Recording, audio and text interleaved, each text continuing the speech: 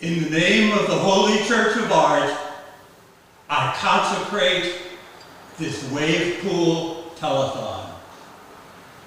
Blessings to all who are contributing in time, in money, and effort, and performance. May waves and waves of money flow into the wave pool coffers and fill up to the $10,000 mark. Amen.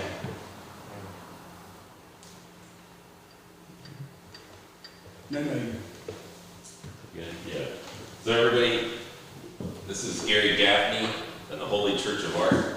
I'm Skip Cullen. I'll be your host for this hour. And this is Deacon Zach Gibson. Gary Gaffney, I believe, is the Bishop of the Holy Church of Art, with a hat designed by Christian Schmidt. And then I believe the cane has been designed by Gary Gaffney, an original Gaffney piece. I want to thank Gary Gaffney and the Holy Church of Art for being down here today. If you don't know Gary in this town, then you're a dunderhead, because, that's right, Gary. Gary was in the trenches teaching art while you were still at Woodstock, sucking on your mama's teeth. Gary's been just part of this community for so long and been a mentor to so many artists in the Cincinnati area. So I really thank Gary for coming down here and always showering kindness on other artists and mentoring artists. So I want to welcome you all to the Channel 62 Wave Pool Contemporary Art Center Telethon. Not just for shows on the air, it's lasting from 10 a.m. to 10 p.m. every day. If you're not here, you better be dead or in jail. And if you're in jail, break out! Right, Gary? Right. So it's only for 2 days, but the residual effects will last the rest of your life. I'd like to thank our sponsor of the hour, Man & Man. If you've been injured in an auto accident, call the law offices of Man & Man. That's a joke. They actually don't do auto accidents. They're more like residential and real estate. But in all seriousness, Michael Mann's been a great sponsor of Wave Pool for a long time, and has done a lot of work for us pro bono. And we're really thankful to Michael and Man & Man. And at any point during this telethon, you can text Wave Pool to 44321, and you can donate to Wave Pool. And I'll talk a little bit more about Wave Pool and our mission, but I think I should give Gary and Zach the stage here for part 2 or the next act for the Holy Church of Art.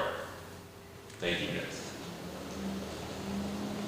Deacon Zach and I have come as part of the Holy Church of Art to proselytize for art and to bring into our flock as many.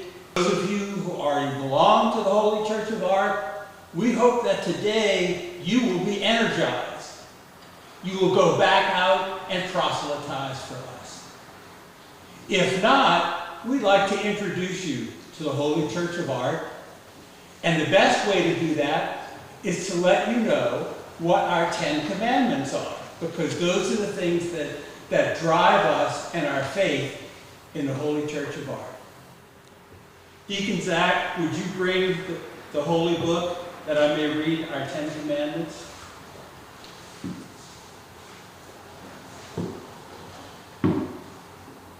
Thou shalt not worship false gods of art. Thou shalt not covet thy neighbor's art. Thou shalt not deny thy own artistic self. Honor the mothers and fathers of thy art. Thou shalt not kill the spirit of art. Thou shalt give each work of art the time it deserves. Thou shalt not lie in thy art. Thou shalt not call art that which is not art. Thou shalt not fuck with art. If you believe in this way, and you believe that these are commandments you can live by, please join us in the Holy Church of Art.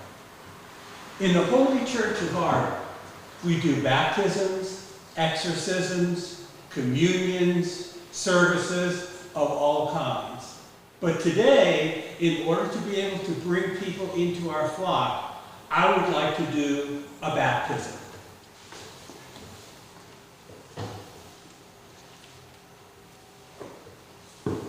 All of you who have listened to the 10 Commandments of the Holy Church of Art and feel that you can worship with us, please put your face to the screen of whatever device you're looking at and be baptized. Baptism is a sacred ritual through which waters become cleansing waters. I now baptize you with this holy water from the ponds of Giverny. May it wash away all manifestations of cuteness, triviality, and sentimentality, and bring you to art of passion and purity.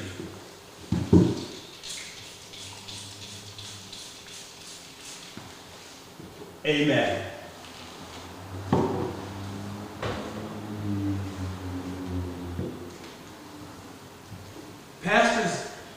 Pastor Gary would now like to invite Deacon Zach to make a presentation of projects and readings. Deacon Zach? Good morning, Wakepool viewers. I would like to issue a challenge to everyone watching from home in a creative endeavor. I challenge you to take earthly, mundane materials and transmute them into a creative object of love. Out of love for yourself and others, bring something into the world celebrating love. As general goal and audience of an original creation of your design, using whatever medium feels appropriate to you, sculpture or song, dancing or drawing. Use any creative form you'd like to bring a moment or object or performance of love into the world. Then you may choose to keep it for yourself or share it with others.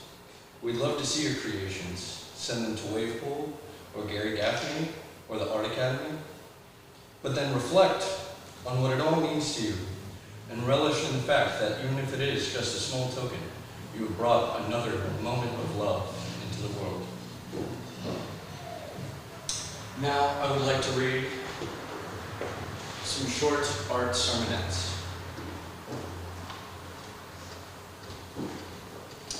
The soul marriage, a commitment to your own and the world's transformation.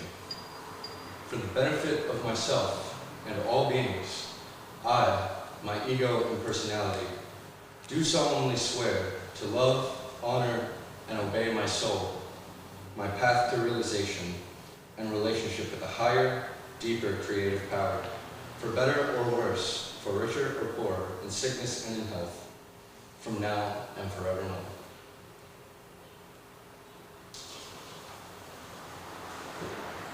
Please join me in the artist's prayer. Creator of the universe, how infinite and astonishing are your worlds. Thank you for your sacred art and sustaining presence. Divine imagination, forgive my blindness, open all my eyes. Let original beauty and guide my every stroke. Universal creativity flow through me, from my heart, through my mind to my hand. Infuse my work with spirit to feed hungry souls.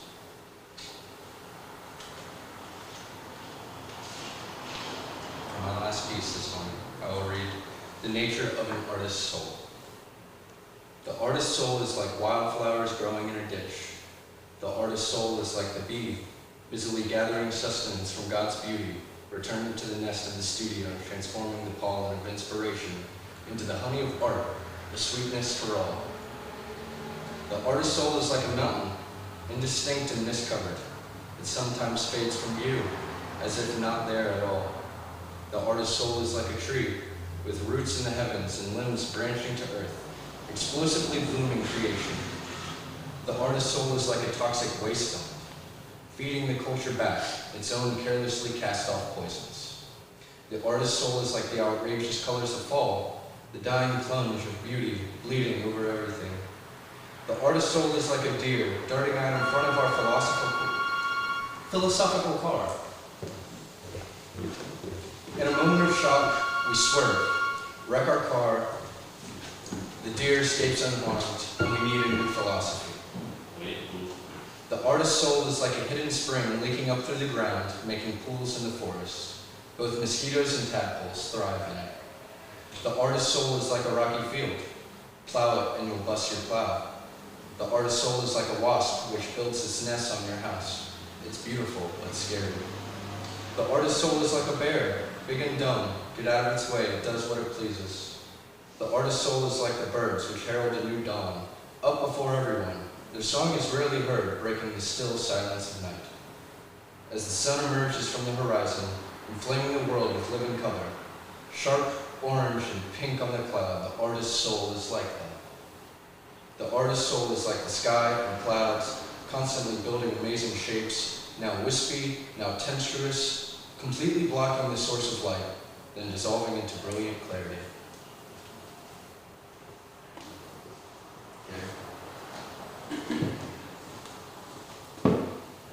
Couple of final readings, sermonettes.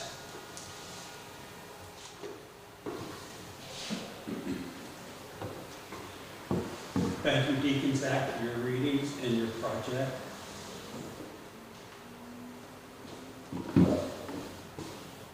Brothers and sisters in art, if you have been baptized into color techniques, formal qualities, jargon, and beautiful product, this is the baptism of sprinkling. The small baptism, the temporary baptism. To enter fully into the Holy Church of Art, you must experience the lasting baptism of total immersion, to be pulled screaming into the cold river, dunked into murky confusion, and come up gasping, dunked into persistent self-doubt, and come up gasping, dunked into eddies of rejection, come up gasping, dunked until you realize that this river is the river of life you're in, and you're being carried along by the personal vision you must commit to.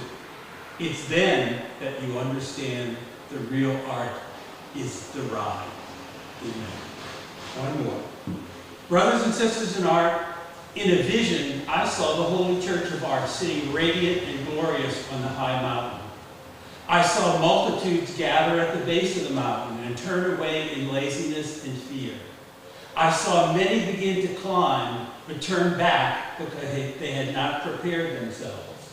Some trudged wearily on, looking back to where their calling seemed to lay. A few stopped to be interviewed and praised for their efforts so far.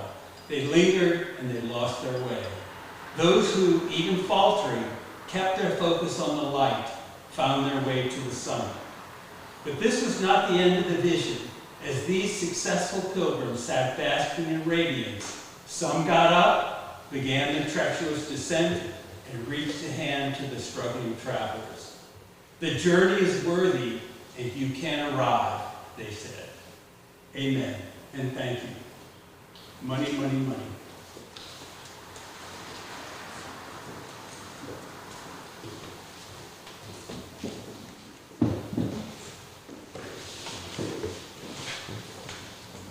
All right, guys, I want to thank once again Gary Gaffney and the Holy Church of Art.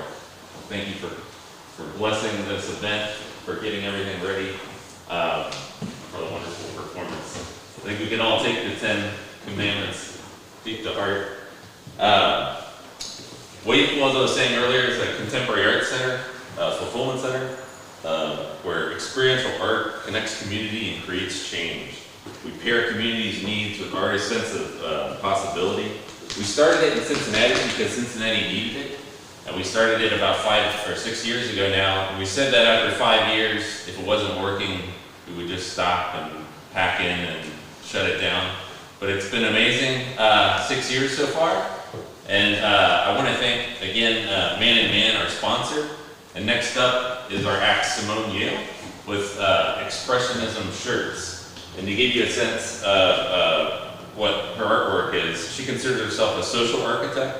She approaches her work as multidisciplinary, With creative and simple curiosity from the Midwest and through her collective creator brand, Simone creates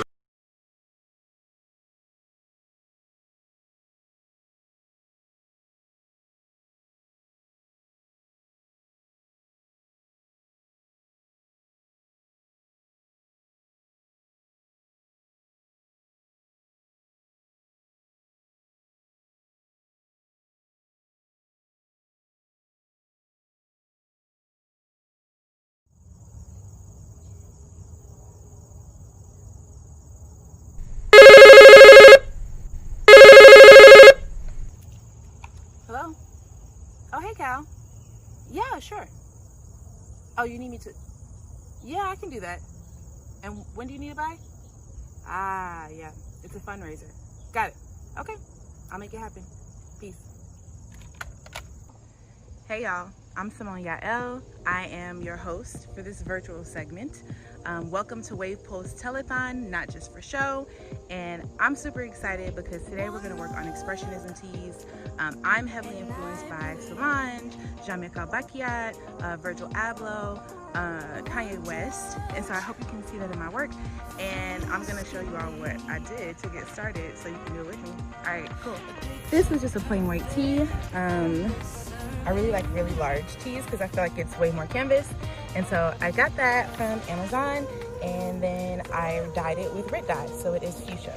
So what I want to do is spray paint it and burn it. So yeah.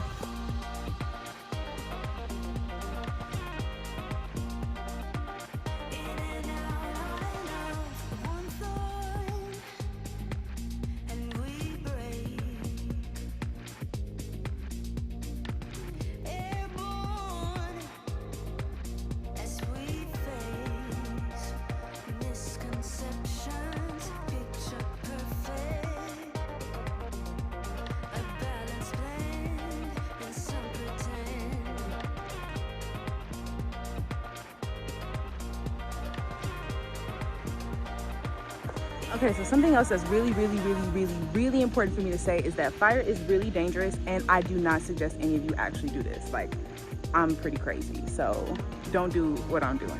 This is just for show.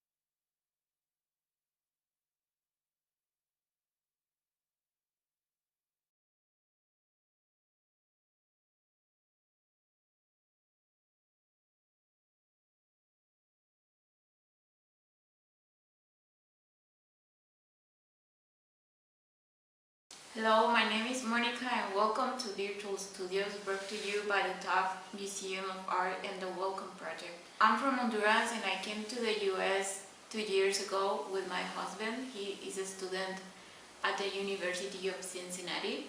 Right now I'm working on several projects. One of them is a children's book that my friend Adriana and I are working on. Adriana wrote the book. It's about questions and immigration, and I'm illustrating and designing the book. So right now we are working in the book. I'm sketching and designing and thinking about everything, and it will come out at the end of this year. And then we'll have some meetings with the children at the Cincinnati schools. We're going to try to show them how we make the book and why is it important. One of my past children's book is this. Is a Canción de la Noche en el Mar, Song of the Night at the Sea. Is a poem written by Rubén Darío, a Nicaraguan poet, and this was one of my first books. It was published in Nicaragua and now it's sold in many parts of Latin America, Spain, all places with Spanish-speaking countries. My process starts with sketches and they transform into something else after a process. You can see here how my process starts. These kind of drawings are very simple. They don't have much detail. I'm not thinking much about colors here.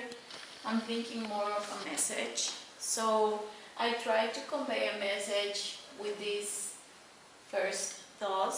I find inspiration in my own life, in my own surroundings, in my niece or my family. The children in my family inspire a lot of my work in children's books.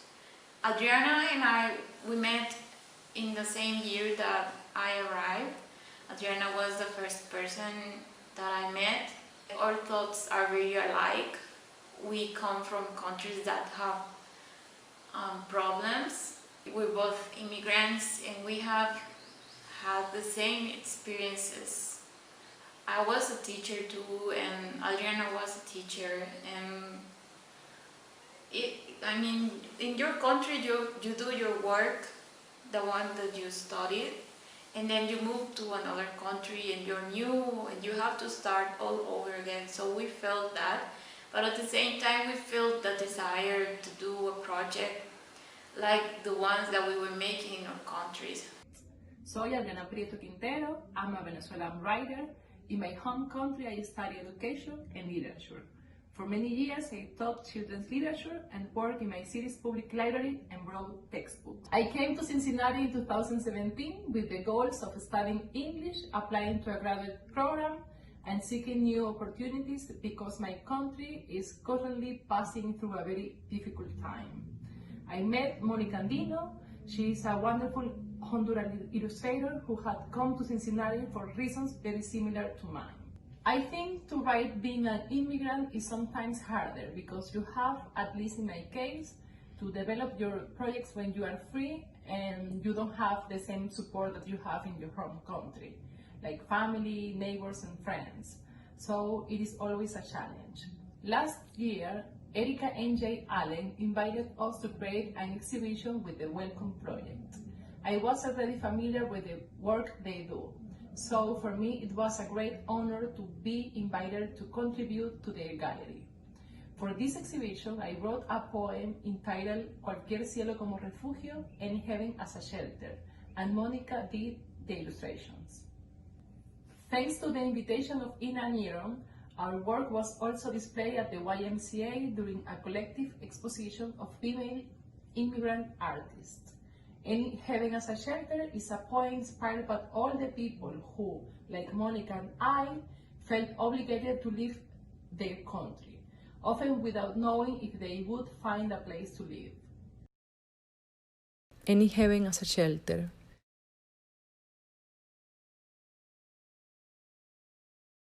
Because I have lost my house, I think of what is it like to have a home, a place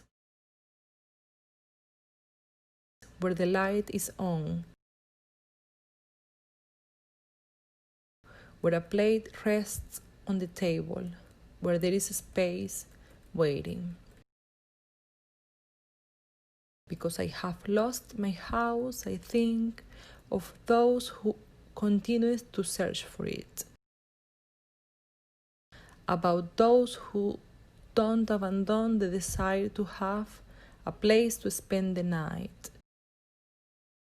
I think of those who will not be welcomed ever, anywhere.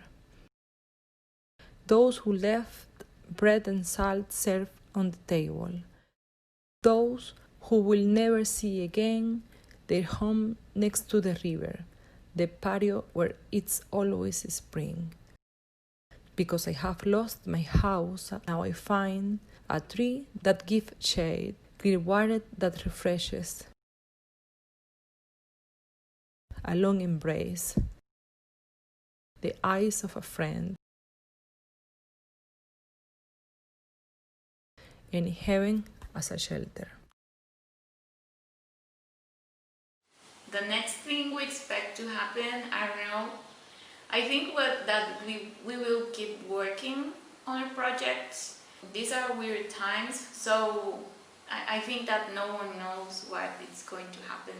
But I have faith, and I think that things are going to get better, and you are part of the change, right? You can be the change that you want, and as long as you're working in it, I mean, something good is going to happen. After all, thank you.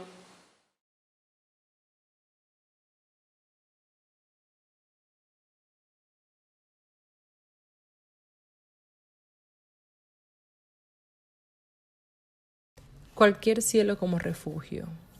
Porque he perdido mi casa, pienso cómo es tener un lugar donde la luz esté encendida, donde repose un plato sobre la mesa, donde haya un espacio esperando. Porque he perdido mi casa, pienso en quienes caminan en busca de ella, en quienes no abandonan el deseo de tener donde pasar la noche. Pienso en quienes no serán bien recibidos nunca en ninguna parte. Los que dejaron servidos el pan y la sal, los que no volverán a ver su hogar al lado del río, el patio donde siempre es primavera. Porque he perdido mi casa, ahora encuentro un árbol que da sombra, un agua clara donde refrescarme, un abrazo prolongado, la mirada de un amigo, cualquier cielo como refugio.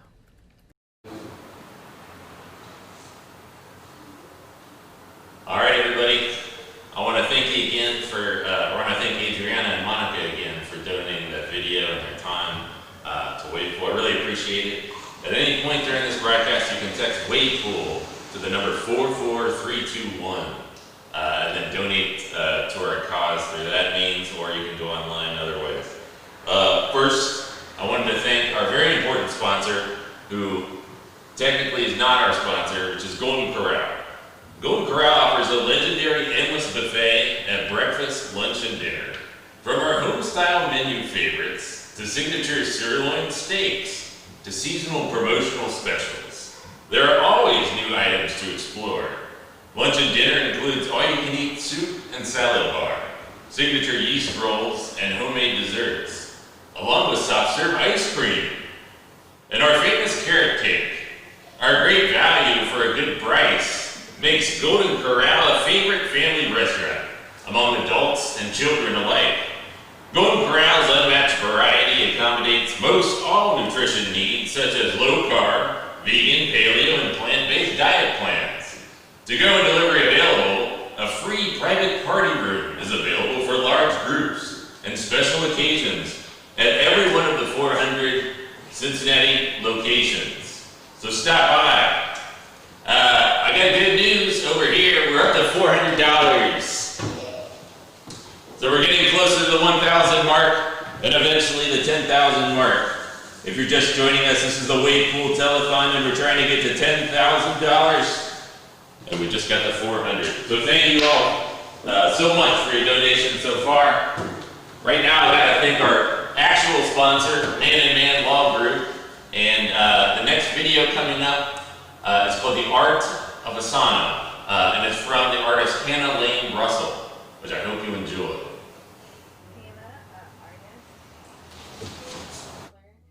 And thank you, Wave Pool, for this opportunity. I wanted to present to you today and hopefully practice with you the art of Asana.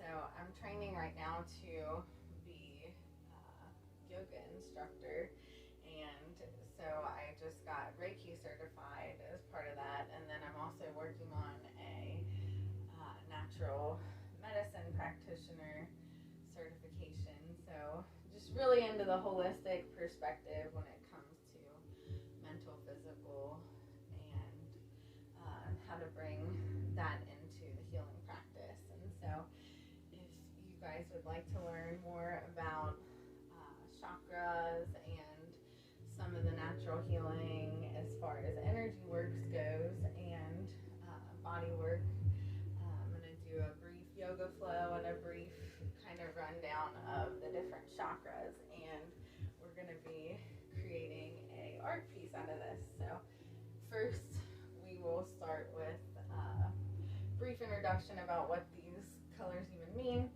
so, and what chakras are. So chakras are basically from the spine to the top of the head and beyond. So you can find at least 7 chakras throughout the body, 7 main, and then there's beyond that as well. They're energy centers. They're known to be wheels that spin and run throughout the body. They carry emotions, and as the body changes, these colors also change. So they are emotional, spiritual, and physical states. They exist within our organs and the areas of our body, the nerves that make up our body. So sometimes there becomes blocks in these energy centers and energy can't flow. Sometimes that causes illness and is believed to, be a serious thing. So keeping these spinning and flowing naturally, bringing calmness into them is essential.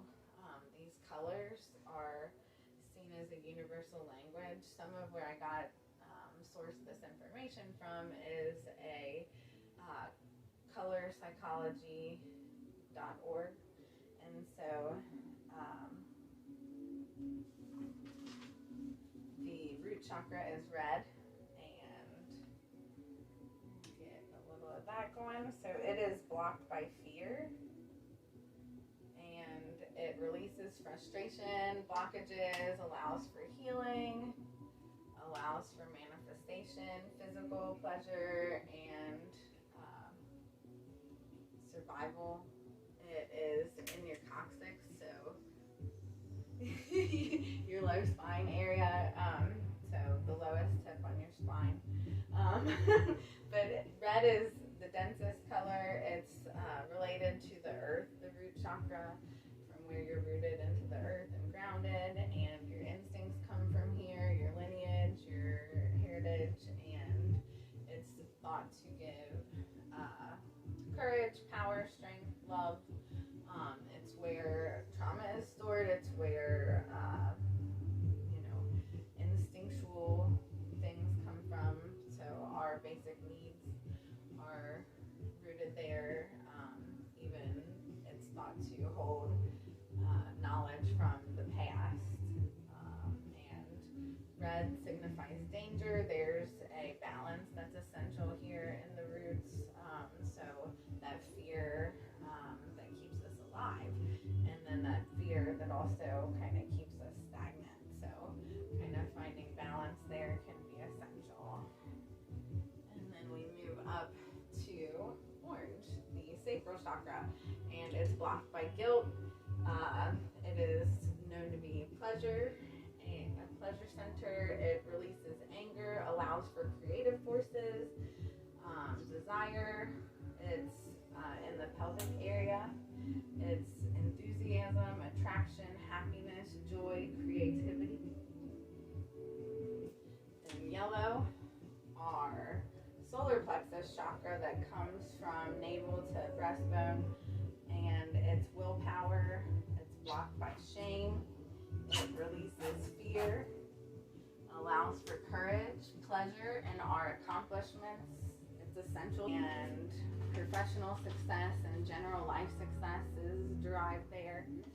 Then our confidence, warmth, joy, our sense of sight, and our adrenal glands is where it's thought to be affected. So then we go to our heart chakra, here in our heart area, and trust, love, it's blocked by grief, allows for pleasure here, pleasure in our interpersonal relationships and within ourselves, wholeness, affection, thymus and lymph glands. Throat chakra is next, and it's a blue color. Our true voice, it's blocked by lies because truth lies here. So our mouth glands, jaws, teeth, throat, ears, neck, some of the vertebrae in the neck. And then our third eye chakra. Ooh, that one needs shaking up a little bit. Maybe that's an indicator. My third eye. So blocked by illusion. So it's our, intuition is rooted there. The bigger picture, imagining things, sharing essential ideas. So some of those kind of intuitive ways that we can share ideas with one another are lie here in the third eye. Then purple, the crown chakra. So it is blocked by attachment and releases obsession. The sound of silence and meditation can be very healing here if we have blockages or want to kind of connect there. Receives messages from the divine here. Enlightens, supreme being. Basically, our connection to the divine comes from our crown chakra, and our knowledge of what serves us best in life. There's additional chakras, and I want to kind of do a short series of sun salutation to kind of honor the chakras, honor the energy that these chakras allow for. And so I invite you guys to practice with, if you guys would like to at home. And thank you for joining in and supporting Wave Pool. So take an inhale, arms up. Hands come to heart center as we exhale. Inhale, arms up. Exhale, heart center. Once again, inhale, arms up. This time we bend down to forward fold. We come back with our right foot and then our left into downward dog. Our back rises towards the sky. Then we slowly walk our feet back to plank position. Our shoulders stack over our wrists. We can lower our knees, come to our belly, chest rises for our cobra. Our toes tuck back under, and we come back to down dog.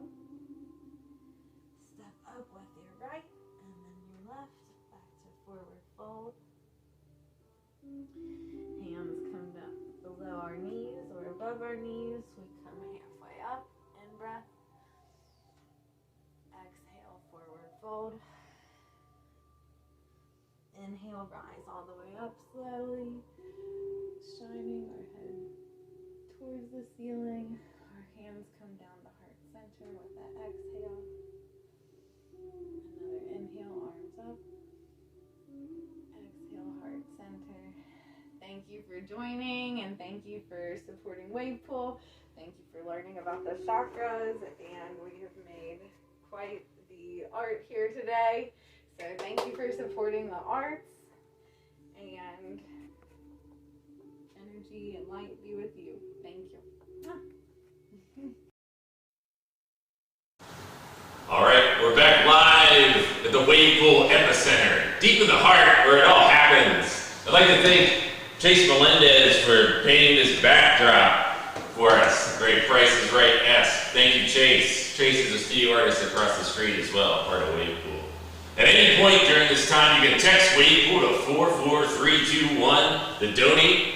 We really appreciate everything we've gotten in so far. Right now we're at $400. And we're trying to get to 10 grand over 2 days. So this is a huge start. It's not even been an hour this morning. We're already at $400, so I thank everyone so far.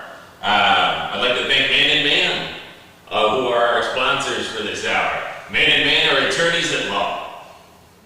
Right now, I'd also like to bring your attention to this print. If you donate $50, you get one of these prints. This is an Elisa Lewis print. I'll read the text for you if the camera can't see it here, but it's very faint, on sort of pink, on a pink background with silver. But it says, "There is no fear in love, but perfect love drives out fear. The one who fears is made perfect in love." And it's a really beautiful, like embossed gradient.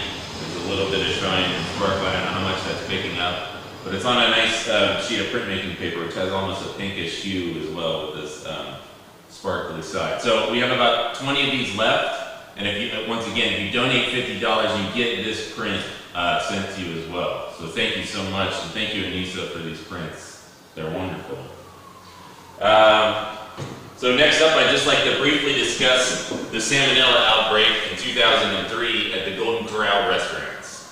In 2003, an outbreak of salmonella was linked to a Golden Corral restaurant in Tennessee, Georgia, and a total of 23 people were affected by the outbreak. The salmonella bacteria was found in a floor drain, leading health inspectors to believe it had been washed from equipment earlier, but no original source was found. Similar outbreaks have occurred in Wyoming, in a location which is now closed, in Orlando, Florida, in late 2012. So next up, we've got Madeline Walker, who was once a former studio artist across the street. Madeline makes some beautiful mold making pieces. She just had a show in New York. Her video piece is called Sculpture Studio Process, Mold Making and My Approach to Building Texture. So we thank you, Madeline, for your support and for bringing this video, and I hope you all enjoy. Have a wonderful day. Hi, everybody, and happy Telethon.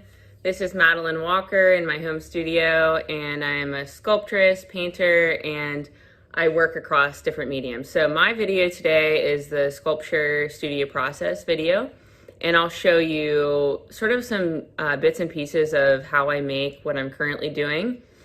And I will show you a little bit of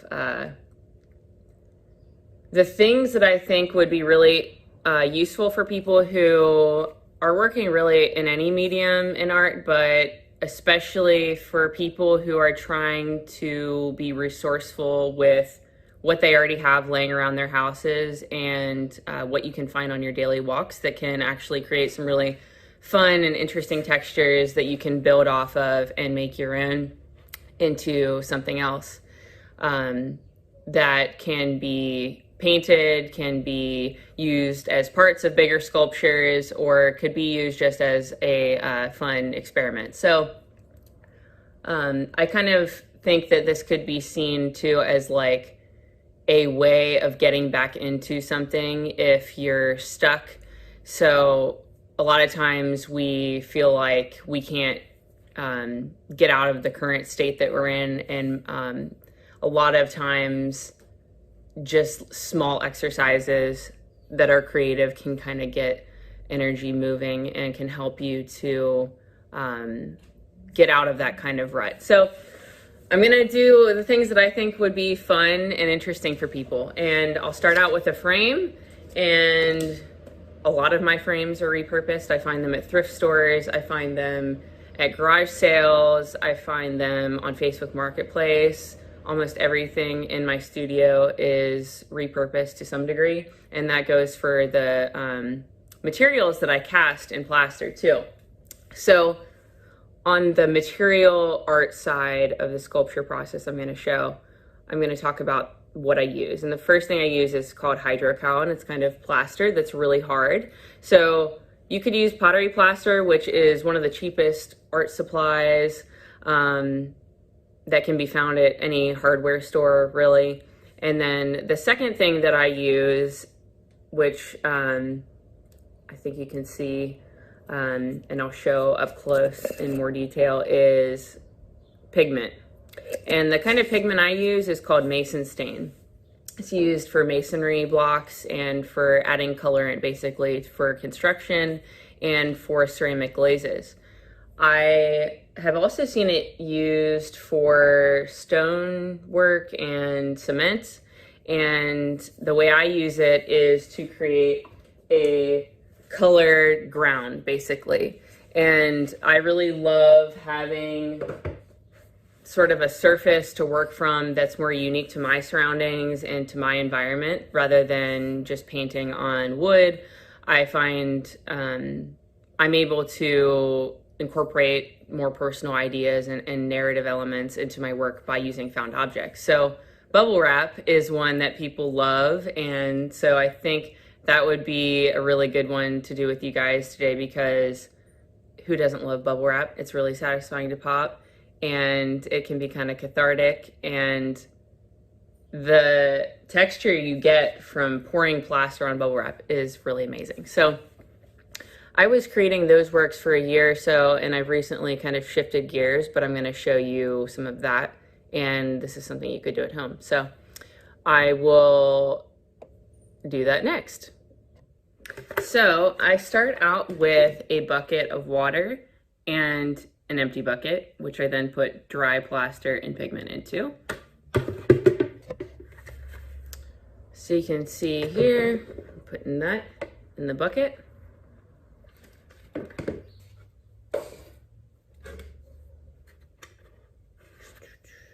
But first, coffee.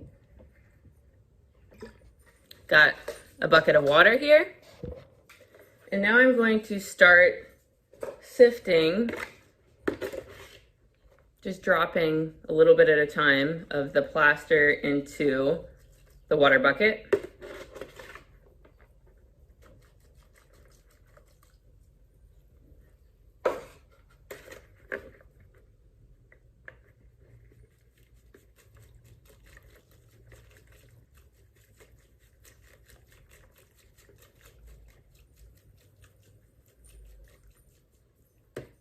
And as far as measurements on how much plaster, there are instructions on the bag to follow. But one method is called the mountain method, where you can see that the plaster is beginning to pile up over the water, and in the center there's a little bit of a peak like there would be on a mountain. And at that point, when the water seems saturated with plaster, that's when you know you can start mixing. And I'm going to show that here in a second. So it still just looks like water at this point, and so I'm pouring more plaster until I reach that mountain method that I just mentioned. You want to avoid adding clumps of plaster. It's best to break that down if you have any of that in your bag.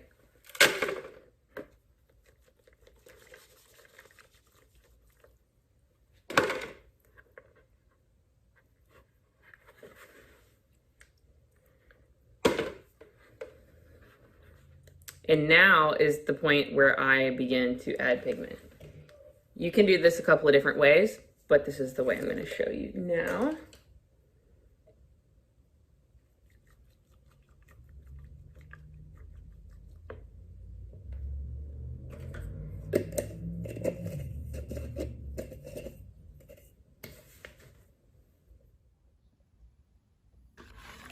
You can see this is still kind of a water consistency. It's not thick yet, and it's not coating my hand entirely when I lift my hand out of it, which is what you want. When it's ready to pour, you'll know, because there's going to be like a coating, a sort of a film coating.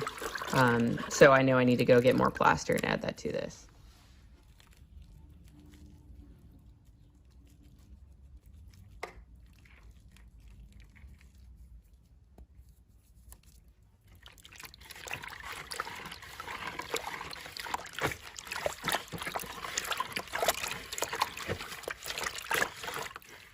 You can see now that I'm reaching that point where it is saturated, and these air bubbles, I usually shake the bucket to bring more of the air bubbles to the surface, and you can spray those with a spray bottle to get rid of them so that they don't show up in the final surface.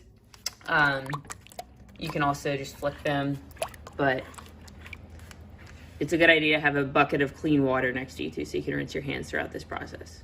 Now I'm getting this kind of coated film that I was talking about, which means it's getting close to being thoroughly mixed and saturated, which is what you want before you pour it. I now am just tearing apart a bubble envelope that was sent to me recently. And here I'm getting ready to pour the pink plaster.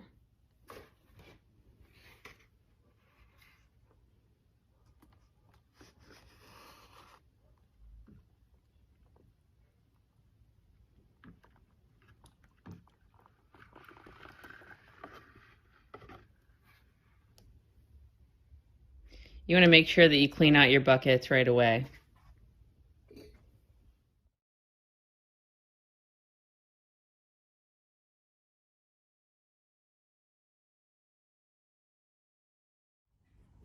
Hi, Bear.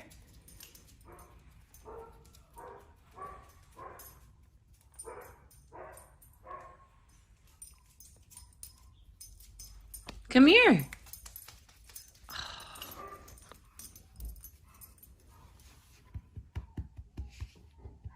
She's a very good helper.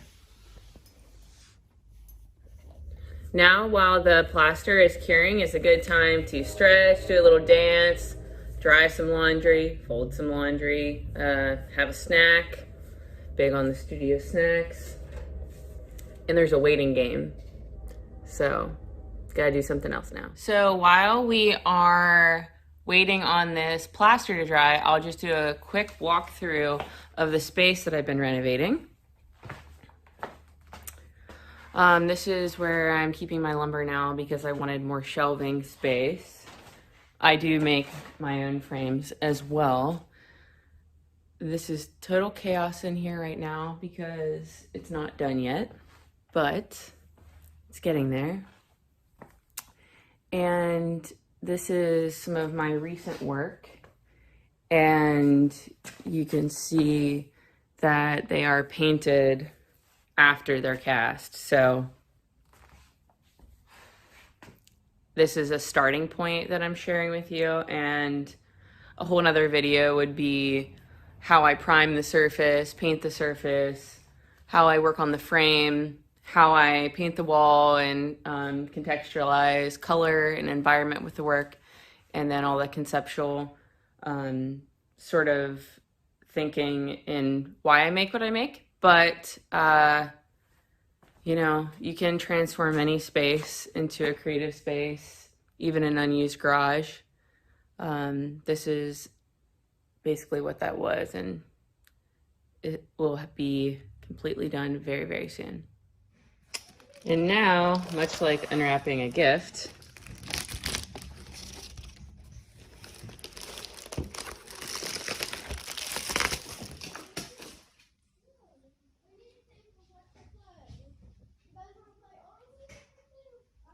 thanks for coming to my studio to hang out for a while, and I hope you guys have a great weekend.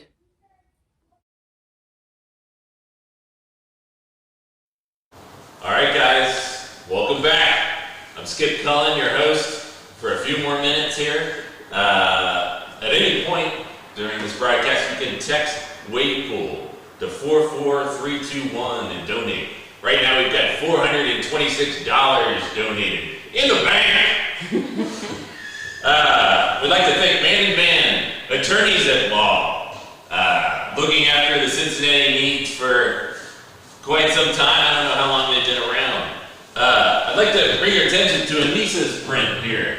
Anissa Lewis is a local artist, and if you spend $50 at our telethon, you receive an Anissa Lewis print. And I'll read the text to you. It says, "There is no fear in love, but perfect love drives out fear. The one who fears is made perfect in love." It's a beautiful sort of embossed paper. There's a little bit of glitter, I don't know if you can see, but this gradient has a wonderful surface to it. We thank Anissa for having these prints, and please, you're donating to Wave Pool, which is a wonderful cause, but you're also getting something for your art collection. And Anissa's an artist, a local artist that you should know as well. What else do we got going on? We got a switch in videos, but right now I gotta announce our next announcer. Her name's Morgan Owens. She's a blogger. She's an influencer. I just met her. I don't know her that well, but I understand that she's a Rolex wearing, diamond ring wearing, kid stealing, wheeling dealing, limousine riding, jet flying son of a gun, and she can't keep her alligators down. With further ado, I apologize, but I really don't know her yet. Morgan Owens. You got it pretty right. A round of applause. Right. Okay. Yes, thank you. Thank you. That was pretty good. I don't know how to follow that. Just turn on some music, I can follow it. It's not that type of show, so. Well, hello everybody. My name is Morgan Angelique Owens, and I am super excited to be here today. Wave Pool personally is to me an awesome organization, so let's not be cheap. We're gonna spend some money. I'm all about the coin, so get your phones out and give. But I'm going to announce the first performance of the hour right now, sponsored by the Rego family, and it is a piece called Movement by Savy. So enjoy.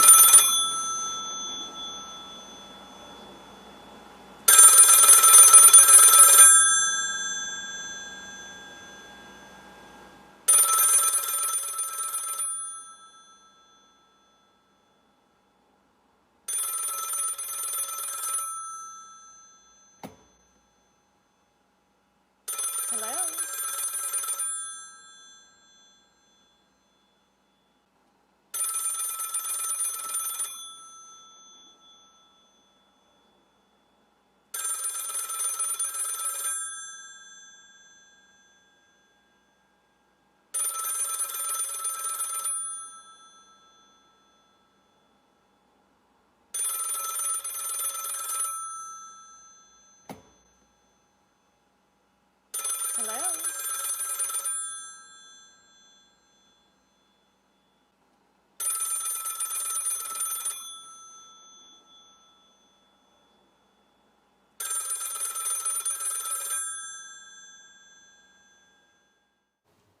All right, welcome back. It's your girl Morgan, still here with you. Hoping you guys are spending those coins. Guys, this is super, super easy. All you have to do is text Wave Pool to 44321 and make your gift today. Now, I know y'all at home, you've been shopping, you've been spending money on dumb stuff. Let's spend money on some important stuff and give to Wave Pool. And if you give $50 or more, you get this super awesome print. There's only a couple left, few left, so make sure you get in on this. It's a special gift, $50 or more. Okay, text WAVEPOOL to 44321. Now, I am super excited to introduce our next performer, and it is sponsored again by the Regal family. We have Theo Erasmus that is going to perform the Blaster. So, without further ado, Theo, come wow us.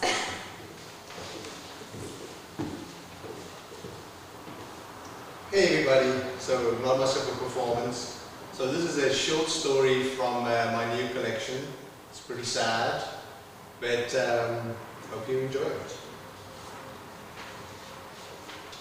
It's called The Blaster. They flew to a green speck in the barren expanse. The young lieutenant slumped in the canvas seat in the back, lulled to a stupor by the buzz of the engine and the heat and the heavy-liddedness from nights of fear-addled sleep. His R1 assault rifle banged against the small plane's metal sides as his grip grew slack. The army base below them was a few rows of brown, wind-blown tents, surrounded by an earthen wall with gun placements studded into the corners. A company banner rippled from the rusted metal staff, and about a mile away there was a sliver of green along a dry riverbed. The small fixed-wing plane dropped sharply towards the runway. The standard maneuver for avoiding incoming missiles, leveled out and then bumped to a standstill. "Here we are, Lieutenant," said the pilot, with mirrored eyes under a slouchy hat. Okangwati, the jewel of the Gorkafelt. A corporal with two frayed stripes strode out in the heat haze to meet them. "This way, Lieutenant Rue. Let me show you where to bunk." The bed was the usual narrow-framed metal construction with a sagging foam mattress, but thankfully a seemingly intact mosquito net. Crawled in and slept, and woke up sweaty and confused as the last light filtered into the tent. He needed a beer. "Stand to," someone shouted, which meant the beer would have to wait, and he had to grab his R1 rifle, crawl to the top of the earth wall, and stare into the sinking sun, scanning for movement. Most attacks happened at dawn or dusk, when the light was deceptive and the sun would be in the eyes of the defenders. Despite the postponed beer, he was content. This was his favorite time of the day. The cicada's perpetual hum had faded with the sun's last rays. It was still and quiet and shimmering. The horizon was vibrating with soft light, and he could hear the distant thud of drums in the Himba village. A feeling of peace filled him, and the drums became like the even breath of an exhaling earth. There was a time when he could ease the swagger that he adopted as a confidence cloak to hide his fear and unease. Not the fear of dying, that looked easy, but the fear of being found out, or being less than a man. The shame of admitting to panic's cold grip when the shot rang out, the spasm of his muscles, the turn of his stomach, the constriction of his bladder. At least until that adrenaline surge set him in a kind of mad composure. In his first firefight, west of Oshikati, in the rugged thicket of thorn trees, he saw the red-haired kid get up after the shot silenced and dust himself off, trying to hide the fact that he pissed himself. He looked away. He had felt the same urge, had barely been able to suppress it, grinding his teeth and mouthing prayers. "Stand down," the corporal shouted, and it was time for that beer. The bar was constructed by stretching a dusty canvas over an improvised metal frame. There was a rough-hewn wooden counter at one end, stuck with bottles, and a loud, gas cloud fridge in the corner. The light filtered through the dusk, casting a dirty halo over everything. "Loot, what do you have?" The bartender was short with a messy blonde moustache and a hint of insolence. He'd seen this look before, the eyes narrow, the corners of the mouth turned up. Being a second lieutenant was a matter of precarious balance. While you had an officer's rank as the lowest rung, you also had a woeful lack of experience, which tended to show up in an unsteady application of discipline and talking too loudly as compensation. He was 19 with a boyish face and a rash of purple scar across his forehead. Around him were men with hard beards and long stares. A couple of them were huddled in a corner, playing cards, swearing and trading slurs as they jostled around the small table. "Straight flush," someone crowed and slapped down the cards. The bravado was immediately battered down. "I'll flush you down the toilet, you know. And it's not as if you're straight anyway." Loud laughter lilted against the tent wall, but soon the slurs subsided and a wash of beer and another hand was dealt. These were older men from the reserve force, mostly in their 30s and 40s, almost all miners from a small town in the Free State, with calloused hands and bad teeth. Their easy menace felt edged and unconfined, and he was acutely aware of the sweat dripping down his neck, staining his collar. But after the first beer swirled around his parched tongue, he felt better, light-headed. He ordered another and sat stiffly at the bar. One of the men broke from the huddle and walked over. A sergeant with nicotine-stained fingers and a crude blue anchor tattooed on his forearm. "Looks like you're the first one from the new crew. Welcome. Maybe we'll see some action now. I hear they're going to poke a stick on the hornet's nest." The lieutenant was going to take part in some cross-border operations, something he'd volunteered for. He was eager to prove himself, to get back into the action of out of thought before the fear took root in his too fertile heart. After the second beer, he felt his muscles ease and the walls started dissolving around the edges. He walked over to the huddle. The sergeant motioned to him to sit down. "Lay a hand, Luke. Show us what you've got." He waved him off. He wanted to sit at the edge, aloof with his discomfort. Across from him was a large man with an unbuttoned shirt, a balding crown, and a black moustache. He seemed uneasy, twitching and shifting continuously. He shook his hand from side to side and kept scratching his curly chest hairs vigorously. "Bombskop," whispered the guy next to him. "He's all messed up from all the years of rigging up explosives in the mines. And then sometimes they went off untimely. Watch this." He was pointing to the corporal creeping up behind a large man with 2 metal trays, the type they used to eat from in the mess. When he was just behind the moustached man, he smashed them together with a loud clatter. The man flew out of his chair, upending the table and landing on the dirt floor with a dull thud, eyes rolling in their sockets. He convulsed on the floor, arms whirling, legs kicking, spittle flying. The men backed off, laughing and whooping. "Go Van," they shouted, mimicking his movement. For a moment it looked like a pagan ritual, a mad dance. Then Van suddenly stilled. He got to his feet and the men slapped him on the back and bought him beers. Van laughed, exaggerated from his belly. The lieutenant saw the fear. Maybe only he could see it, or choose to see it, because it was achingly lodged just under his own skin, itching and persistent. After the early activity, the numbers slowly dwindled, but the remnants didn't let up with the noise, Van amongst them.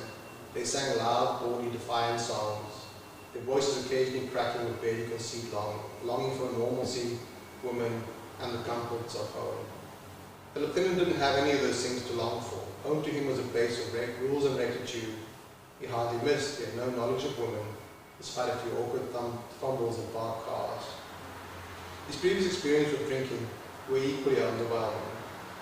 The permitted half-big glass of wine at Sunday lunch, the time he stole 6 beers to take to the beach, I could only manage 3. With unlimited opportunity in the army, he often got properly and gamely drunk, and this night was no exception. It was released at first, and an embarrassment after. With a little bit of reason left, he decided to try and reach his tent while he could still stumble in that direction. The camp was dark, and he desperately tried to focus on the dim light from the lantern outside the tent.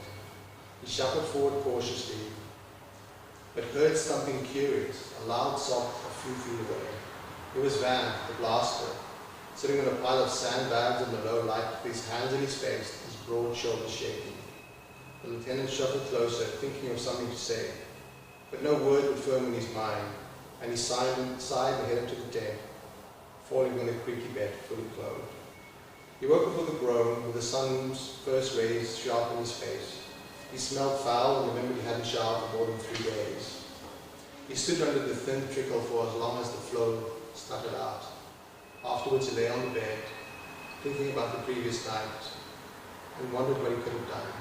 He had no experience of crying men. He had met very few, but he was uneasy with his inability to offer anything. After all, he was an officer. The next days were a blur of activity. The reconnaissance teams had arrived and were preparing for a drop-in, far beyond the border. Most mornings he sat with the 3rd Battalion reconnaissance officer and watched him scribble on maps while quietly sucking on his pipe. He was intrigued by the man. He had a wonderful reputation, but he was quiet, studious, with thick glasses and the manners of a school teacher. He had already served with distinction in the region with Bushmore and seemed self-contained and inviolable. 5 days later, the lieutenant, the reconnaissance officer, and 3 Dutch soldiers were dropped by helicopter deep into Angola. They tracked for 2 days towards the last known position of the Swapo base. It was hot, especially at midday, when everything shimmered and the sandy soil felt even deeper and more unforgiving. Mullah usually let up for an hour or 2 then, allowing them to find shade. The rest of the time he pushed off, his pace fast and even. Miller said very little. He moved with such certainty that the lieutenant felt that he could be followed with his eyes closed. Early morning the 3rd day, they saw a wisp of smoke and as they got closer they could hear a low buzz of voices. Mullah halted them and motioned them to circle back. They found a rocky outcrop and dug in with their trench tools. For 5 days they trained their binoculars at the base, moving as little as possible and making sure the sun was behind them, not to let any glare catch the lenses. Scribbling notes and avoiding the heat and the red ants that got inside their pants. They didn't wash, seldom talked, ate sparingly from their rat ducks. They didn't sleep much either. It was uncomfortable and rocky. But when the lieutenant lay awake, the stars offered a startling glimpse of infinity. Mullah didn't seem to sleep at all. During the day, he'd suddenly drift off into a nap with his knees pulled up and his glass on top of his head. But he never let go of his 9mm pistol, even as his grip loosened. It seemed here and trundled across the orange sand towards a distant point on the map. The chopper missed him the first day, but found him on the second, landing in a swirl of sand and shredded blades of grass. That was the only time he saw Mullah ruffled. Can't they really plan him up? He muttered. The lieutenant let his legs swing out of the chopper's open door and said, "Come towards us on rock," skimming low over the tree. At night he could feel his back unache and uncurl as he stretched out. But the brown canopy seemed to cramp the flight of his thoughts. He did sleep soundly though, and woke late to the sound of men shouting. There was a commotion in the camp. Men were strapping on gear, some half-dressed, all wide-eyed and angry. "What happened, Sergeant?" he said.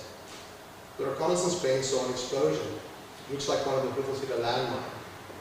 "Come, Lieutenant Craggy, we're heading out there now." The morning was still bright and clear. The jeep bumped along the 2-track trail with 2 Brittl armored personnel carriers falling in a cloud of dust. Choppers were flying close air support, and they were trying to get them on the radio. It took them 3 hours to get there. The Brittl had been torn open as if by a giant, angry, bloody hand. The men were strewn across the burnt grass, black, almost unrecognizable, some screaming.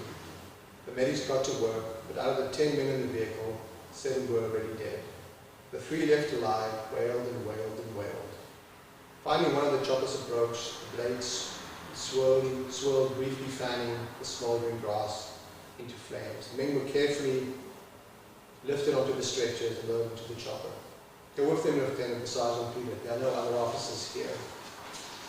He got on the back of the chopper next to the stretchers. The young medic seemed shaken. He had briefly tried to touch one of the wailing men, but the man's skin came off in his hand. "I'd say they had 90% burnt, Lieutenant. It looks like there was an incendiary on top of the mine that blew through the diesel tank and sprayed them with fire. They're not going to make it." The choppers whooped towards Ndangwa, and the lieutenant knew it would take several hours. I was crammed in the back of the Puma chopper, and despite the doors being open, the putrid smell of burning flesh clung in the air, making the lieutenant gag over and over. At first he could barely look at the men, scared stiff by their wailing and their inhuman appearance. But as the wailing was reduced to soft whimpers, he could bear to look at their blackened bodies. He felt he owed them at least that. The burnt men were barely recognizable, but he did recognize one man by his size and a clump of black curly hair strangely left unsinged. It was Van, the blaster. The lieutenant recalled the rush of shame he felt whenever he thought about bypassing the sobbing man in the dark. He edged closer to the dying man, touching his burned raw fingers, lightly holding them until Van exhaled the last time. Thank you.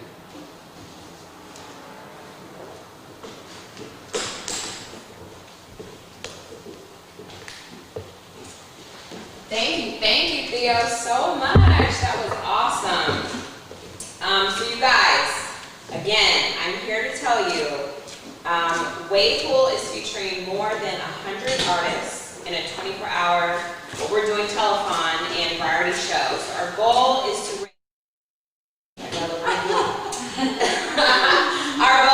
raise $10,000 this week. That's easy, come on. And so, shall we check the total so far? Or we'll give you some more time to drop in coins. So make sure you text Wave Pool to 443, help you out, to 44321. All right? This is a great organization and we need your support. So coming up next, ooh, what we got here? We got some wood, we got some stuff, all right. All right, so this next performance is sponsored, of course, by the Go family, and we have piece by piece by pieces. That's a lot of piece. That's a lot of piece. I like it. So I'll let you take it away. All Get right. my mask. That's not part of your thing. All right. Well, first of all, I'd like to say thank you, Eddie and Morgan, and thank you, Wave Pool. Make sure you text 44321. 44321. My name is Michael Kopach at Prosper Jones. This is Jennifer Locke at It's Me J-Lo. She is the secretary of a nonprofit that I'm a co-founder of called Pieces with my partner Brent Billingsley at Brent Lavelle. All right, so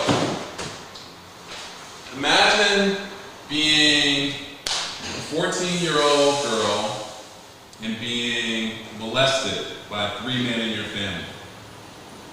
Imagine telling your mom that it happened and your mom doesn't believe you. Imagine developing thoughts of suicide and making attempts to take your life via overdose or cutting, or imagine being hospitalized. Imagine being hospitalized 2 times on a psychiatric unit. Imagine being hospitalized in residential setting for 6 months. And imagine that is your life for 4 years.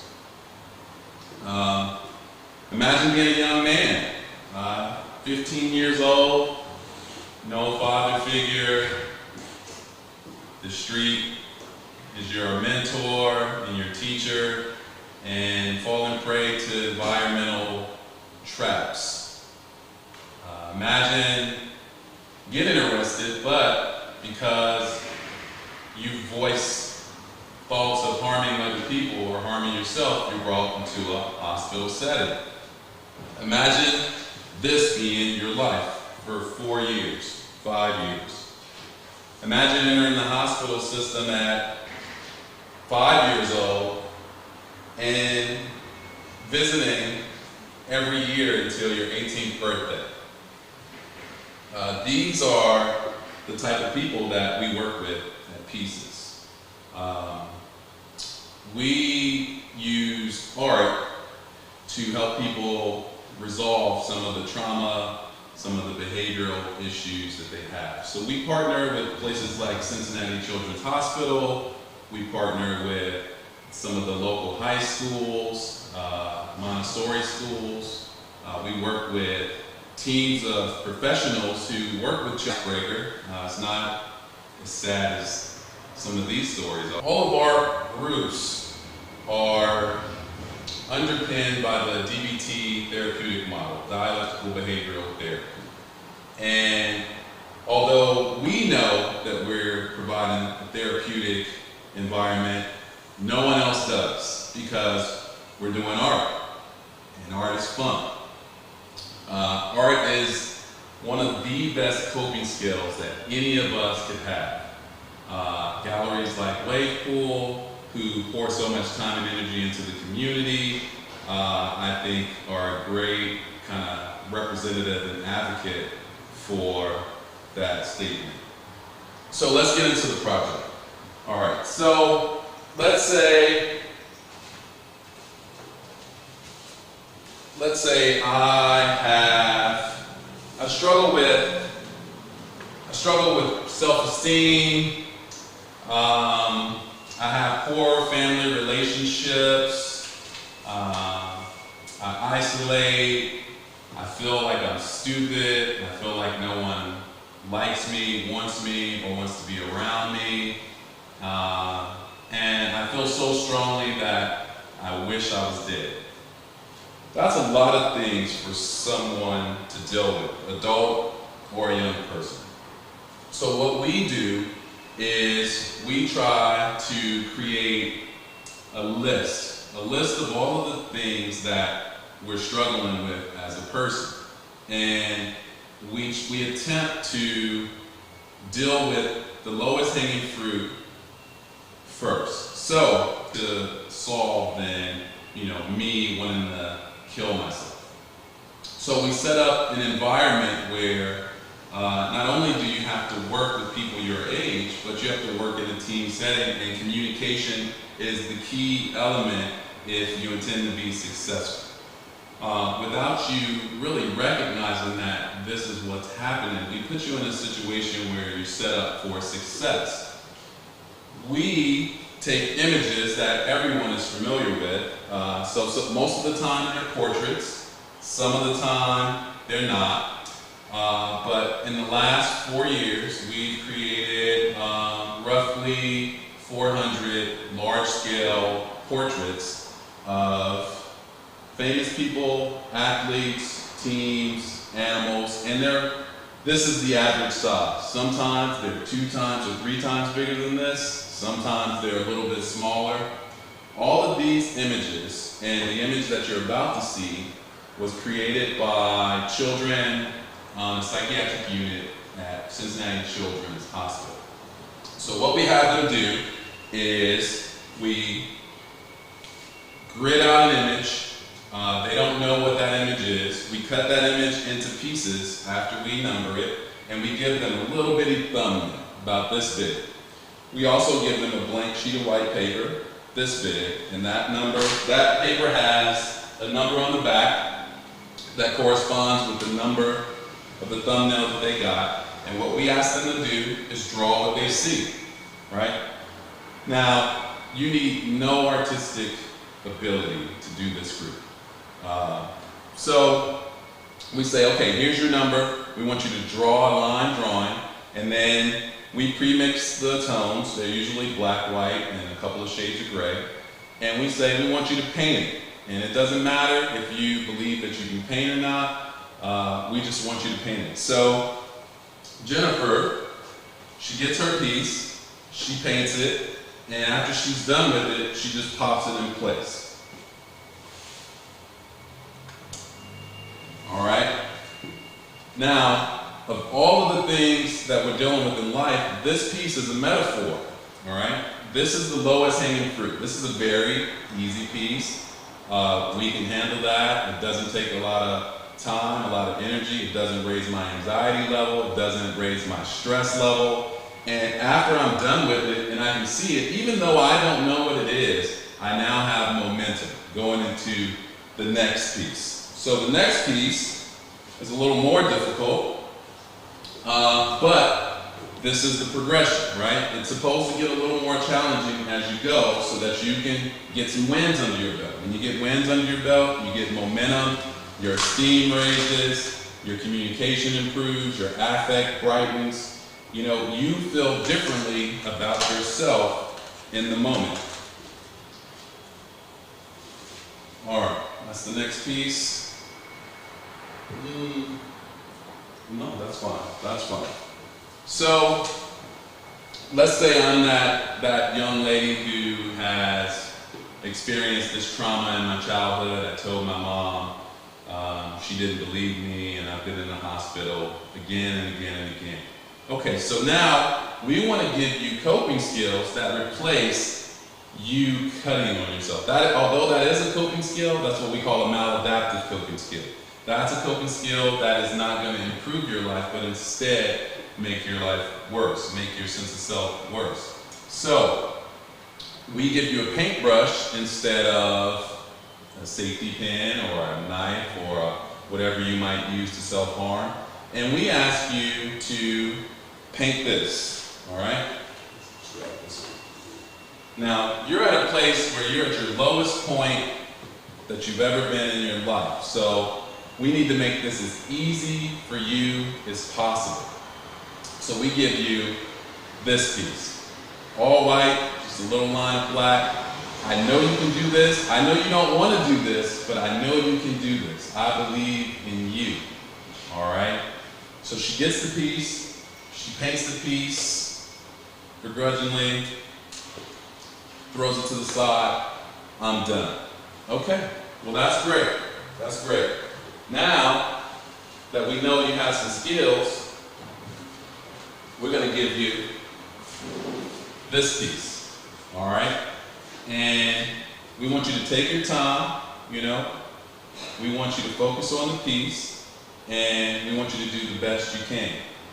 By increasing the difficulty level of this piece, what we do is take her focus off of her trauma and off of her pain and that perseveration that happens when you go through that type of experience. And her focus is 100% on what's in front of her.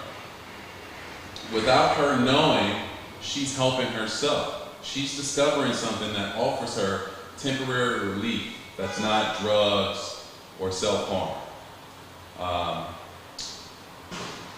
We are brought into these environments because when we come into these environments, not only do we reduce these types of behaviors by 100%, but we also eliminate staff injuries, we eliminate aggression, we eliminate disruption, we improve communication, we improve attendance, we improve so many different competencies. And based on who we're working with and what they asked us to address with the projects, we are batting 1,000. I think that the power of art is extremely undervalued, and you know, I want to encourage you, if you're not a creative person or if you are a creative person, to invest more time in the creative process, especially with the times we live in now. So what we're going to do is we're going to finish up this piece in about 60 seconds, and then hopefully it'll be an image you recognize.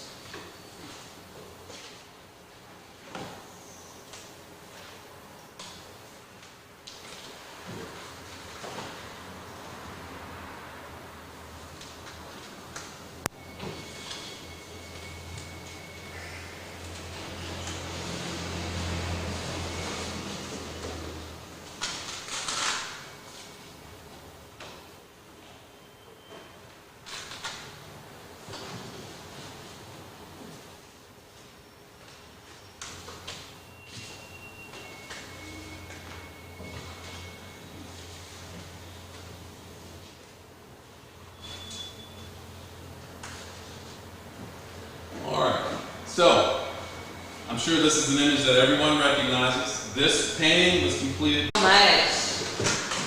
Such powerful work. I can totally relate. I work with a whole bunch of young girls in the schools about finding their sparkle, finding their confidence, and so thank you so much for all the great and important and valuable work that you do. Guys, I hope you're enjoying this hour so far. It's me, your girl, Morgan Yael, and I just want to remind you to please keep giving. We can't do what we do without you guys. So make sure you're texting Wave Pool to 44321 to make your donations. Thank you so much to the Go family for sponsoring this hour and these awesome presentations. Are we ready for the next? All right, so we have a performance called Presidential Campaign Rally for Billy Sperm by Billy Sperm. Ooh, I'm anxious to see this, honey. All right.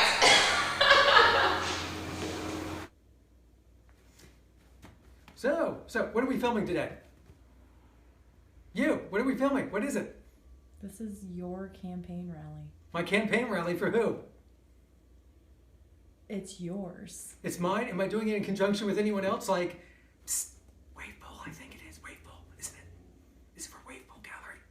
Listen, man, I'm an unpaid intern. I don't know what we're doing here. I'm always a big fan of intern, me and Bill Clinton. But anyway, talk to me about that later. We'll have a discussion. We're doing some Wave Pool. This is the best we have. This is the best our campaign's going to manage. That doesn't look too bad. I mean, our campaign budget we've only raised $6.52. And that was last August, and well, I haven't done anything since then because COVID and all that, so I've been hanging around inside. Okay, so let's see, makeup. I need makeup. Can somebody do my makeup for me? Oh yeah, there we go. Ooh, that feels nice. Yeah, good. Oh yeah. A little to the left. Yeah. Well, let's see, I'm expecting... God, this is so hard. Vladimir! He didn't deserve the Pulitzer anyway. Anyway, hey, I just want to ask. I got this presidential campaign thing going on, and I was wondering, could you kind of do the same thing you did last time, but do it for me? Yeah, I want to win. I know I don't deserve it and I won't get the right number of votes, but can you make sure I win? Okay, cool, bro. Cool. Okay, yeah, hey. And I need to talk to you about a couple of journalists, but we'll deal with that later. Anyway, let's go. I'm gonna say goodbye now. Bye, Vladdy. Jeez. God. There. Anyway, wait. What's the red light on the thing for? What? Are we already going live? Have we? Uh-oh. Hello, everyone. I'm Billy Sperm, and I'm running for President of the United States, and I'm here with this fundraiser for Wave Pool Gallery. And I'm sure many of you know me. I ran for president in 2016, and perhaps you don't know me because this is what happened. I actually received an incredible number of votes. 1. But no one knows I ran. All evidence of me running was destroyed. I've been edited out of all tapes of the debates where I just creamed all over Hillary and Donald because the Russians did it. Now, I think I've solved that problem now. So, what I want you guys to know is that this is my campaign rally, 2020, Billy Sperm for President of the United States. Vote Billy Sperm, because change is coming, America. Now, I know many of you want to know what my platform is and what I believe. Well, America, my campaign slogan this time around is Make America Hard Again. America, you've been soft, flaccid, and disappointing for too long, so long. I know you say, oh, it never happens to me like this, but it has, America. You are flaccid and soft, and you need to be hard again. So make America hard again. And I want to say, and I don't want to mention the other candidates. I'm not going to mention their names. I'm not going to mention Biden or Trump at all. I'm just not going to talk about them. But I'm going to say that they're both distasteful. Me, I'm very tasteful. I'm the only candidate America can swallow. All right? Because remember, change is coming. Vote Billy Sperm. The real purpose of this particular rally is to introduce to you my vice presidential candidate, Gabby's Egg. America, Gabby's Egg. Go ahead.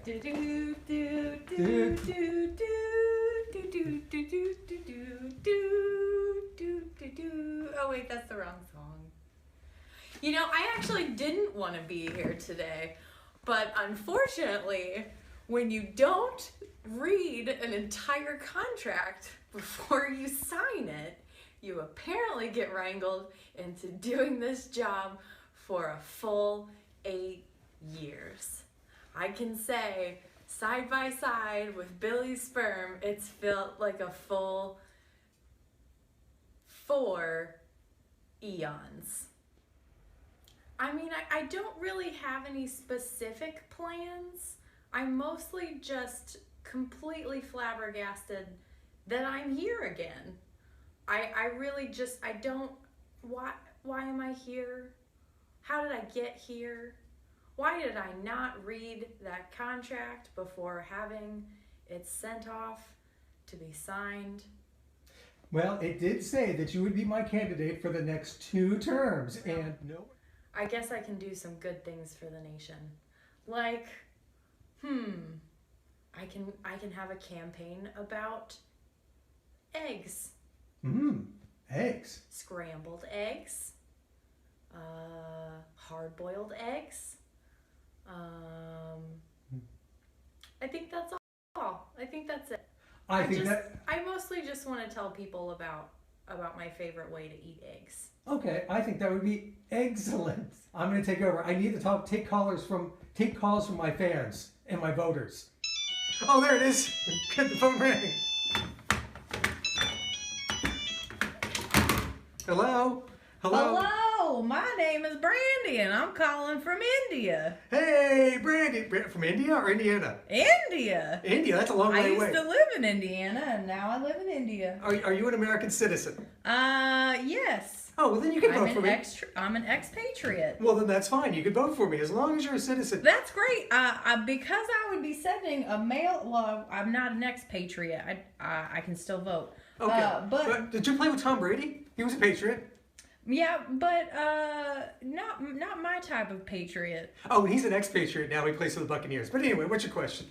Well, so you know what? It's great that I have you on the phone here, because on behalf of all people that will be sending mail-in ballots, I wanted to ask you how you think we can defend our voting rights when we're doing the mail-in ballots. Oh, well, okay. Here's the thing about mail-in ballots.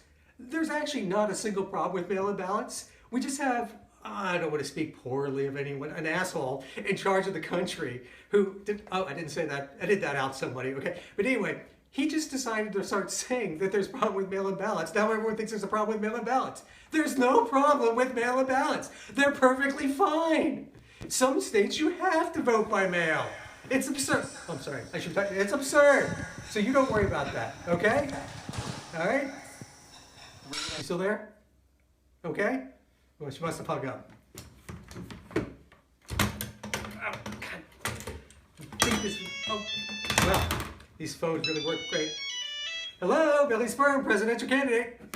Hi, my name's Pam. Pam! Where are you calling from, Pam? I did want to call and ask you about taxes. Taxes.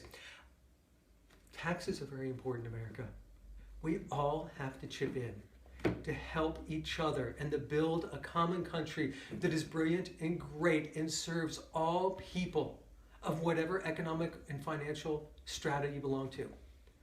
Now, having said that, I don't think that wealthy people should pay taxes at all because they have a lot of money and it would cost them too much, and that's bullshit. Tax the poor. Okay, bye.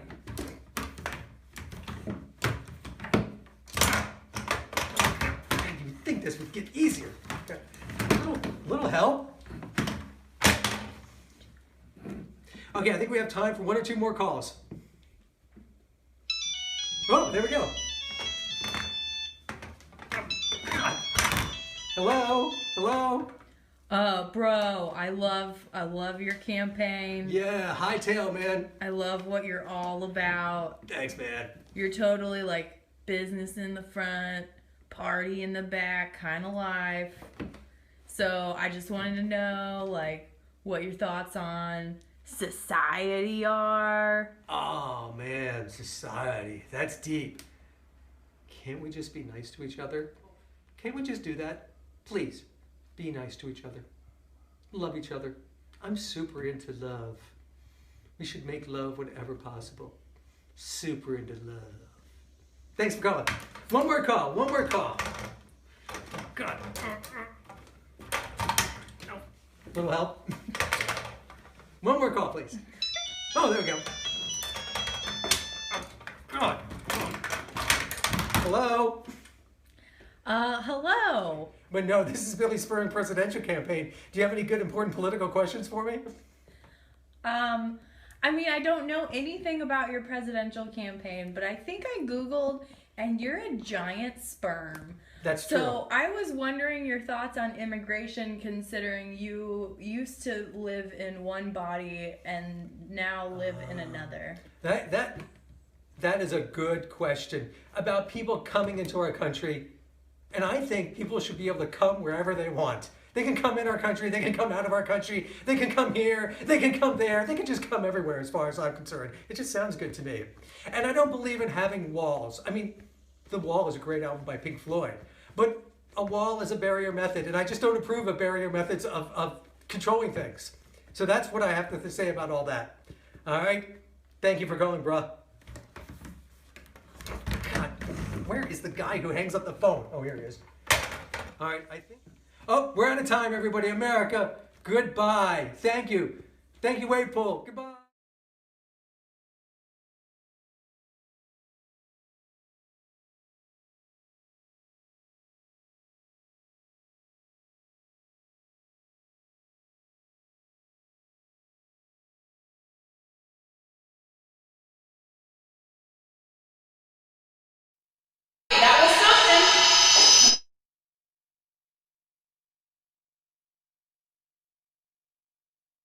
Happy to have been here with you guys for the past hour. Please make sure you are still texting Wave Pool to 44321. Give up them coins. This is so important. I want to hand it over to the amazing, the beautiful, this jumpsuit is everything. Cal, thank you so much for having me. Thank you so much, Morgan. Yes, every need, I am here for you. But thank you guys, still keep giving, and I'll see you later. Thanks, Thank Morgan. you. Yay, Morgan. Morgan's amazing. She also teaches for our driving lessons program, helps with branding. She helps so many artists. It's awesome. So I'm Cal Cullen. I am the co-founder and executive director here at Wave Pool.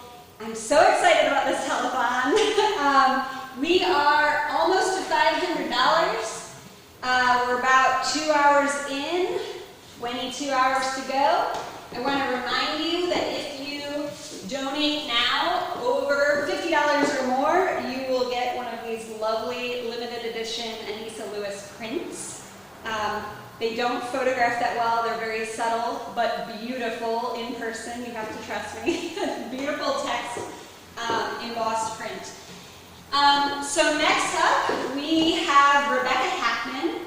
Rebecca was one of our exhibiting artists 2 years ago for an exhibition called Social Media, which was put on by Photofocus here at Wave Pool. And she's going to teach us how to create 3D anaglyph and serial photographs in Photoshop. So this, I'm sure, will be a treat for those of you who are tech savvy. All right, and as a reminder, this hour is sponsored by the Rigaud family.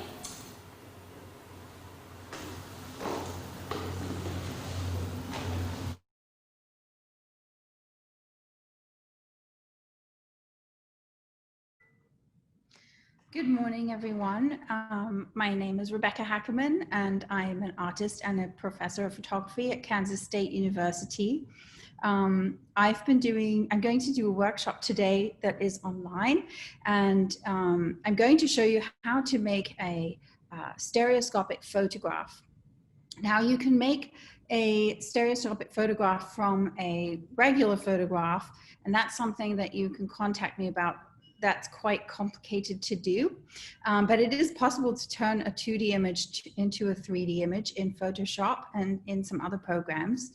But today I'm going to show you how to take stereoscopic photographs and then show them in 3D. So first of all, I'm going to share my screen, and please feel free to contact me if you have any questions. I'm going to show you a few slides to begin with. Okay. Stereo photography has been around for a very long time. This is a photograph of the moon that was taken in the 50s. And if you have some red-green glasses like this or like this, you can use them on some of the images that I'm going to show. And you will need them for this workshop.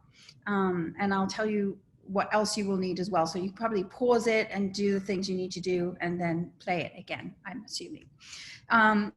So I've been doing stereoscopic photography since the mid-90s when I was an undergrad in London, and then I was also doing it at Stanford in California where I went to graduate school.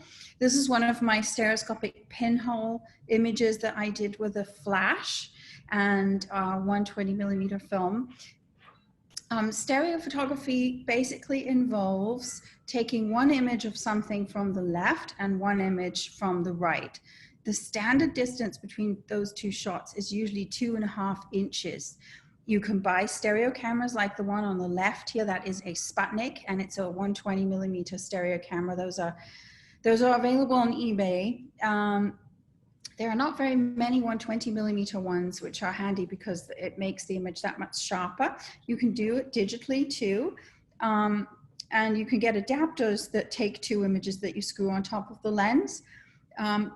There's a website called 3dstereo.com, I believe, where a lot of these accessible accessories are available. However, you can do it with one camera as long as you've got a still subject, so not a person, and you know, a landscape or a building or something that doesn't move, and you can just take one image and then move it over and move it to the right. And I'll show you something you can use for that in a minute. What we're going to do today is create an anaglyph from a stereo pair. So what you need is two images, one taken from the left, one taken from the right, and the camera needs to stay level so you can't make it go up and down. You could take a photograph just to practice on a table where you take a shot and then move the camera to the right. Don't turn it either, just leave it as it is. And for this kind of image, you will need a lot of depth of field. So set your camera to f11 or f16 or f22, but you want lots of focal range. So not having a blur will help.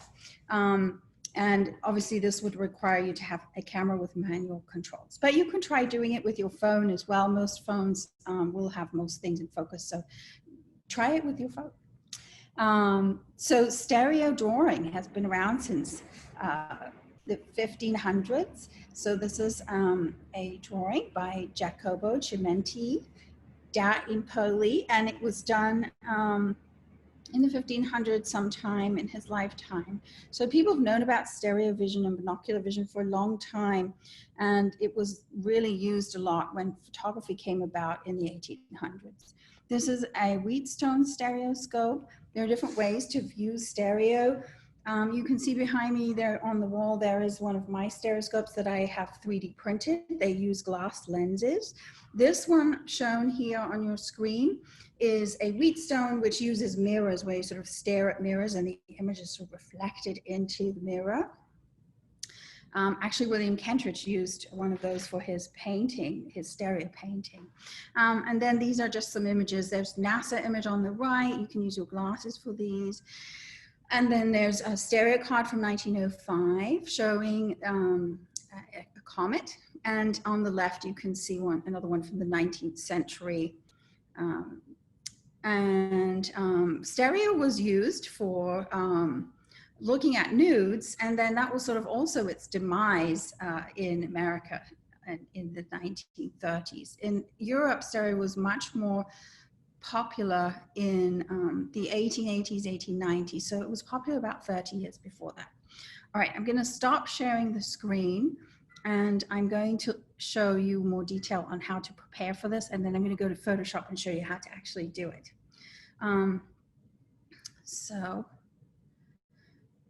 This is a document that sort of outlines what you need to do. Set your camera up on the table on a level support and try to take one image from the left, move it 2.5 inches over, and one image from the right. Then you will have what's called a stereo pair. They look identical, but they're actually not. This is a graphic of that. So one image here, one image here. Try not to zoom in. You can just use the wide angle setting for now, just the widest there is. But obviously do experiment. That part is up to you. Things that are distant might not be 3D, but things at a medium distance will be. There are accessories like this that you can buy. B&H has them. They're called rails. They're actually used for stereo and for some other things. And you basically mount the rail on your tripod and then you can turn a dial and it basically seamlessly moves your camera over. So that's something. Okay, moving over to Photoshop now. I'm going to show you how to create an anaglyph, and that is to see the images with red and cyan and red glasses. You can create your own stereoscope or buy a stereoscope, and those just involve 2 lenses and 2 images, a lens on the left, a lens on the right, and then the 2 images in the back, and that your mind fuses them together to be 3D. I build my own. You can sort of see 2 of them in the background there. Let me see if I can, well, I probably shouldn't move the computer around. And so now I'm going to show you how to do the anaglyph. Going to Photoshop. So this is an image I shot at the Spiral Jetty. I often manipulate my images, so I created a black sky, just like Ansel Adams did. but I'm not trying to emulate Ansel Adams at all. This actually, in my work, in the fictional world of my work, is supposed to look like the moon, because I thought that the footprint looked a lot like the lunar surface, and the salt flats look a lot like the lunar surface. And this is sort of the edge of the Spiral Jetty in the land art piece in Utah. So on the left, I have my left image, and on the right, I've got my right image. If you look at the edge, you can sort of tell. So if I look at this footprint right here, it ends here. And this footprint has this other little bit. Now I shot this with a 3D camera, a stereoscopic camera. And so it has an automatic distance. The cool thing about stereo cameras is that you can shoot people and things that me when I travel, and it's a 120mm camera. Anyway, what you want to do, and this does require some basic Photoshop knowledge, is if you haven't done so, go to Window, Workspace, and set it to Photography. And then you will have the panels over here. If you don't see your channels panel, then you need to go to Window and open it. This is it, channels. And the channels panel basically shows the RGB, red, green, and blue channels. Your image does need to be RGB, not cyan, CMYK. So if you go to mode, and if you don't see the channels red, green, blue, go to mode and make it an RGB, not CMYK, which would be like more of a graphic design color space.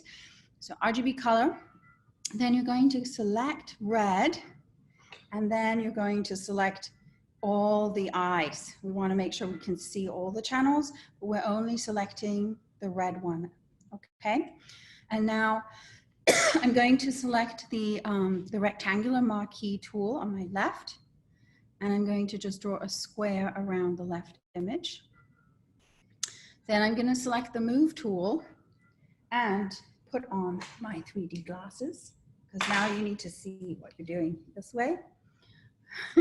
And with the move tool selected, start moving it over. And you will see, I'm actually going to lift up my glasses so I can sort of line up this rock at the bottom. in general, you want to aim to have the bottom, the closest objects fairly on top of each other. You know, we're now able to see the cyan and red channels, so that the left image is being fed to the left eye with the cyan, and the right image is being fed to the right eye with the red. And you can, the sort of general rule of thumb is that you should try to, if I zoom in here, this rock, right? Click on the move tool again. You want to sort of try to line that up. Again, you mustn't have it, it must be lined up sort of horizontally first. Okay, something like this. Now I'm going to zoom out again. Obviously there's a lot more to this, but this is sort of a very basic way of doing it. And now if you put your glasses on, you can see it in 3D, and I see the depth now. You can use the keyboard's arrows to tweak it a little bit. This is also how you can do 3D text. And I'm just using my arrows to see when my eyes strain. I'm going to move it a little bit to the right. Okay. The very distant part is quite flat. This is very common of landscape 3D. Oftentimes with landscape 3D, you have to do the close-up area with one pair, and then the further away area would have two images that are further apart to get the depth, and then you stitch it together. It's very complicated. But this is sort of a general image. Now I'm going to zoom out. It's very easy. And then I'm going to use the rectangular marquee, and I'm going to crop it to its 3D self. I have to take my glasses off for that. The rectangular marquee is a more exact crop tool. And now I have my anaglyph, which I can then save out to post on Instagram or wherever I might want to. This is obviously a black and white image. It's easier to show it in black and white than in color, but in color you would go through the exact same process. Okay. I hope you have enjoyed this tiny little workshop. I'm going to end this little workshop with a few slides by artists who use stereo 3D in their work. Thank you so much. Please feel free to send questions. Bye! This work is by Duchamp, and it's one of his rotating plates. He was friends with Man Ray, and Man Ray photographed it in stereo 3D, and I made an anaglyph of it. So you can see it here. I'm going to just say the artists' names as we flip through these, and you can research them more yourself. This is William Kentridge, and this is a close-up of William Kentridge's works. They are lithographs, I believe. And then this is Alphonse Schilling in Switzerland. He made seeing machines. This is also his work. The next piece is filmmaker Zoe Beloff. This piece is mine, Rebecca Hackerman. These are still photographs. You can look at these with your anaglyph glasses. This one's called Stay Home. Then this is Ethan Turpin's work. He manipulates old 19th century stereo photographs. Christopher Schneeberger, and Perry Hoberman, who does anaglyphic installations. Thank you so much.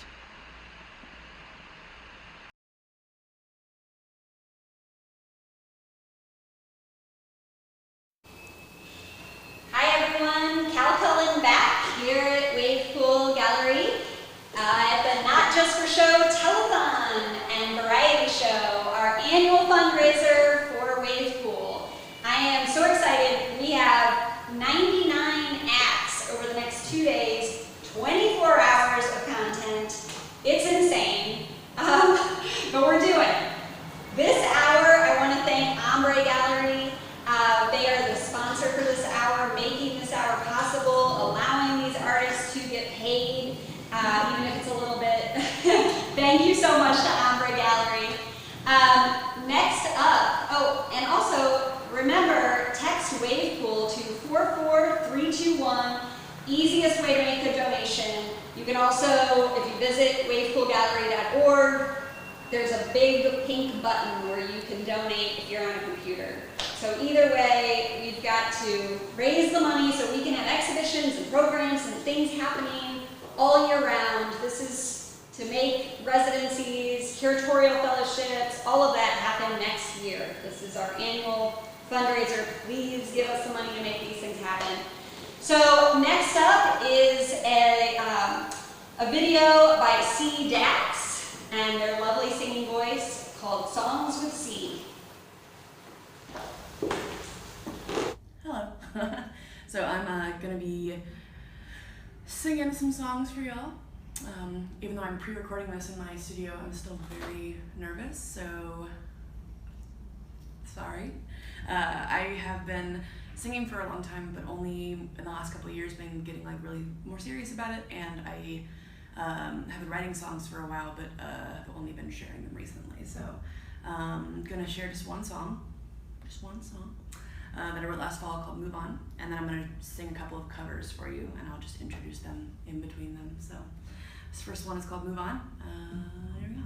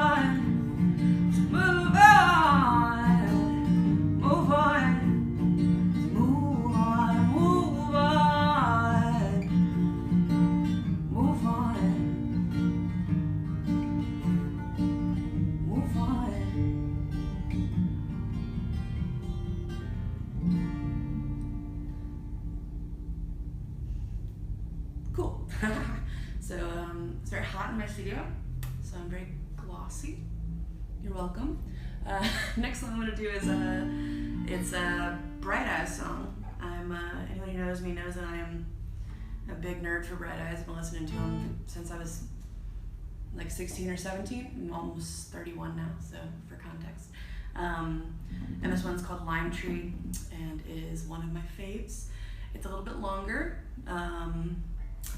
but big fan. Floating down the river, but the ocean never comes. And since the operation, I heard your breathing just for one. Now everything's imaginary, especially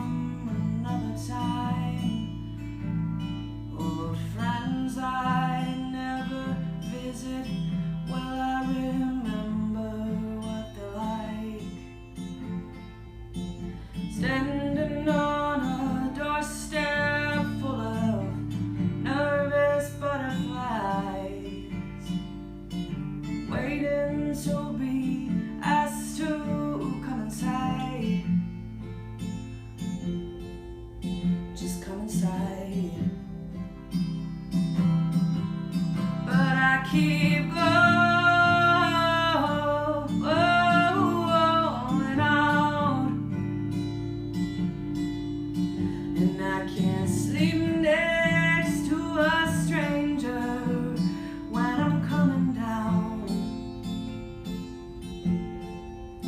It's 8 a.m., my heart's beating too loud, too loud. Don't be so amazing,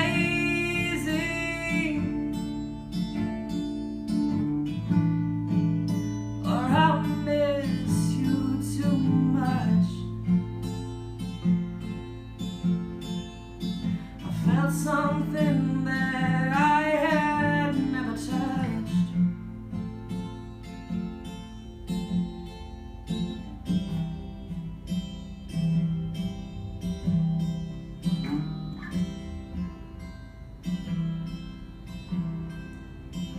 Everything gets smaller now the further that I go towards the mouth and the reunion of the known and the unknown. Consider yourself lucky if you think of it as home. You could move mountains with your misery if you don't. But if you don't,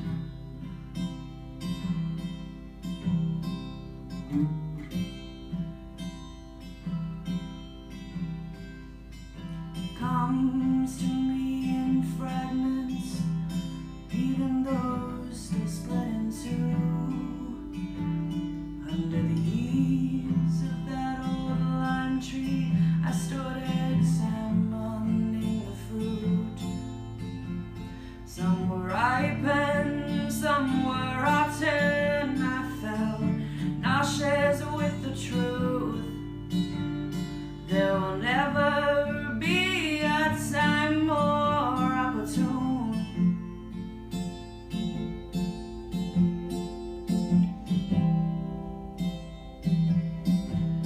So I just won't be late. The window closes, shock rolls over in a tidal wave, and all the color drains out, all the color, drains out of the frame.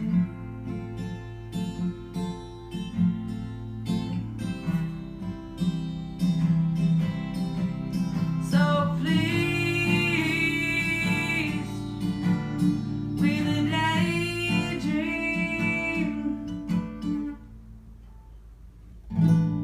and now living is no good. I took off my shoes and walked into the woods. I've lost and found with every step I took.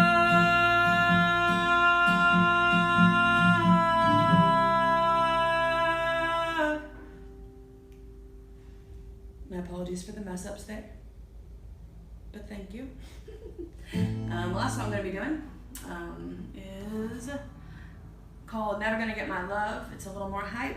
It's by one of my favies right now, Noah Reed. For those of you who are familiar with him, he plays Patrick on Schitt's Creek and does a really wonderful acoustic cover of The Best by Tina Turner. But this is from his first album. Neat. I don't remember where I keep it, this one. I think here. And this is my last one, and then I'm gonna peace. Thanks again for your time. And wave pool rules, so let's help them raise some money. Keep supporting our local awesome galleries that support local artists. So, anywho, think I told you, baby, you're the one that I've been thinking of. But I ought to tell you when it's said and done that you're never gonna get my love.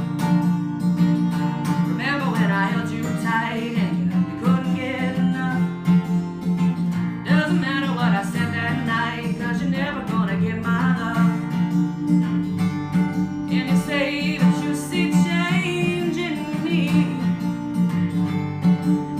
say that you've got faith in me, but you're only just a game to me. And I'm sorry, baby, and I hate to say it, but you'll never take me alive. You're never gonna tie me up. Doesn't matter what you do to me, 'cause you're never gonna get my love. And I could use you every now and then, like a baseball glove. I will probably pick you up again, but you're never gonna get my love.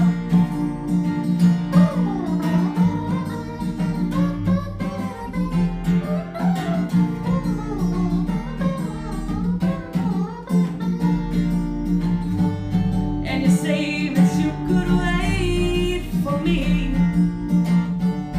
and you say that you feel safe with me. Well, but oh girl, just get away from me,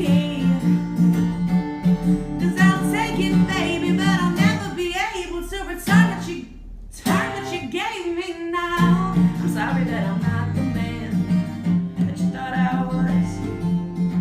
You can cry and you can reprimand me, but you're never gonna get my love.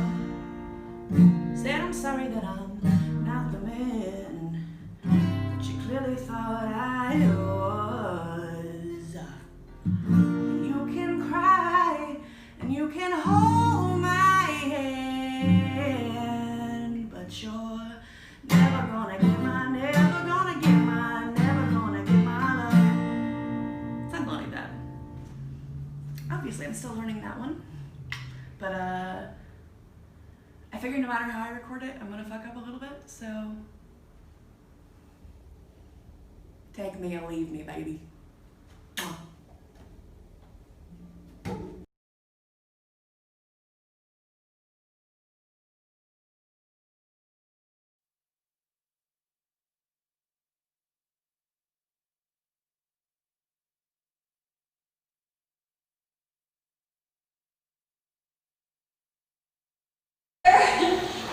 Reminder, you can text WAVE POOL to 44321.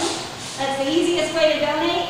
You can also visit our website, and there's a big pink donate button there. We have gotten some more donations. We are almost to $800 building up the pool. We still have a long way to go to meet our goal, but we still have a lot of performances left. 2 full days. We're in hour 3, I think. 3 out of 24. So next up, we have a truly amazing artist, Rodney Thompson. Hello. Rodney is a maze artist, and he's going to tell us a little bit about his mazes, and I'm going to be here to talk to you about it. I'm excited. Yeah, so I basically started drawing mazes when I was a kid. I did it for fun. Then I got away from it for a long while until I hit some hard times, and then I started drawing mazes again. And then basically I found hope in my mazes, and I felt like I had a gift here that I wasn't using. So, and I felt like God would give gifts that are not supposed to be used. So I started drawing again, and I felt like it can truly be a difference maker in our community as we utilize mazes. Because I feel like we're all amazing in our own ways, and I'm trying to display that through my art. It can be catered to any logo or brand, and it's just a unique way to have fun and learn through the journey of maze. And that's what I'm trying to do when I display every maze, is create a fun environment, something where you could kind of educate yourself through the journey. You could be inspired, and hopefully I could use these mazes to kind of unite our community.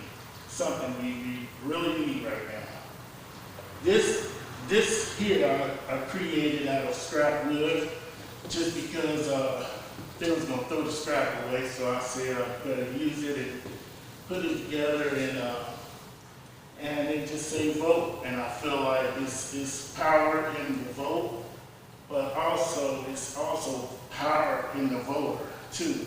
And I think we always put hope in the leaders, and sometimes the leaders don't see the hope in the voters. And I'm trying to flip that around where, sometimes our leaders can't see the potential in the people that's most marginalized. And that's what I'm trying to bring to my mazes, because I feel like we all got a gift. And sometimes my gift was lost. Man. Okay. I'm going to go this way. So, while I'm trying to figure this out, and I'll probably fail, I'm not that good at mazes.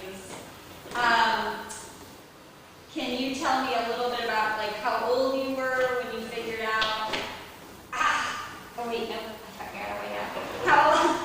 How old you were when you figured out that you were good at mazes and how that came to be?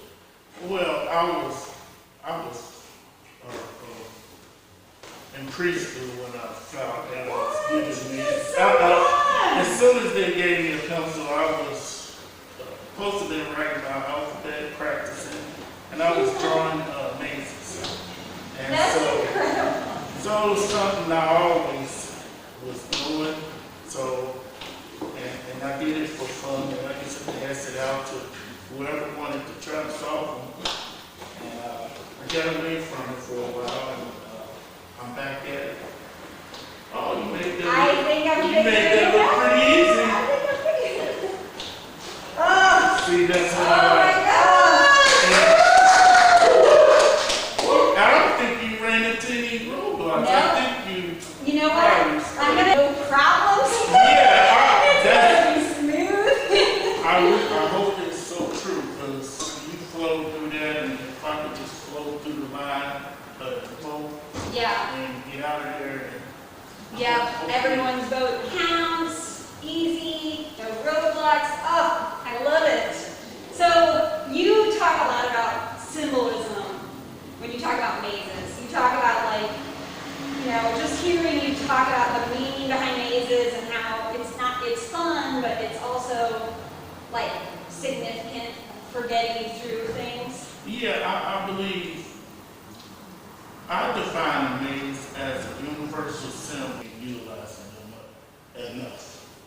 I mean, I think it's so incredible because mazes are a visual art form, but they're also something that's inherently interactive that you can like participate in, which I just think is, coming from like Wave Pool where we're all about community engagement, it's just perfect. I love it. And I think we are amazing before we are black or white, or before we are whatever religion or whatever beliefs we have. I feel like we're amazing first.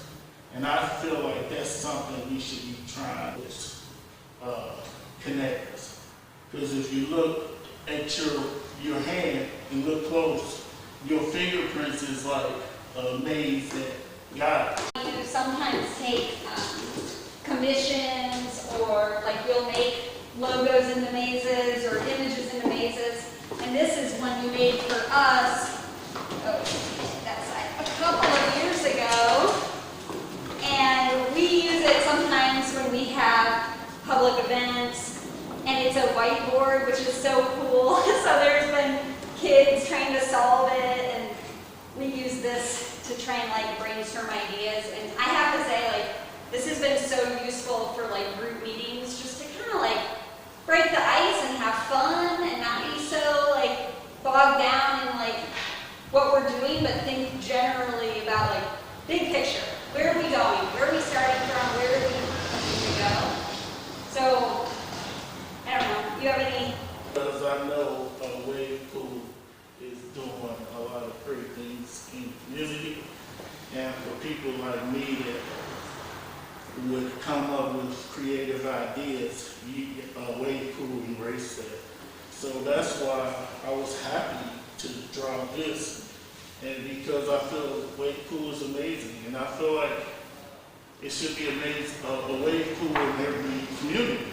I agree. I feel like if we did that, or, you know, a wave pool-like organization in every community, I feel like Cincinnati would be well on their way to be a very great city. So, and I think we need community partnerships like Wave Pool and to embrace the community a little more. And I feel like y'all do a great job at that. And that's why I'm here happily and hopefully I can get more donations on my spot. So, you know, just to encourage the work y'all do. I'm so appreciative for this maze and all the often are you making daily. Every day. Yeah, wow. The sad thing, I don't show them. It's very few of them may not show a lot of them, but most of them people haven't seen. And I'm just trying to do it in a way where it's impactful. I just don't want it to be, I want it to be, have some value, you know, so, and that's why I'm happy to draw for people that with like-minded organizations that's doing positive things in the community. So, yeah. I may have some events coming up that we want to borrow this one for, because I just think this is so cool. It stays in the garage most of the time, so I'll just hopefully get it out and hopefully get some people trying to solve it. Absolutely, let's get it out in the world. When did you start making these 3D, like with the wood? Actually, I had an event with Very Cool, and that's, I did one with Cincinnati. 9 by 18, right? Our parking lot. Yes. I remember. And that was my first experiment on one, but that one was like too heavy to just carry around all the time, so I started making something smaller. Incredible. And because I felt like I do have skills at working with my hands, and another thing about Wave Pool, we use the hands. Artistic ability with my handcrafting ability and create some unique art. I have to say it feels really good to use this finger and go through. It's fun. And it's funny because I didn't know how important that little pointing finger would be, because I hear kids fight over the pointing stick, and I was like, oh wow. It seemed like they wanted to have a pointing. Yeah. But it was just a good reaction towards the trying to solve these problems. Well, Rodney, thank you so much. This is awesome. I always appreciate seeing you and talking to you. So. And thanks for having me, and thanks Wave Pool for everything they get to do for the community, and thank you. All right, so next up, we've got a studio tour. Actually, I think she's even doing a demo for us with Susie Brand Jewelry. And again, this hour is sponsored by Ombre Gallery. Thank you so much, Ombre, for your sponsorship, helping us make this happen. Remember, this is our annual fundraiser, so please, please, please text to give. Text Wave Pool to 44321 to help make this telethon a success. Today we're going to work on a ring. I love making rings. It's kind of my niche. I also make earrings, necklaces, and bracelets, but to me a ring is much more personal. We're going to make a stacker ring. I have 2 bands already, and we're going to add a 3rd. Stacker rings right now are really fashionable and fun. That's why I enjoy making them. I also wanted to thank Wave Pool Gallery for having me here today to show you part of my process of making jewelry. Come on over and let's get started.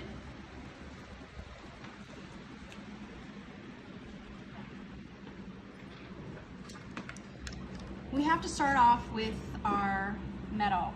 This is a 12 gauge half round wire. We're gonna cut the metal to be the length of the size ring finger we need.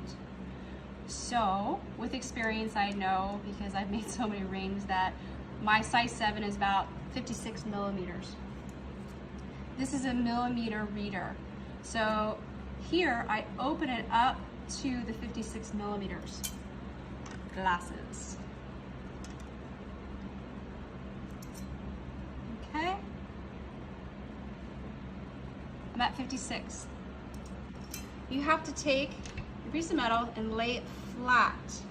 Make sure that it's not wavy or wonky, but really press the metal down.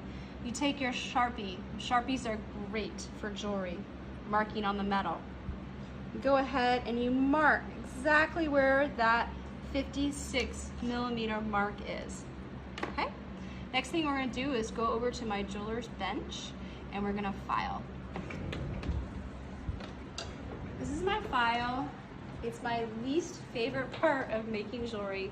You have to be very careful because it's sharp. You go ahead and add some wax to your file, and the best way to file is up and down, not like this. Take my piece of metal, lay it here, on that joint that we marked with the Sharpie for 56, coming in, slowly, up and down, slowly, and it's gonna pop off, okay? And it's falling right now into my bench, which you can't see, but here it is. I go ahead and take my piece of metal and I'm going to join the two ends. I do that with my pliers. I roll it around, bring it here. It's really important to have the two pieces of metal to be flush. The reason why is you want your solder to flow in between the joint, but bind the metals. So a little jeweler's trick is you hold your ring up into the air, and if you see any space in between, you know that the solder will not flow. So here, I do not have any space in between. We can go ahead and take it to the area for soldering. This is my favorite area of the jewelry studio. I love soldering. We go ahead, we take the piece of metal, and we're gonna put it in this solution. This is a jeweler's torch. The jeweler's torch, this is a little jeweler's torch. There are a few different torches. I prefer the smaller one.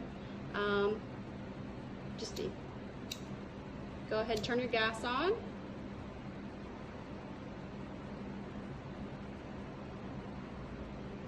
Okay, you kind of want to hear a little hiss sound. We're going to go ahead and heat the piece of metal for your fire scale. Put my torch down, come back down here, and this is my solder. I'm going to cut teeny little piece of solder. You can't even see it.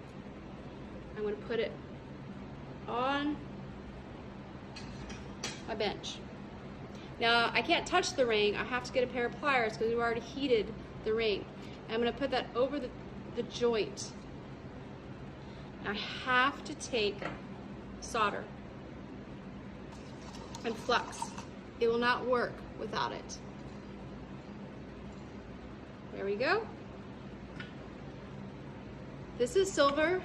Silver likes to be heated from all over, not just in the joint. So when you take the fire to the metal, you have to rotate it around in a circle.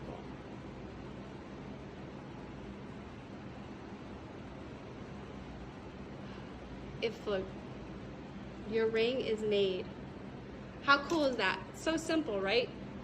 So after this part, you see the ring. Now, the pickle part takes about a half hour for it to eat away the dark color that we saw. So I have, since we don't have a half hour, I have another piece in here that's already gone through the pickle. and it's nice and silver and really pretty looking. We're going to take this over here.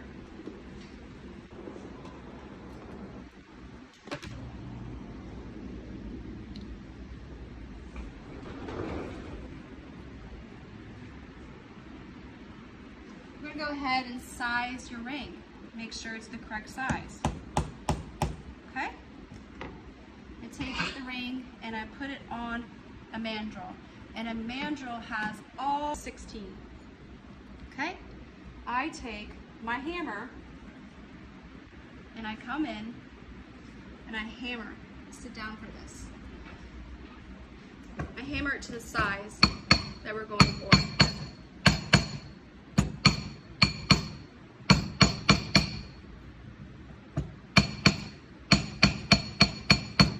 There we go. We're at size 7. So, again, we are adding this band to these 3 bands for a stacker. Also, you have to clean your joint that you made. You go ahead and take this off really quick. We're gonna add, this is kind of like sandpaper rolled up, and it helps to smooth out the joint that we made. It's a process of getting ready to polish.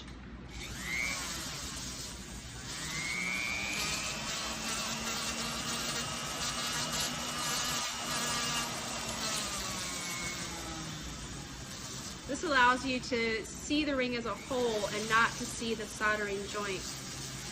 Okay, I'm going to clean up the inside. It's kind of like when you're at the dentist, right? You hear that.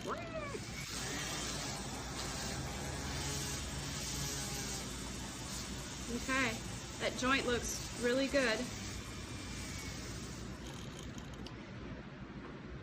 It's all clean. I would take this to the polishing wheel afterwards, but I don't really have time for that, but it does need to be polished first, and then I would be finished. So here we are, we have your stacker ring made. We're gonna walk over and show you how other pieces of jewelry that I've made. Okay, so we have made our stacker ring. After it's polished and ready to go, I have it on display to sell, because we are in the business of making money also, right? This is my display of jewelry that I have when I go to shows. I do about 23 art shows per year.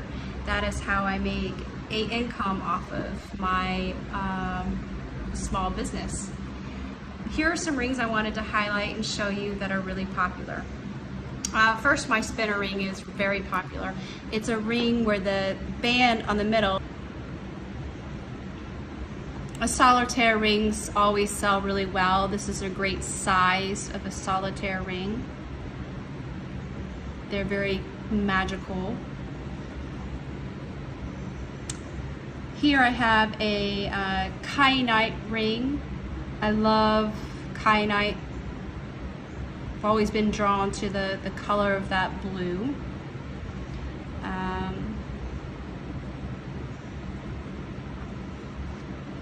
My circle ring with the little gem on it has been very popular. It's always a good idea when you're at shows selling to have variations of sizes to be able to sell your product. Just having one size 7 is not a great idea. So I have a variation of 7, 7.5, 8, 9 of the same ring. It allows you to have more opportunity to sell and make money. I wanted to say thank you again to Wave Pool Gallery for having me. And if you guys ever want to check out my jewelry, you can find me at Susie Brand Jewelry on Instagram, Etsy, Pinterest, and every day I'm on Facebook showing people what's going on, what I'm doing, in studio, out of studio. So hopefully I get to see you guys again. Thanks so much. Bye. It's Cal Cullen. I'm back again. That was amazing. And we're here at the Not Just Fruit Show Telethon and Variety Show. Our numbers are creeping up. We're getting closer and closer to our goal. Thank you so much to those who have donated. If you have not donated yet, text WavePool to 44321 to make your donation. Thank you, thank you, thank you. Remember, if you donate over $50, you get a Anissa Lewis print. They're really beautiful, limited edition prints. I think we've got about 15 left. Next up, we have an introduction, a studio tour, and a torch demo with artist Jessica Calderwood. And Jessica Calderwood lives in Indiana, but she has an exhibition up right now at Ombre Gallery. Ombre Gallery is our host for the hour. And the exhibition is called What Lies Beneath. So if you haven't seen it yet, please go check out Ombre Gallery and OTR and check out her work, and you'll get to see a little bit of it and hear her speak and see a demo right now. Thank you.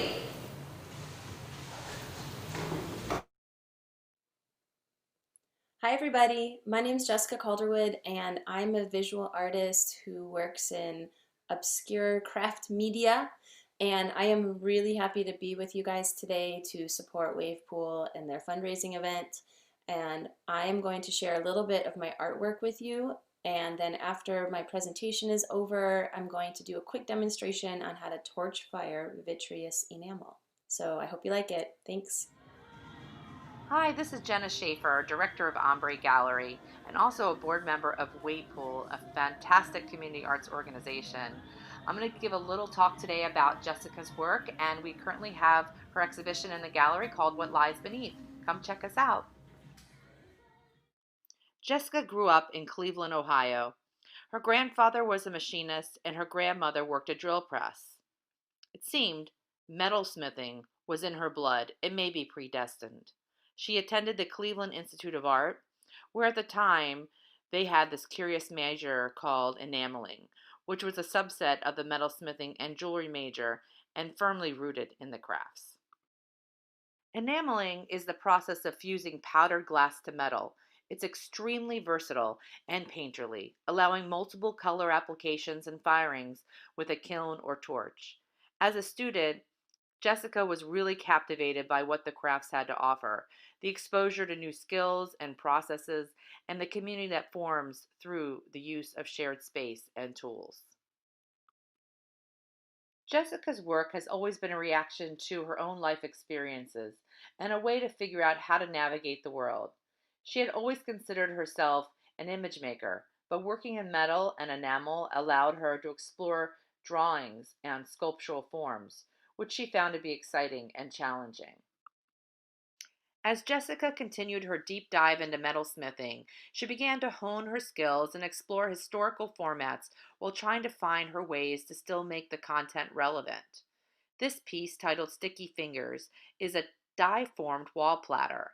It became an interesting format to juxtapose images about consumption and eating disorders.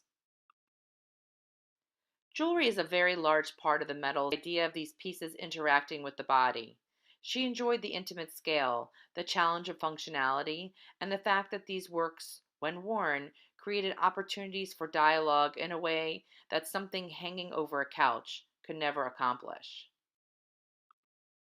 These initial jewelry experiments led to a studio practice that she has kept for over a decade, working on both ends of the metalsmithing spectrum from functional to non, large scale and small. This conversation between formats has been a wonderful way for Jessica to flesh out composition, content, and materials.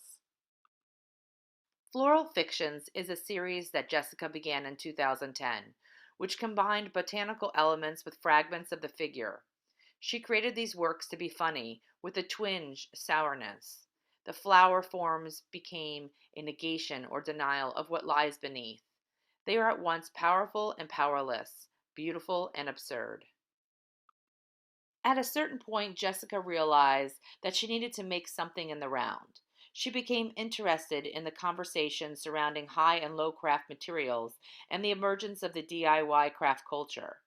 The materials themselves became another layer through which to interpret the work. This first sculpture includes earthenware clay, fiberglass, enamel, and craft store silk flowers. In 2014, she was awarded a residency at the Kohler factory in Wisconsin. She used this time to explore mold making and slip casting in vitreous china in order to improve the workmanship in her sculptures and to explore more complex forms. The residency is designed to aid artists in an industrial setting to create works that would not be possible in their personal studios. This experience drastically changed her studio work. On the left is a small study that Jessica made during her residency, and the image on the right is of her large-scale finished sculpture. As much as she enjoyed working large, there was something undeniably powerful and intimate about the smaller scale work, and it led to a new series. The smaller scale allowed her to create these works in her home studio. She also began expanding her material language. She revisited the works of Judy Chicago and Miriam Shapiro and began incorporating fibers into her more abstracted botanicals. Jessica started to search for new materials in earnest, with a focus on domestic crafts like polymer clay and felting. She was interested in exploring the resistance of each new material and pushing hard and soft qualities visually in the work. Jessica realized that by really understanding metal and enamel, she had an immediate gauge to base the working properties of all other things. In his recent book, Fewer, Better Things, Glenn Adamson talks about material intelligence, which he describes as a deep understanding of the material world around us, an ability to read the material environment, and the know-how required to give it new form. Jessica realized that this had been her definition of crafting all along. Recently, Jessica has been interested in exploring stylized drapery. Within an art historical context, drapery refers to academic painting. Within the context of the home, drapery can also be a symbol of comfort, rest, and solace. In this sculpture, titled Weathering the Storm, it is used for protection from external forces. Jessica is continuing to push surface to play with illusion of hard and soft. In the piece titled Balance, the draped tablecloth is made from forming copper sheet metal and is then coated with rayon flocking. Miniaturization is another focus, recreating a plate in enamel and copper and fake fruits formed from polymer clay. Labor and repetition is an important part of her work. To create this miniature braided rug, hundreds of glass seed beads were meticulously glued to a copper form with tweezers and then melted in a kiln to fuse the pattern in place. Gesture has always been an important part of this series. A subtle tilt or shift in a form can say a lot. By creating all of her components separately and assembling with cold methods like metal pins, screws, and tension fittings, Jessica found the freedom to play with the forms before settling on a fixed composition. Recently, Jessica has been collaborating with her students and faculty at the fluidly through different materials has shown her where there are bridges or connections between processes. Finding the expressive limits of each material has been part of the impetus behind this work. During this time of isolation, Jessica has been grateful to have a home studio to keep making. With that said, the limitations of only working with what she currently has materials of has been a good challenge. She currently has a solo exhibition at Ombre Gallery and Over the Rhine on Vine Street, which features her sculptures and brooches shown together as conversational pairings. Here you will see her study called Cream Brooch, which uses the techniques of glass beads and copper enameling, which she then uses in her sculpture spout. This piece, titled Isolate, was completed at the beginning of the spread of COVID-19. Seeking solace has been a theme lately, and the blown glass elements create an interesting foil for the overall mood of this work. Here the glass spheres have been sandblasted and etched to give the illusion of softness, like they could be squeezed and have some give. Here are some additional pairings of sculpture and studies that Jessica has in her current exhibition, What Lies Beneath.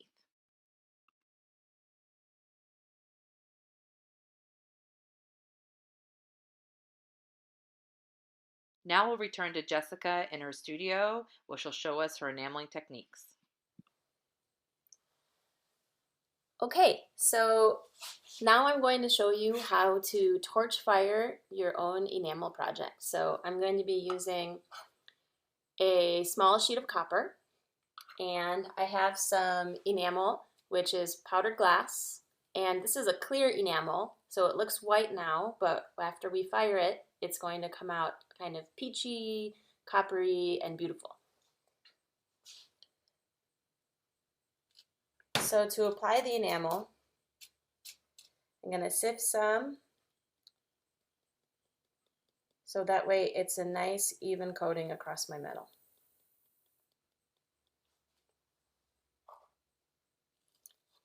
And then I'm going to carefully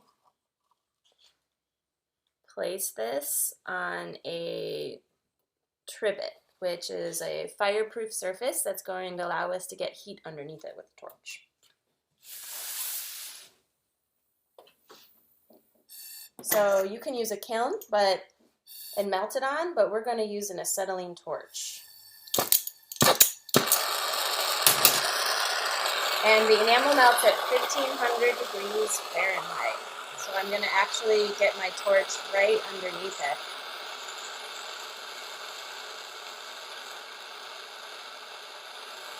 And try to evenly heat it.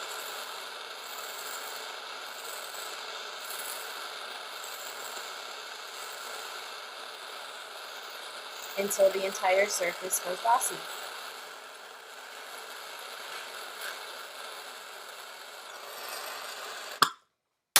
And it's already done. It's instant gratification.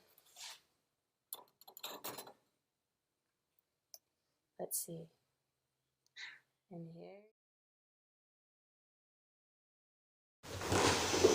Hi everyone, we're back. This is Cal calling again. I am at the end of my host hour, but I am introducing the amazing Joanna and Chi-Chi. So, take it away. All right, howdy everyone. I'm Joanna, this is Chicharron, and we'll be with you this hour of Not Just for Show, Wave Pool's Telethon and Variety Show, where we're featuring over 100 artist performances to raise money for Wave Pool's artist programs. Wave Pool's mission is pairing communities' needs with artists' sense of possibility, and they really focus on projects that are community-driven.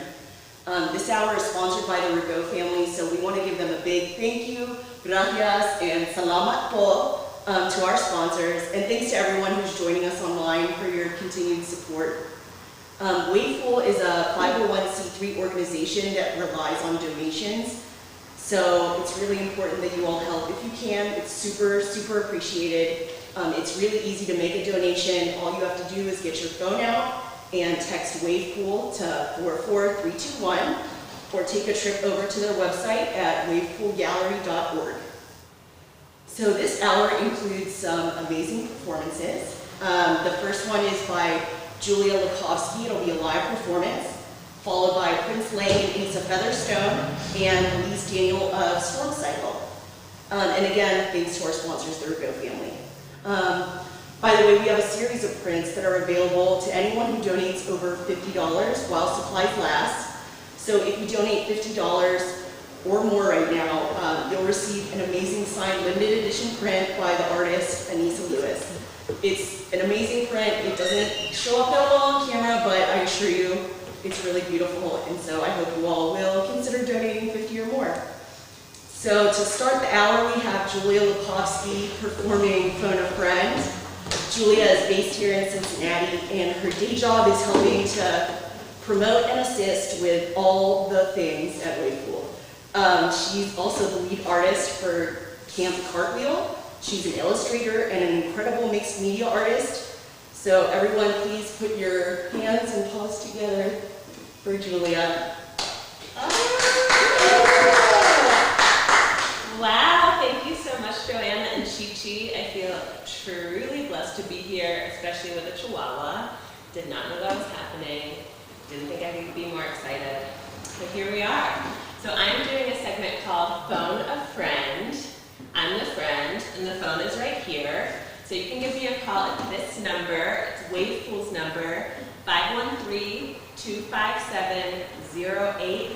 513-257-42, extension 1. Again, 513-257-0842. Give me a call. Give me a call. I'm going to be drawing. You can give me a request of something to draw. I can maybe give these drawings away in exchange for a donation. Exciting things happening. So I'm going to start drawing. Give me a call. Tell me what to draw. Ask for a pep talk. Tell me about your weekend plans. You know, we'll just see how it goes. You tell me. You design this segment of Wave Pool's Not Just for Show telethon. And I'll be patiently waiting by the phone.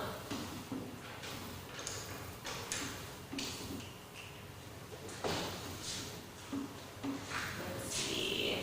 Maybe I'll draw the telephone first. Who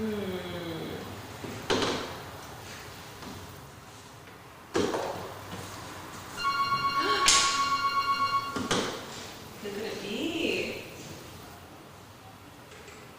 Juliet Wakefield, who am I speaking with?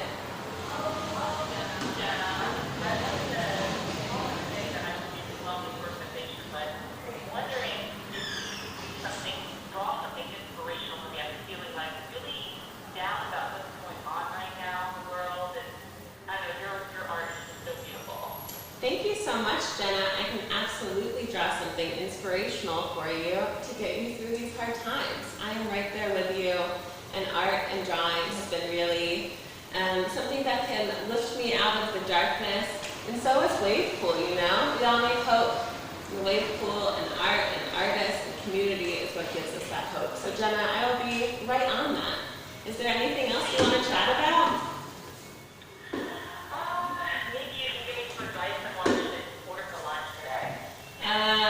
For lunch, you should order maybe bridges in Northside or downtown. Delicious Nepali food. That's what I had.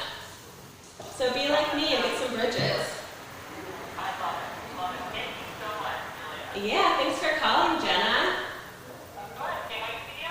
All right, bye. All right, something inspirational for Jenna.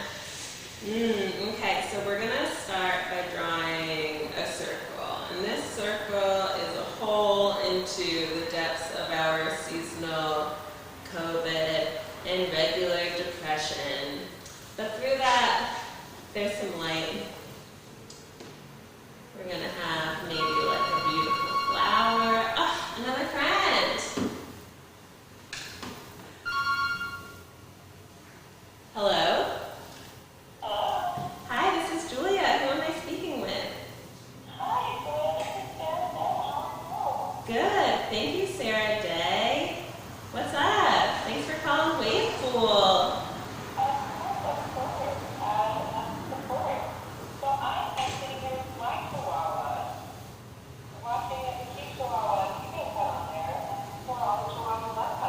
Oh my goodness.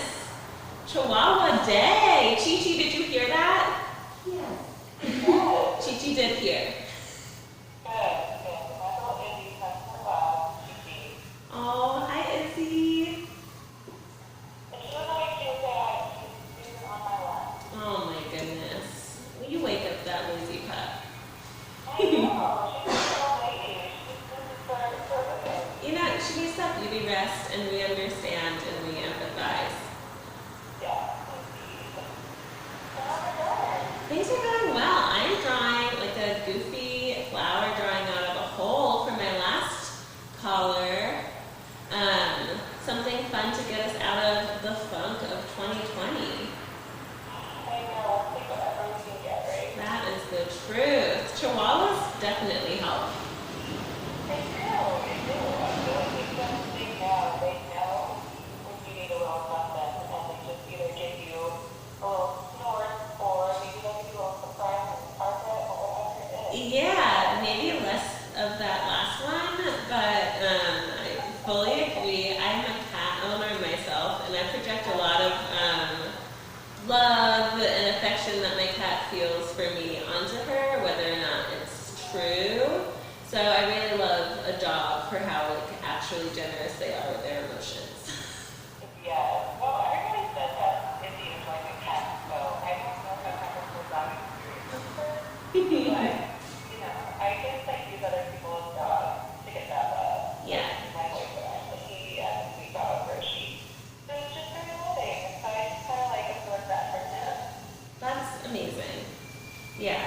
we all need like a friend's dog in our life.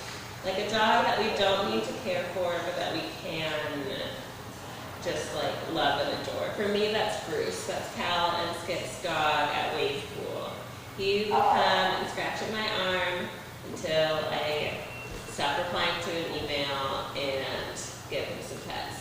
Julia, I hate to interrupt you, but I think we have other people waiting on the line. Exactly.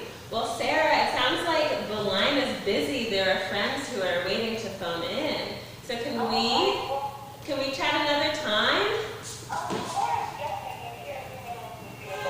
Amazing. Well, thank you so much for phoning a friend. You too. Happy weekend.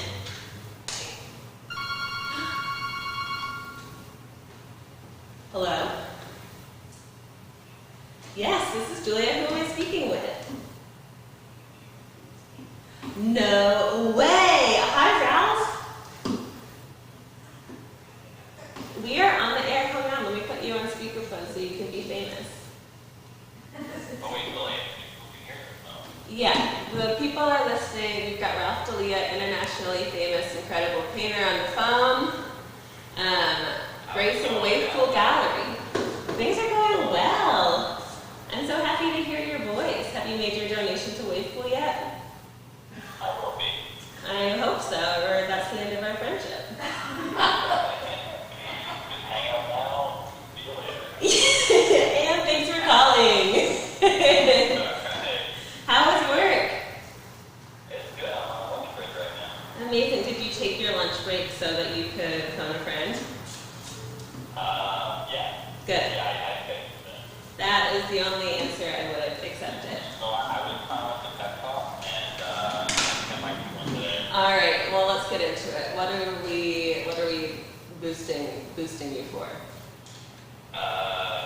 General existential angst. All right, great. Existential angst, something I'm very much familiar with. You just have to wake up and accept that today is a good day to die. Really, seize the moment, understand that time and life is fleeting, and why not just go for it, Ralph? Just go for it. You might think nothing matters, but the opposite is true.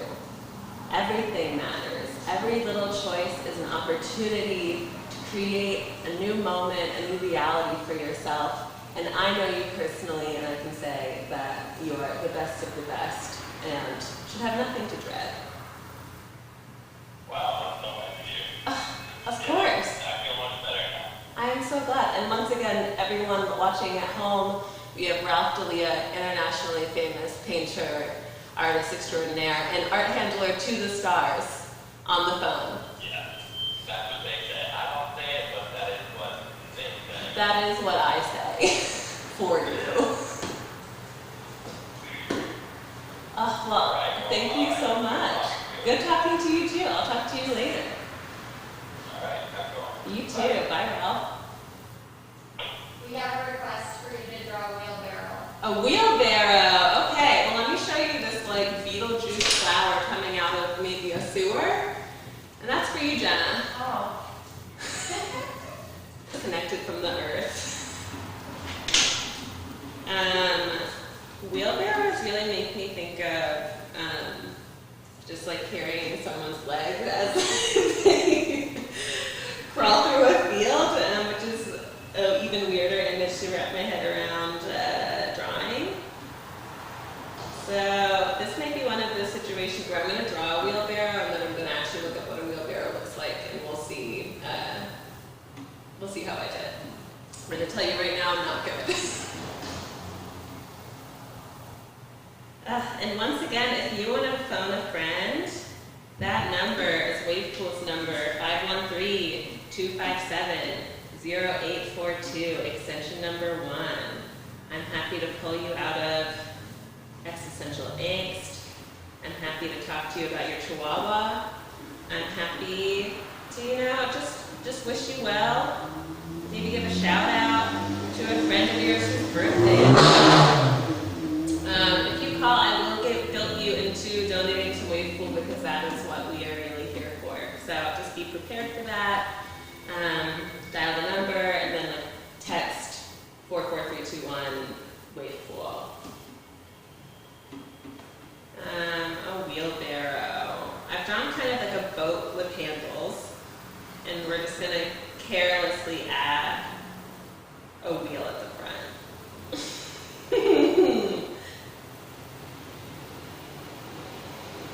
Any other suggestions?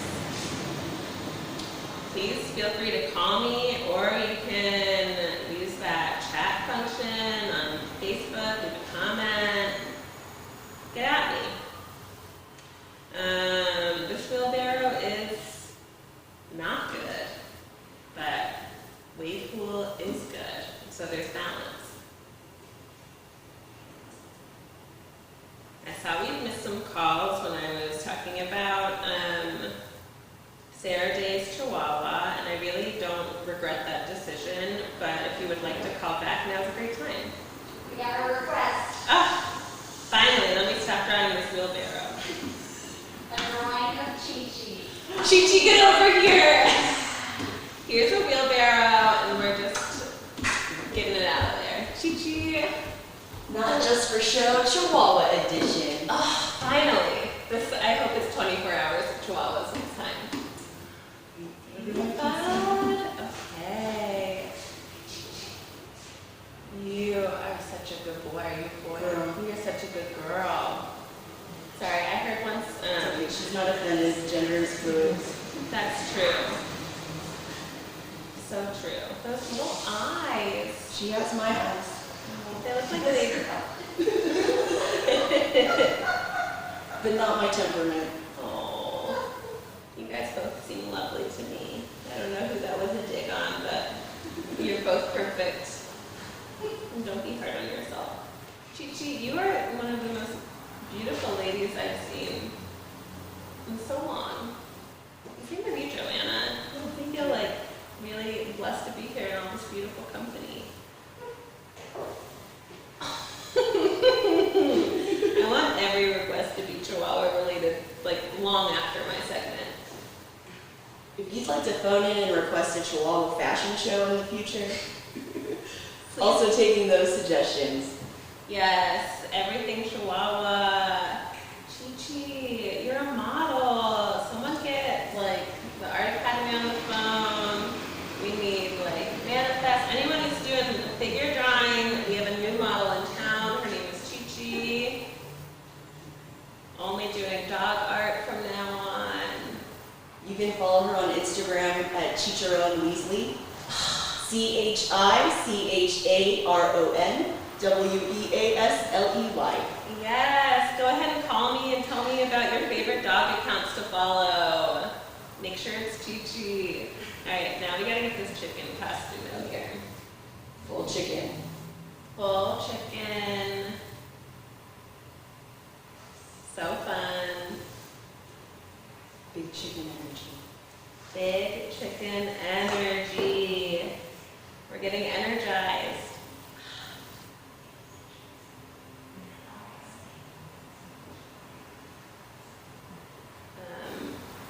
She is too much for me to handle.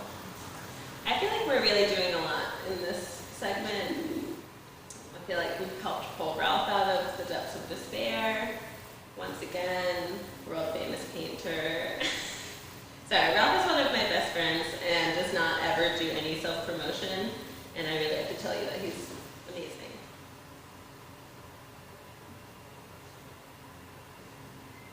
You're lucky she's a very still model. She really is. Like, she's better than a lot of human models. She's a stoic Chihuahua. Someone call Tyra Banks. America's Next Top Chihuahua Model in the room. And such a good girl. All right, we gotta get these little hind paws. I mean, I did not know when I came today that I would be drawing a Chihuahua in a chicken costume, and this is, for Jenna, this is the kind of hope you should aspire to every day. This is what really makes life good. Daughter of immigrants holding a rescue Chihuahua, I am the American dream. Yes. And here I am to witness it. How lucky am I?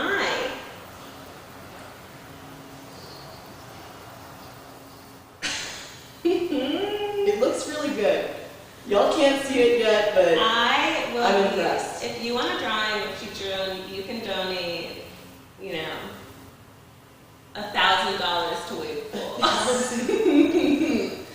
And she's yours. Not Teacher Own, just the drawing. Yeah, we'll go for 1,000. So donate $1,000 to Wave Pool, and this little baby girl in a chicken costume is yours. That's a steal. It is a steal. You should be, like, a drawing is just like evidence of a moment, and this moment with Teacher Own is priceless.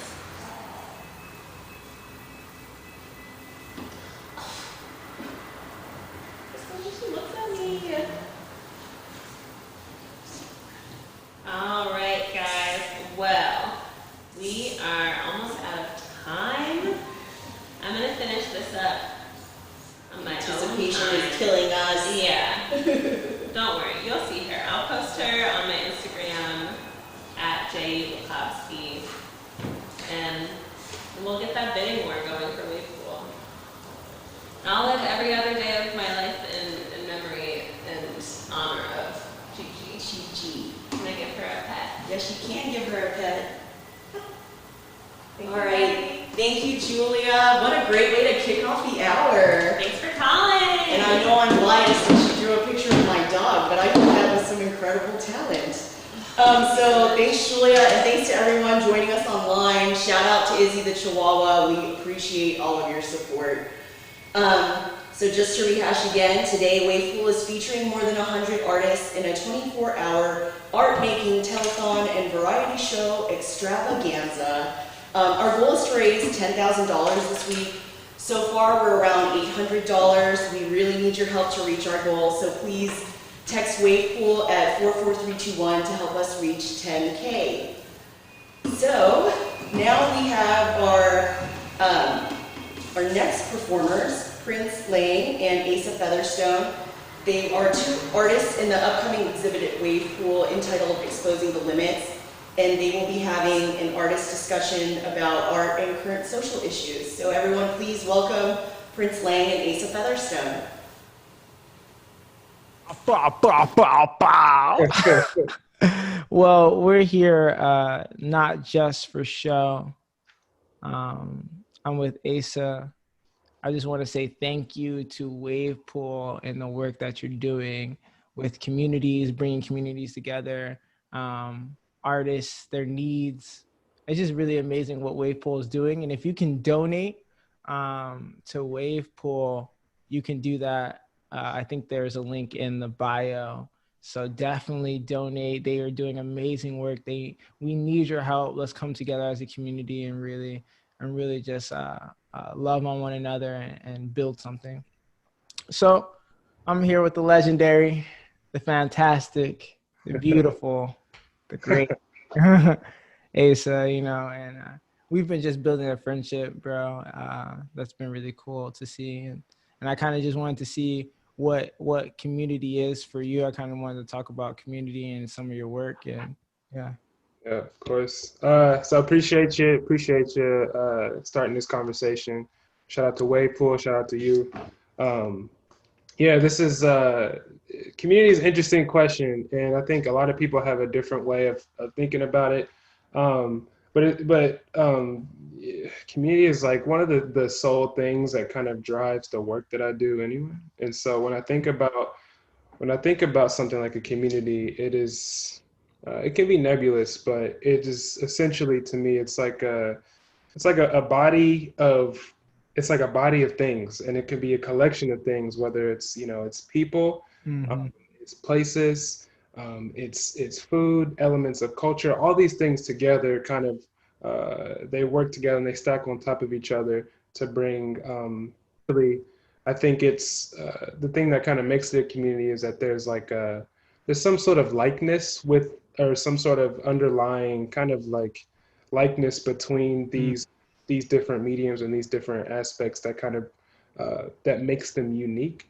And those sort of common themes or understandings is what drives people in these things to kind of mesh together. And so there's like so many different forms community can take. Like it can be, it's something like a group of friends that you guys, hang out together. It could be something that is like your favorite restaurant, and the people and the thing that makes it a community is not just the restaurant, but the people that go there, the type of food, and the stories that get kind of told and shared, and the legacy that kind of builds there. And it could also be something like a church too. And so there's so many different ways that community is built. But I think like one of the underlying things that kind of glues it together is just connection. Like I think the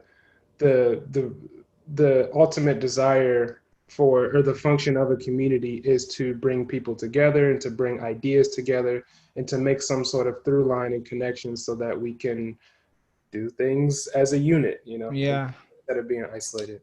But did you have any thoughts on that too?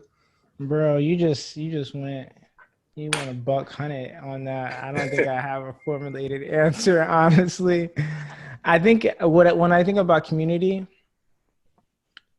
I think about the difference. I don't necessarily think of it as a definition for it, but I see the difference between like a community and a neighborhood, where like a neighborhood is just like people, you don't know their names, you don't know anything about them. You don't even go into their stores. You don't have transactions, verbal, monetary, spirituals, none of that. It's just like people living together. Where community, I feel like, kind of like you're saying, it's a combination of a whole bunch of things. And like there's an underlying commitment to something. There's a consciousness that it is a community, of like, oh, this is something that we have to strive together for. I don't think I actually know how to define community. I think it's a feeling. It's a feeling more than it is like a definition. Like sure, there's like Webster's got something, but it's so like it's nebulous because it changes based on like so many different circumstances. So it's hard to come up with like some sort of definition for it. But, what's your favorite community? Man, that's a good question. I don't know, honestly. I don't know. I can't think off the like. Yeah, that's interesting because I think even as individuals, we're a part of multiple communities.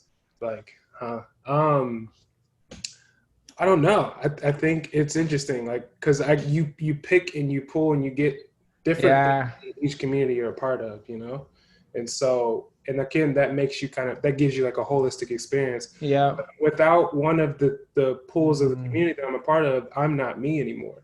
So I need all of these things to exist and to kind of have equal weight in order for me to really get like enjoyment out of this experience that we're living. So do you think the absence of community is the absence of oneself?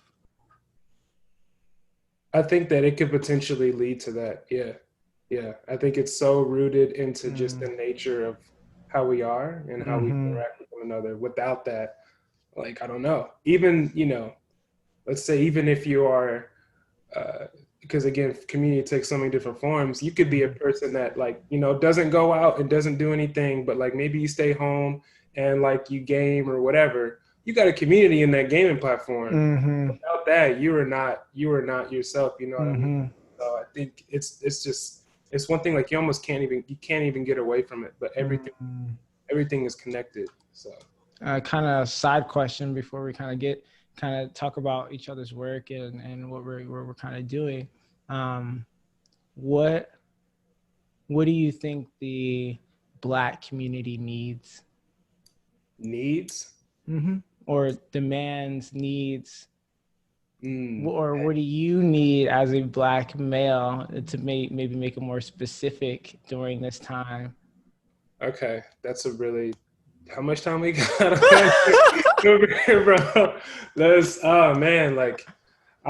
sorry for everybody that I really didn't prep my brother. I'm just kind of having conversations. This is good though, because I think that like I could go on forever. I think I would try to kind of speak generally. Yeah.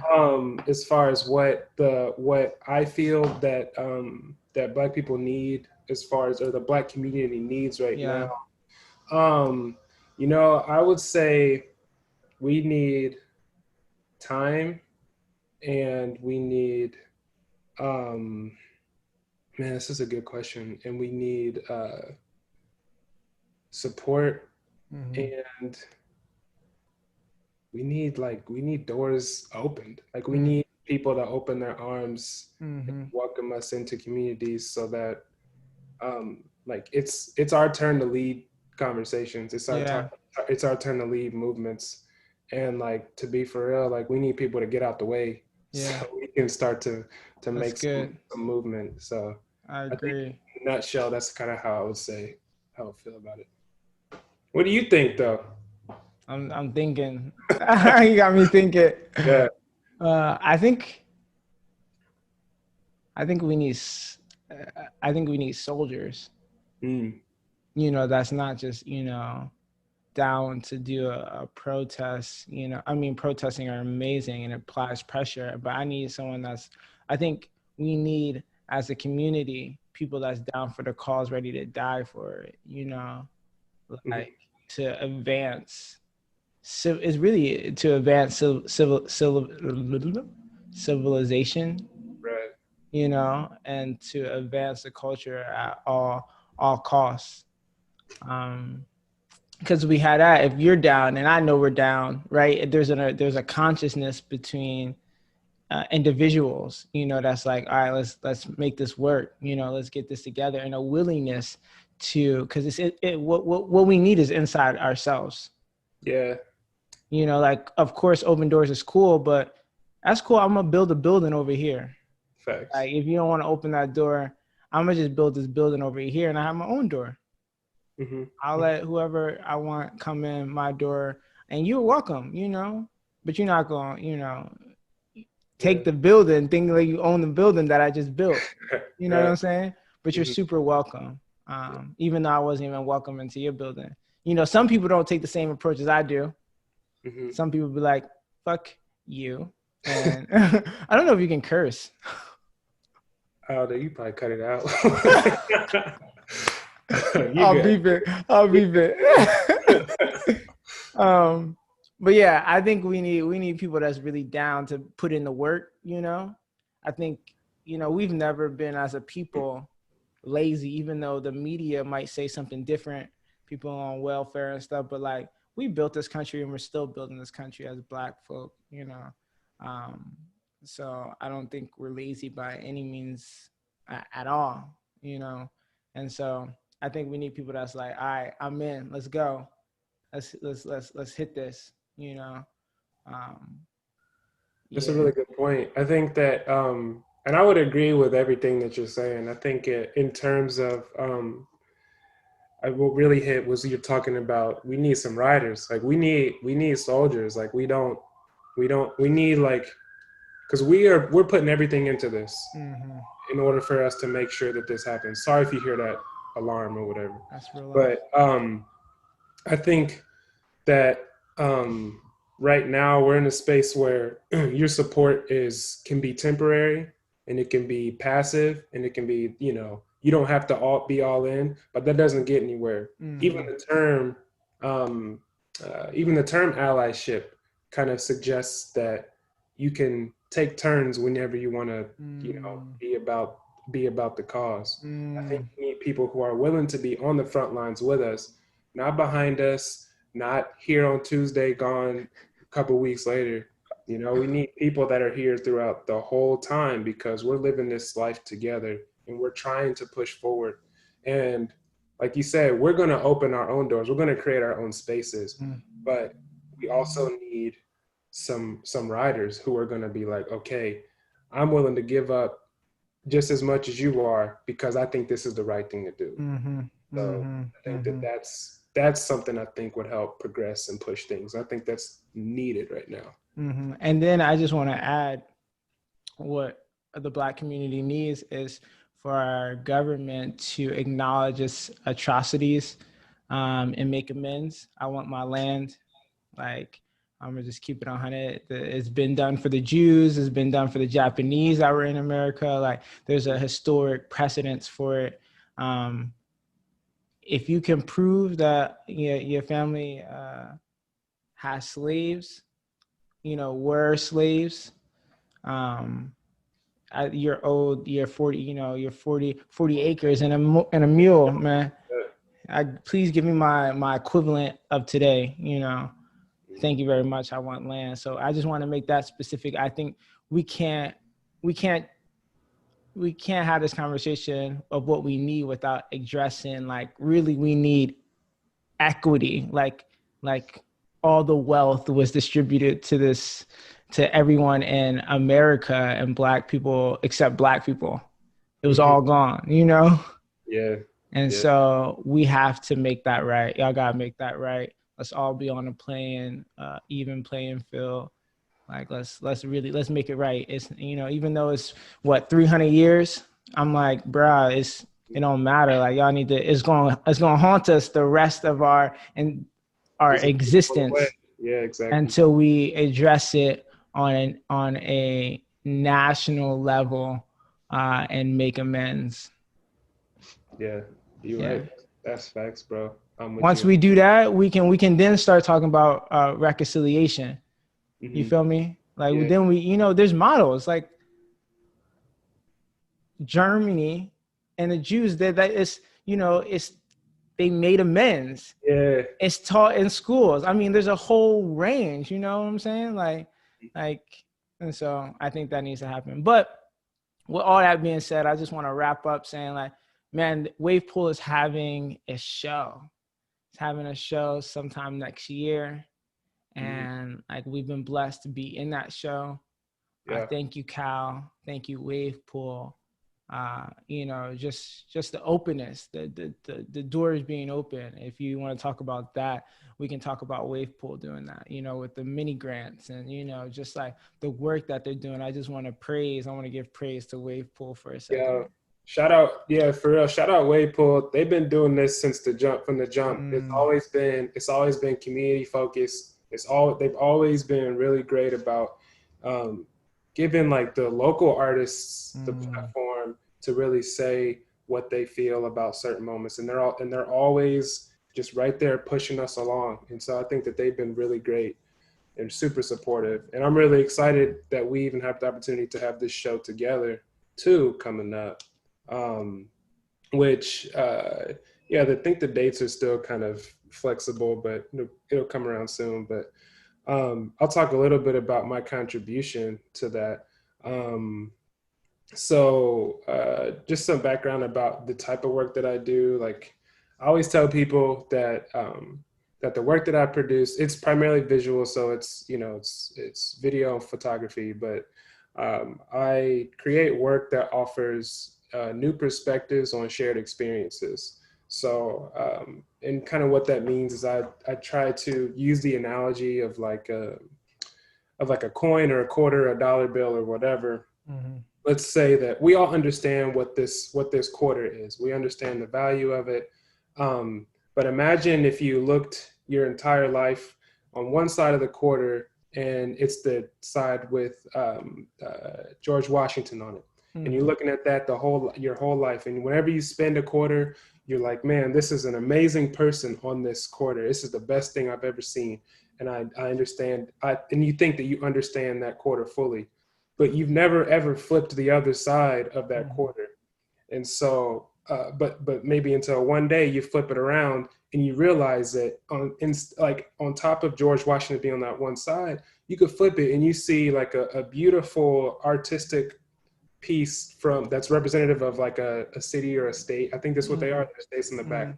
But if you never take the time to flip that quarter, of course it still holds its value, but now you understand a little bit more about the story that thing tells, and you have a better understanding of the process that quarter kind of went through. And I try to use that as an example for the type of work that I push. And so I use visuals heavily to show like a new wave of thought on like a common understanding just to potentially open up perspectives for people to think about some of the things, and just to kind of reframe the way that they think about the world and the way that they impact it. And all that to say, the work that I will be putting in is from a recent project, which is a self-portrait series that started out on social media, but it's kind of expanded beyond where, and it was, the timeliness was in response to the murder of George Floyd and the injustice that had been given and still given to Breonna Taylor and Ahmaud Arbery. But it had been built up over time, and the name of the project is Over Time. And so it's a series of self-portraits that kind of puts me in the foreground, explaining, or not explaining, but just like sharing different instances that I have been victim to racism and things of that nature on all different types of scales, whether it's through conversation, whether it's through actual police interaction. And the idea is to kind of just show the different variety of ways that we have to deal with all this crap on a day-to-day basis.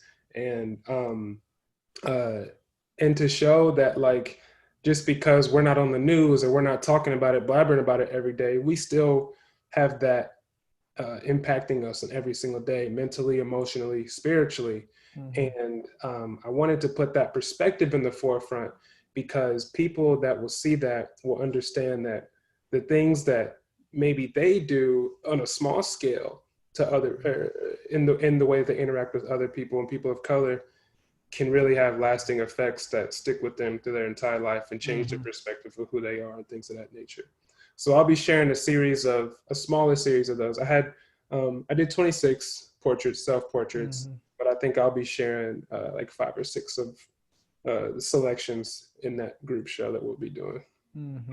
That's interesting, kind of like these microaggressions. You kind of giving these vignettes some microaggressions, and with these self-portraits. I want to, I mean, and I think that I want to get away from calling them microaggressions, because then that diminishes them and makes them a little bit smaller. They're micro in the sense that I'm still alive and I'm not getting murdered for these, and they're not blatant. But I think that their impact is just as great as some of the other ones, like whether it's the impact on me or the people that fall behind me or the people that are coming after me. I think they're all just aggressions, and they're day-to-day aggressions. So I don't know if we could put any weight to racism. Like you're not more racist than another person. Racism is there. So. Wow, it's great. I'm excited to see it in person. And like see it and see the physicality of it, and you know, I've only seen it really on a small, 2x2 inch screen. Right. So I'm excited. It's gonna be.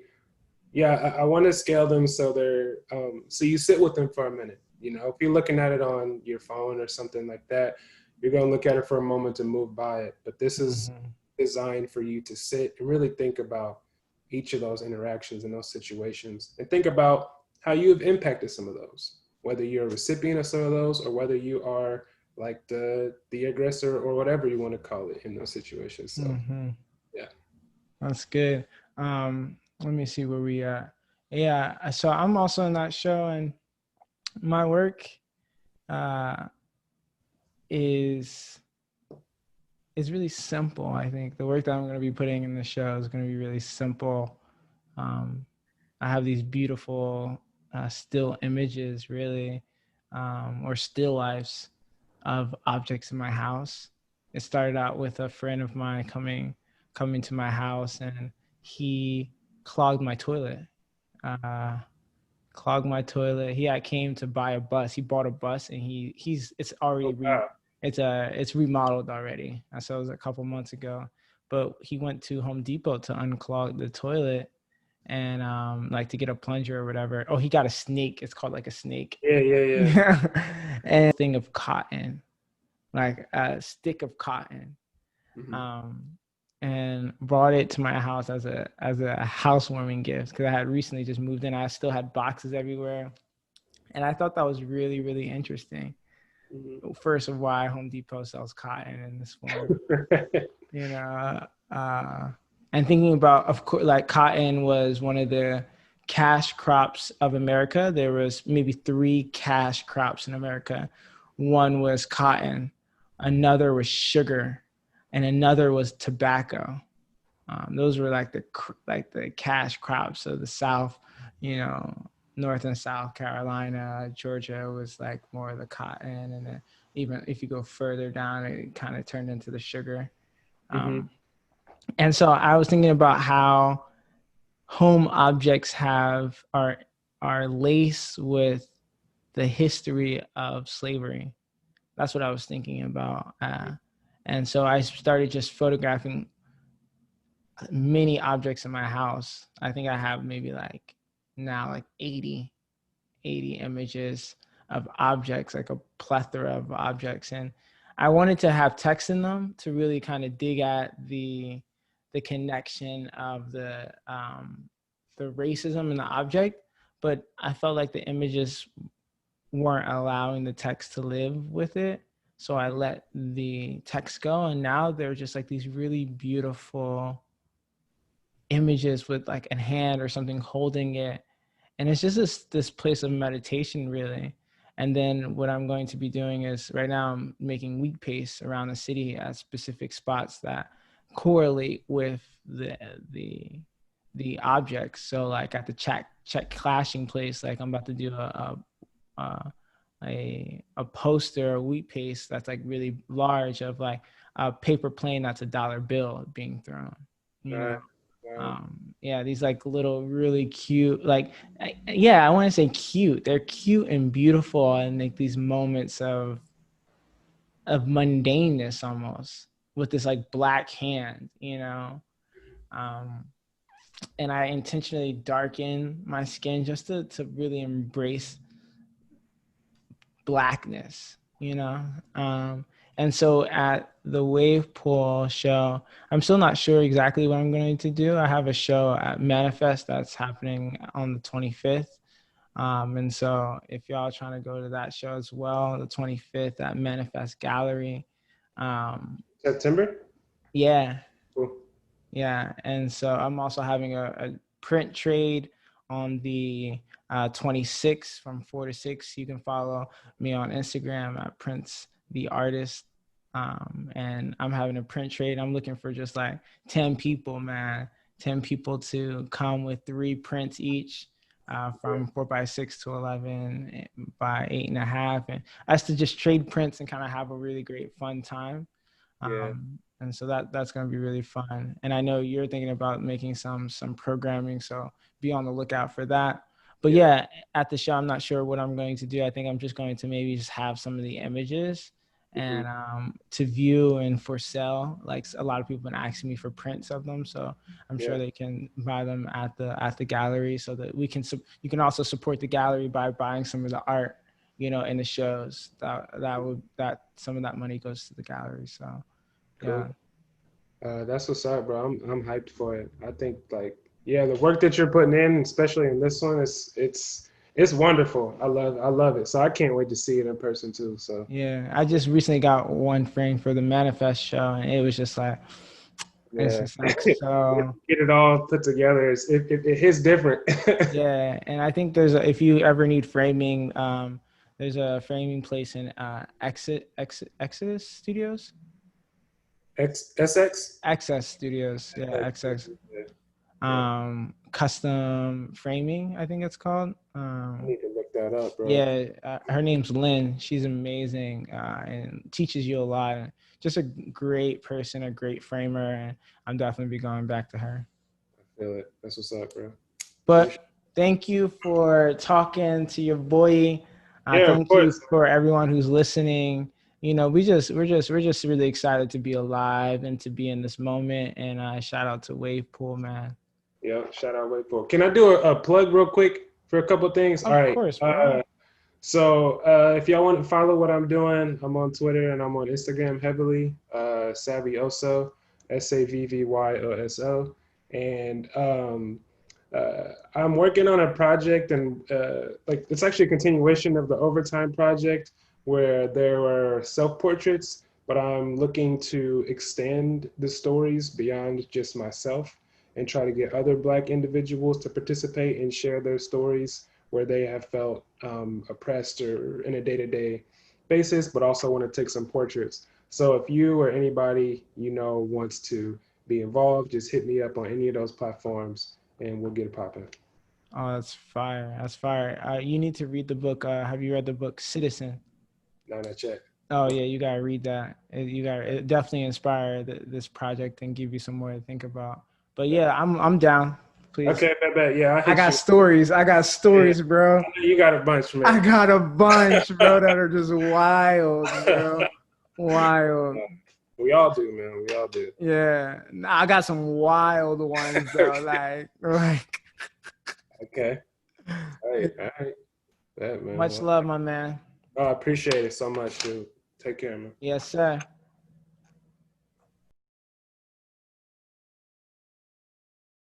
You, Prince Lang and Asa Featherstone, and thanks again to everyone online. We appreciate all your support, especially Chi-Chi. Today, Wave Pool is showcasing over 100 talented artists in a 24-hour art-making extravaganza. $10,000 this week, and so far we're holding strong around $780. So if you guys could undistract yourselves from Chi-Chi and go over, get your phone and text Wave Pool to 44321 to make your gift today. It would be very, very much appreciated. So thanks again to everyone for tuning in.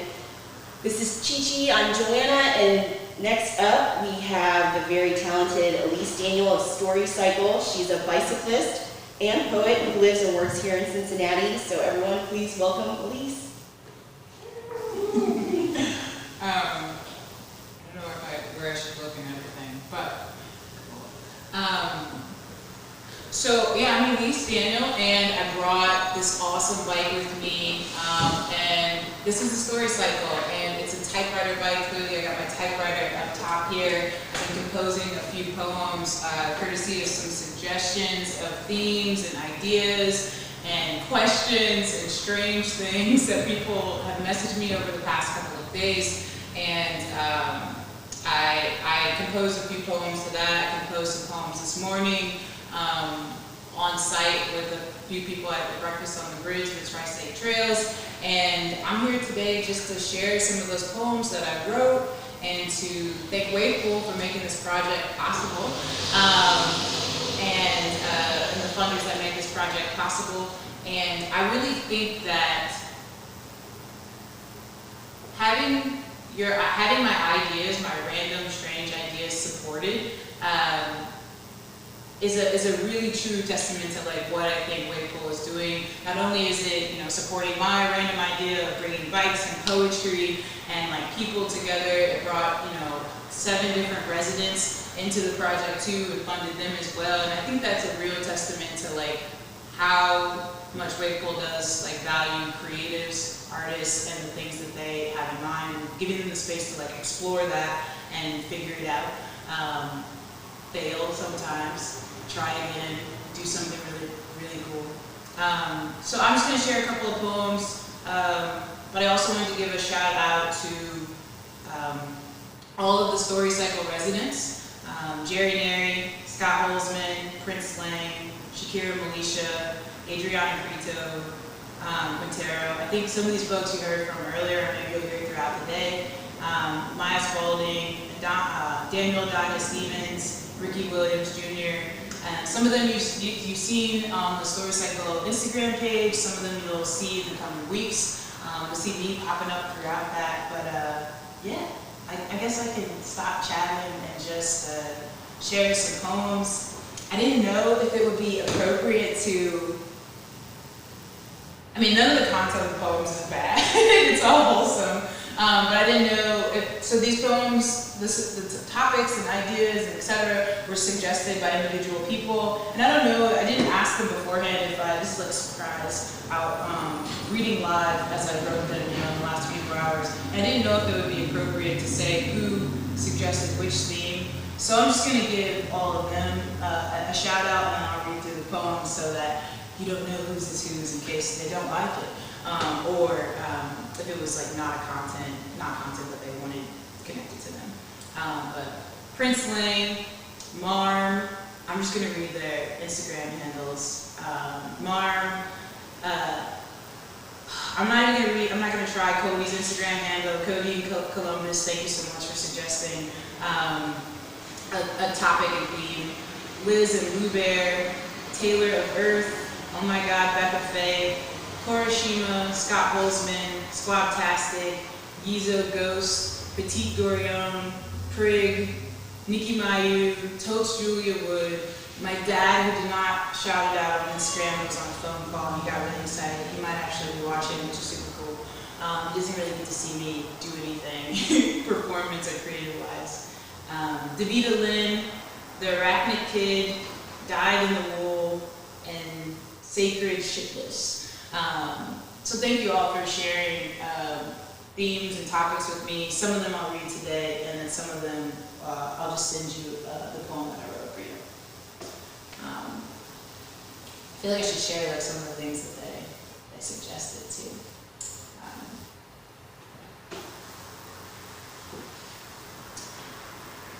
Love from a distance or impulsion.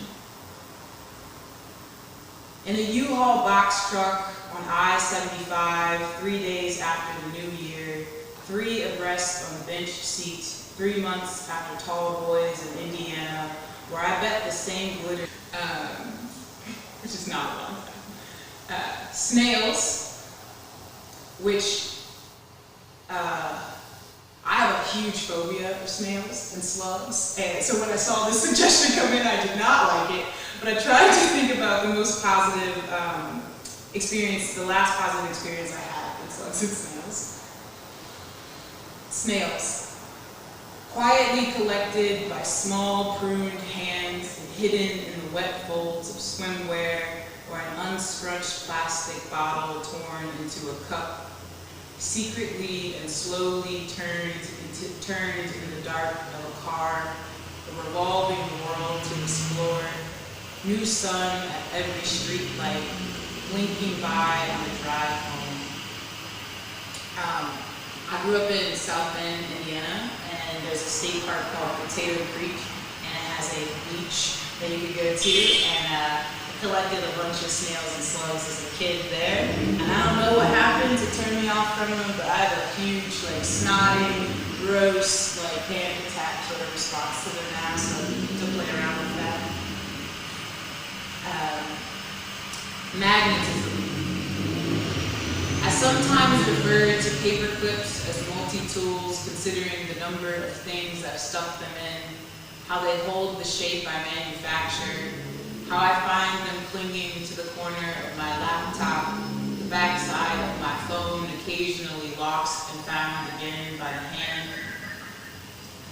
Magnetism, I think I just thought about, I didn't have anything real for that, and I just thought about all the paper clips sticking to my computer. Upon arrival,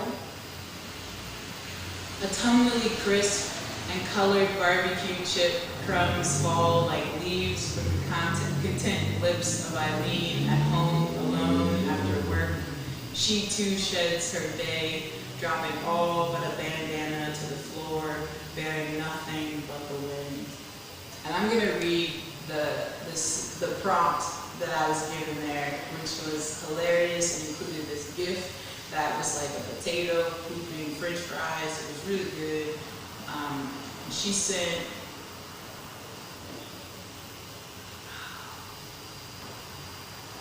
coming home from a long day, getting naked immediately, eating chips on your couch and sipping of bubbly water, chip crummies getting all over, hot nips and little back rolls, and the bliss of being alone. And that was very specific, and I really appreciated that response. And a number of folks asked me to write something about possums, which was prompted by these little baby possums that are kind of chilling in my back patio window, or like my apartment window in the back between this like trellis and like the panes. And I've been getting videos of them because they're around like a couple days at a time, disappear, and then they'll come back. And it's been really fun, and thanks for all the like cute messages and things like that, but there were like 7 adults that asked for a poem about possums. And I don't know if I did it justice, but possum. I understand what it means to freeze, to be so overwhelmed it all stops, and not because you directed it. Instead, an immobilization, like a breeze through open apartment windows, pushed across you and slams like a door shut. I have been the door. Have I ever been the wind? The window looking out at the patio, partially screened with 2 feet of dumpster trellis, 4 falls of debris as bedding among the hardened folds of mostly eaten tomato, skins and seeds settled beneath their 8 paws. The pair of possums sleep and breathe almost in unison. They're very cute.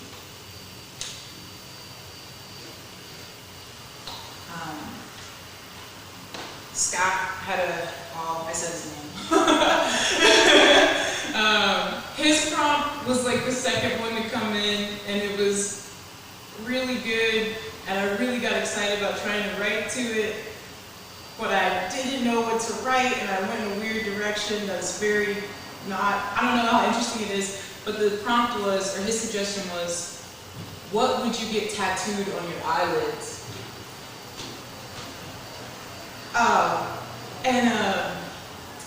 This thing has stuck with me ever since like watching Twin Peaks a long time ago, and there's a pillow that just says "swell gal," and I was like, that's what I would get tattooed on my eyelids, the term "swell gal" with like a period for like balance. So this is for Scott, swell gal. I'm imagining the aftermath, the way the body defends each peak, blossoming like a fire, akin at all to a smoky eye. Does punctuation mimic a mole? A beauty mark unseen until reflection anyway.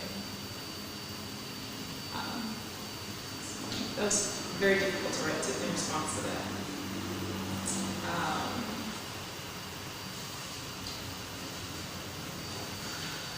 So the prompt for this one is missing a favorite shoe. Is it that I lost just one? Which? Would it matter to me more if the left remained and not the right? Or is shoe like fish or deer plural for the pair? And am I missing them as in longing to see and be with them again? Yes. I have wished to slide into a past I've since outgrown, to feel again what was then beautiful and right.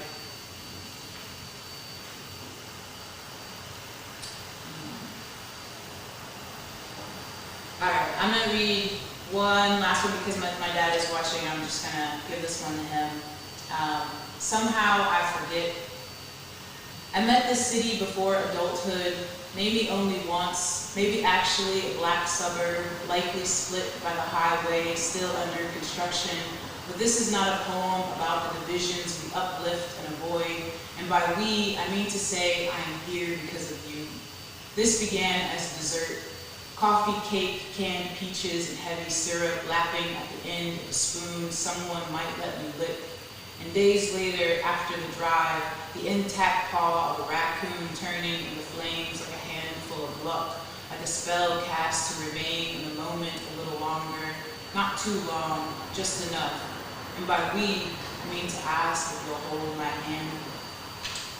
Thanks.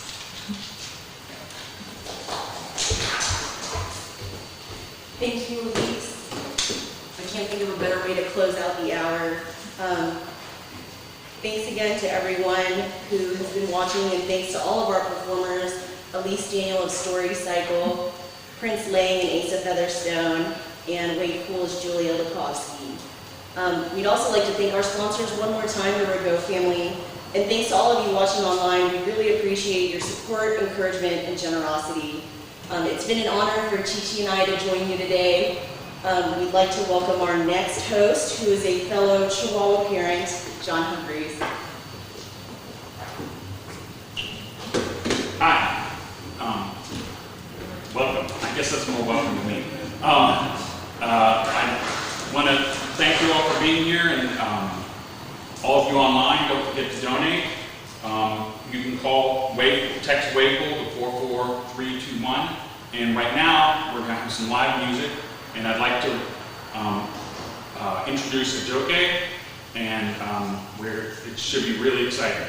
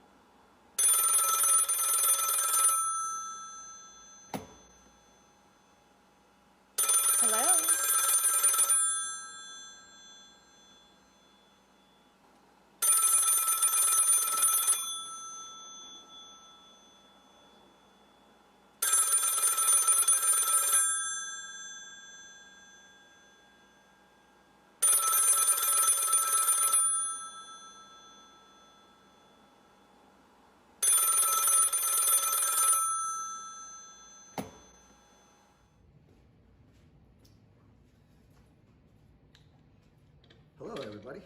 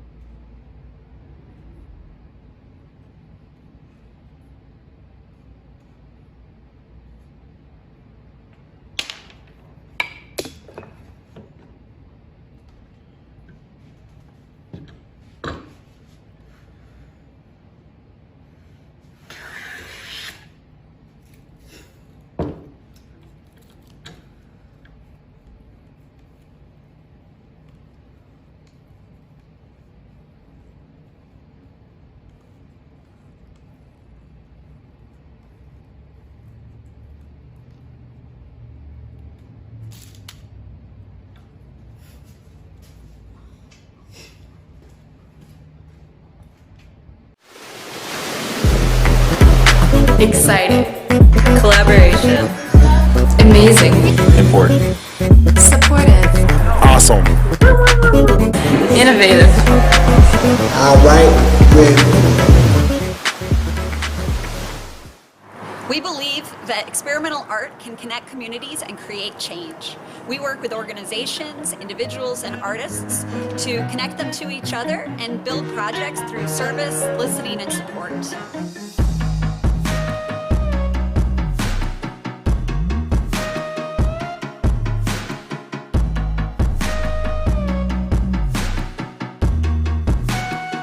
Awesome.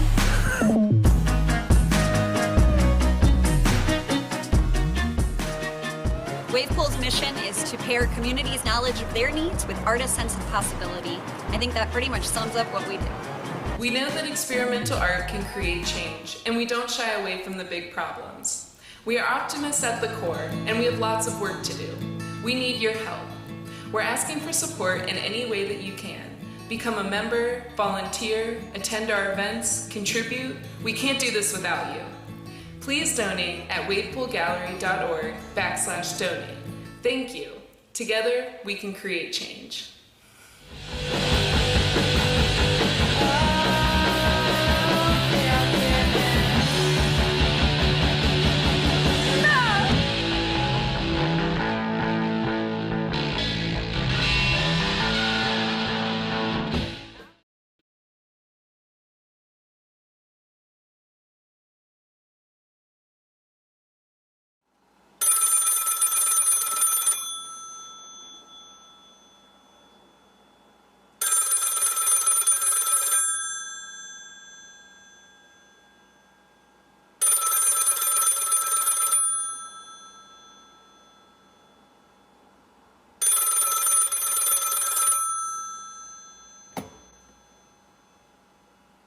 Hello.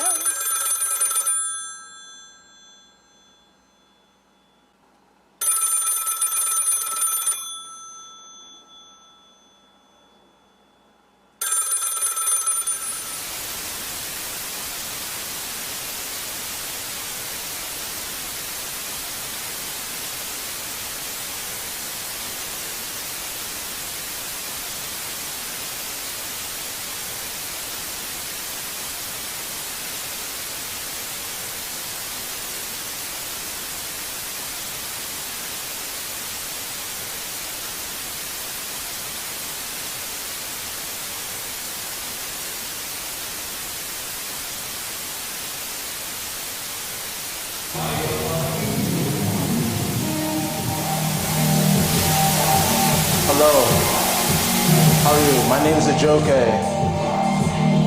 Tonight I'm gonna play some music for you. This one's called Leviosa. We want you to levitate, we want you to expand. My name is Ajoke. I'm gonna play some music for you. She wants savor, I'll be her flavor. Karma with the tail, no behavior. Leviosa. Meditate, be my co-star, levitate, visualize, get inside, double up, I feel alive. We see the molecular, we here we are regular, Leviosa, Leviosa, Leviosa, Leviosa. I never felt like this before. It's a wave and we about to hit the shore of Silence, you fools. You think you landed in life? Bound by the jewel? I'll cut that with the light. Centripetal code, next episode. Astral project to the moon, connect to the road. Ritual, visual, got the skulls, got the bones. Braided light with the tones, black and white, monochrome. Yeah, we marking the heads with the ones you calling your rulers. Erasing our past, got us mad, I'm about to go super saiyan. Not from this planet, not who you playing. I play the cries that you're praying. My ascendance, my attention, my amendments, my ascension. Yeah, hey. She wants savor, I'll be a flavor. Karma with the tail, no behavior. Leviosa, meditate, be my co-star. Levitate, visualize, get inside, double up, feel alive. We see the molecular. We here we are regular. Leviosa, Leviosa, Leviosa, Leviosa. I never felt like this before. It's a wave and we about to hit the shore. Up late, early morning, getting to the bread, haters yawning. Skirt in this moment. You want savor, I'll be a flavor. Karma with the tip, no behavior. Visualize, get inside, double up, feel alive. Seeing the molecular, we here we are regular. Leviosa, Leviosa, Leviosa, Leviosa. I never felt like this before. In a wave, and we about to hit the shore.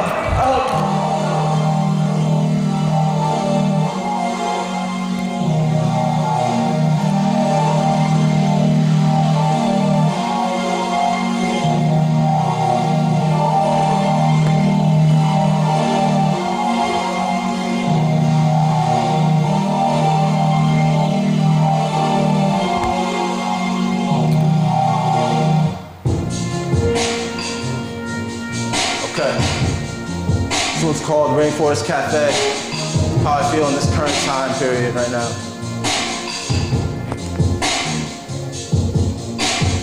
Black Afro man doing all that he can. Affected by the plight, then recycled like a can. Not a fan for the record, consented just for the remnants apparent. My descendants remember space on the cement's remanded. Chase on the river of damage, most of us running from anguish.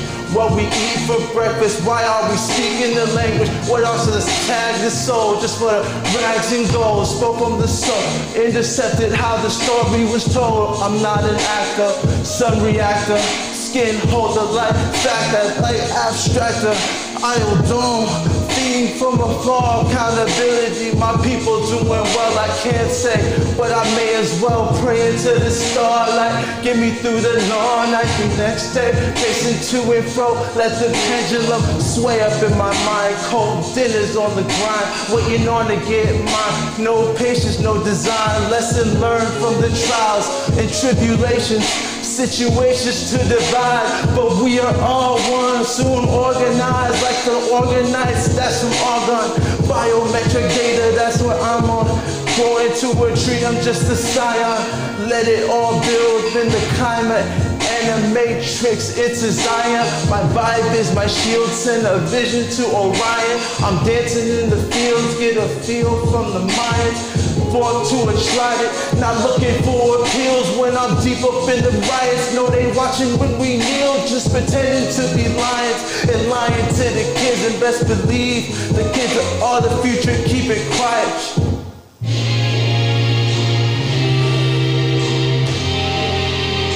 This one's called Bonds, talking about my relationship with the earth and the sky and nature.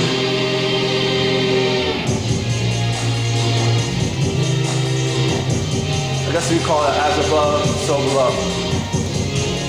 Yeah, yeah, whoa, whoa. La-di-da-di-da, dancing with tomorrow, trancing with the wind, and I'm feeling on the water. Copacetic vibes, all up in the solar, checking on this vibe, reflected in the aura. Order, industrial complexity, soda, cola, bubble in extremities, Yoda, hola, tell me what's my remedy? My hands beat into the earth, breathe electricity. Whoa. Yeah, yeah.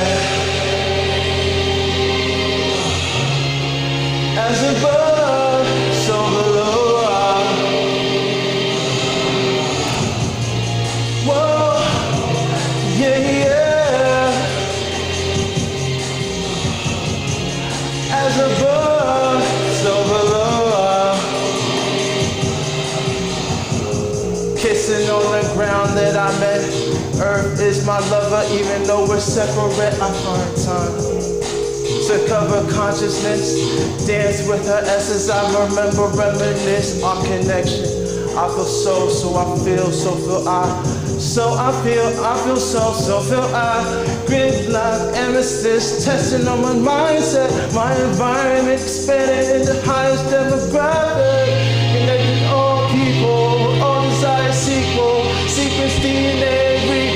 Diving in the deep end, ancestry mode, past life medium, connecting energy, I can see you equal, oh, yeah, yeah, yeah, yeah, whoa, hey, yeah, whoa, as above, so below. Yeah, yeah, whoa,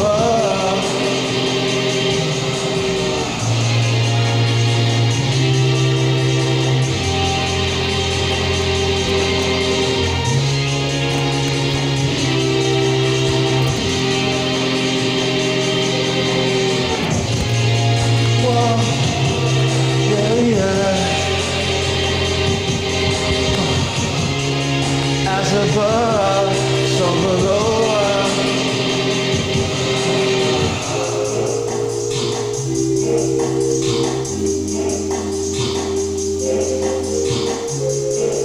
As above, so below.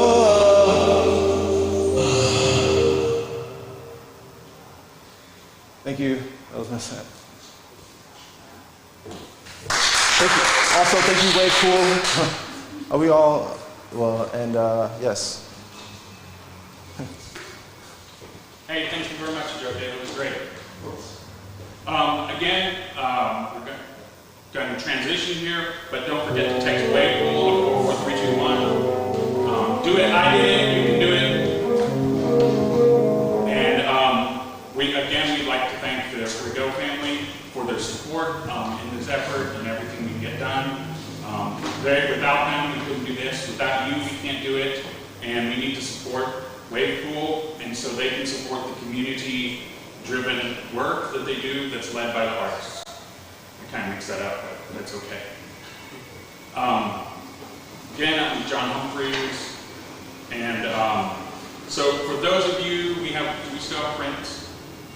Okay, so we still have some prints available, hanging out around here somewhere. Beautiful pink prints with silver on them. And for anyone who donates more than $50 right now, you'll receive one of those as a thank you gift.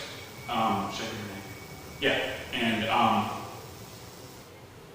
so donate $50 and you'll get one of these amazing prints. They're beautiful, about this big, pink, embossed.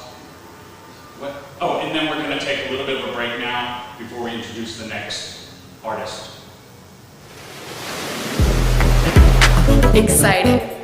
Collaboration. Amazing. Important. Supportive. Awesome. Innovative. All right, good. We believe that experimental art can connect communities and create change. We work with organizations, individuals, and artists to connect them to each other and build projects through service, listening, and support.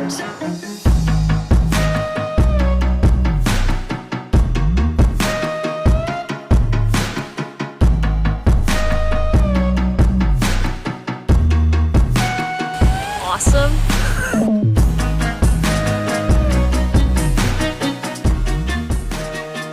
Wavepool's mission is to pair communities' knowledge of their needs with artists' sense of possibility. I think that pretty much sums up what we do.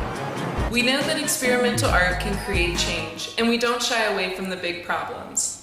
We are optimists at the core, and we have lots of work to do. We need your help. We're asking for support in any way that you can. Become a member, volunteer, attend our events, contribute. We can't do this without you. Please donate at wavepoolgallery.org/donate. Thank you. Together, we can create change.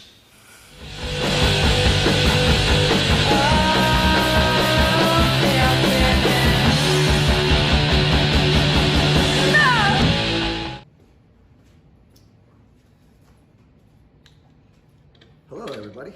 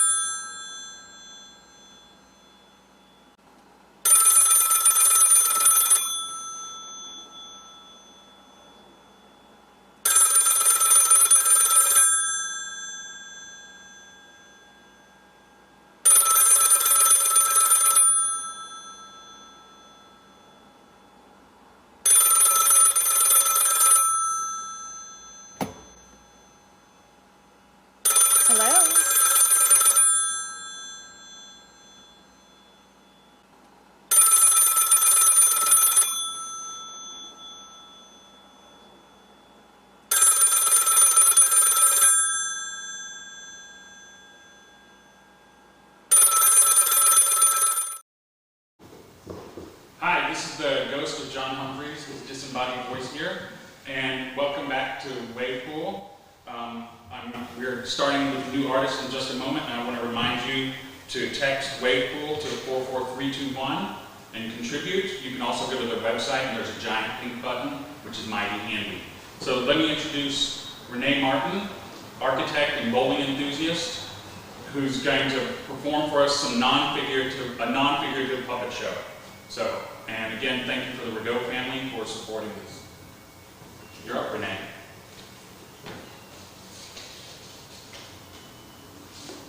They're turning on some music. It should be amazing. Everyone.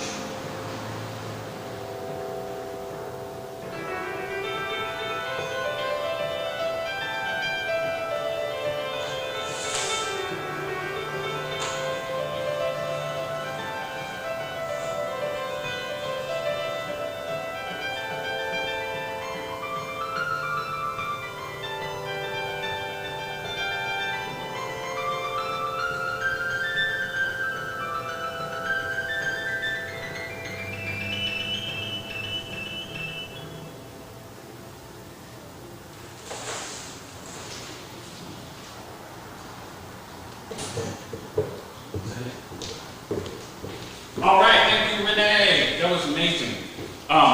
So we're going to transition into some more into a video in just a minute, and I'd like to announce with my disembodied voice again that we're over $1,000 because people are pushing the big pink button and texting WavePool to 44321. And we'd like to thank the Rigaud family for support this hour, and we'll be starting with a studio tour by Gabby Roach.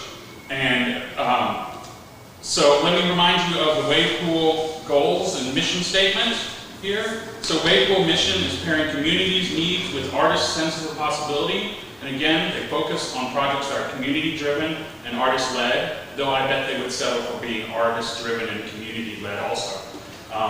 So the whole event tonight is sponsored by Carol and Ed Rigaud, and we want to thank you for your support. Again, text WavePool to 44321 or push the big pink button. Hi, I'm Gabby Roach. This is Art Cubed, and this is a segment for the Not Just for Show Telethon, WavePool's 2020 online fundraiser.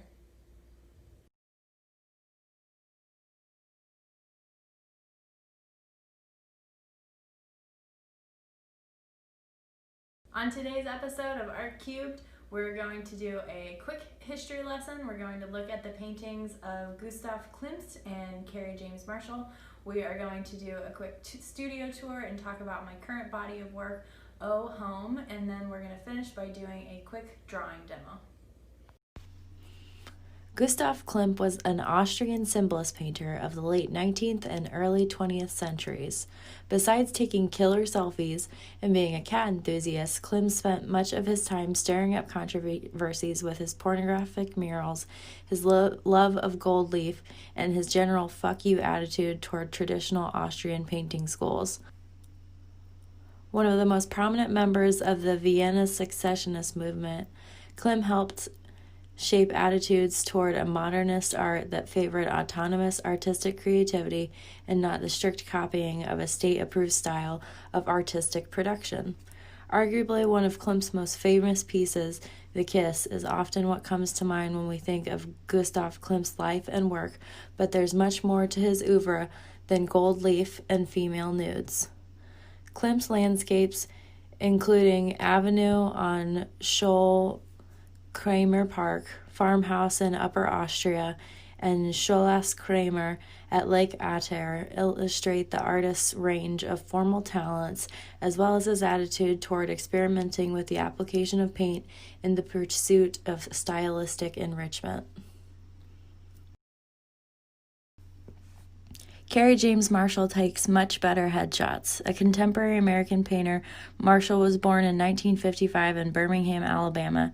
He lives and works in Chicago, Illinois. Marshall says of his own work, "I'm acutely aware of and obsessively invested in how the narrative of art history is structured, and the burden that history imposes on artists ambitious enough to dream of being part of it. Black artists have not really been significant players in that narrative for very long. It's only in the middle 20th century that you start seeing Black people making artworks that were important enough to talk about in relationship to that history. So the challenge is to gain an uncontestable place in the pantheon of art history without surrendering the desire to make pictures with Black figures." It's not hard to see that Marshall is an expert draftsman and painter. What's more, he finds ways to insert abstraction into his representational images, enhancing the beauty and complexity of the images and guiding the viewer toward new avenues of sight.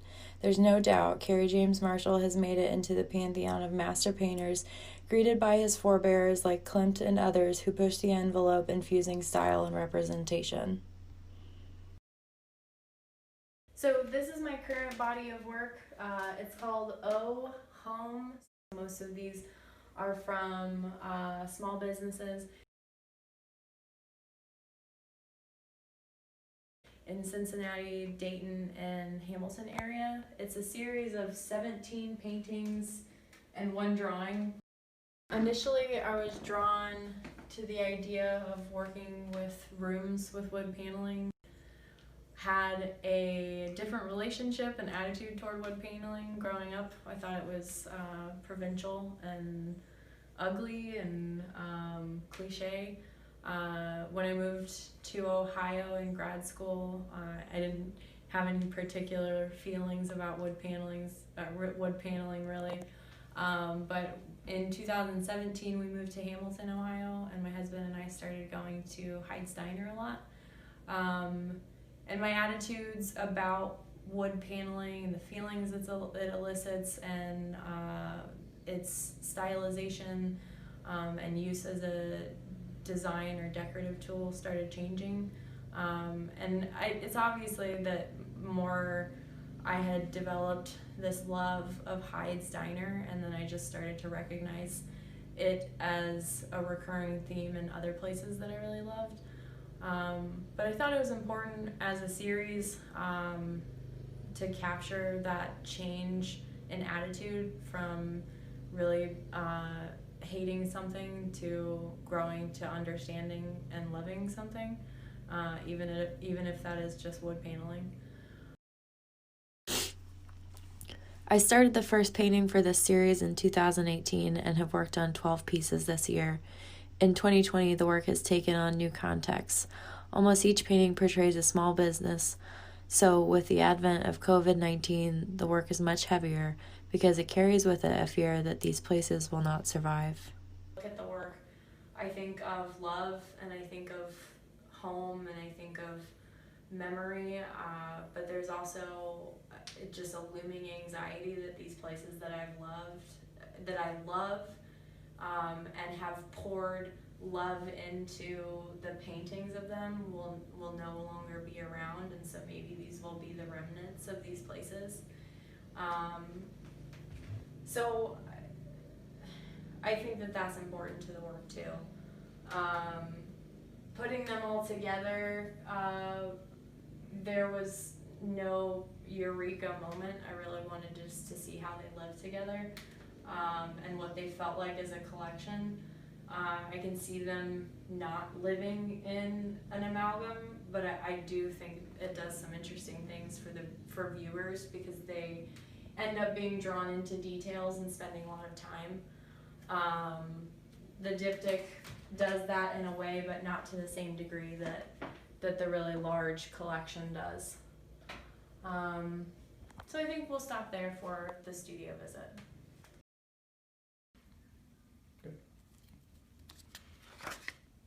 This drawing was when I was teaching technical drawing, and I was looking at isometric views.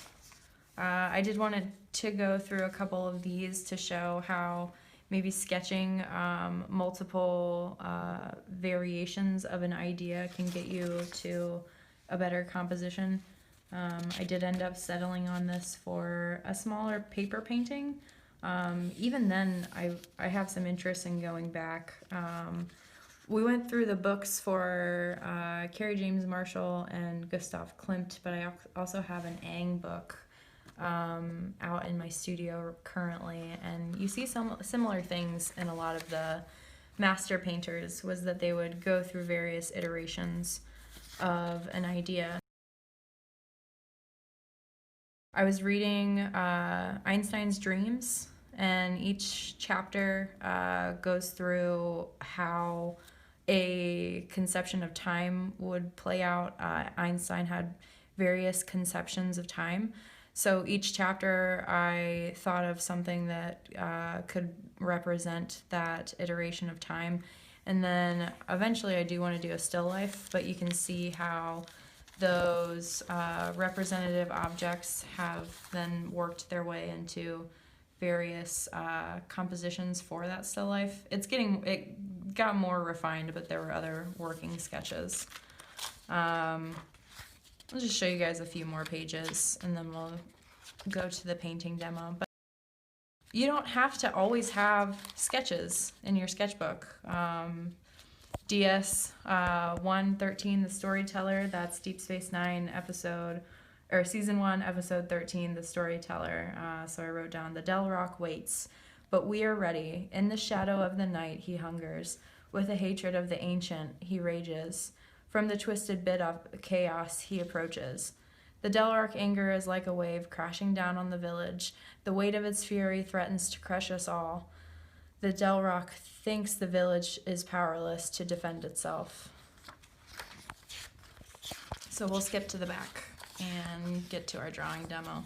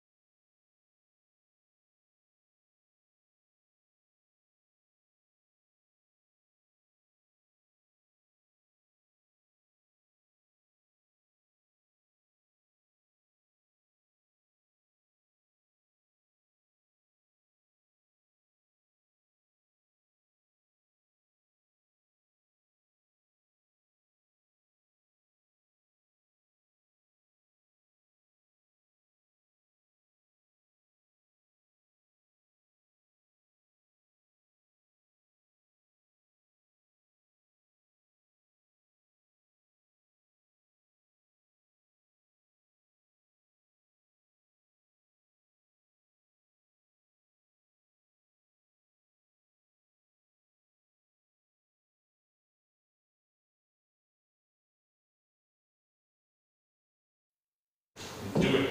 Hi. Oh, there we go. I'm John. I'm back, and we have some really great stuff coming up. First thing you should do is text Wavepool to 44321, or go to the website and push the hot pink button. Speaking of hot pink, if you give $50 or more, we have a McCartney Greer original print that is numbered, hand-colored, and has great advice. I'll cover at the next break between our artists. What we're going to do right now is there's a group of young women that meet here as a quarantine moderators, and you're going to hear them critique some art with Rachel Hammerline, Girls Club Looks at Art, and again, sponsored by the Rigaud family. And before we're going to start, you're going to text WAVE to 44321. All right, let's hit it.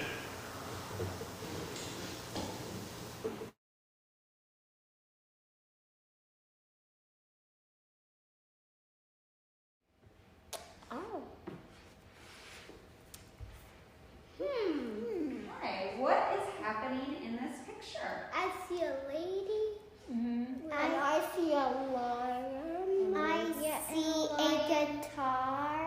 I see a pot. So you guys I see the moon. You guys are noticing a lot of things, but what's happening? The lion is sniffing the woman. And what's the woman doing? Sleeping. What do you see that makes you say that the lion is sniffing the woman?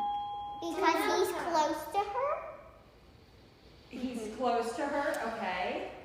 What more can we find? Mountains and moons and skies and stars. Do you see an expression in the lion's eye? Yes. What is it? It's like serious. Serious. I think the woman is dead. You think she's dead? What do you see that makes you say that? Because she's laying on the ground with a stick in her hand. Oh, okay. She's laying on the ground with a stick in her hand. And she has a dress on. and the beautiful guitar. Maybe she was playing the guitar, and then she got dead, and then the lion came and then sniffed her. No, maybe she's and I see a ukulele. Maybe she's sleeping. Maybe it's a ukulele. What do you see that makes you say that she's sleeping? Her eyes. And her even that pillow. Oh. Yeah. And it's the same design of the stripes and the same color. Wow. Anything else we can find? No. Okay, we'll move on to the next picture. That was called the sleeping lady, by the way. Okay. What is happening in this picture? They're holding up numbers in half of the order. No, they're drawing numbers on a chalkboard, a really big chalkboard. Yeah. Okay. And they're writing 2, 3, 4. Yeah, 2, 3, 4. And they have different colors, so it's on a dress. And they have black skin with black hair. And they all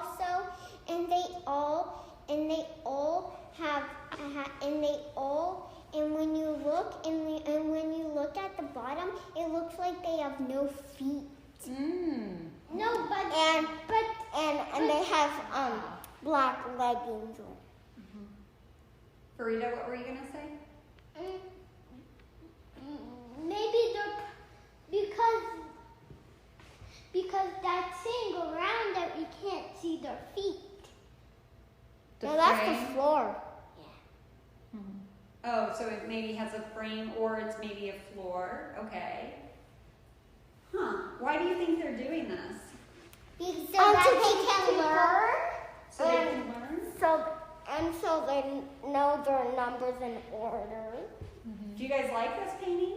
Yeah. It's just like school. Yeah. Maybe they are at school.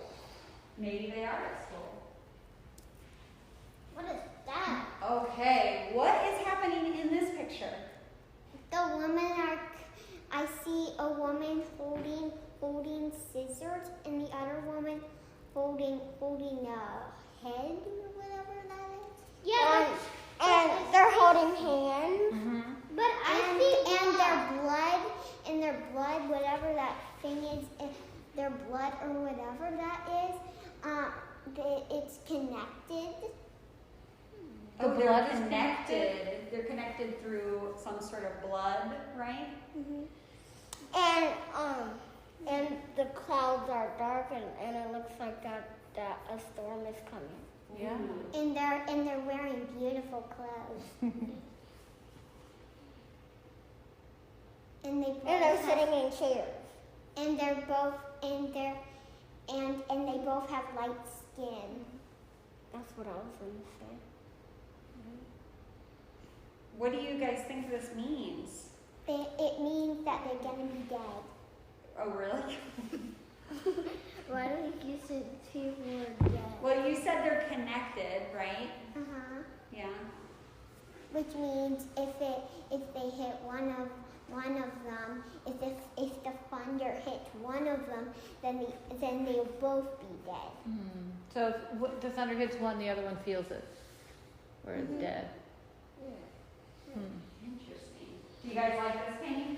Yeah. No, it's creepy. Yes, creepy. No, it's not. Yes, it is. Kind of creepy. The last one wasn't. Okay. What? That's a different kind of painting. There's an eyeball on it. There's an eyeball on it. And there's designs. Oh, I noticed something. It's a monster. And there's faces on those. Faces. They have eyeballs. And they're all surrounded, and it's all painted in yellow and red. And one of the faces has 5 eyeballs. Yeah. Yeah, that's so creepy. So what do you guys see that's happening in this picture? I think that the monster is eating all these humans, and so it's And so that's why all these heads are inside. Wait, there. one of the faces has 2 eyeballs. What do you see? So hang on, you guys. What do you see that makes you say that the monster is eating all the humans? The eye, it sucks up. What do you see in the picture? What do you see in the picture that tells you that that's what's happening? Because the eye is red, because sometimes I see that in shows, kids cartoon, and I think that's what it is, because there's a big red hole, then they suck up all of the people with the eye, so that's why I just found the one with 5 eyes. Where? Yeah, that's what I said. And 2 eyes. And they sucked up the people. Wow. What else do you see that's happening in this picture? That the eyeball has eyelashes under and up top. Hi, Mama. And that there's eyelashes all around it. And how about this picture? Do you like this picture? Yeah. All right. What is happening in this picture? Someone's trying to carry berries on their back. What do you see? Hang on. What do you see, Victoria, that makes you say that? The basket and the berries. Okay. And that rope. Someone's dead. Yeah. Someone's dead. And someone's wearing a hat. And they're dead. No! Laura, what do you see that makes you say that? Because someone's falling down. Oh, No, they're not falling down. I think it's heavy, so they're like crawling. So maybe they're falling down. Maybe it's just heavy, so they're trying to get up. Maybe this old woman, maybe this woman over here is trying to help him carry those berries, and he is falling down. What do you see that makes you say that the woman might be helping him? Because she's carrying them. Yeah, her hands on the basket. And I think that is because she's afraid that rope is going to break. Because it's heavier because it's lighter than the berries. It was 1935. Yeah, look at that. It was last year. No, that was a long time ago. But I like that you're finding information under the picture. Yeah. And the guy is wearing sandals. Yeah. Yeah, boys can wear sandals too. So, what Anything page else? is this? I think that's the last picture we have. Do you guys have anything to say about this picture? I think it's not creepy. Yeah. I think it's helpful. Oh, okay. I think it's helpful too. No, it isn't. He's sleeping. Opinions. Yeah, thanks, Cal. Yeah, that was it.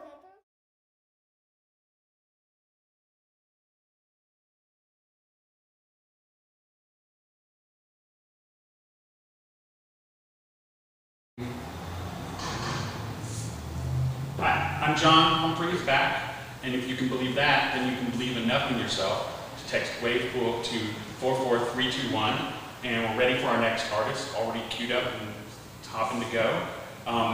One last thing, one moment, is if you text or if you contribute over $50, you'll get an original broke her name. What did I say? McCartney Greer, how about that?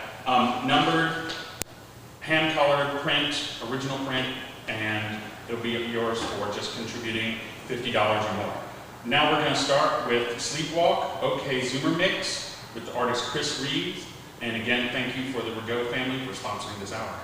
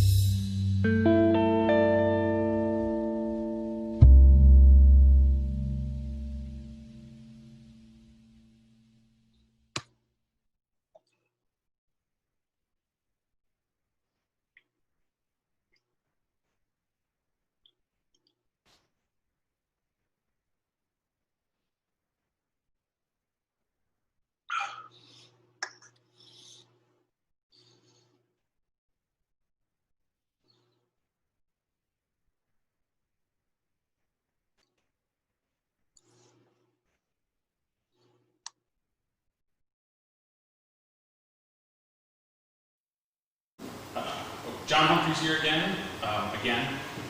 Thanks for spending the hour with me. Again, also thank you for everyone who contributed this hour. You can too by texting WavePool to 44321, and I'm going to hand it over to Ian, and he'll take you through the next hour. Thank you. We're good? All right, are we live? All right. G'day, all you blokes and Sheilas. I'm your host for this hour, the one, the only Ian Simpson. Not to be confused with Ain Simpson. I never met the guy, but apparently we spell our names the same way. Now, I'll be with you for this hour of Not Just For Show, which is WavePool's telethon and variety show in which we're featuring more than 100 artist performances to raise money for WavePool's artist programs and social initiatives. Now, unfortunately, bad news, you won't see myself performing this weekend. I know.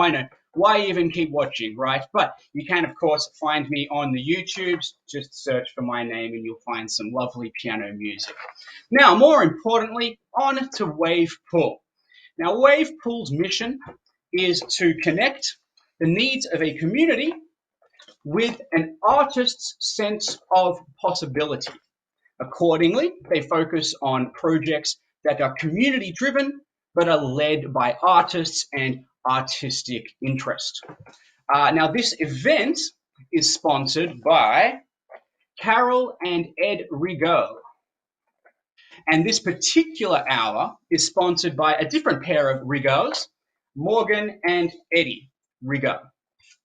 So, on behalf of the Rigauds and WavePool, I thank you for your support. And speaking of support, WavePool is a 501c3 organization. Now, I'll save you the effort of having to look that up or even trying to commit it to memory, but that means it relies on donations. So, to make your donations to WavePool from your phone, text WavePool. Now, that's one word, WavePool. You want to text that to 44321. That is 44321. Or you can visit the website wavepoolgallery.org. In addition, if you donate $50 or more right now, this very second, you will also receive an amazing signed limited edition print by artist McCartney Greer called Q-Teen, as in quarantine. Now, this is my shoddy, knockoff. You don't want to get your hands on this one, trust me. But the other one, the real one, looks a lot better than this. I can assure you of that. Okay, now let's get to this particular hour of performances. This hour includes magnificent performances from none other than Chow Pham, Marlene Steele, Yoshi Nakamura, and I should note that Yoshi is currently the artist in residence at WavePool, and finally, And Black, pronounced And Black. Okay, so to start the hour, we have Cincinnati guitarist Chow Pham performing a variety of song covers. Take it away, Chow.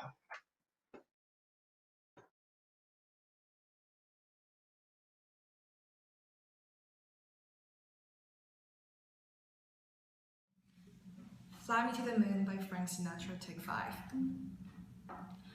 Fly me to the moon and let me play among the stars.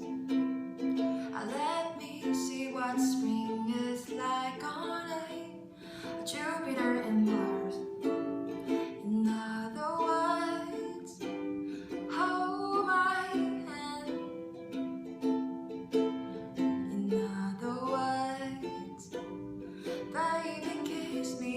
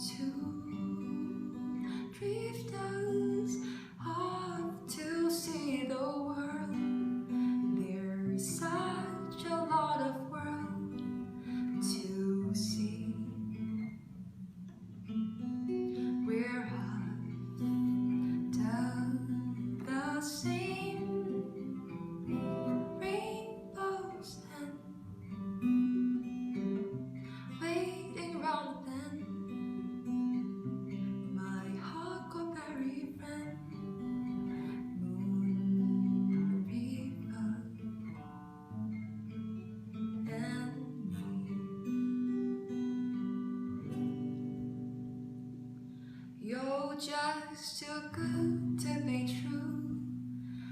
I can't take my eyes off you. You'll be like heaven to touch. Oh, I wanna hold you so much. At long last, love has arrived, and I thank God I'm alive. You're just too good to be true. I can't take my eyes off you. Pardon the way that I stare.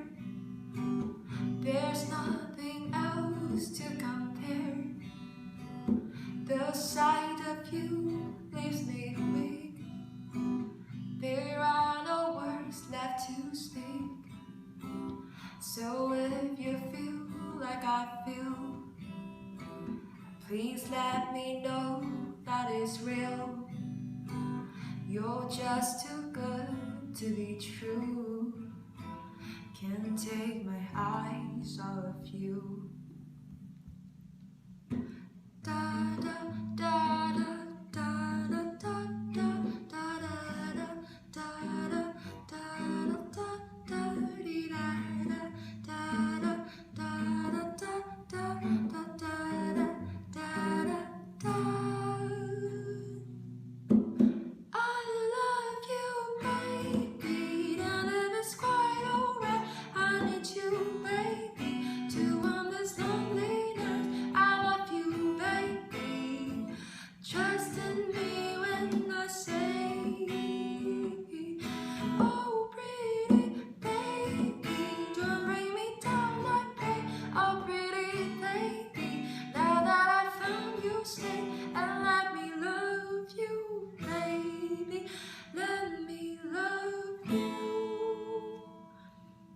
And you're just too good to be true. Can't take my eyes off you.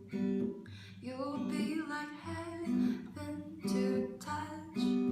I wanna hold you so much. At long last, love has arrived, and I thank God I'm alive. You're just too good to be true. Can't take my eyes off you. Pardon the way that I stare. There's nothing else to compare. The sight of you leaves me weak. There are no words left to speak. So if you feel like I feel, please let me know that it's real. It's all of you.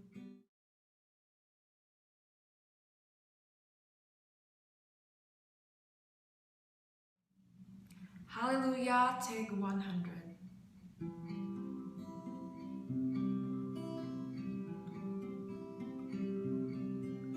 I heard there was a secret chord that David played and it pleased the Lord, that you don't really care for music, do you?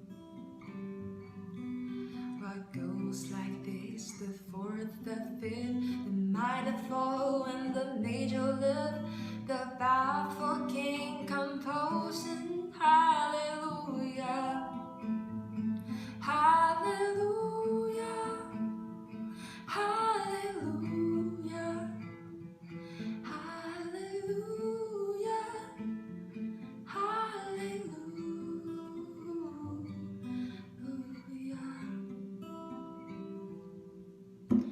Your faith was strong, but you needed proof. You saw her bathing on the roof. The beauty in the moonlight overflew. She tied you to her kitchen chair. She broke your throne and she cut your hair.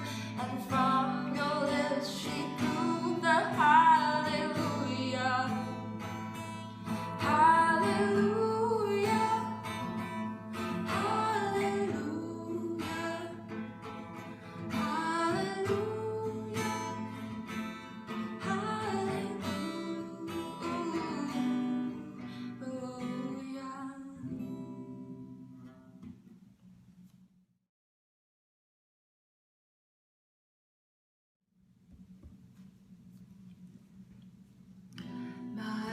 she's got humor. She's a giggle at the funeral, knows everybody's disapproval. I should have worshipped her sooner if the heavens ever did speak. She's the last true mouthpiece. Every Sunday's getting more bleak. A fresh poisoned each week. We were born to see, heard them say it. Church offers new absolute. She tells me worship in the bedroom. The only heaven I'll be sent to is when I'm alone with you. I was born to see, but I love it. Command me to be well. Amen. Amen. Amen. Amen. Take me to church, I will worship like a dog. That's right of your lies, I will tell you my sins. You can sharpen your knife. Offer me that deathless day. Good God, let me give you my life. Take me to church, I will worship like a dog. That's right of your lies, I will tell you my sins. You can sharpen your knife. Offer me that deathless death. Good God, let me give you my life. If I'm a pagan of the good times, my love is the sunlight to keep the goddess by my side. Street demands a sacrifice to drain the whole sea. Get something shiny and something made for the main course. That's the fine looking high horse. While you got in the stable, you got a livestock faithful. That looks tasty, that looks plenty. This is hungry work, and take me to church. I will worship like a dog. That's right of your life, I will tell you my sins. You can sharpen your knife. Offer me the deathless day. Good God, let me give you my life.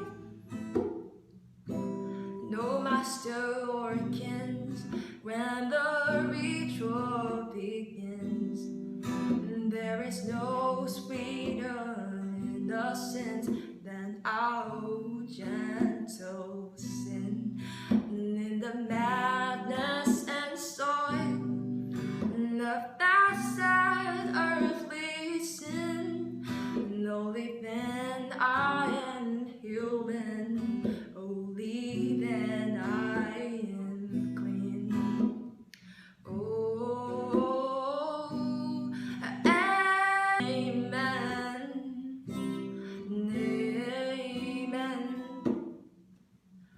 Take me to church, I will worship like a dog. That's right of your lies, I will tell you my sins. You can sharpen your knife. Offer me that deathless day. Good God, let me give you my life. Take me to church, I will worship like a dog. That's right of your lies, I will tell you my sins. You can sharpen your knife. Offer me that deathless day. Good God, let me give you my life.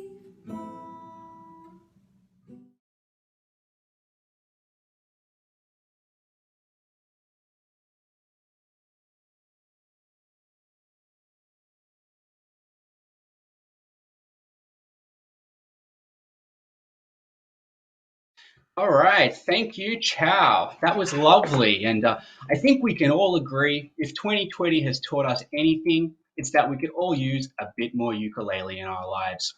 Now, for those of you just tuning in, I am your host for this hour, Ian Simpson, on behalf of Wave Pool, a Cincinnati-based organization that is committed to artistic projects that are community-driven.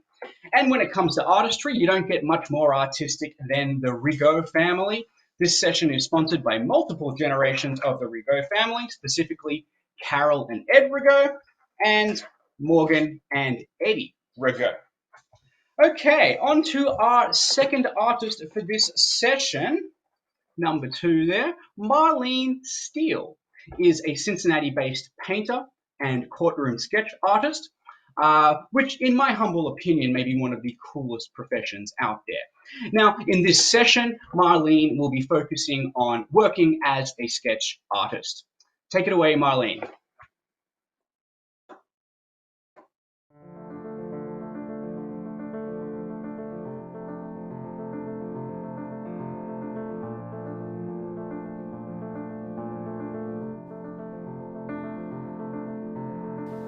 Hello, my name is Marlene Steele.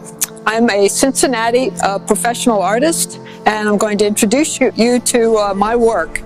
I'm a member of the Portrait Society of America, and I am also a volunteer ambassador to the state of Ohio with that society, and I'm a member of the Cincinnati Art Club.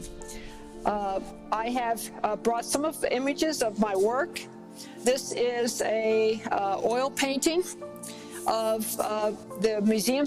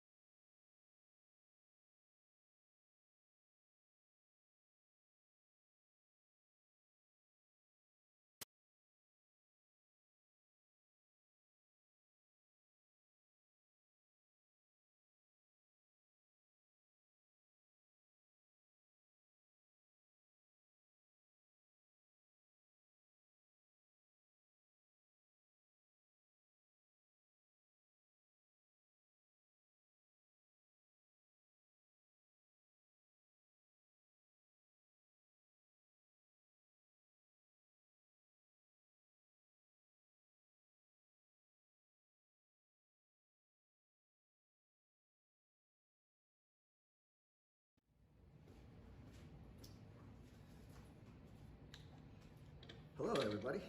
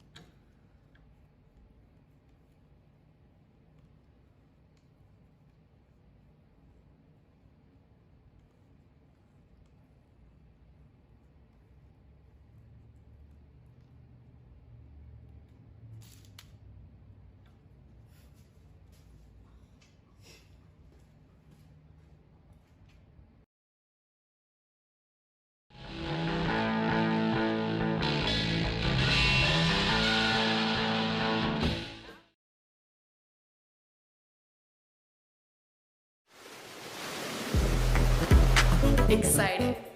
Collaboration. Amazing. Important. Supportive. Awesome. Innovative. All right, with We believe that experimental art can connect communities and create change. We work with organizations, individuals, and artists to connect them to each other and build projects through service, listening, and support.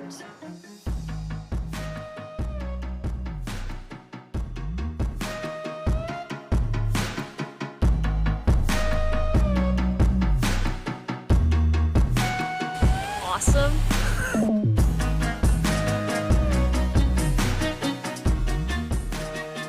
Wavepool's mission is to pair communities' knowledge of their needs with artists' sense of possibility. I think that pretty much sums up what we do.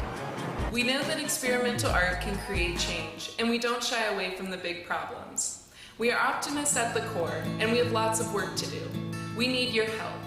We're asking for support in any way that you can. Become a member, volunteer, attend our events, contribute. We can't do this without you. Please donate at wavepoolgallery.org/donate. Thank you.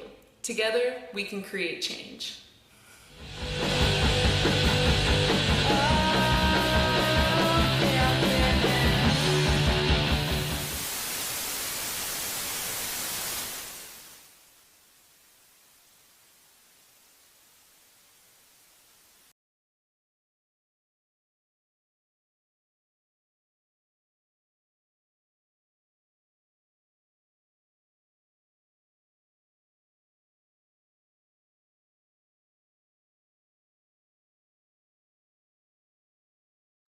Folks, we apologize about the technical difficulties you just witnessed. We'll be hearing from Marlene very shortly. Now, for those of you just tuning in, I am your host for this hour, Ian Simpson. And if you're watching this, then you most likely know of who we are and what this is all about. And if that is not the case, well, then, boy, do we have a surprise in store for you. No, you haven't stumbled across a dark web version of The Price is Right. Even better, you're watching Not Just for Show, which is Wave Pool's telethon and variety show in which we are featuring more than 100 artist performances to raise money for Wave Pool's community-driven artist programs and social initiatives. Now, our originally slated third performer, will be our second performer in this hour, we have Yoshi Nakamura. Now, Yoshi is currently the artist in residence at Wave Pool. Originally from Japan and new to Cincinnati, Yoshi recently received his MFA from Maryland Institute College of Art. Yoshi describes himself as hearing impaired, but that doesn't stop him from creating not only paintings, but also audio work. And in fact, much like the greatest of all hearing impaired artists, Beethoven, I suspect that Yoshi's work will reveal that sometimes such sensory deficit can often be a boon to one's art and not a burden. Take it away, Yoshi.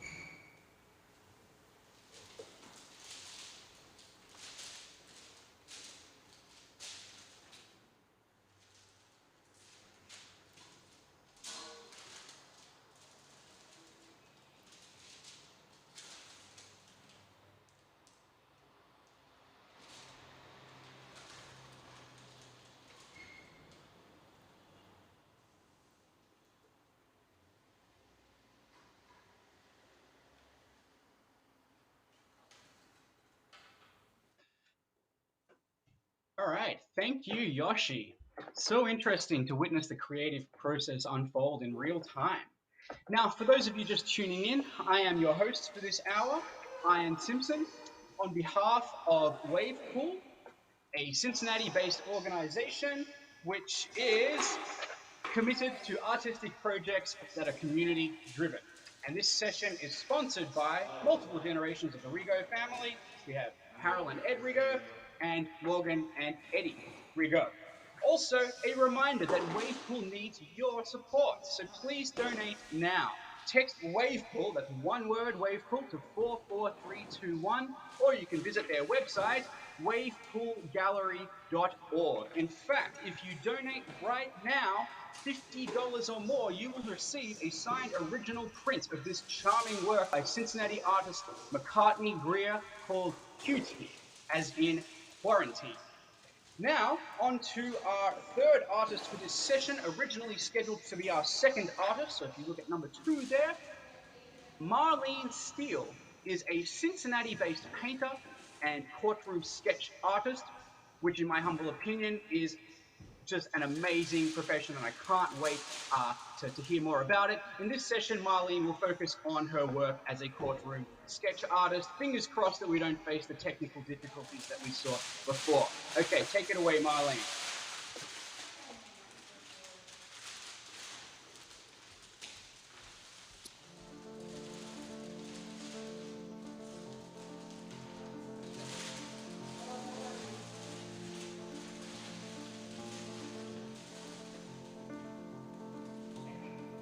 Hello, my name is Marlene Steele.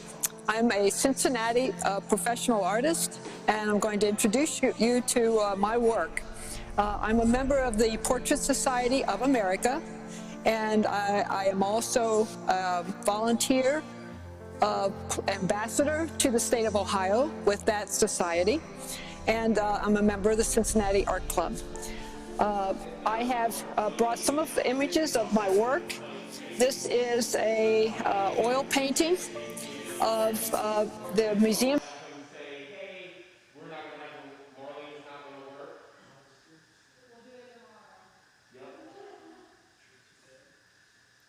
Well, folks, unfortunately, I only have myself to blame for this technical issue because we are seeing the same problems as before. So, what we're going to do now is go on to our final artist for this session, and our final artist goes by the name And Black, as you see down at the bottom there. Dr. Davia Janelle will share with us 3 poems about the year 2020. Take it away, And Black. Hi, I'm Dr. Davia Janelle, creator and co-founder of And Black, a community of thinkers, creators, motivators, encouragers, united together for the crucial and critical purpose of celebrating the diversity of Blackness. In this segment, A Moment with Dr. Davia Janelle, I'm going to share with you 3 poems I wrote in 2020. 2020. This has been a year. You know, at the start of the year, I was really excited, fully anticipating that I would be able to see things very clearly. Like many, I took this year to mean I would have clear vision about my dreams, my hopes, my goals, my objectives. Instead, we were hit with the pandemic, and I didn't see that coming. Like many of you, I experienced the trials and tribulations that come along with being thrusted in the throes of something that we not only not planned for, didn't ask for, but are experiencing and receiving the very depraved and heart-wrenching experiences of others as well. I just want to take a moment before I begin to tell those of you who may be experiencing a little too much to bear, those of you who recognize that this new normal is anything but, those of you that are having a very difficult time treading the waters of this dysfunction that has become our everyday, very real, very lived realities. Those of you who, like me, understand that we are not only going through a global pandemic, but we are also thrusted into a new age civil rights movement. I want to tell you that I see you. Though I may not know you, I feel you. And though we may have not spoken, I hear you. Because even though I am very uniquely me, I'm you too. And you are not alone.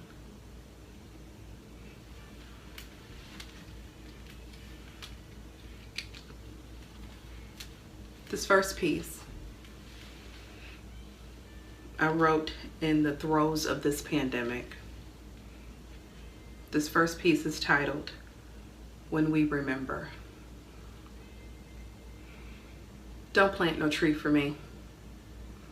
Don't memorialize me with eulogies of not, proverbial catchphrases and cliched sentiments. Don't mourn for me. Don't utter Angelou's poems, Malcolm's quotes, or sing me Mahalia's wails. When injustice bears me its smile. Don't plant no tree for me 50 years from now when we remember hatred's deed and can't shake the wrinkle of white supremacy from the flag adorned with white stripes and white stars. Colored me, history and all bleed red. Melanin so black it's blue. Police encounters, Klan marches, others, brothers in blue. The people left bruised, post-mortem, truthful autopsies few. Don't plant no tree for me. When in 2020, we're still viewing black bodies hung from trees, like the strange fruit Billy cried of roughly 50 years ago. It's strange, all right. The reproduction cycles of so-called bad apples, not falling far, instead growing orchards of rotten core trees, still believing that my black life doesn't matter. And you proved you believed it too. Because rather than cut them down, you watched us swing at modern day picnic feasts with tablecloths reading All Lives Matter. Confederate flags reading Except Yours. Make America Great Again as the new whites only signal. Worn strident as you stand close to me in line. Nah, don't plant no tree for me. Knowing full well you one day seek to hang my grandchildren from it too.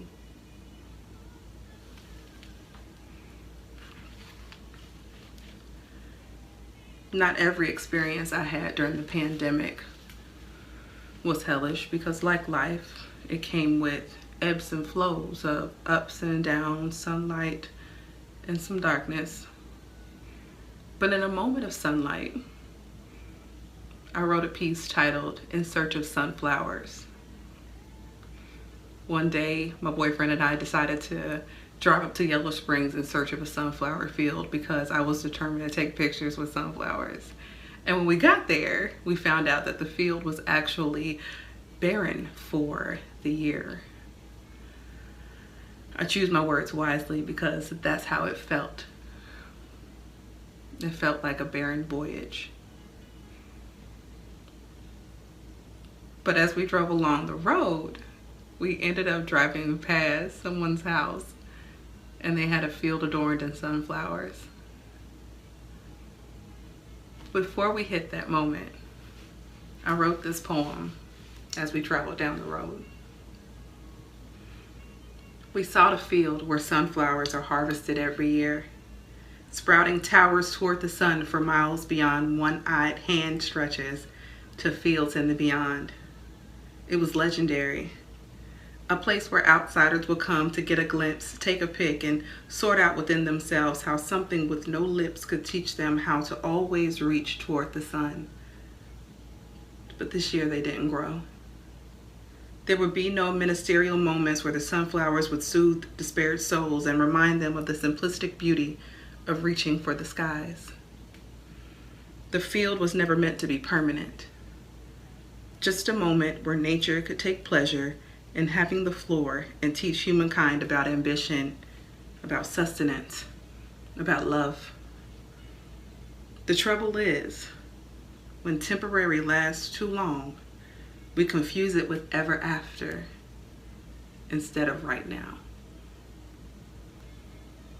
The lesson I learned in that voyage, in that journey, was take advantage of what is while it is. Because like us, nothing's permanent. Hope isn't permanent. It's meant to sustain you for this particular moment. Fear isn't permanent.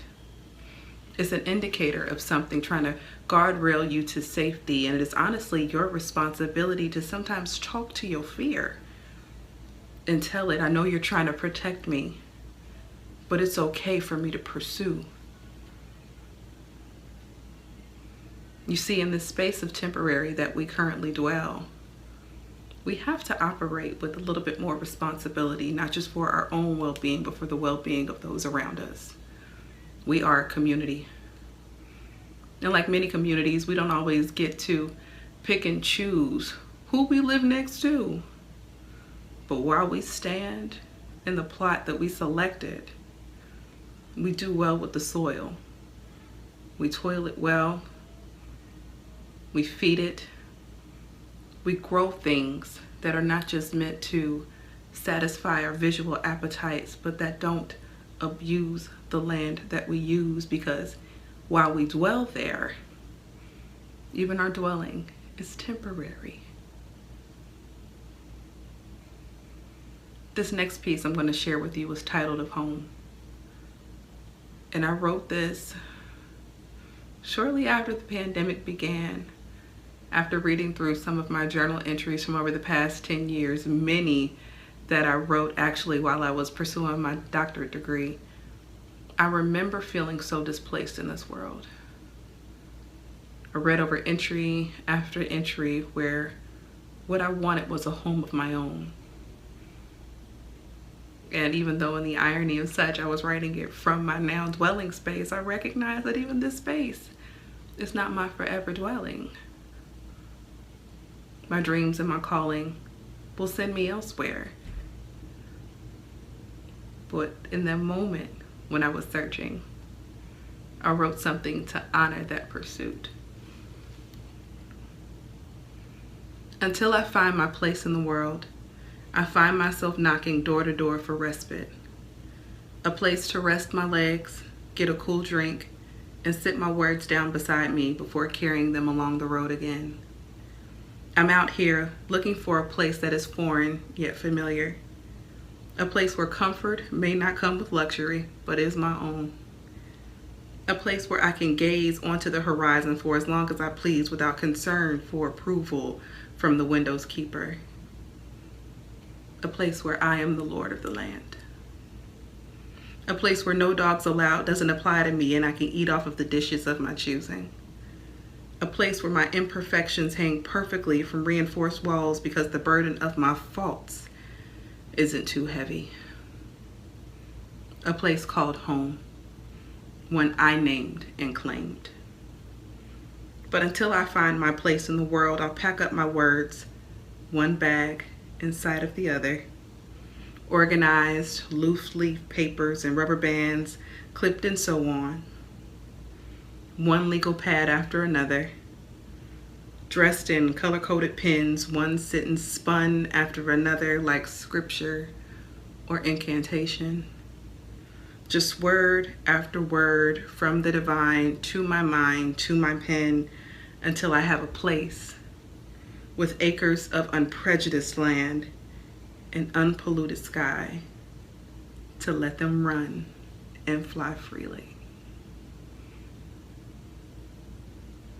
Thank you for taking this moment with me. I hope within these words, you have found familiarity, discovered something new, and realized that though you are uniquely you, you are not by yourself. And while you too are in search of your own place called home, or reestablishing your boundaries, or whatever it is that you're currently dwelling in, where your soul dwells, where your mind dwells. Just remember, do well by yourself and be good to your neighbors.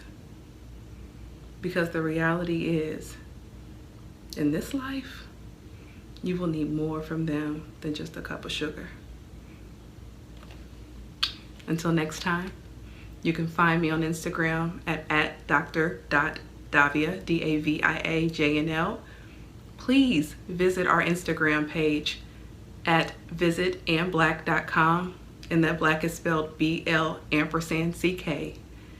Visit our website, visitandblack.com. We love to hear from you. Bye. All right, thank you, Davia, aka And Black, for your profound and moving words and insights there. And thank you to all four of our amazing artists from this session. We had Chow Pham on ukulele and guitar. Marlene, we're going to have to check in with a little bit later. Tomorrow, I believe, is when hers will screen. We had Yoshi Nakamura, resident artist at Wavepool. And finally, we had And Black. Now, just a quick bit of shameless self-promotion. You might be asking, Ian, look at your amazing penmanship and taste for color. Why can't we see your art? Well, you can. Just look me up on YouTube, where you'll find a selection of piano performances. I'm available throughout the Cincinnati area for weddings, bar mitzvahs, bat mitzvahs, reruns of The Office, and various other festive occasions. So, thanks again to our sponsors, the Rigo family, and thank you to everyone for tuning in online. We appreciate all of your support, encouragement, and generosity. And don't forget to donate. You can text WavePool to 44321. That's one word, WavePool, or you can go to wavepoolgallery.org. It's been an absolute pleasure, and now I pass the baton on to my fellow host, Theo Erasmus. Thank you. Hey, welcome to the Wavepool Telethon fundraiser.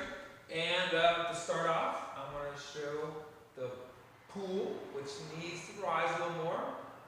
So please, this is my hour to be the host, and we need to make the waves roll on in. So here we are. We got 10,000 that we're going to go ahead and need to get up to. We're at 1,000, but we need to get maybe up here. So super excited to be here, glad to be a host. I'm a board member, and you will have your opportunity to text 44321, write Wavepool, and you can make a simple donation, and $1,000, 500, 25, yeah, sure, whatever. So this hour day is being brought here by being sponsored by Ed and Carol Rigo. If you are giving over $50, you get a print by things to do to not fall into a pit of despair during this quarantine. And it's by Hardy Weir. So our first artist is Alan White, and he's going to come in and do poetry with a purpose. Thank you, Mark. Ladies and gentlemen, I'd like to take this time to share with you one of my coping mechanisms for quarantine and the new reality that we live in, COVID.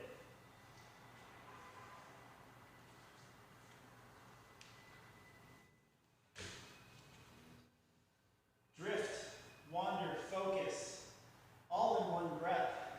We are drifting, wandering about focus, wandering through this COVID reality.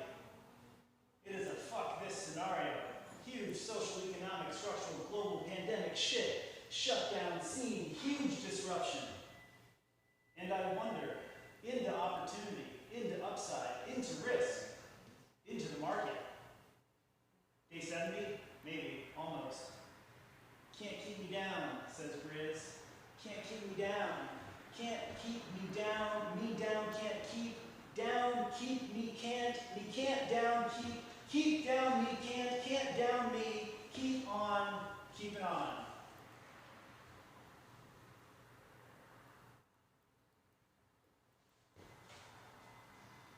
Optimistic arrows, perception askew, anticipation station, edge of today, markets roil and boil, oil tech, coil, foil, roll over. COVID, rover, taking stock in tech, consumer staple goods, select retail energy, etc. Give the gift to gamble, play the spread, sample, lots of gifts to be grabbed. Day 79-ish. The new normal, lest we forget the old normal. The new normal, the new tech connect, closer to completion. The new normal, paranormal, extra normal, paranoided normal, new normal, less formal. Drip the flow of COVID time. Day 8 of COVIDity. Dealing with new normal daily, seeing friends slowly, hanging out outside, face-to-face therapy, dealing with new normal daily, morning public life, redirected foci, games to be played, work to be done, new normal, not really fun. Day 84, totally coveting. The eternal COVID depression, searching for the next as the past COVID world grapples with George Floyd and the X to the end black person killed in America, every so regular, often, every day here in America.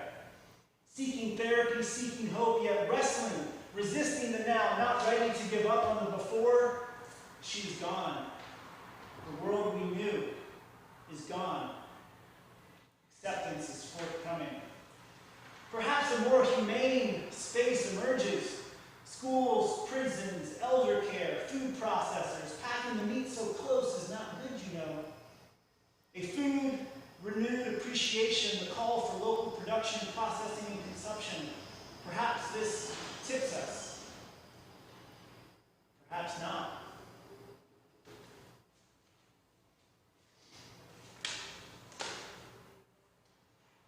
Damn fuck, boom clap, shitstorm, perfect posture. What the fuck, oh my god, LOL, YOLO, AF, TTYL, boom clap, smash, grab, looters and shooters, rage on the streets. Kind of a fragile ecosystem we got going on here. We must try harder, put forth more effort. Staying up too late, day 86. Drinking too much. Did clean the garage, so that's something. Stimulating the economy, spending money, making money, hustling with clear advantages as the world burns. And our hearts yearn, staying up too late, looking too deep, writing and thinking it away, living it away, have to see friends living it. Scotty B out of jail, facing trial for unemployment violations 2 years ago. Fuck that. June 8th, a hint of normality, 7+ people at work, oh my gosh, wow. A flash mob, greed pushing prospects, greed even higher. Day what, 91, pretty sure, maybe 90, damn, really 3 months, here and gone? Holy shit, paradigm shift, level next, huge, massive questions. Global pandemic size. The rise of the megatech corpse, Amazon, Apple, Alphabet, Facebook, Microsoft, etc. Tech, data, deviants, giants, tower, Silicon Valley, where apples and peaches once grew. The terrible tremble of technological tragedy trudging towards us. The Promethean promise of progress. A beautiful march.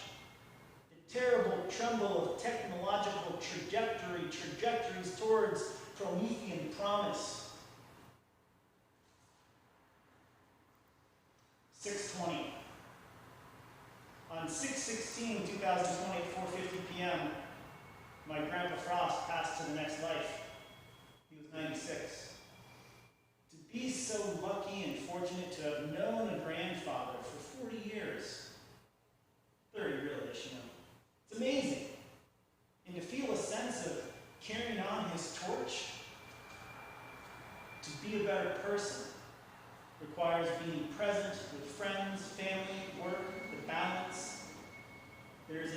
to do better. To build a better world in a crazy world. To be more present in a time that promotes the antithesis.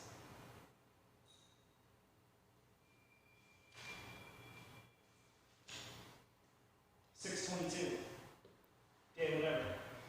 Building the next world. As a watershed event, we have insights into future community, future food, foresting, urban gardening, future root sowing, partnerships and collabs, synergistic models, migrating towards Mount Auburn magic, Mount Auburn magnificent, majestic, and momentum, the magic fantastic. Roll the dice on it. Roll the dice. Map and book and map, atlas be making historical food shed, visual analysis, map and book and map. The project persists, steady, daily march, one hub organization to another.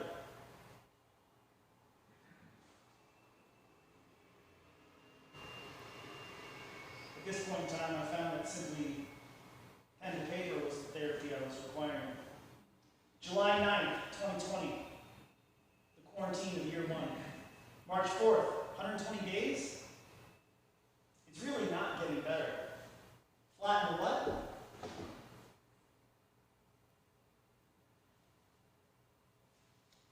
Not good. 100 more challenges, schoolwork, larger socioeconomic fabric disruptions, in age of disruption of COVID consumption, of world function. Challenges and questions abound. Childcare, school watch, parent work, world swatch, major shifts in our switches, momentary glitches, future hopes arise, world check, humanimal connectivity, techno-green proclivity, humanimal next utility, have to iterate, narrate, calm the irate, but get it straight, slow this rate, focus, fixture, next level, concentrate. Focus as the world shifts. Feed the right wolf.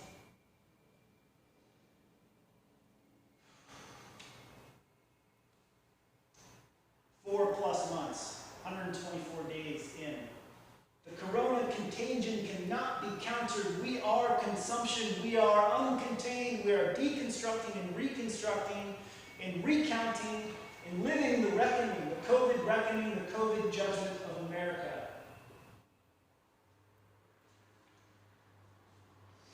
7/20/20. What's your consciousness?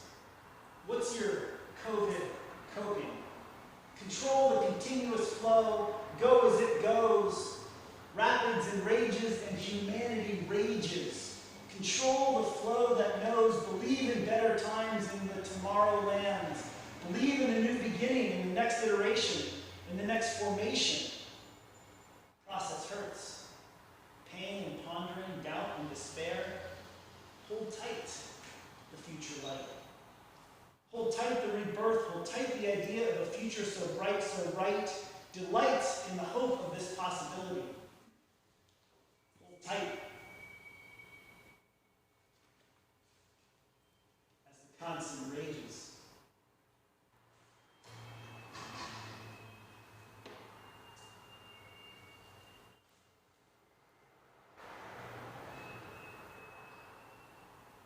August 3rd, 2020, day almost 5 months. USA all the way. Back to school is here, vacation fam, yet spread to begin. Friends and family, there goes the bubble. Is this part of the curve?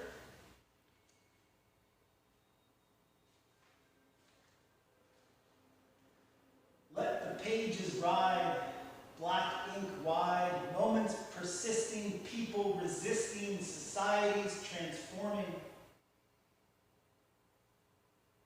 August 6, 2020, almost 5 months, 150+ days. Almost probably here, almost halfway around the sun. A revolution of our rock towards certain uncertainty. Hold tight, hold on as we swing through these next half revolutions. Hold tight, hold certain.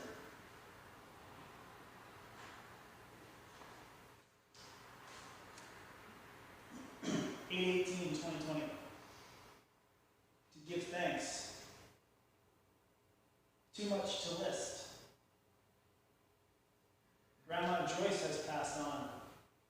Friend Tom and partner Edith, school is reopening to some kind of something. Refocus. Give thanks. Unique times. The uniquest. Transformation is paradigm position.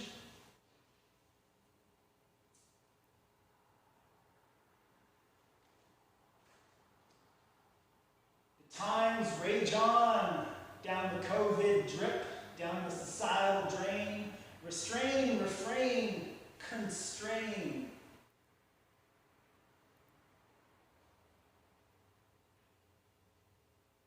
How am I doing with time? 8:24. To practice. To being kind. To being gracious.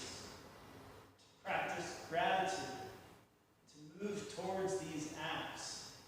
To encourage, to cultivate, to grow the relational network, community of practice and partnerships. Parallel the parallels that parallel. Paradigm, parallels, and praxis. Work towards the commons, giving trees freely. Work towards the commons, the orchards and gardens, food forests stretching across the page's sky, across the sky of pages. Seek the possible while weaving the improbable.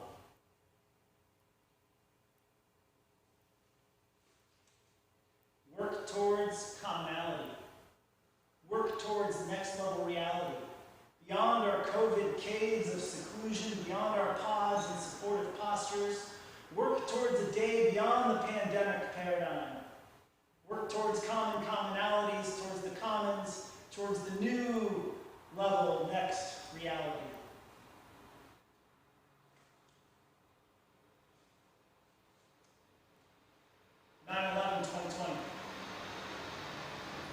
COVID, comorbid, COVID, subsidiary. 19 years since the Twin Towers, 19 cycles, 19 revolutions, almost 40 cycles for the author, almost 40 revolutions, almost half of my revolutions according to statistics. I call this ink therapy.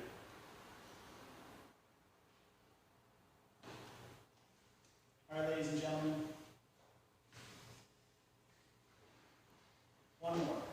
The West burns as the South gets beat to shit by hurricanes. As I sit here, computer, phone, lights running, we all know it. Don't stop it. Microactions, behavior, habit with meta-societal cognitive impacts. Stuck behind screens, some kind of monkey we are. Stuck behind machines, who is running the who? Stuck behind beholden to technological terminals that sound so good from days to dreams to days to Western fires rage. This is how I track my COVID style. Thank you.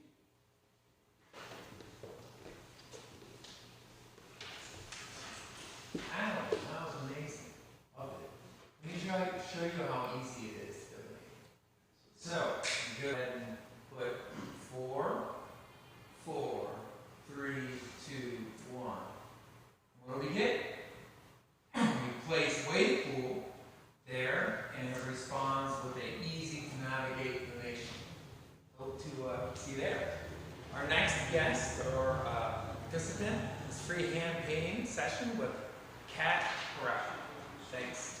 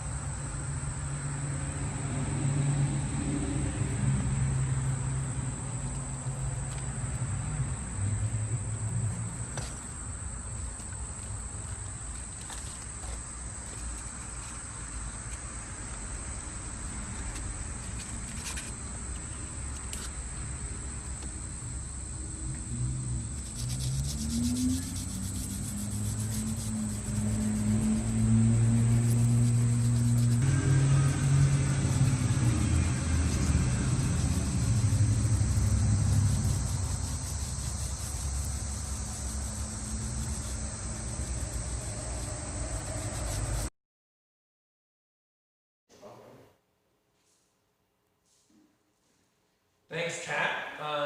Right here we have Andrew McKinley, a recent transplant from San Francisco and a great and welcome addition to Camp Washington. We're going to go ahead and play a video of the Fringe book stand, which is across the street. Thanks. Oh, thank you, Mark. Yeah, I have a recent arrival. 1 second. Okay.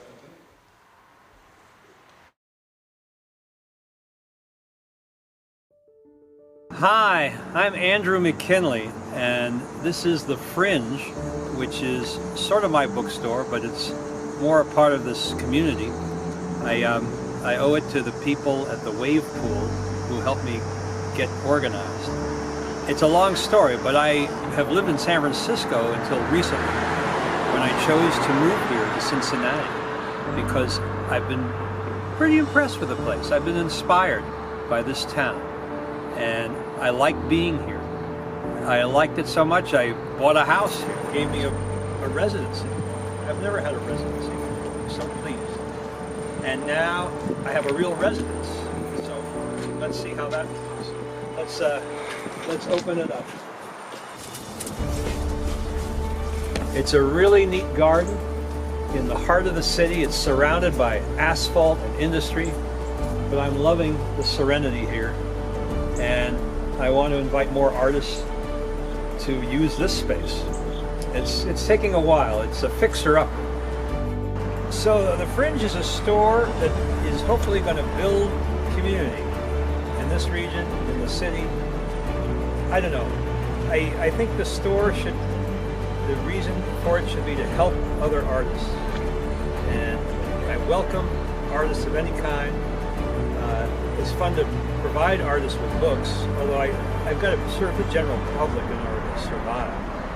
But and hopefully the store will build and grow and maybe turn into a full retail space, maybe somewhere along here. I love shopping for books in Ohio. If you have books you want to sell, talk to me. If you want to buy books, we're open right now infrequently, but hopefully every Saturday when the weather permits. There's no heating, there's no lighting yet, so we have a ways to go. But I like books and I have a lot of them, and most of the books in this store are going to be about $3 a piece, so we're trying to make them affordable. Although, I guess, I don't know, maybe thrift stores are cheaper. But we have a select stock of material. So come on in, come down and browse. We're just off Coleraine and Hopper, and you can call me. I'll give it to you out loud. It's 415-424-2710. And I'd love to talk to you and discuss books, discuss art, and anything else in the world. So, thank you.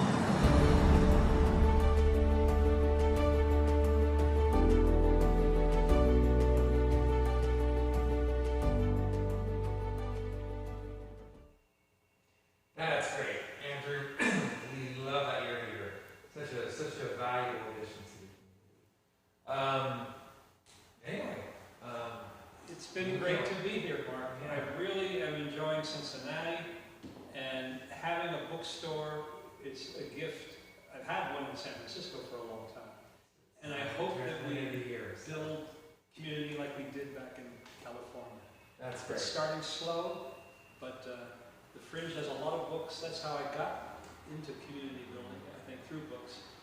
And maybe I need something else here, because bookselling has slowly been challenged.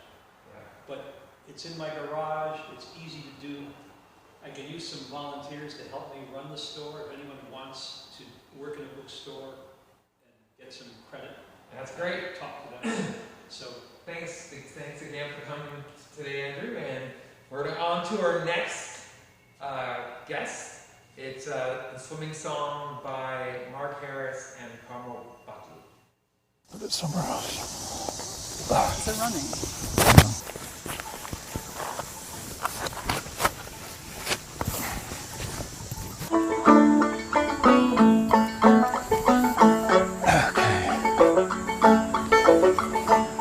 All right. 1, 2, 3, 4. This summer I went swimming. This summer I might have drowned. But I held my breath and I kicked my feet and I moved my arms around. I moved my arms around. This summer I swam in the ocean and I swam in a swimming pool. Salted my wounds, cleaned my eyes. I'm a self-destructive fool. I'm a self-destructive fool.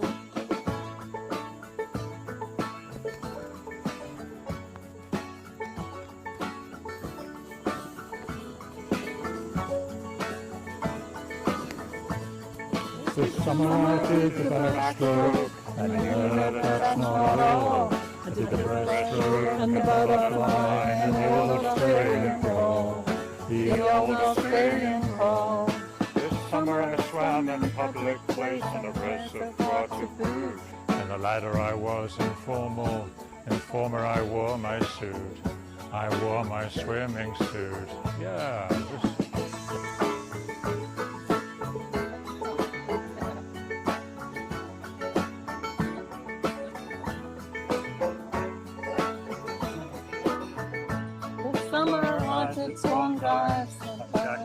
for you all. And once when you weren't looking, I did a cannonball. I did a cannonball. This summer I went swimming. This summer I might have drowned. But I held my breath, kicked my feet, and I moved my arms around. I moved my arms around.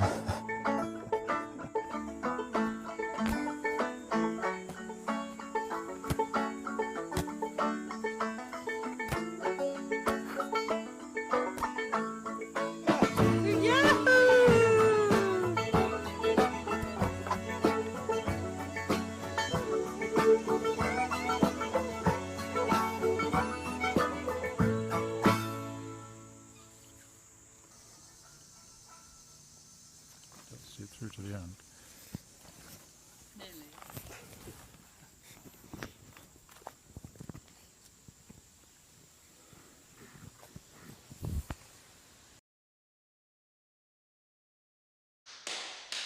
was great. Awesome. Fantastic. Again, 44321. Text Wave Pool donate. Right now we got The Fake Estate by Elise Johnson. She had an exhibition here earlier this year, and here we go. Welcome to the walkthrough video tour of this beautiful home built in 2000. Designed by Incorporated. Constructed by There's 10,510 square feet on the interior, and it's on a 1+ acre lot in the Sweetwater Estate subdivision in Sugar Land. Notice the wood entry door with beveled glass and transom curvilinear wood staircase with iron balustrades and dome ceiling. There's also a 6-light wrought iron chandelier. In the living room, notice the antique finish wood mantel fireplace with the slate hearth and surround, bay windows and wood flooring. Just around the corner, a beautiful study with a 2-story ceiling, wood flooring with hand-stenciled insert and block-paneled walls. There's 2 built-in desks and cabinetry that's built in, custom shelving and file drawers. A bay window and a 2nd-level library shelving with French door access to the balcony.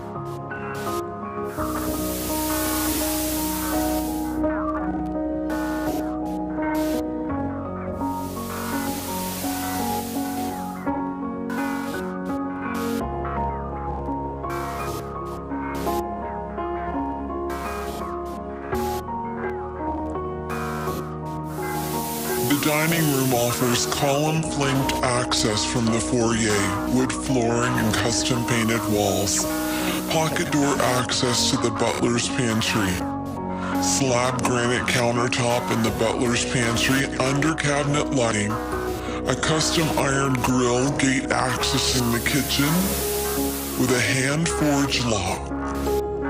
The kitchen offers porcelain tile flooring, Miguel Rivera mural painted walls, antique faux finish wood cabinetry, cashmere slab granite countertops, tile backsplash, under cabinet lighting, a work island with a vegetable sink and disposal, a breakfast bar, walk-in pantry, 2-compartment stainless steel sink with imported French fixtures.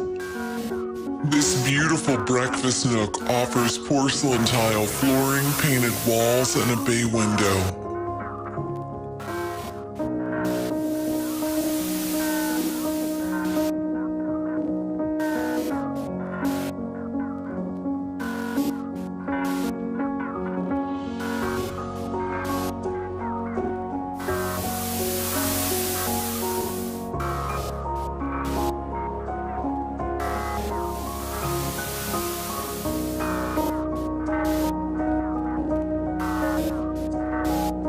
Just off the kitchen, this amazing family room with an exposed beam ceiling, porcelain tile flooring, faux painted walls, a wood mantel, masonry corner fireplace with gas logs, a built-in entertainment center, French doors accessing the game room and guest suites.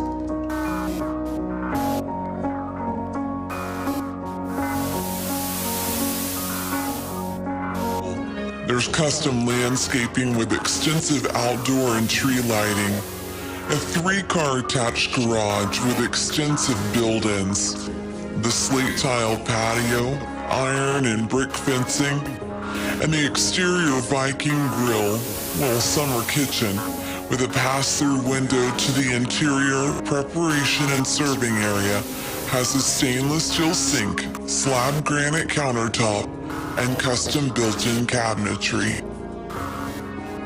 The swimming pool and spa with waterfall and play shelf with fountain is beautiful.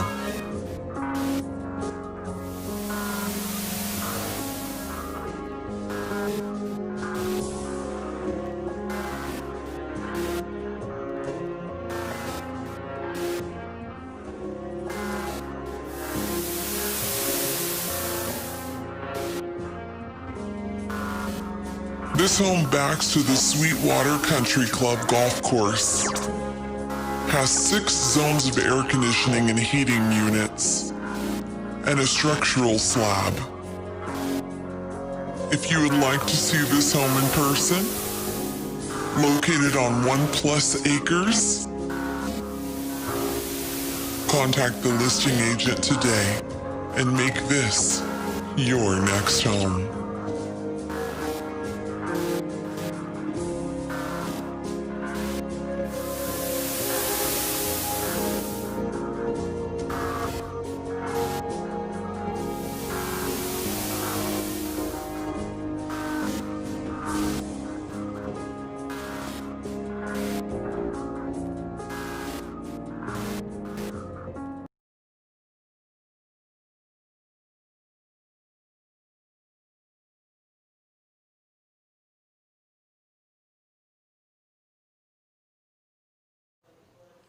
Our next guest is Madeline Dembakua. She did a piece at the Welcome Project, which is under the umbrella of Wave Pool. And they worked together to create this video with the Taft Museum. So here we go. Thank you.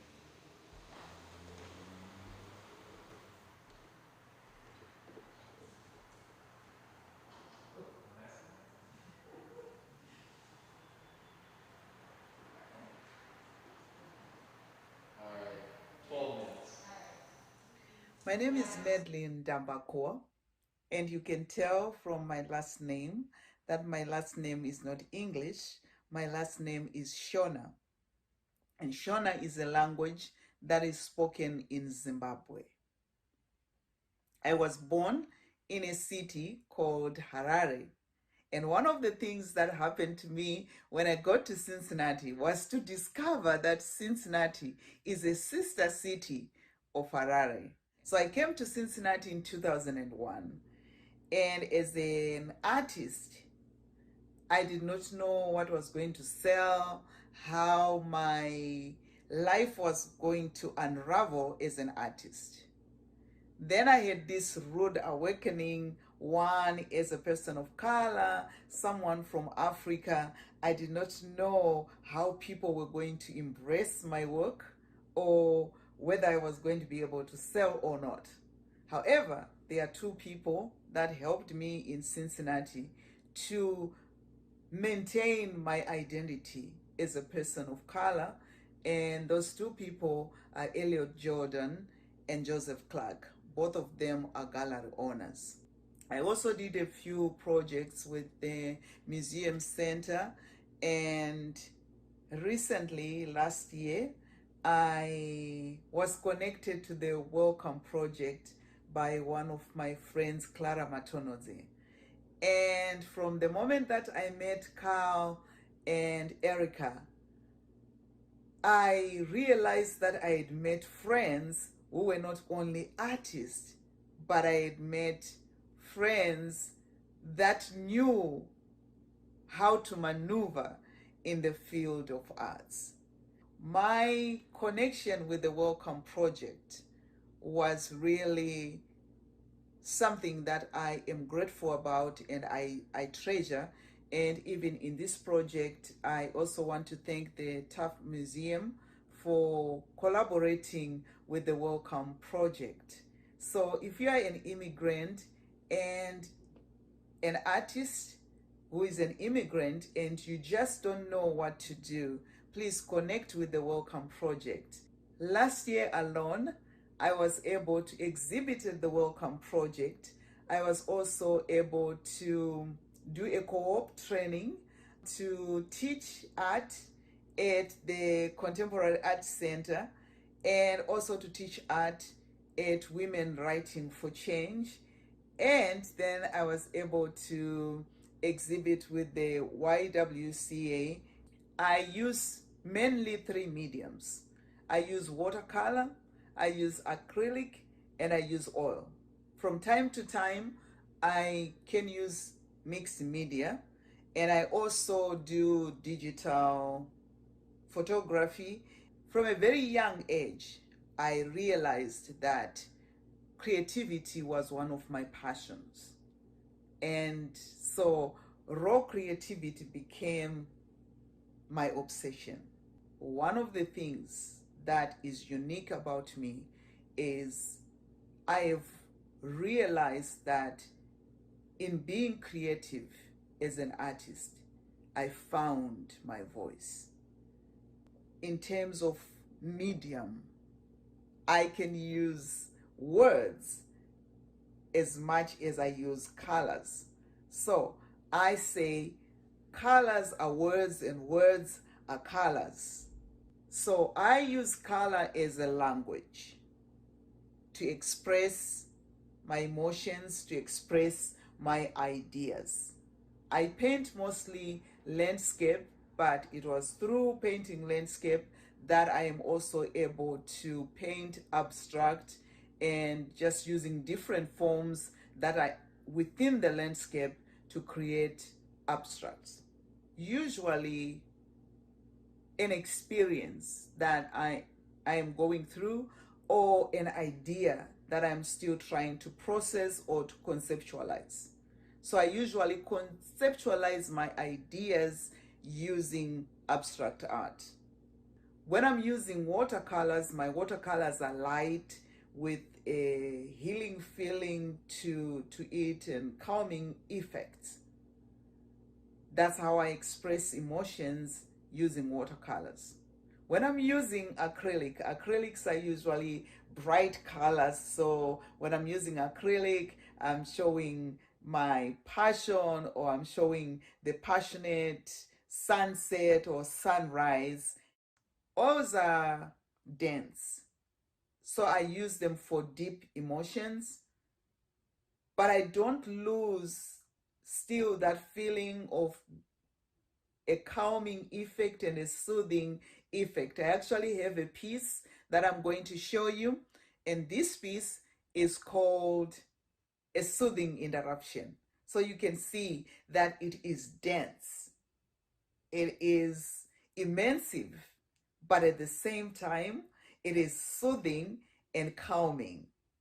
So let's go with me in the studio and I'll show you what is on my art desk.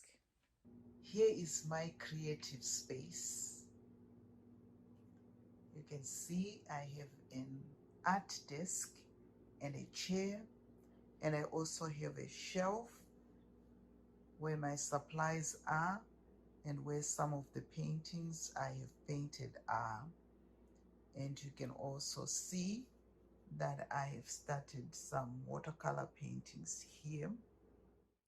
When you are painting watercolors, you want to put a wash of blue in the sky if your sky is going to be pretty much clear, and then you want to use the white spaces of the paper for clouds. If you want to paint clouds, you can also use some grays to actually paint in thicker clouds. In the case that you don't want to use a blue sky, you can also use other colors in your sky. So we have a blue sky here. So what I do after painting the sky, I also put in the middle ground, and in my middle ground, I put some shades of yellow. And when I put in some shades of yellow, that kind of like gives me a light feel of the atmosphere. So I'm just going to put a tint of yellow in here. I've allowed this space to dry a little bit, and usually when I'm doing the foliage for trees,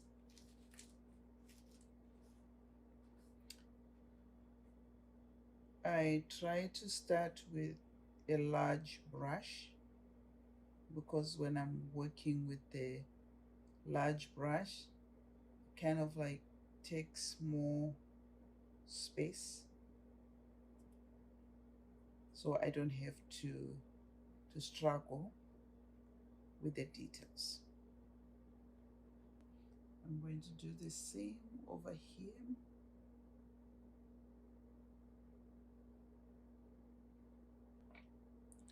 Also want to use a round brush that is pointed,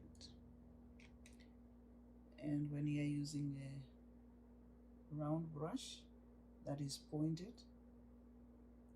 it helps you to do the details. So you can taper out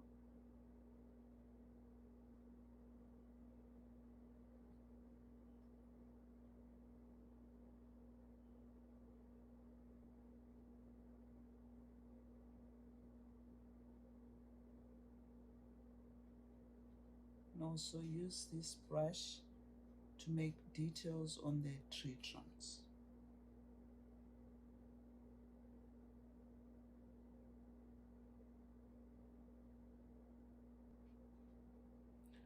On the foreground, you can also put some grass if you want to put some grass, and it will just depend on where the wind is going. I'm going to just assume that the wind is going to my right. So if I'm putting some grass, you can also change brushes when you want to have thinner details. This painting is not yet completed, but you can see that I've put in some details in this painting.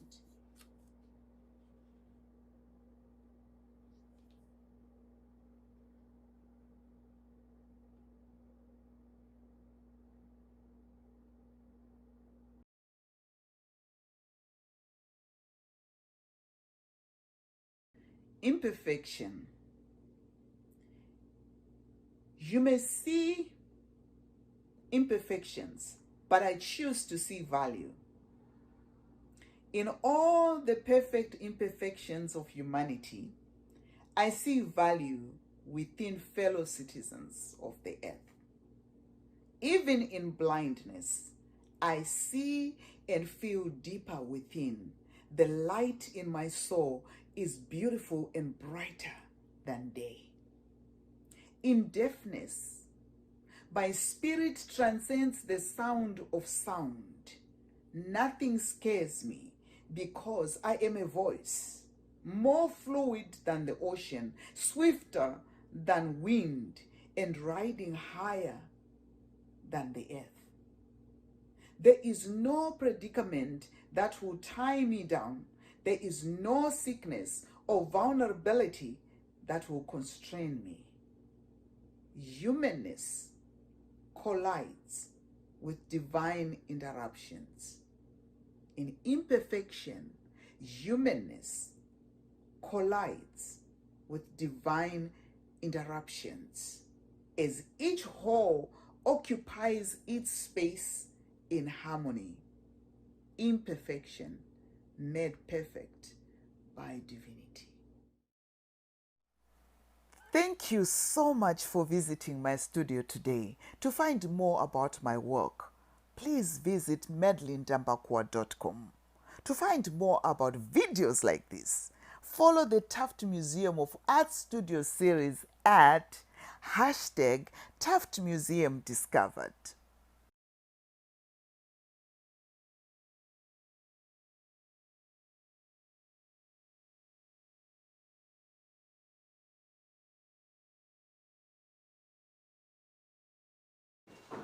That was a beautiful video.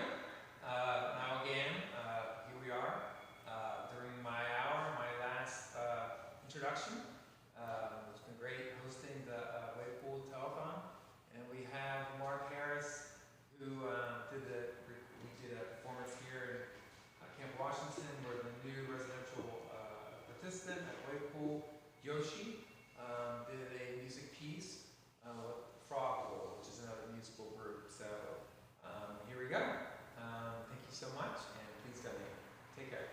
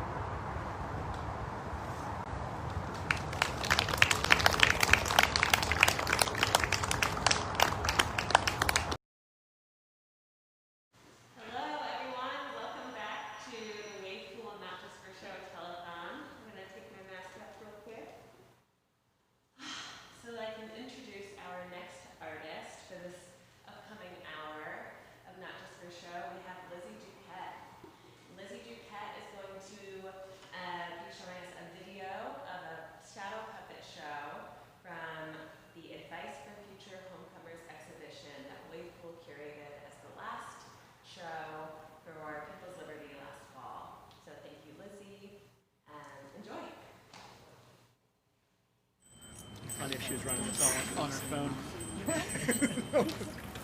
Hey.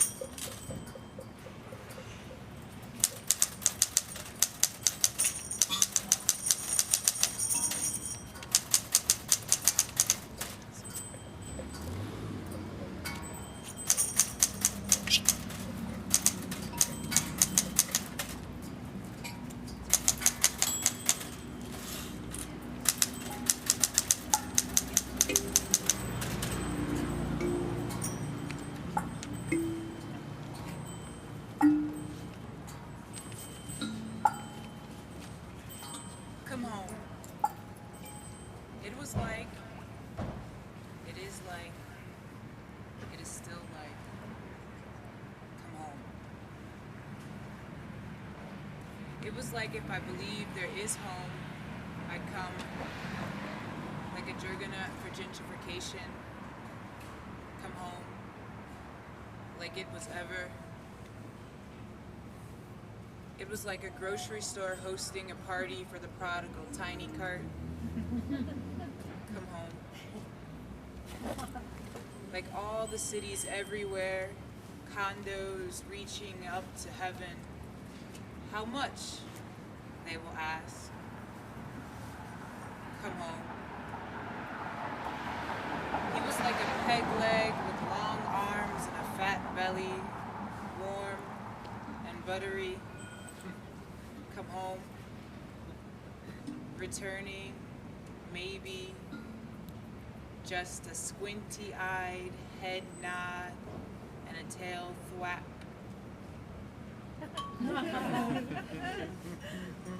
It was like someone else's cat. 2 eyes, the moon, and its shining friend watching. Come home. Some of them, like warmth and safety, are hard to fit into. Others, I don't even bother. Come home. Well, it isn't.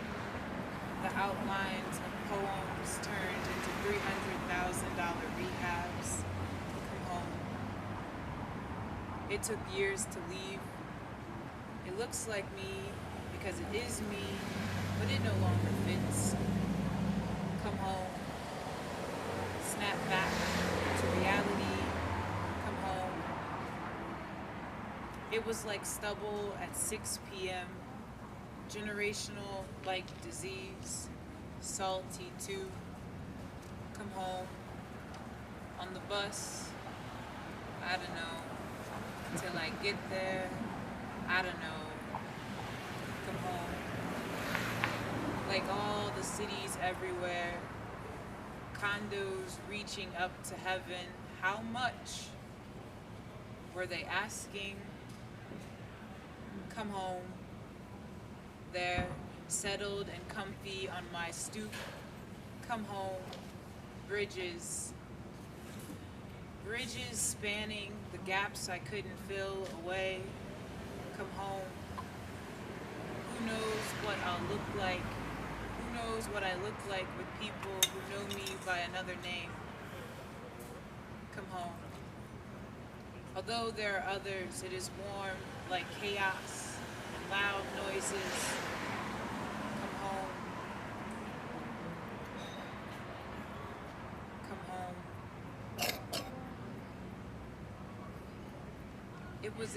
It was as if my compass broke. Come home. Come home. Like a mother or a father who's free who's seeing everything, but for the first time, come home. Sometimes home will up and go. Where is home if home went away?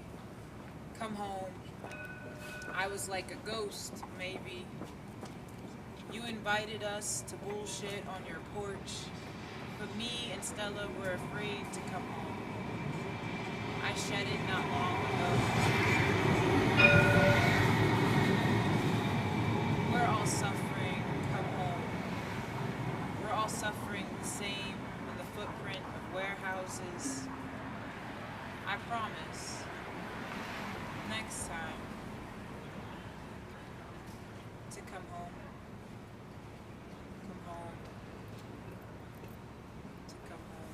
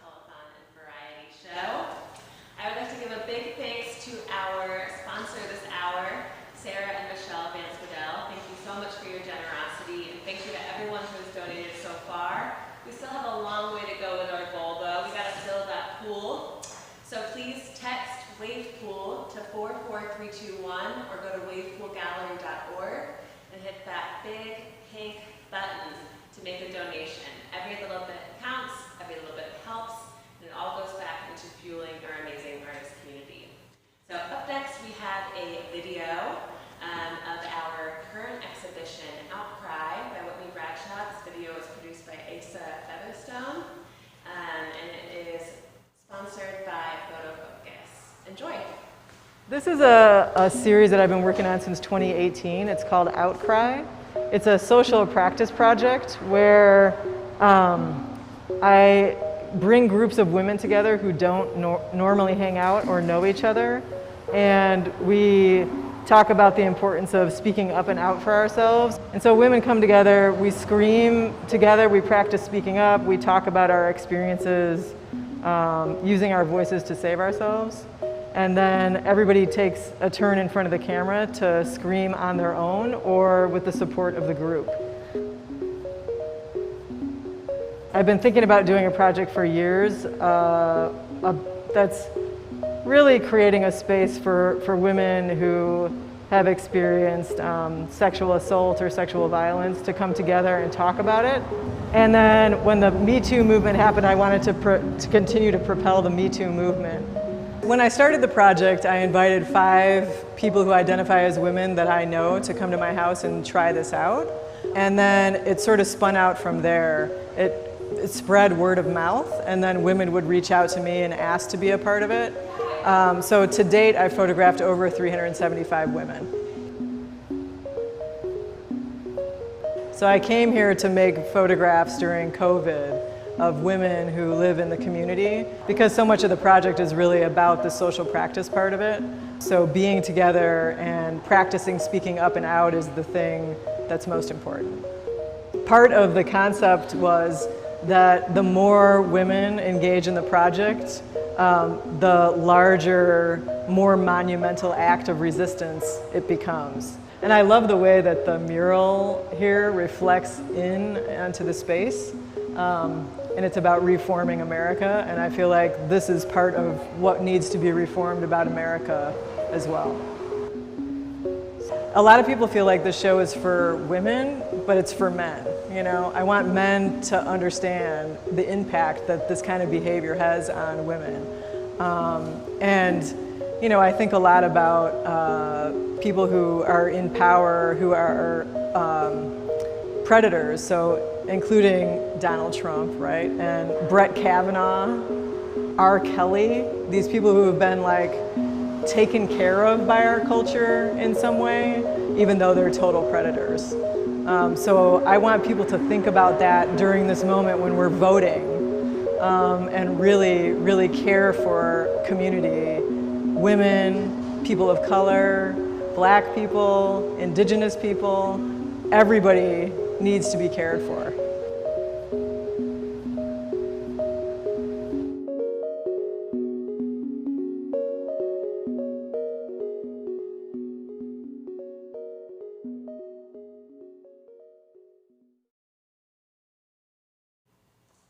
Alright, welcome back everyone. Was that not amazing?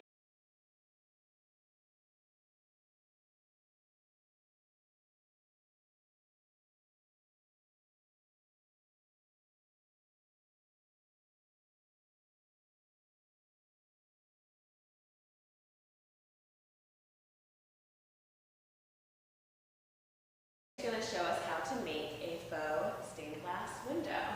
So Jen, please take it away. Hi. Today, so again, my name is Jen Edwards. This is a project that I did with my class during the pandemic when we weren't able to do in-person stuff because I teach stained.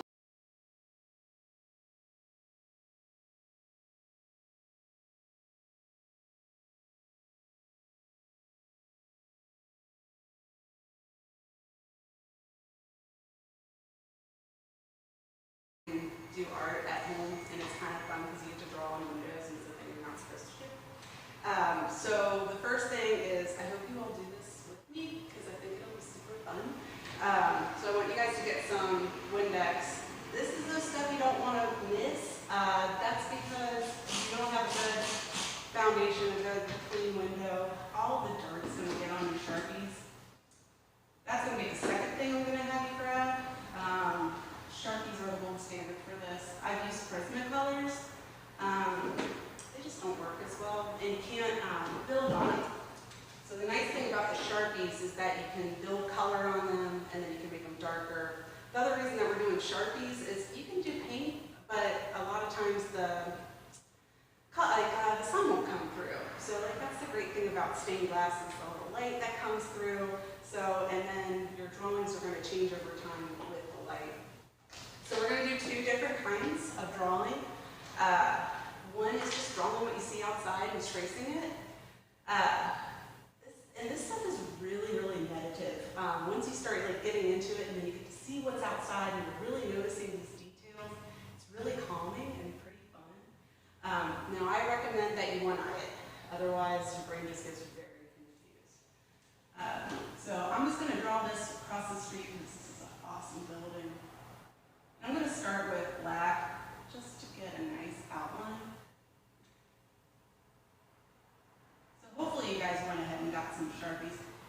You might only have black, and that's fine. I mean, we can build on black. If you have colors, it's just going to be super, super fun. And maybe you only have a couple colors and you don't have something that's representative of what's outside. You don't have to. Nobody knows. It'll look so much cooler. So, I'm just going to get some details in here before I try to get in with some other color.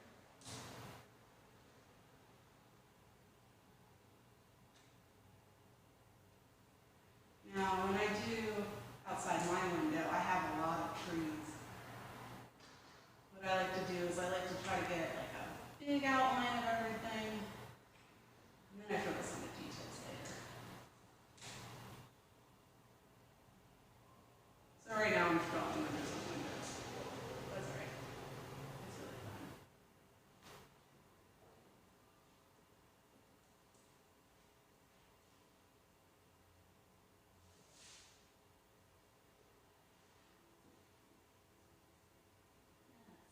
Let's get some more stuff down here.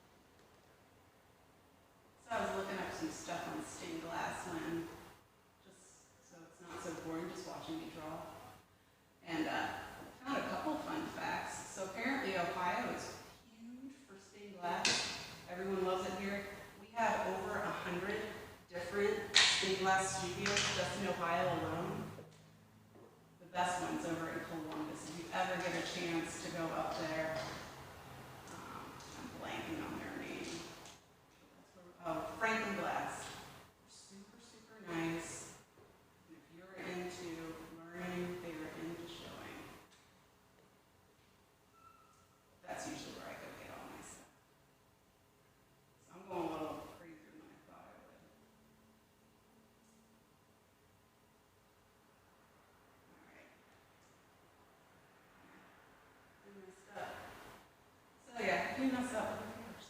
This is your drawing. So I'm gonna put some color in real quick because I want to show you how you can layer some stuff. In this way, because you get a good outline, you don't have to one-eye it.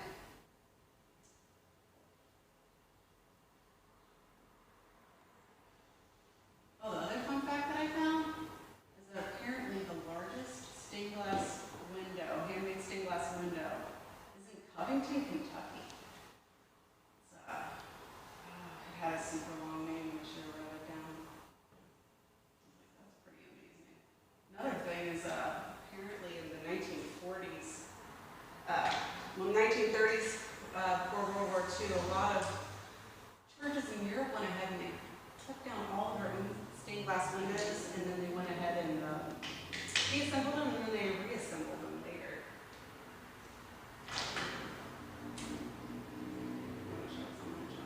All right.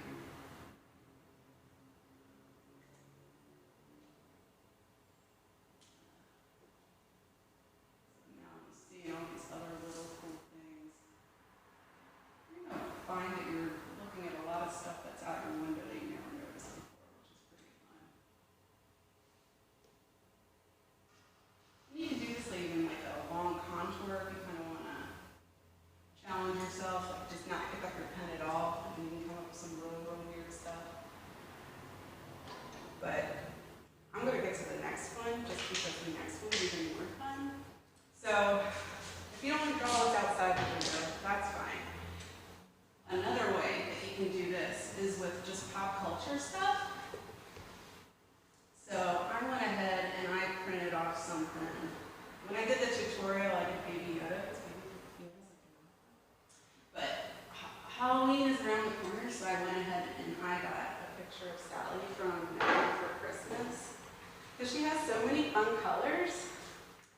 And I'm probably going to zone out, guys. I'm not going to lie. I'm probably going to just keep on drawing and really get into this one.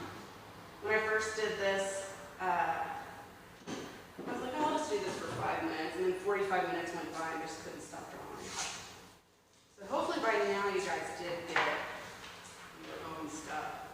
You can draw whatever. I like pop culture icons because usually like cartoons and stuff because everything's blocked out for you. So you don't have to do a lot of work and a lot of thinking with it. It's just a lot more fun. So you're going to go ahead and you're going to take your picture and you're going to go ahead and put tape on the wrong side because you're going to go ahead and put this on the other side of the window.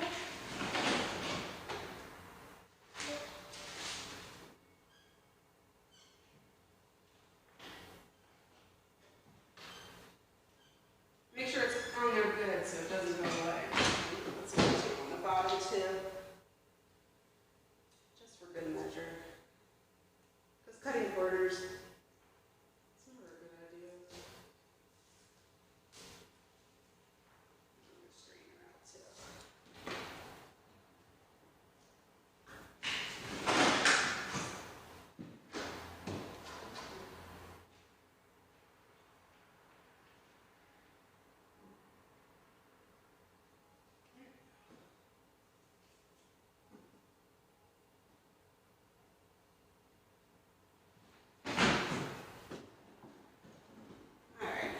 And just like drawing anything, I always recommend just doing the whole outline just so you can get the proportions right and all of that. I mean, you're tracing, but it's still a good idea to kind of know what you're working with. So while I'm tracing here, I got a really nice thick Sharpie so I can get some good detail while I'm doing this.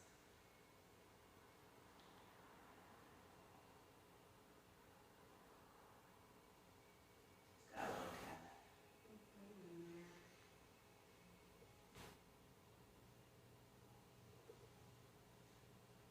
And then if you're bored of watching me, you can always just text to go ahead and get your donation in. And then you can come back and see how the finished one looks like.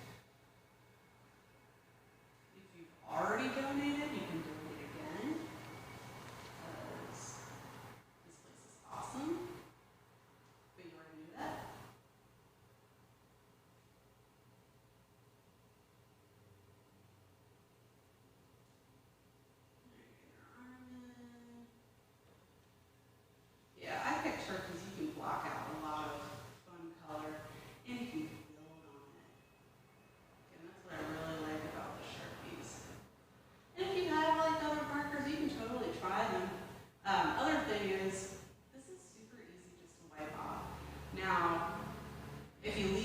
for a moment. It's gonna take a while. So like, I don't know if you guys ever did dry erase markers. You know, if it's stuck up there for a minute, it'll take a long time to get it off. You can also use a razor blade to get it off, but it just kind of goes to the side. That's how you stain. That's how you usually clean like stuff that's on the stained glass window.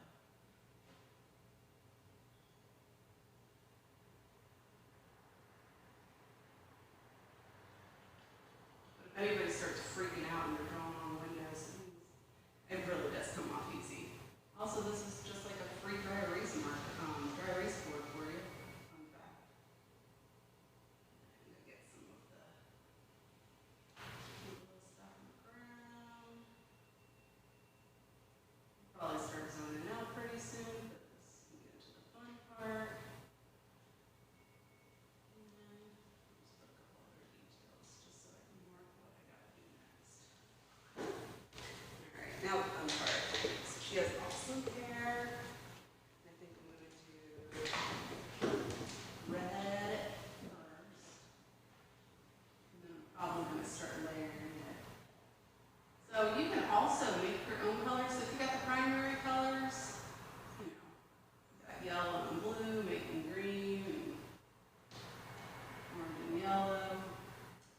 You can actually layer these and blend your own colors, which I think is pretty fun.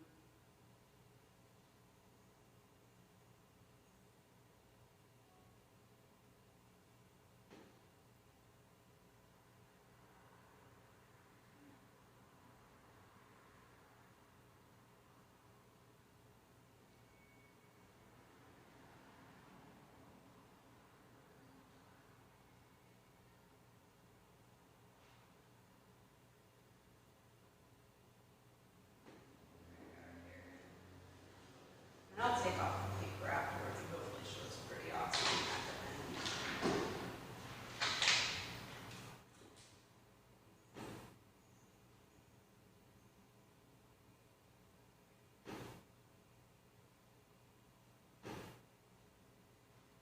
I don't remember anything else I wanted to tell you guys about this super fun stuff. This is definitely more cost effective than doing stained glass.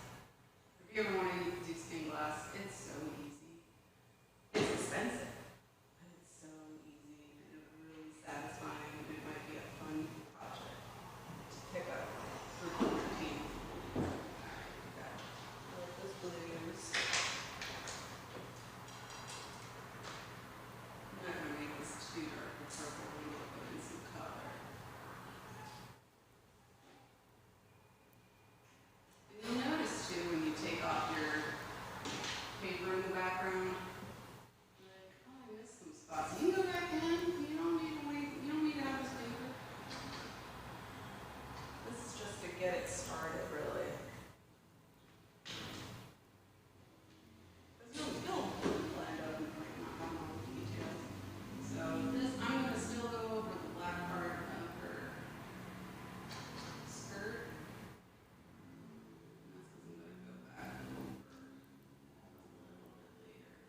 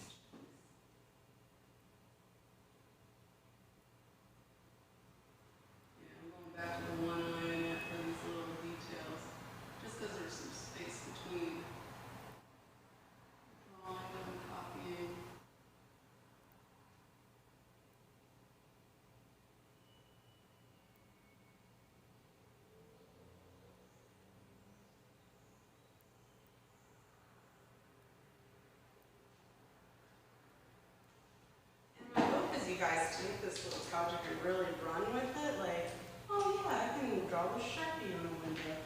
What else can I draw other than the silly little things that I showed you?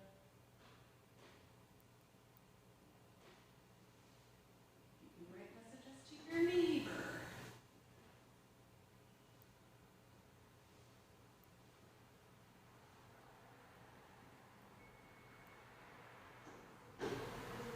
Or I got a bus stop. You can write little things for people who have a bus stop. So there I just went in and I kind of circled negative space. I do that too when I'm doing the bigger drawings. Instead of outlining what's there, I outline what's not there. It makes it really interesting. So try to get as much of this in as I can. And kind of show you guys what it looks like before we get to our next exciting artist. I gotta get our little stitches. Horrible.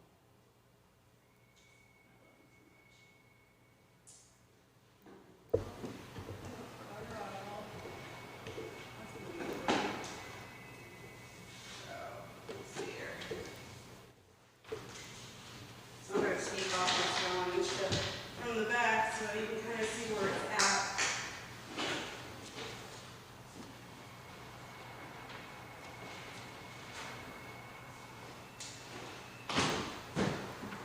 So it doesn't look exactly like what's going on, but that's okay. I got a really good outline of where everything is going to go, and I can go ahead and just kind of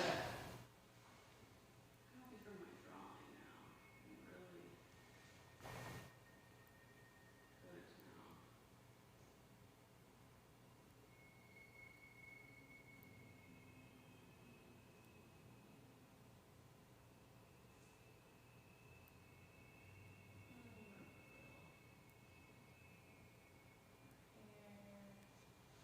Stuff like that. And then I've got all the cute little stitch stars, which I love. But I could seriously just go on this thing for hours. It's super fun. So this is basically it. I mean, I feel like I can really go on and on this, and hopefully you guys will too.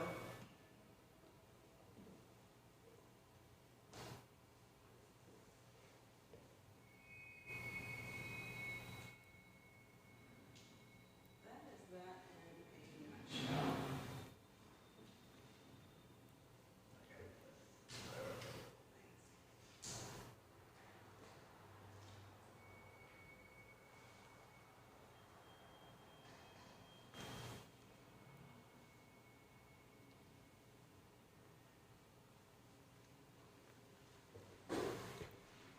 Alright, so I think that's it. Thanks for watching, guys, and hopefully this is super fun for you, and hope your day's awesome.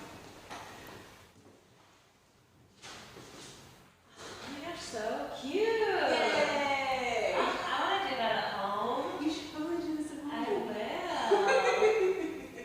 Maybe Sharpie. Sharpies are the best. I love that. So forget what your mom told you, draw on the windows. Yes! Yes!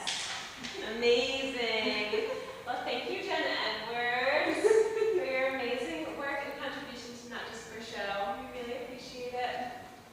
But I want to take a second again to thank our wonderful sponsor this hour, Sarah and Michelle Vance Liddell.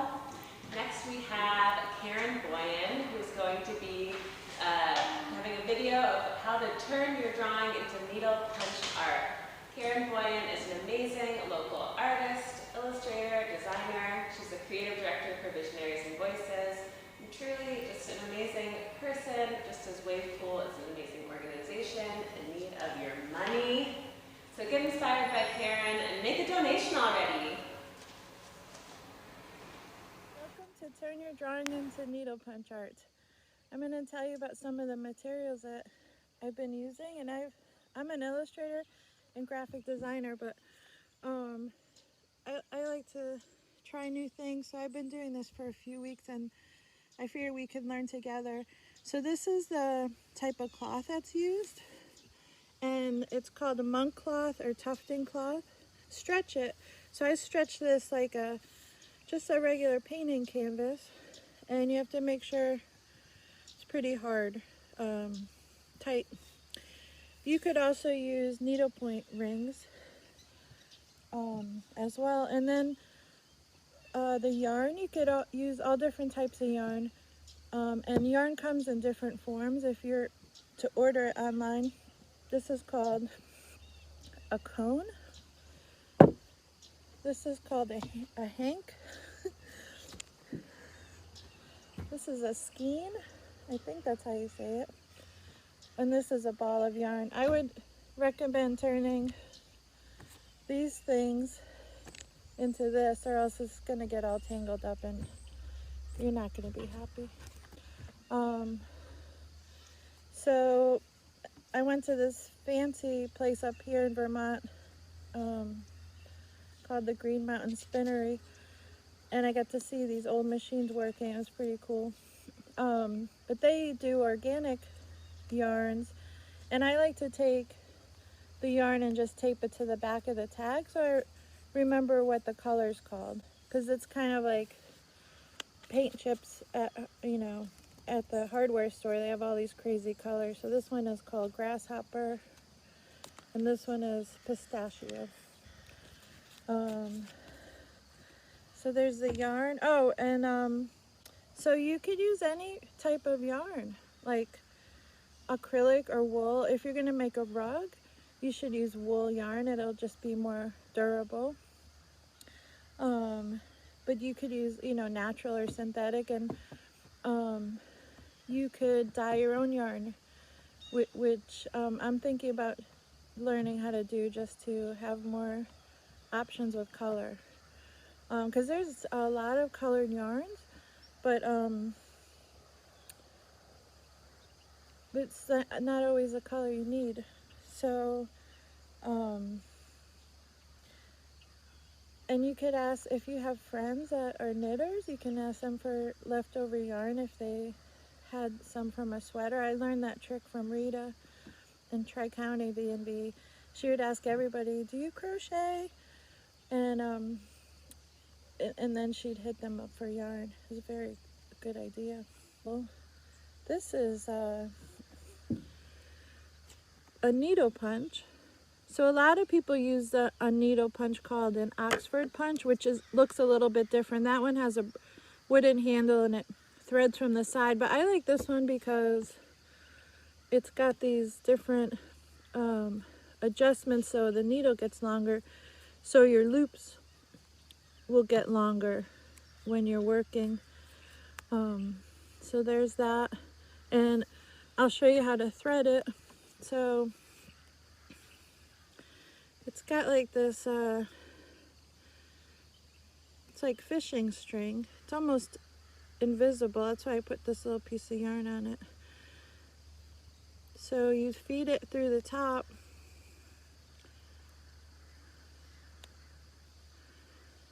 I hope I'm doing this. You can see it.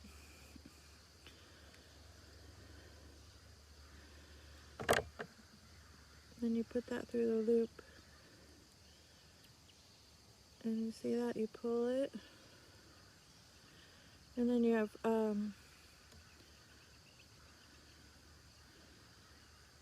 pull this. Oops, you gotta feed this through the, I don't know. I try to stay behind camera. Okay, oops. And then, see, I'm pulling that through. Okay, so there you go, Bob's your uncle. That's how you do it. Take your needle punch tool and push it down into the cloth. Then you're gonna come around to the back and pull the string out. And leave a little bit. Come back to the front. And then you hold it like a pen. And whichever way you want to go, you should have the opening facing. So I want to go up, so I have the opening facing that way. And you punch and you press down until it stops. So press it all the way down. You come up just a little bit, press down again, come up again, press down again, and try to do it so it's perpendicular, so the pen is perpendicular to the cloth. And then if I want to change directions, I'll turn it while it's in the cloth. So turn it to the right.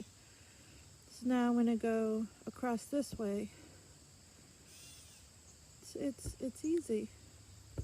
You punch down. Sometimes you'll run into a part where the stitches aren't staying, and maybe it's because you're not pushing down far enough, or maybe the cloth is too loose. But for the most part, it's pretty easy and fun. And you should try it. Thank you. I really like when I've been filling in an area and I'm almost done with it. You're filling in the very last part. Very satisfying. Here it is. Couple more rows.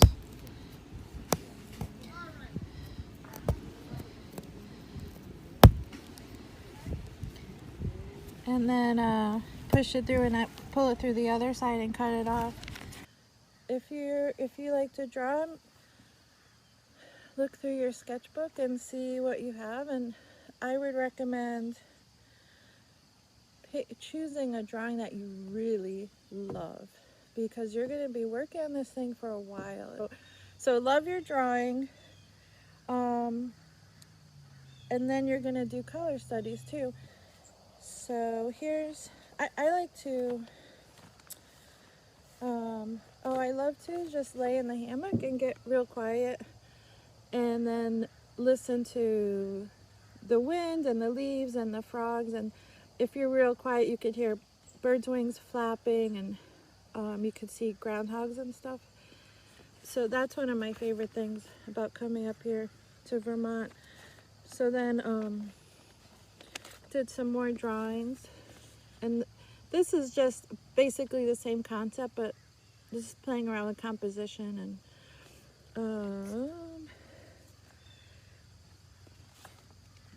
And this is I'm on Lake Sadaga, and there was a legend of, well, Chief Sadaga lived around here, but the legend was that he'd camp on the shores of Lake Sadaga, and then he'd, this lake has a floating island, which is pretty rare. So he would just swim underneath the floating island. So here's a color study for that. But you can make your color studies real loose, because you're just trying to map out color. So here's one I did of groundhogs walking by. I did that drawing last year, but I did the color study this week. And then I was thinking about frogs and how much I love them. And if you leave your window open at night, you can hear them. And I think they're having a big party. And then after I drew that, I went to the flea market and I found this and I loved it so much. It's a color lithograph from an old book. If you're not a drawer and you don't want to draw, if you just want to try needle punch, but you don't have any drawings, you could get a kit. So this is, I found this on an old yarn, but it's a craft from the 70s, I believe. It's a turkey. So maybe you could look up on Google and find some old kind of campy crafts from the 70s. And this tail is raised. I don't know if you can see. Here's Lake Sadaga.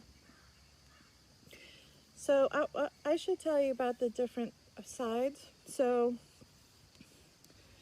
they actually consider this the back. Like whichever side you work from, traditionally is considered the back, and it's flatter, and you could see the stitches.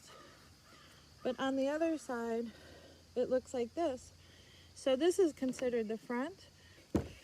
Here's the dog, and so what I want to say is, if you're using the back side as the front, like I like to do, you don't have to invert your drawing. But if you like to work from the back, if you're working from this side and this is the front, you'll have to invert your drawing so it's a mirror image. And it's kind of such a nice medium, because as you're working you can like touch this, and it's so relaxing and meditative. I recommend this. Oh, I want to tell you about Wave Pool. You know all about them if you're watching this, but you should give them some money for their fundraising campaign, because they're doing pretty amazing things all the time in Camp Washington, and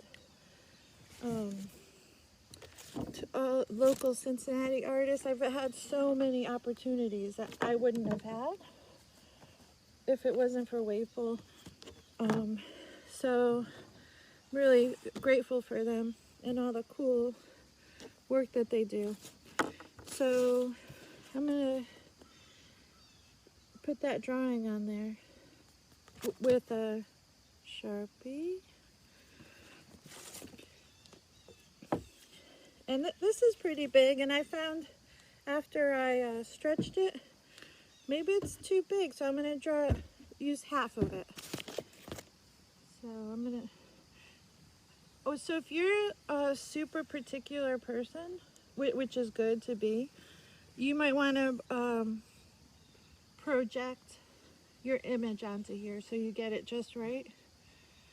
I feel like my drawings are pretty loose, and I'm not too worried about it. I could change it up at different points.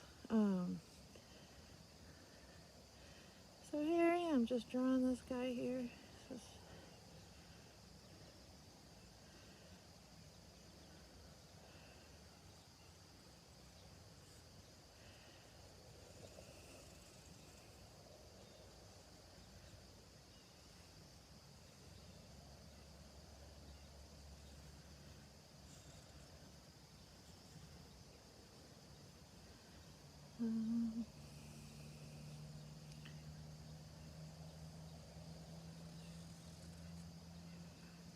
Going for the super realistic frog. This will be kind of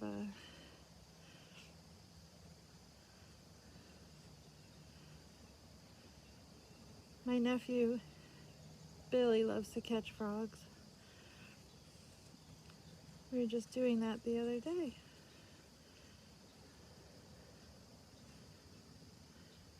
So if you made a mistake or you're really thinking something doesn't work, you could pull the yarn out because it's not glued yet. So I'm taking this yarn. I think that this area is too dark, so I'm gonna pull it out, which is actually a lot of fun. But it's a pain because it takes a while to do this, so but there you go. And then you could kind of rub it and it helps to heal the cloth.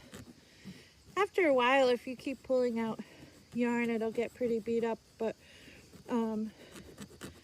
I've pulled out areas and was able to work with them, and it worked fine. And why don't you go to my website, and maybe I'll be done with the frog. Well, I forgot to tell you too, you can make rugs, pillows, wall hangings, clothes, a lot of stuff out of needle punch art. Thank you for watching, and support Wave Pool. Thank you.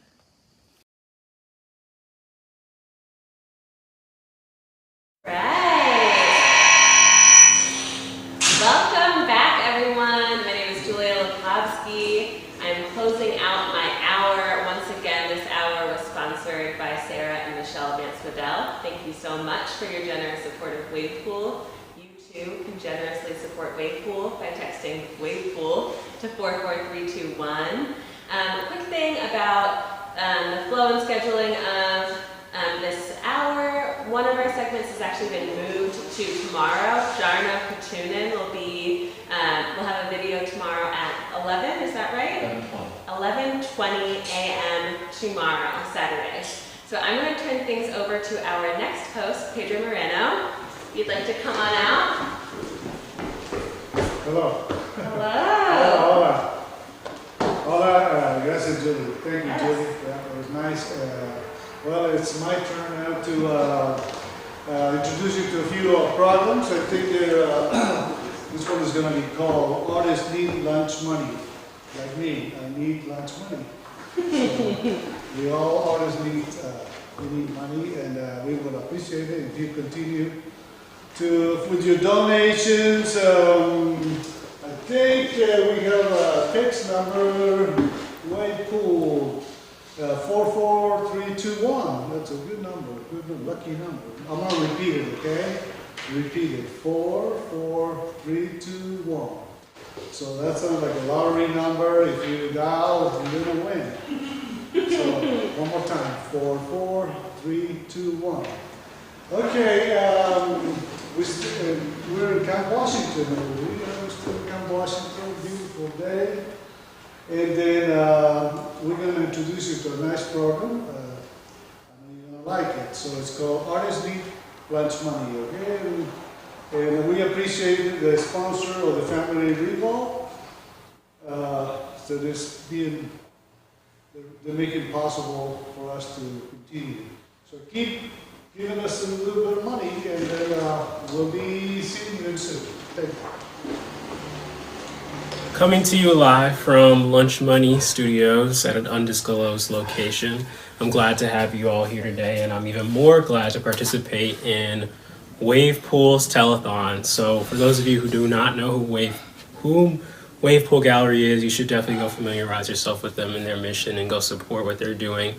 And for today, I will be using my resources and tools to teach you all a little bit about the basics of screen printing. So I hope that you are as excited as I am to show you. And yeah, let's get into this. I'll start briefly giving a intro into who I am and what this is about. So my name is Antonio Wooten, born and raised here in Cincinnati, Ohio. I started this little company about 2 years ago. Little did I know what was just an art show turned into apparel brand. So here we are today, and operating pretty much all facets of the business, from the design, creative direction. I have a small team. Shout out to Madison McKenzie, you've been helping a lot more recently. So we print all of our own merchandise in-house. It is a feat nonetheless, but a feat that I think really makes what we do here and our process a lot more unique and nuanced in nature, that we have the room to creatively explore and, you know, even create one-of-one pieces and things like such. So that being said, make sure to go follow us on Instagram and Twitter at LunchMoneyPLZ, where you can find a lot of our drops and information about the ways that we're trying to also honor the truth that we stand in, that artists deserve to be well compensated for their work. They deserve not to starve.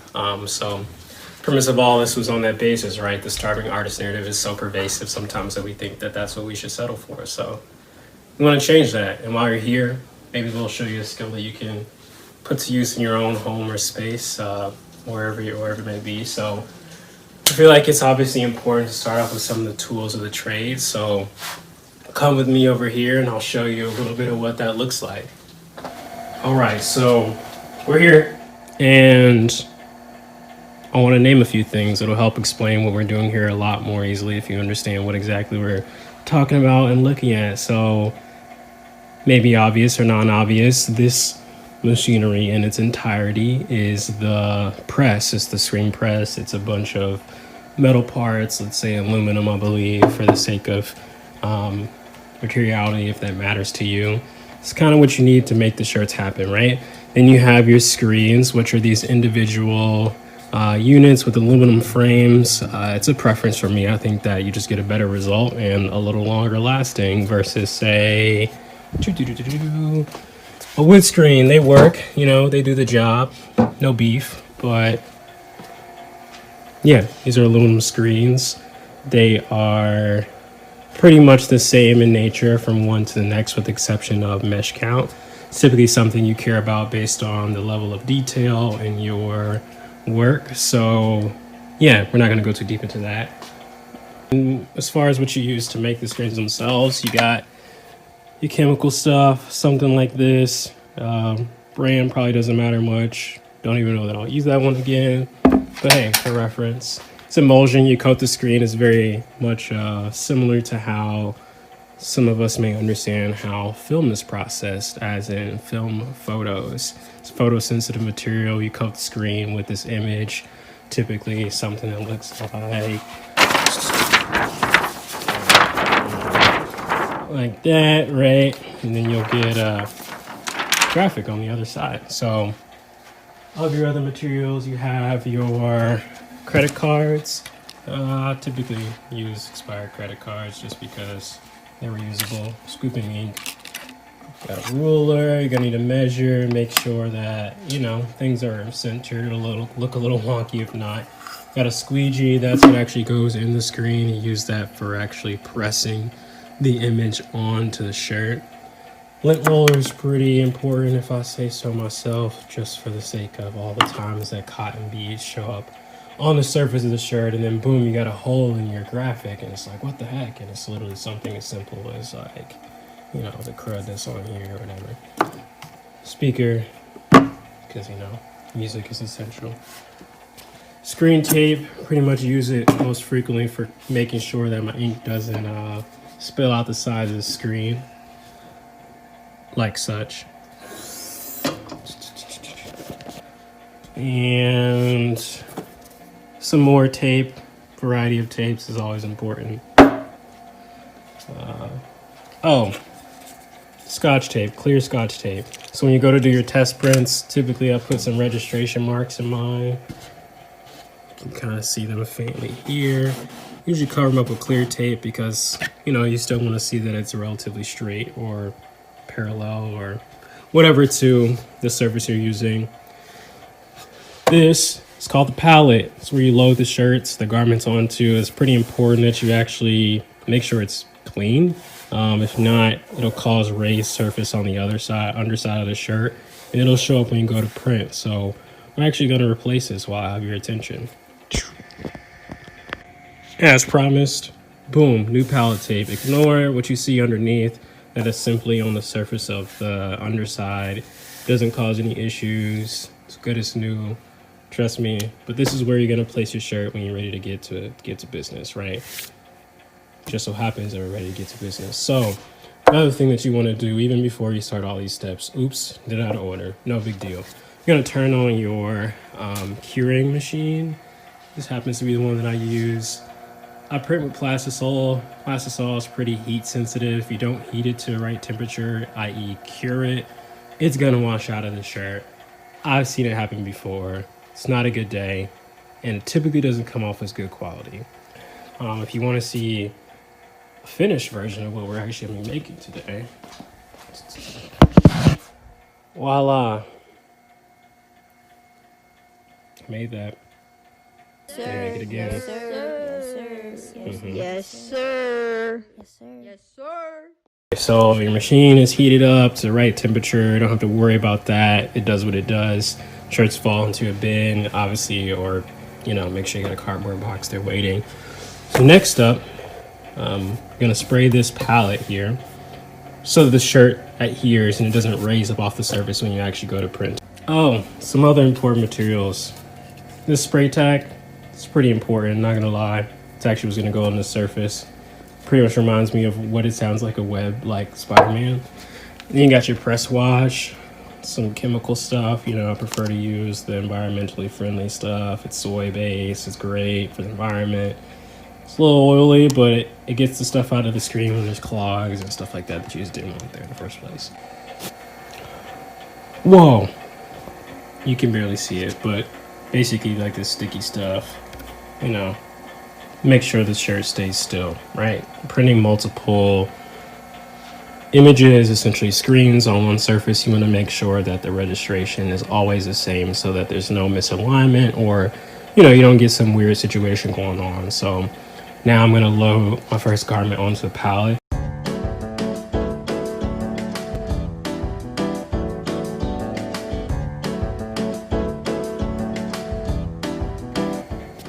Okay, I kind of lied. Now we're here with a different shirt because we're doing a test print. It's kind of important that you do that, so we're gonna do that. Blank shirt. I'm gonna try to show one screen at a time, but bear with me if it doesn't come out that smoothly.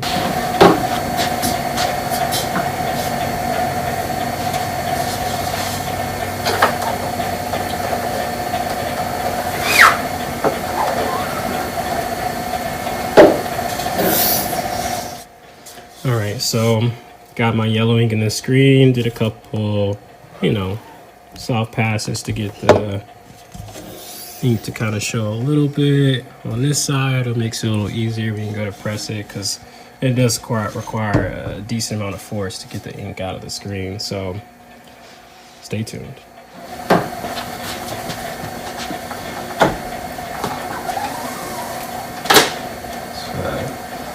A lot of tricep and core muscles go into this process.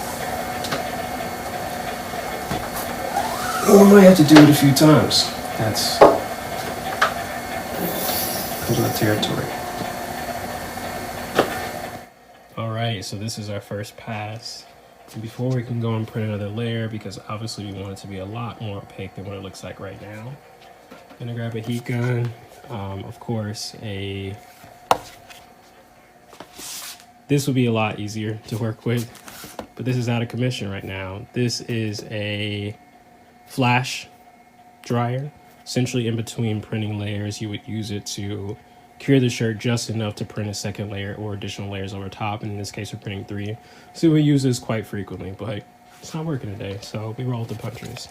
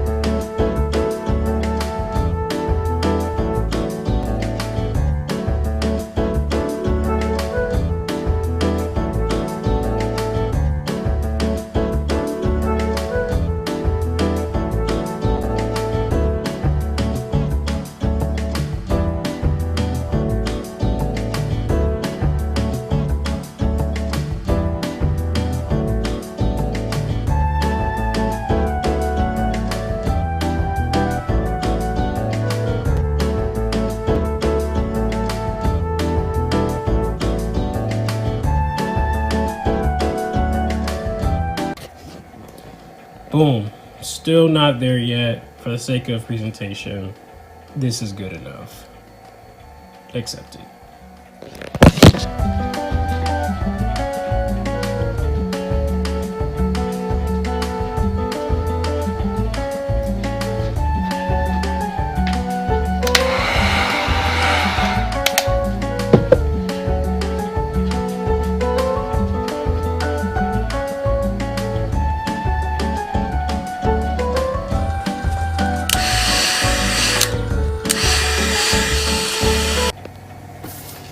So now this is ready to go. I'm going to proceed with printing the next 2 layers, which is more, and then it says buy, and it's red and blue. Print them in that order because darker over lighter just typically works out better, and I didn't really adjust my screens accordingly to make for negative space, but hey, we're here, no big deal, whatever. Stay tuned. Voila. Wow, look at that. I would say pretty solid and ready to be printed on a new garment. So we're going to take this off, put it on that conveyor belt there, it'll eventually fall off, and by the time that's done, I'll have the next one loaded and ready to go. So again, I thank you for being here because your support means a lot. New garment loaded up, ready to go. And we're gonna give it the same treatment as the other one. It'll probably take a few more passes just because darker garments typically require a white underlay. I kind of skip or forego that just for personal reasons, but yeah, let's get right into this. Boom, like that. I put this on there, just come to the other end, and I'm gonna show you what it looks like completely dry. Of course, this part is a little wet still, but yeah. I couldn't resist the urge. Also need to show you all how to use this thermometer temperature gun thingy, right? So I'm gonna shoot that. Let's check your temperature. Screen pretty high, so I can probably slow it down. Not gonna lie, but hey, at least you know the material is gonna be fully cured. That's what you want. That temperature is reading in Celsius too, for anybody who's wondering. Looking for about 165, 170 range. And in most cases, that'll probably do you good on pretty much any plasticell option that you have. But if it's low cure, you obviously want to be cognizant of that as well. And there it is.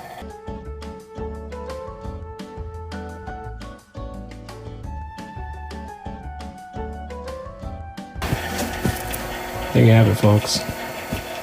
Thanks for tuning in.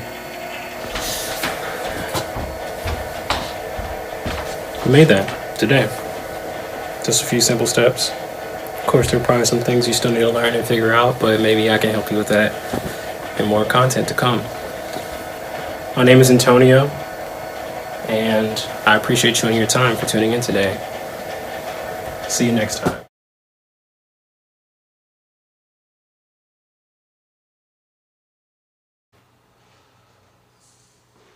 Now we're back. We're back in Camp Washington. Wade Pool. I hope you enjoyed that program. That was great. So we're still here now. We got another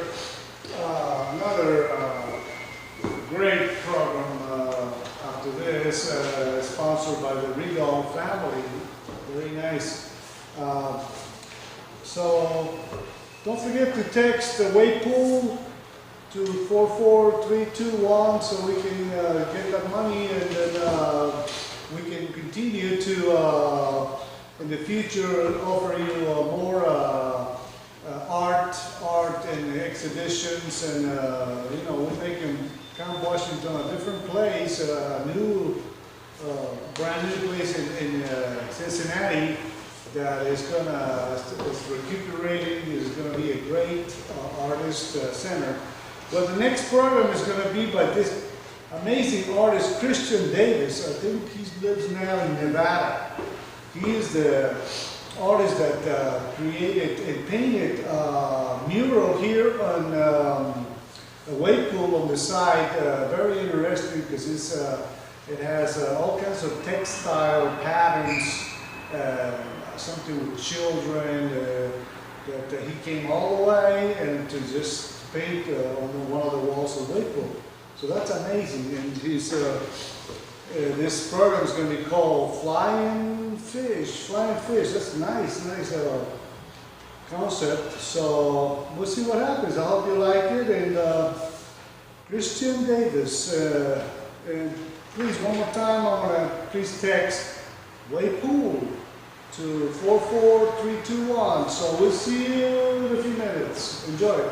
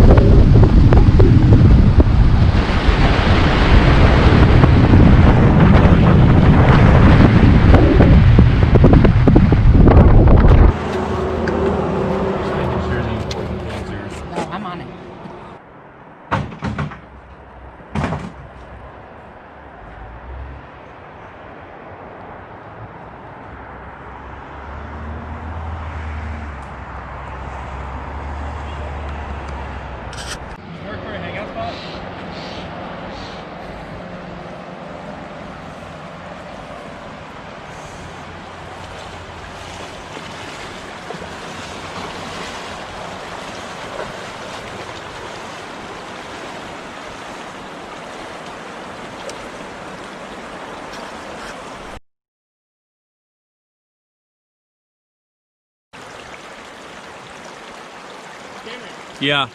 Yeah.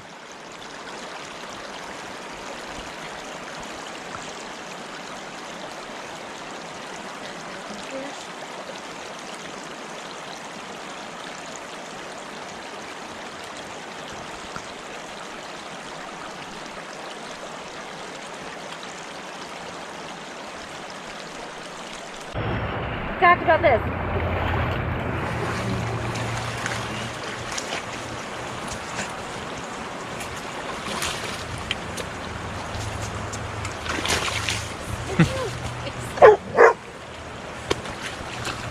He's so wild.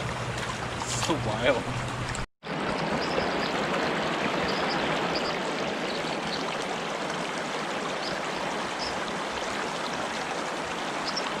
Fishy's in the kitchen.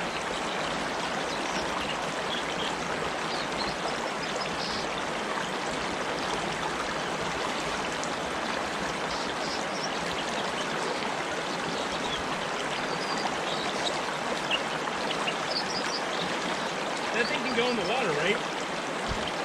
Yeah.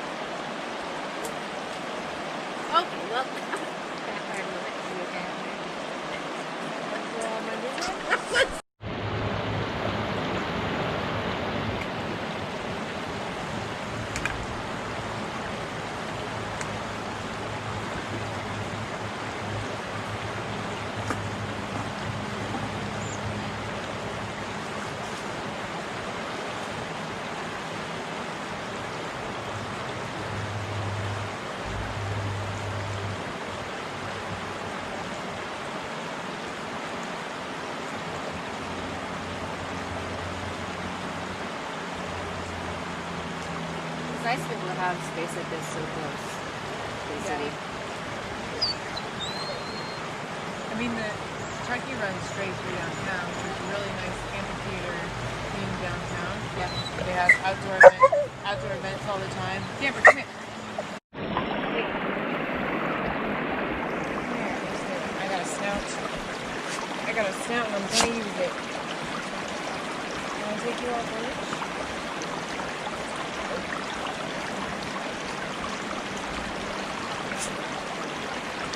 Have you guys watched him with the flashlight in the woods?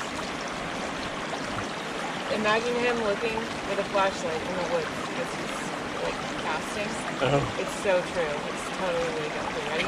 And flashlight in the woods. Flashlight in the woods. Just looking through the woods. Right there. Oh, especially right there. It's good stuff.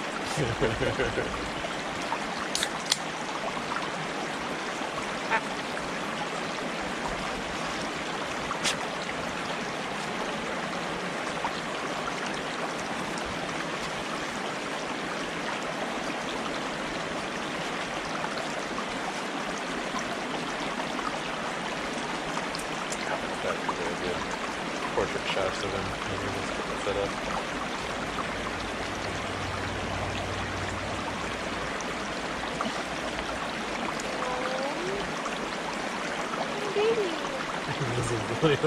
Concentrating really hard.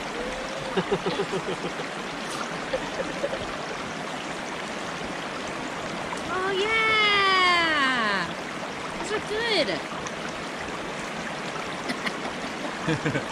Maybe I'll use one of those if we end up doing the 3 to 5 words.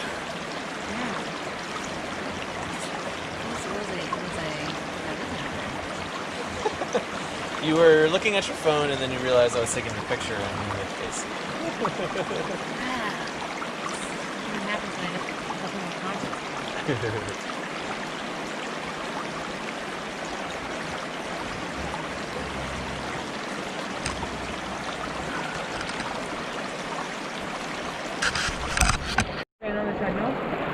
Yeah, I just ran on the treadmill for 50 dreadful minutes.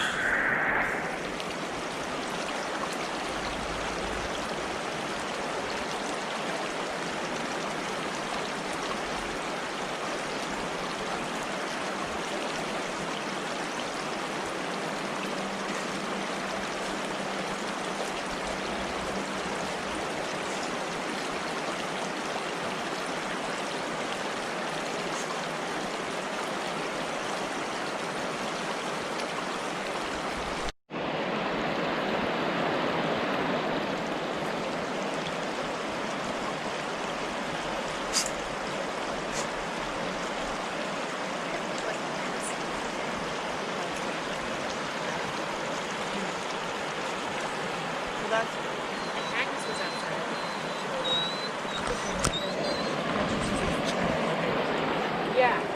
She likes plain lawn. That the city sponsors. Oh, that's your friend. That's your friend. That's a beautiful dog. Like another dog. Oh, get her. You guys just on the syrup?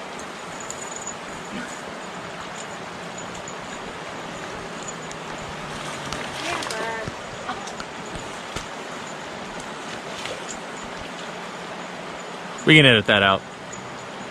It's a bunch of Christian fails. There's a fish in there.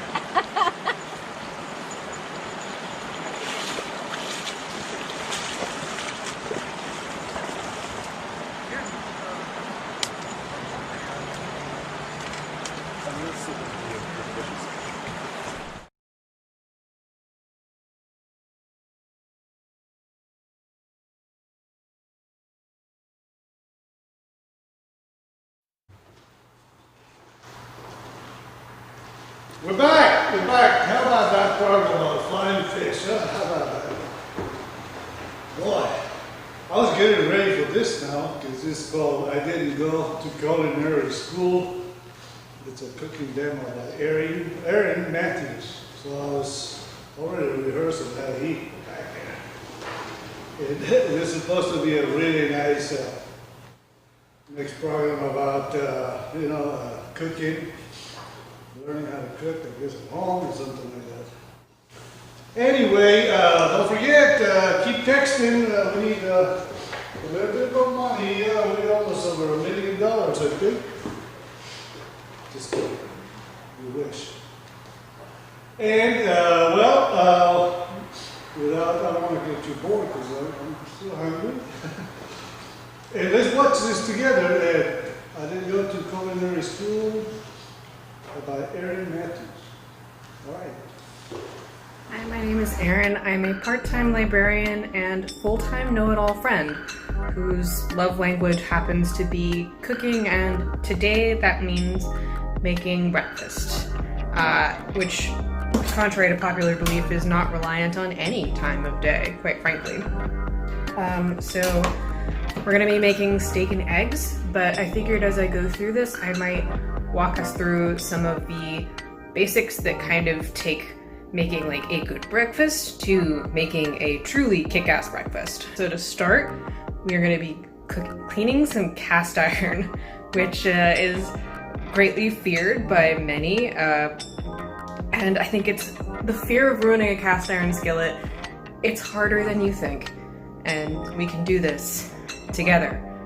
I believe in you and me. Let's get started. So to get started, we have a decent-sized cast iron pan that my brother has so graciously dirtied for us, just for the sake of this demonstration. Now, honestly, the worst thing that you can do with like cast iron care is to just not clean it soon after you use it.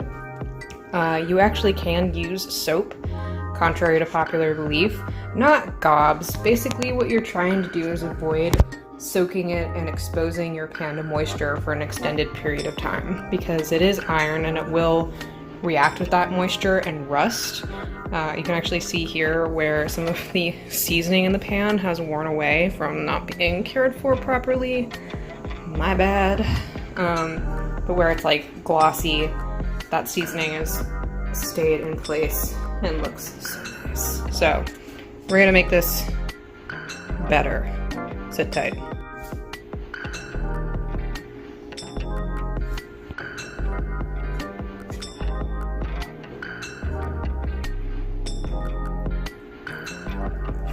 So I've added a little soap and water, and now I'm just getting at it with a little plastic scrub brush. Nothing too abrasive, or again, it'll screw up the seasoning.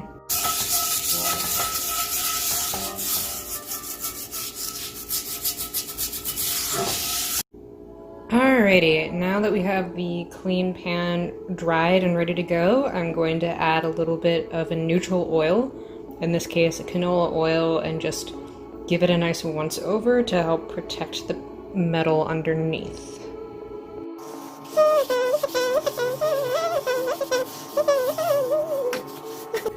Okay, so while we get our pan nice and hot, which we want it to be like ripping hot when we put our steak in, we're gonna go take a look at our meat. And I'm not gonna lie to you, this is a really pretty steak, and if you disagree with me, well, I'll just have a cry. What did I say? What did I say about this steak? What did I say? Look at her. I think it's her. Anyway, one time at the grocery store, I had a random dude come up to me and ask me if I could help him pick out a steak for his girlfriend, and I'm really excited that that guy just recognized in me the inherent need to tell people what to do. So here's my advice to you about steak. There are 3 things. The first is that when you throw it in a pan, you want it to already be room temperature, because that's going to help it cook evenly. The second thing is that you also want to salt it before it goes in a pan, because that's going to help tenderize the meat and make it more flavorful, and if you salt it beforehand, hopefully you're not going to miss it later. And then the last thing is, when you're picking steak, basically what you're looking for is a bunch of fat throughout, and I went ahead and picked a fancy cut of meat just to demonstrate this. This is like a boneless porterhouse. Also, please don't yell at me if you know more about food than I do and I'm wrong. No. I have pride too. Anyway, if you're like me and a really pretty cut of meat is that exciting, you know, you have to show it off. So, I've had this pan heating up behind me, our super heavy bottom cast iron skillet, and I can see it smoking a little bit, so it's ready. The name of the game with tossing this guy in is that once it's on there, we're gonna leave it alone. You leave it alone. There's basically only like 2 moves that you're making with this steak, and the first one's putting it down. So here we go. Adding just a teeny little bit more oil to our pan. Make it interesting.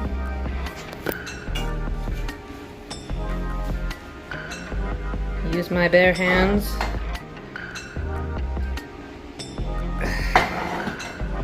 To coat it in oil.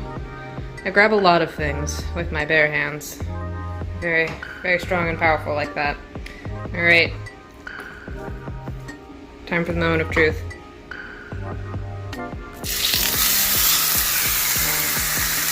And she's down! So we're gonna leave her alone now for a good long while. Alrighty, so we've let our steak go now for about 3 or 4 minutes. Ooh. So we're gonna check and see how the browning on the bottom is coming. Oh, hell yeah. She's ready to flip.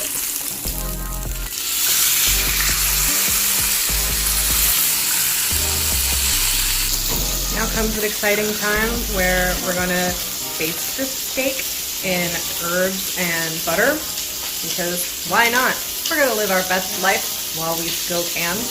And today we'll be using sage. Why sage, you may ask? Because it's herbaceous and delicious, and it's what was in my fridge. So we're going to toss that in the pan along with some butter. Basically let that brown and bring a bunch of the flavors and oils out of the sage, and then baste the steak with it. Because, you know, that's what self-care is all about.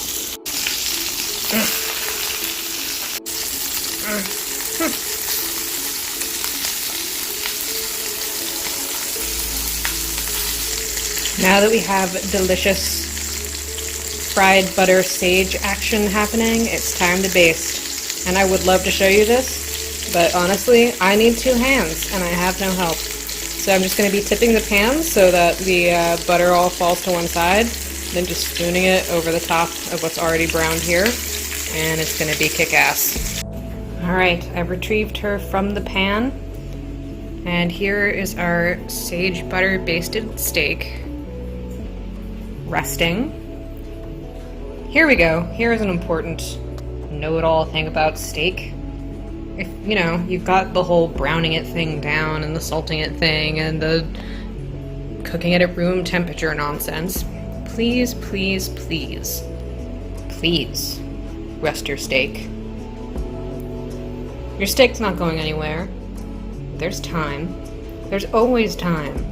There's always time to let all of the juice and awesome stuff happening just below the surface of this steak to resettle and reorganize and redistribute itself all up in there, so that you will have delicious, juicy steak for many years to come. So personally, I'm of the mind that if you're gonna know how to make eggs, the most important kind of eggs to know how to make are scrambled eggs. And there's been a lot of debate over stupid stuff like, should I put milk or water in it? When the answer is neither. Or should I put salt in my eggs? Or no, that will force the eggs to release some sort of egg liquid that is precious to me. I don't know, because as stated previously, I didn't go to culinary school. I think that if you want to salt your eggs, then it is your God-given right as an American to do so. So without further ado, here are my takes on scrambled eggs. Step 1 is when you are cracking your egg, my great tip to you is actually not to use the edge of a bowl or something. What I tend to do is actually use a flat surface like the countertop, and then to push my thumb into the indentation that it makes in the shell. This basically just gives you more control when you're cracking an egg, and it means that if you're one of those people who's deathly afraid of getting shells in with everything, you stand a much better chance of not doing that with this method, because you are controlling how you're cracking the egg. I don't know. I'll see if I can film it for you and we'll just see. Part 1 of demonstrating what I mean has not gone very well. As we were. Okay, round 2. Here we go. Egg, flat spot, little indentation that I'm gonna shove my thumb into. Get the picture? Okay, so I still can't crack eggs with one hand, but as you can see, everyone made it into the bowl fairly unscathed and shell-free. So now I'm going to take a whisk, you can use a fork or what have you, and beat the living daylights out of these suckers until they are frothy. That is your goal, so that you can have super duper fluffy, charming scrambled eggs. Now I need to interrupt a look at these beautiful, fluffy eggs to ask a very pressing question. What's going on with this bread? This is just store-bought sourdough, you know, to complete the look with some toast, and I have never ever in my life seen bright blue whatever just chilling in some bread. It doesn't appear to be mold. I don't know what it is. Charming. Anyway, if you've made it to this portion of the video, make a wish on whatever this is. Alright, so back to eggs. So our final step, I've added some butter and gotten it melted into a warm pan. Non-stick is really good for scrambled eggs because you keep all of your eggs together, helps it, I don't know, get all fluffy and junk. But anyway, once you see that bubbling like so, it's time to add our eggs. Hello, boys.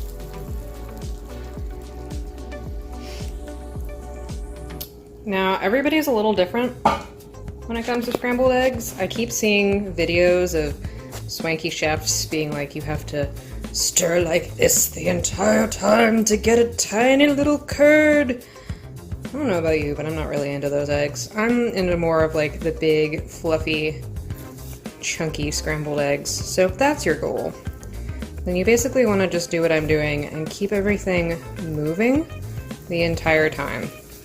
The key to really good scrambled eggs, besides not diluting them with milk or water beforehand, is to actually kind of undercook them. And you see how they kind of look still wet? I'm actually gonna go ahead and call these done. Scrambled eggs are kind of like things that you deep fry or that come out of the oven. They're gonna keep cooking a little bit after you've gotten them out of the pan. So, alright, and that is it. We have a lovely medium rare steak and scrambled eggs. And in case this particular video didn't teach you too much, honestly, there's nothing that a little bit of butter and not too much salt can't improve and seriously impress somebody with. So anyway, I hope you enjoyed this. Maybe make some breakfast for dinner, and I will, you know, see y'all around the bend. Bye. Also, if I can be perfectly honest for a second, you should absolutely add at least this much black pepper to anything that you make based off my recommendation. Okay, thanks, bye.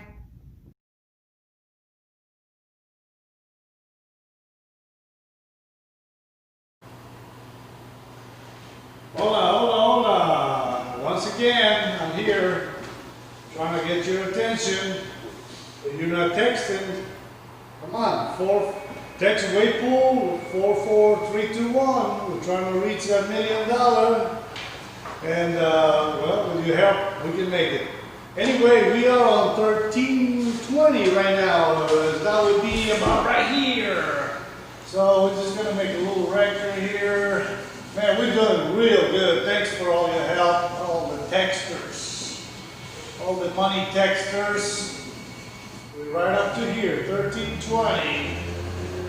So we want to thank you. We're doing great, but we still need a little bit more. Man, I was blown away by this next program that it's by a person from Vietnam, a typical immigrant that came to this country, and not loneliness, I would say, the nostalgia of being in a different land, like the States, produce a very creative wave of poems. Because when you're away from when you're an immigrant and you're away from your land, you miss your flavors, you miss your people, you miss your all your friends and the geography, everything. You're like a plant taken from a garden to another garden, and you see if you can survive. And then this is it's called Dispatches from a Cultural Exile. It's a perfect name for a person that through poetry, she's in Cincinnati, I think, in Ohio. This video was made here, so it's a very neat collection of poems that she probably would later on she'll be probably making a book because she's really good. And her name is V, like in Victor, Chow. Chow, like in Spanish, Chow Chow. So I'm really impressed because a lot of people, immigrants, they do stuff like that. They don't just drown in sadness, like I'm away. So she's been creative and positive to miss her country, even though she came from, I think she was 9 years old when she came to this country. So now an adult, and then very good collection. Dispatches from a Cultural Exile from V. Chow. We say hello to V. Chow, and this is I gotta say goodbye, adios. It's been nice, nice experience to be at Wade Pool in Camp Washington. We appreciate your help, and then keep enjoying it. Tomorrow, tonight. So peace and love, and viva Wade Pool. Thank you.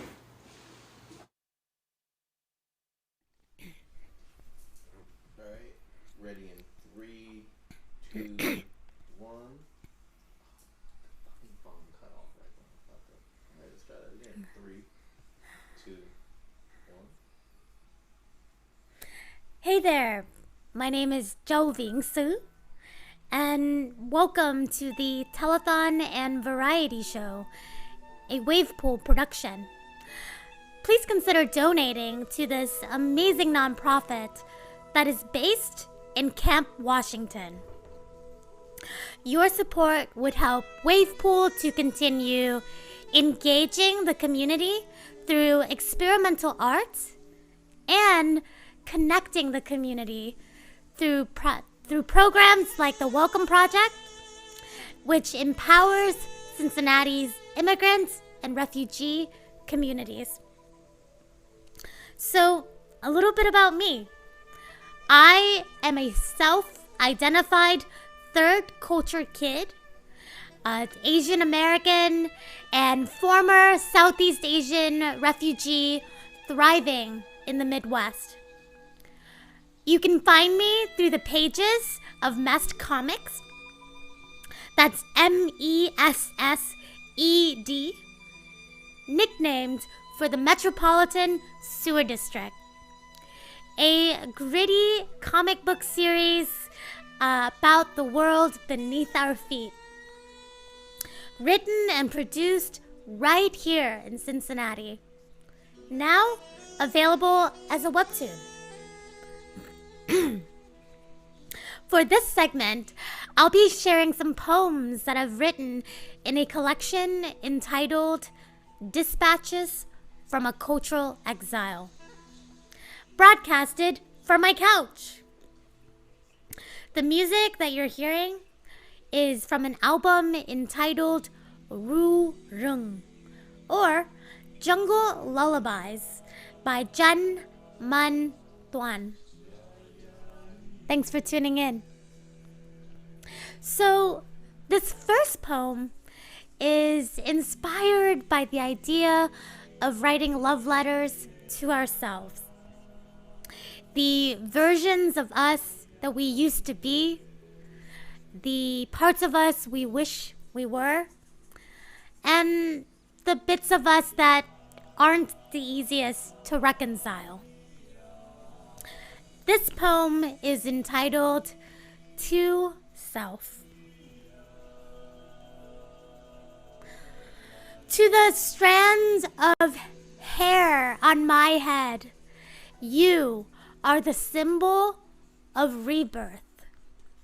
To cupped hands, closed fist, and delicate fingers, you are war, peace, and diplomacy. To those fishbowl eyes, what perspectives you've beheld. To the outlines of your lips and the sharp tongue that lives inside. It is our responsibility to take back our history. To those tiny feet that has chased the sun around the world. How many mountains you've climbed. To the nose that is more button than beak. Take pride in the imprints from your ancestors. To those scars that dot the geography of your body. X marks these timelines. If you're just joining us, welcome to the Telethon and Variety Show, a Wavepool production. My name is Jo Ving Su, and I'm sharing some poems that I've written in a collection entitled Dispatches from a Cultural Exile, broadcasted from my couch. The music you're hearing in the background is entitled Ru Rung by Jan Man Tuan. So, this next poem was inspired by some really cool Asian Americans that I met at a conference where we practiced showing up as our full selves and while celebrating our diversity in lived experiences.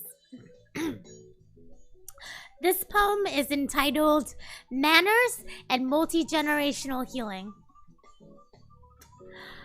I came out of the womb knowing manners. Yeah, pu go, pu back, pu ma, written into my genetic codes. I'm compelled to give credit, to give the original source its due. Nuk nyung, as the saying goes. If you're just joining us, welcome to the Telethon and Variety Show, a Wavepool production. Please consider donating to this amazing nonprofit that is based in Camp Washington. My name is Jo Ving Su, and I'm sharing some poems that I've written in a collection entitled Dispatches from a Cultural Exile. The music playing in the background is from an album entitled Ru Rung by Jan Man Tuan. Thanks for tuning in. So, this next poem is all about the power of locating yourself.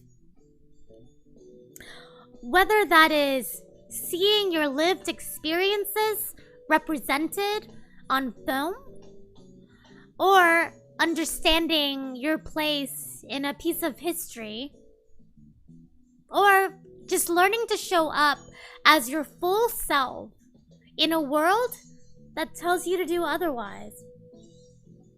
This poem is entitled Locating Myself. It took me 2 decades and some change to fall in love with my communities. It took 2 oceans, a refugee camp, rice paddies, a concrete basketball court in an inner city school, and a sleepy suburb. Memories that spanned continents, defied international datelines, crossing state lines like a perpetual nomad, perpetually on the move. It took me 2 decades, some hazy years spent found at the bottom of cheap wine glasses, and encounters that would feel like ying, or what some might call fate.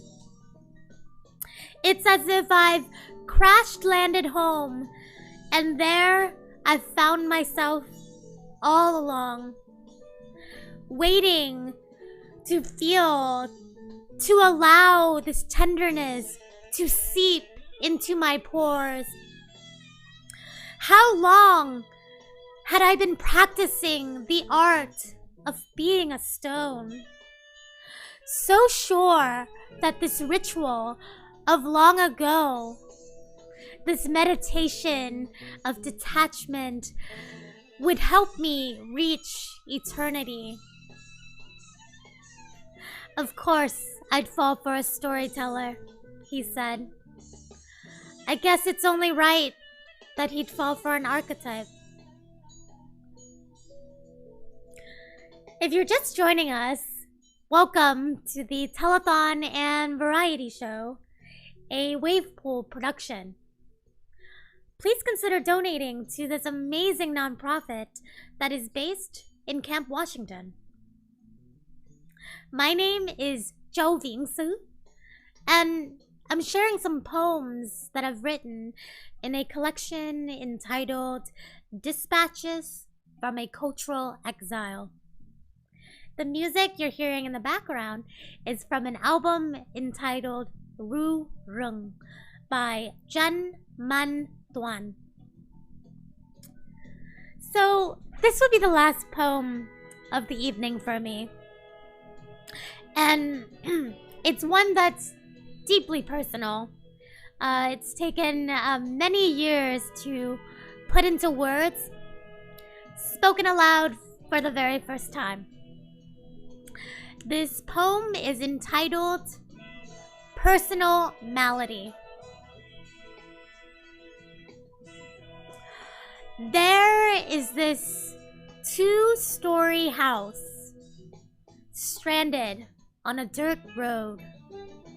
It's a color of pistachio green, surrounded by an untamed amount of wildflowers, with metal gates from one end meeting another.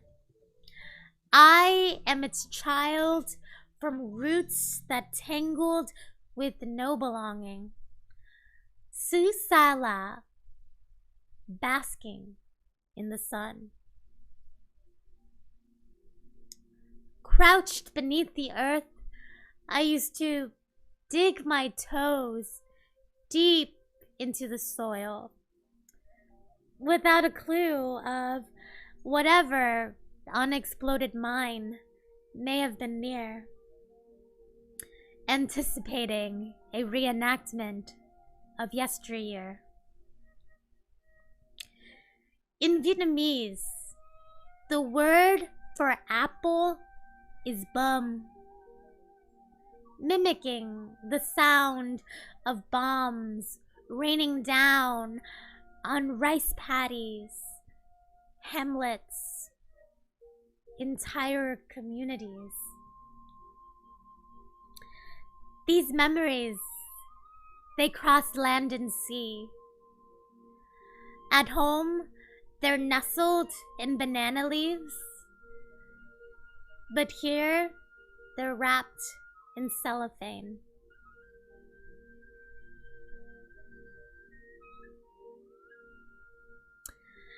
Thank you. Thank you so much for tuning in to my poetry reading entitled Dispatches from a Cultural Exile. My name is Zhou Vingsu, and you're watching the Telethon and Variety Show, a wave pool production. I hope you'll consider donating to this amazing nonprofit that is based in Camp Washington. Once again, you can find me through the pages of Messed Comics, a gritty comic series written and produced right here in Cincinnati. Wherever you are, I hope you be well and I hope you take good care. Good night.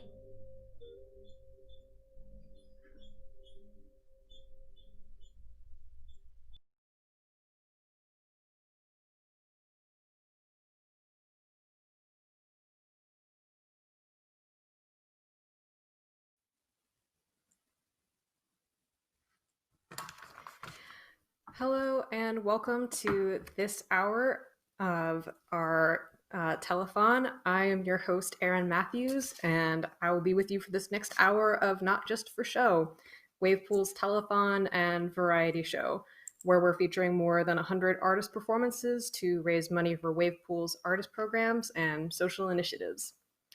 Wavepool's mission is pairing communities' needs with artists' sense of possibility, and they focus on projects that are community-driven and artist-led. This event is sponsored by Carol and Ed Rigaud, and this hour is sponsored by Carol and Edwin Rigaud. We thank you for your support. Wavepool is a 501c3 organization that relies on donations to make yours. Visit wavepoolgallery.org or from your phone, text Wavepool, WAVEPOOL, to 44321 to make your donation today. So this hour includes performances from Mark Harris with a Unreasonable Vinyl Records About Art studio tour, I'm sorry, not a studio tour. Sarah Rodriguez will be showing us a studio tour, and then there will be a performance by Avamos Duo with Lauren McAllister and Alexandra Kassoff. In addition, if you donate $50 or more right now, you will receive an amazing signed limited edition print by one of Wavepool's featured artists. So to kick off this hour, we will be featuring Mark Harris. He is a professor of fine art at the University of Cincinnati at DAP and a painter interested in music and sound as well as plants, which I have in common with him. So can't wait to see what he has in store for us. So in the meantime, once again, to make your donation, text Wavepool to 44321 or visit the website wavepoolgallery.org.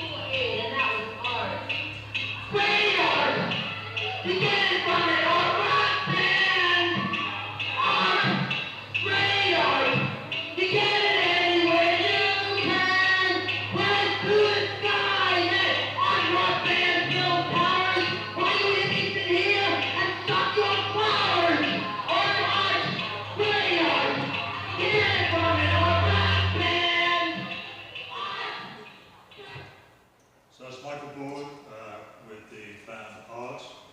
And now maybe the only art song that I know that makes me feel like an art gallery museum is like a nightclub. And this is by Art Brew, and the song is Modern Art, as in modern art makes me want to rock out. And what could be more perfect than a hand-painted sleeve for this single?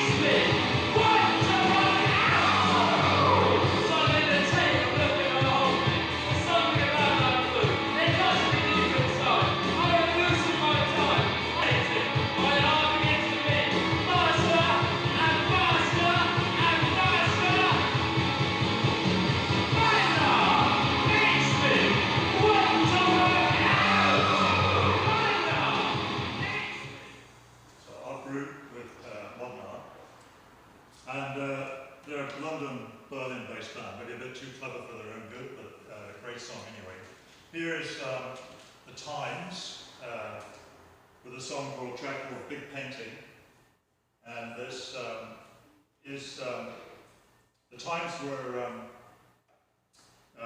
Ed Ball's invention. Ed Ball was part of Television Personalities, O-Level, teenage film stars, a lot of different projects, and also a lot of songs about art. But this is the one. This is my favorite. Big painting. I made a big painting.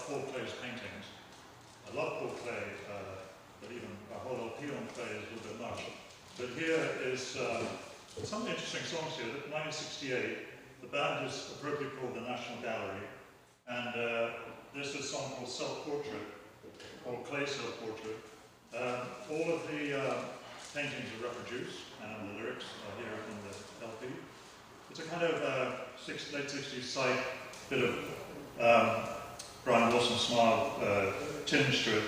And here, what I like about this song is that it reminds me of things I might actually say to one of my art students, asking, can you truly paint yourself when so affected by unrelated matter? Each eye, ear, nose relation affect this oil interpretation.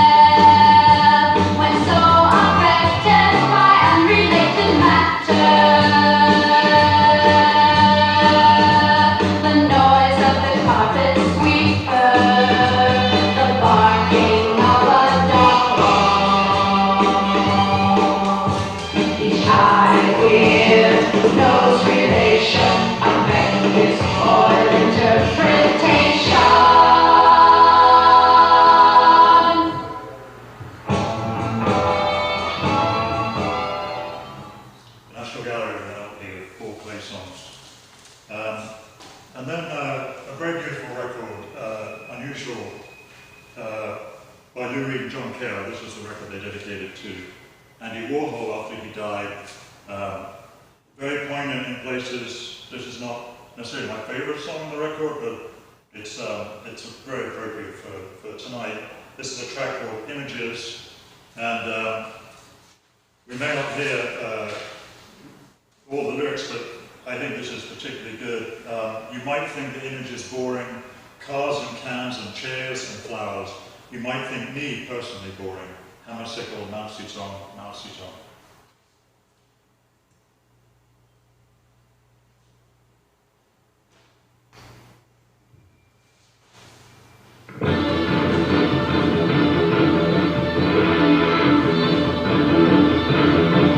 I think images are worth repeating, images repeated from a painting.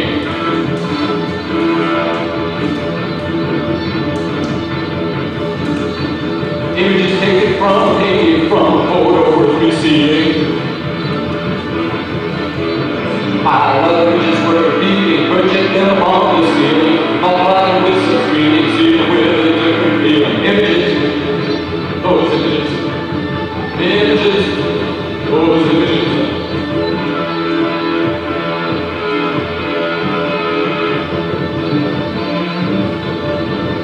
Some say you just have a feeling, I think there's a deeper meaning.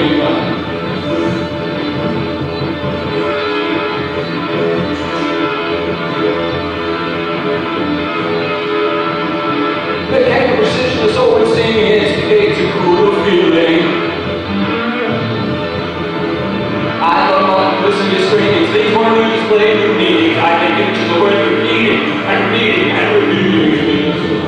Oh, images.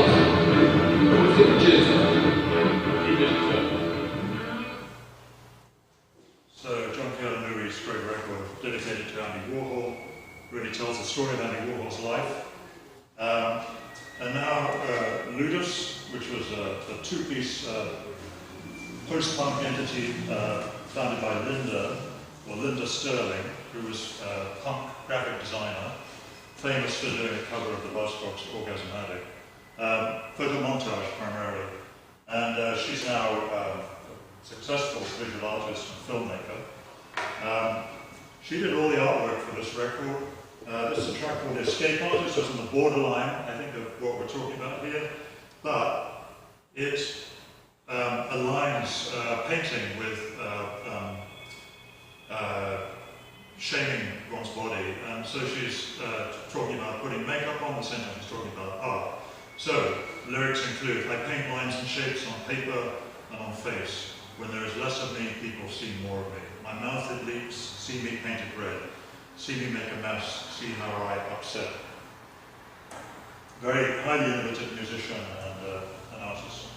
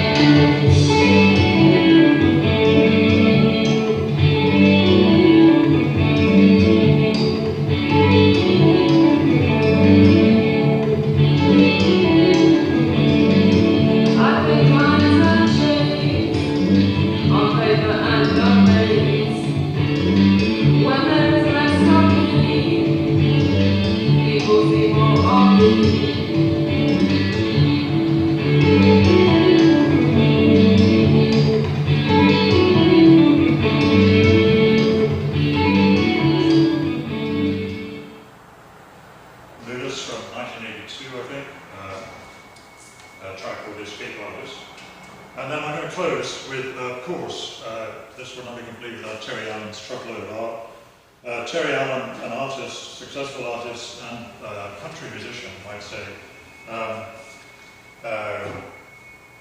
installation artist, has a track that the piece of Schadenfreude from New York artists. So he wrote this in the early 80s, late 70s, early 80s, and when he was living in Los Angeles, probably fed up with all the New York artists sending, thinking that art was much more important, so important that they could ship it across the country. And here the lyrics include, so the story is a truckload of New York art heading to California. There's a wreck on the highway, the thing explodes into flames, and there's no one there to witness it. So, and it's a terrible sight if a person were to see it, but there weren't nobody around. Yet a driver went sailing high in the sky, landing in the gold lap of the Lord, who smiled and then said, "Son, you're better off dead than hauling a truckload full of hot avant-garde." But here is Terry Allen, Truckload.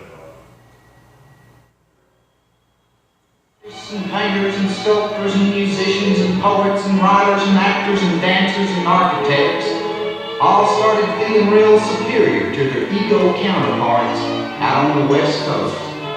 So they all got together and decided they would show those snotty surfer upstarts a thing or two about the Big Apple, and they hired themselves a truck. It was a big, spanking new, white, shiny, chrome-plated cab over Peterbilt with mud flaps, stereo, TV, AM and FM radio, leather seats, and a naugahyde sleeper. All fresh with new American flag decals and art printed on the side of the door with solid 24-karat gold leaf tie. And they filled up this truck with the most significant piles and influential heaps of artwork to ever be assembled in modern times, and sent it west to chide, cajole, humble and humiliate the golden bear. And this is the true story of that truck.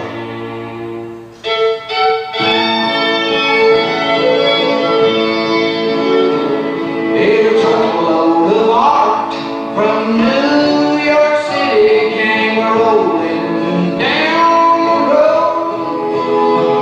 Our driver was singing and the sunset was pretty, but the truck turned over and she rolled off the road.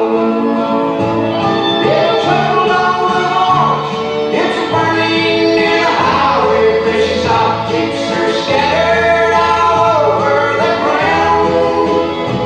And it's a terrible sight if a person were to see, but there weren't nobody around.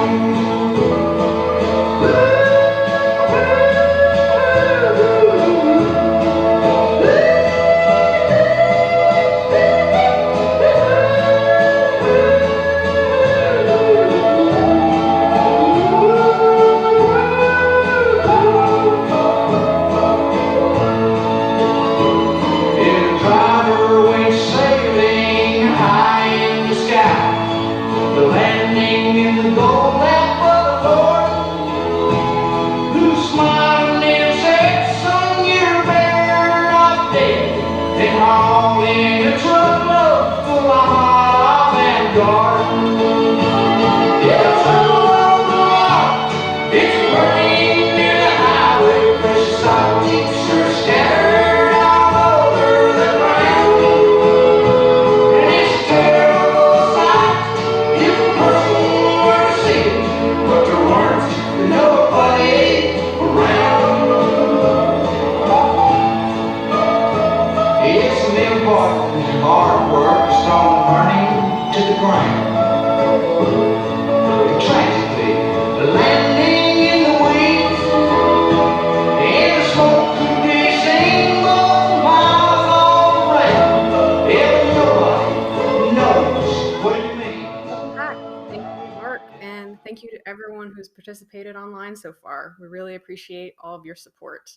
So as you all know, today Wavepool is featuring more than 100 artists in a 24-hour art-making telethon and variety show. And our goal is to reach $10,000 this week. So far we've raised, allow me to check our donation thermometer,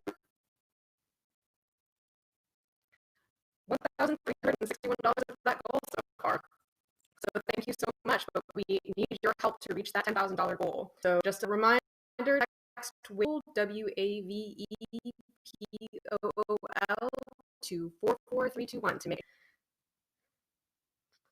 Up next, we have another special artist for you. This is a studio tour with Sarah Rodriguez. She is a local artist who was recently the artist in residence at the Contemporary Art Center. Congratulations, Sarah. So without further ado, I'll have her take it away. This area right now, you can't really tell, maybe a little bit, but this is where I keep my pastels. So if I'm working on a bigger pastel drawing either here or even over on the bigger wall, I'll keep my pastels and they act as my palette, so I can pull colors easily, and I have them all spread out here usually when I'm working in here. Right now they're at home because during quarantine I've kind of been fluctuating between here and working at home. So luckily I have an extra bedroom that is kind of acting as my studio, my temporary studio. So I have stuff here, I have stuff there, and I'm kind of carting it back and forth. Then over here, I have kind of this palette here that I use for clay stuff. So in my work, I do collage, like paper collage. I do sculpture and drawing and painting too. I kind of do a little bit of everything. So it's nice for me to have these sections in my studio where I can set up different things and do all the things I want to do. So right here is kind of my sculpture studio. So I have my sculpture space. So I have a clay and my clay tools right here. And so I can just pull my chair over and work on this table to make my sculptures. All my sculptures are pretty much right here on this table, mostly because I don't have anywhere else to put them right now. So this is kind of my storage space for now. We do have a storage space in this studio, and we all hope to like make it more organized as time goes on. We've been here about a year, I think, all four of us. So you know, we're still getting our feet wet and making stuff and you know, that kind of thing, and figure out where things go. So right now all my sculptures are here, but this is about the size that they are. I haven't done anything really big yet, but that could be in the works at some point. That would be kind of cool. So these are all of those.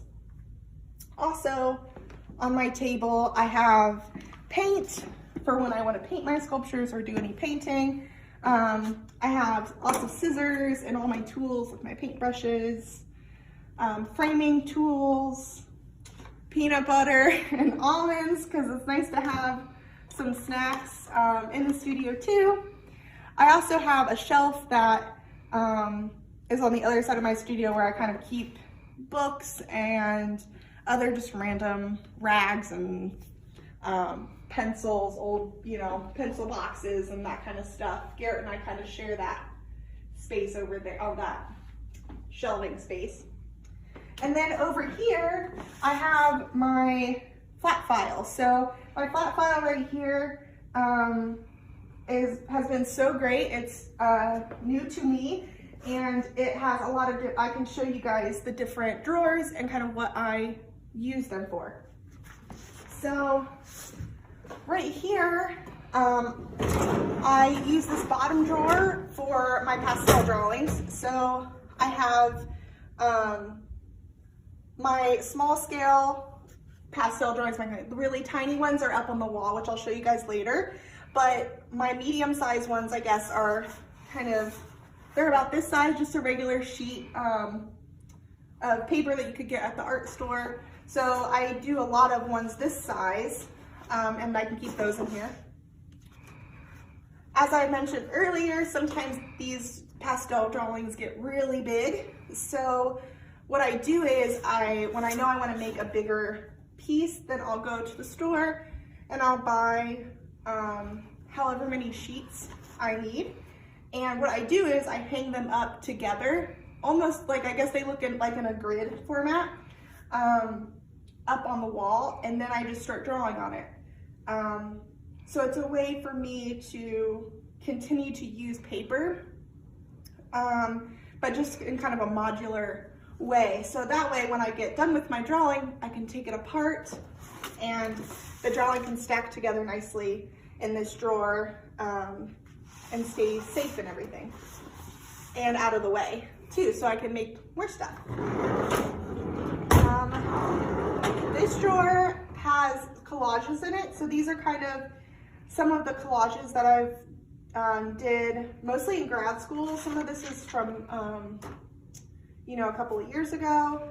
But these are kind of a small scale version of things I'm doing with collage. So just like in the drawings, I work small and really big. So some of the collages are really small, like this kind of one that's about the size of my hand. And then other ones, they kind of start to get bigger.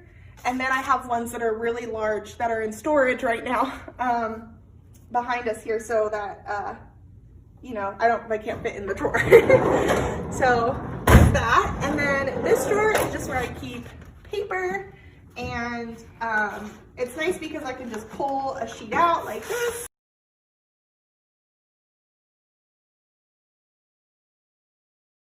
You know, if I have an idea for a drawing, and I can start working right away. And so that's really nice too. And then I have kind of scraps over here, so I can use them for experiments. You know, I also just use them, like, I just have trouble throwing things away.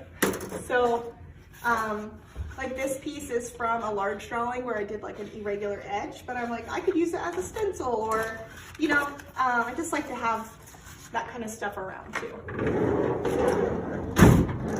And then up here, this is kind of my drawer that's experimental. So this is stuff from the summertime. If you saw my micro residency with Wave Pool a couple of weeks ago, I was making these. This is kind of a sort of a final rendition of this project I worked on over the summer, where I was learning how to do some screen printing and experimenting with these kind of drawings from my phone, screenshots from, you know, conversations with my friends and things like that. So that's up there. And then up here is kind of a catch-all drawer. It has some, you know, tracing paper and some newsprint, but also just kind of experiments that just I didn't finish, or like projects I didn't finish. Like this was gonna be like a book, just some sketches, some, you know, sometimes in the studio things get weird and I start cutting out words and I'm just like, I don't know if that's actually, you know, I don't know.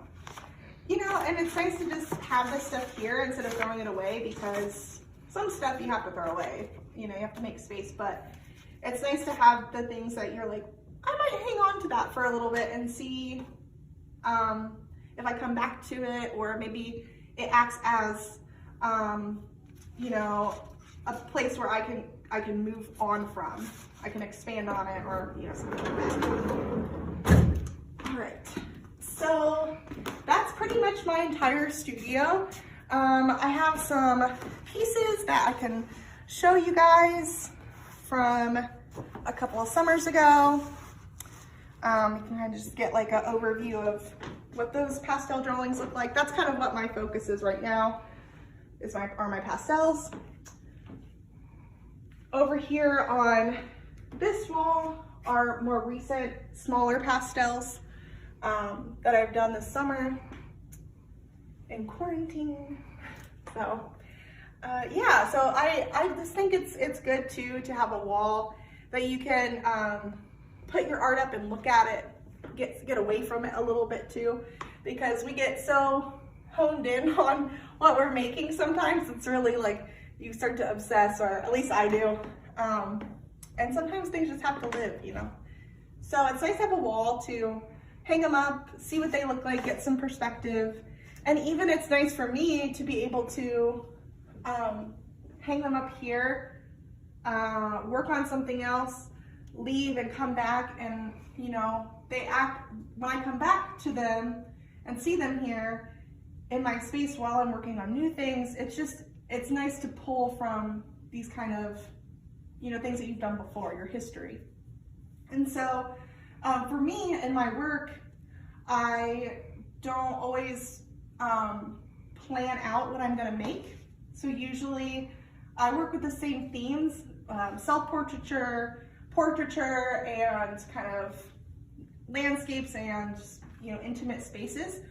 But it's always process oriented for me. So I'm always working through things by using my materials, seeing what I have available, and kind of letting those things kind of show me what the piece of art is going to be. I hope that gave you guys a little bit of an insight on my space and how I use it, and kind of how I work as an artist.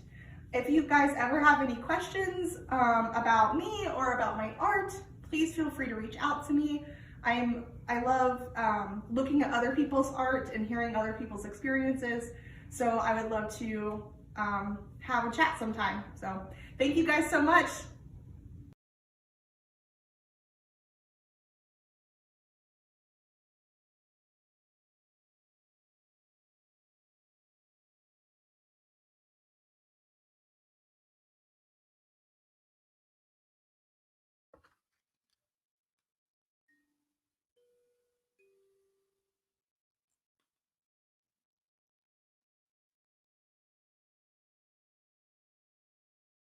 Thank you, Sarah, for that excellent studio tour. Those are some gorgeous pastels. Thank you, everyone, for tuning in to our 24-hour art-making telethon. I am Erin, your host for the remainder of this hour. We have one artist remaining for you. That would be Laura McAllister and Alexandra Kassoff performing in their duo, Avamamus Duo. And for the record, I'm really hoping I've gotten your names correctly, guys. Thank you, as always, for your continued support. I would just like to thank again the Rigaud family for sponsoring this hour. If you know them, you love them. And we're especially grateful to you all, especially for supporting some fantastic community-led and considered art as we move forward into some crazy times. I don't know about you, but it's definitely feels really good to know that these kind of community-based art initiatives are there and happening and just improving everyone's lives. So without further ado, I will bring you all into our next performance. This is once again Lauren McAllister and Alexandra Kassoff in Avamamus Duo.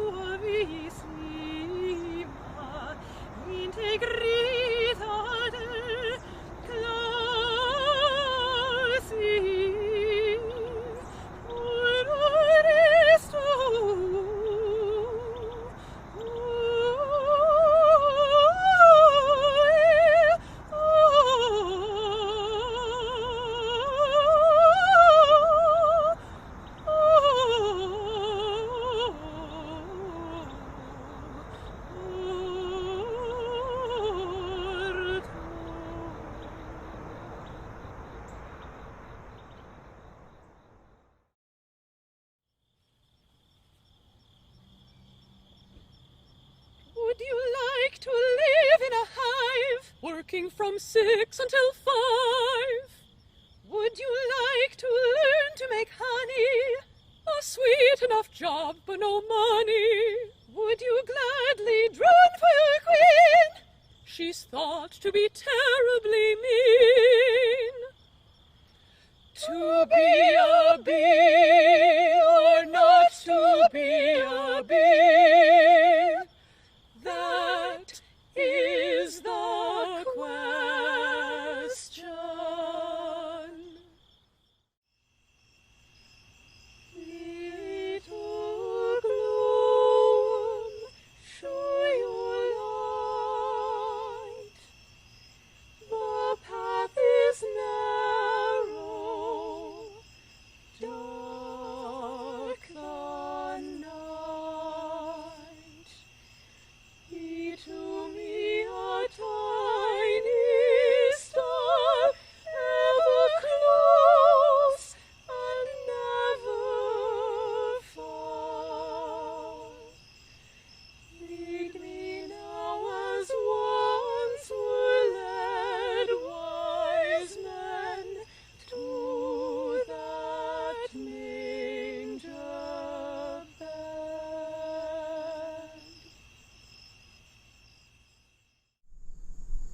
In the dark of my room I hear you whining, mosquito. Then the dreaded silence, and you strike. I switch on the light and rub my swollen hand. Where have you gone, small vampire insect? Does this rude extraction of my blood make for you delicious food? Have you found in Mia's meal a delectable gourmet taste? Appeal. Buzzy fly, you walk on the ceiling high where I can observe you. You're defying gravity, walking there and never once falling. Now you're flying all the while darting in and out of the curtains. Are you never exhausted by these constant exertions? With measured gait you munch your way along the branches in my garden. Caterpillar, are you already pondering your transformation? Are you ready to spin your silken shroud, not for death, but for resurrection?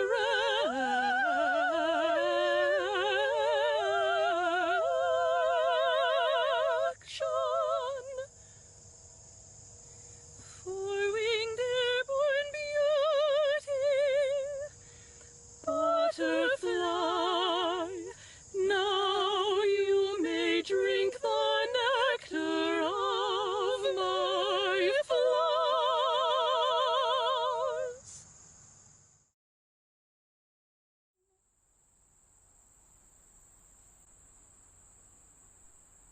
Take, oh take those lips away, that so sweetly were forsworn. And those eyes, the break of day, lights that do mislead the morn. But my kisses bring again, bring again, bring again, bring again. Seals of love, but sealed in vain. Sealed in vain. Sealed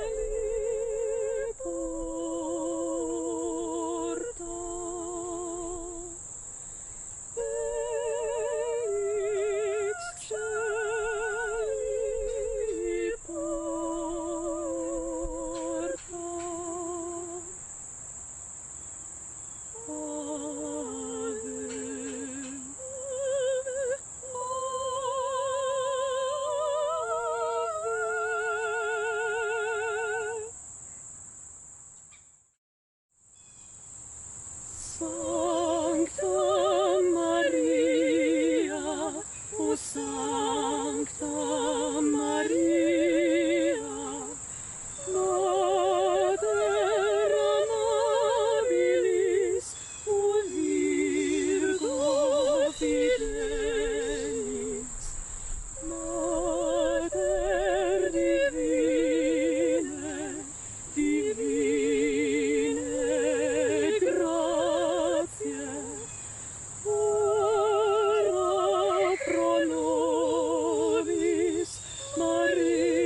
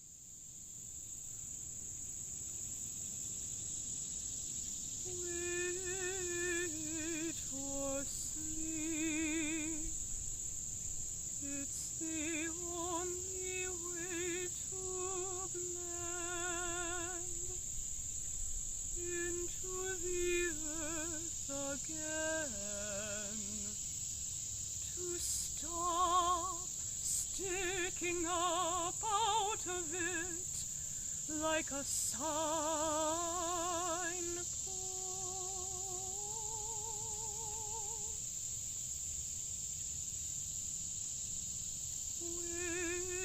Wait or sleep,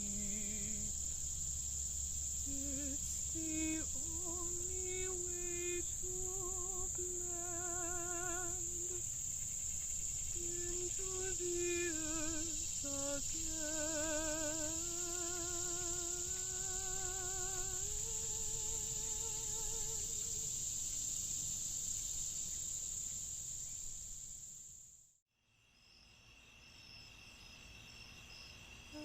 And there is always a possibility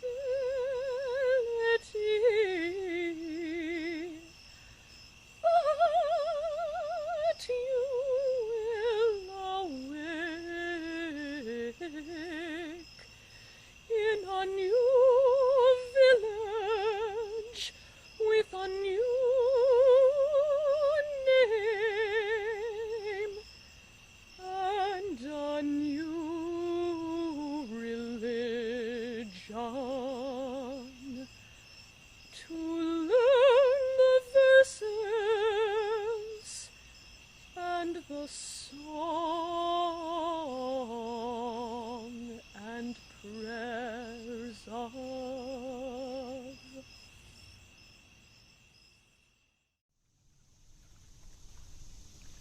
During the most recent earthquake,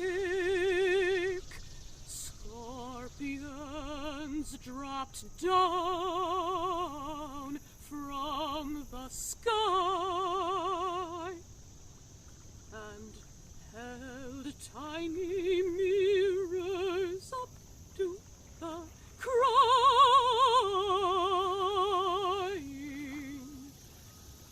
crying sand.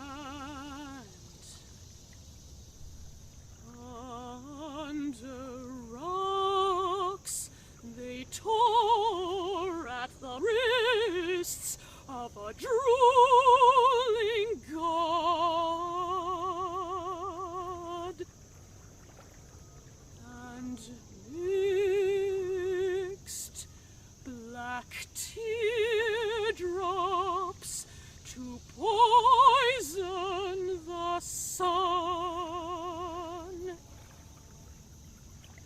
To poison the sun.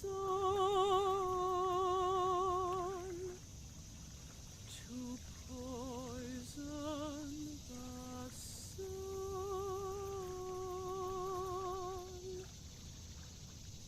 To poison the sun.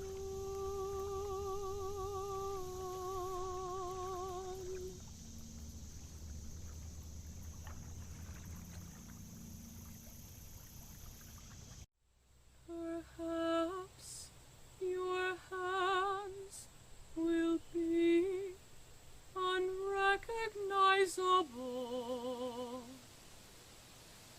Younger, and the blisters on your feet from the sand will have gone.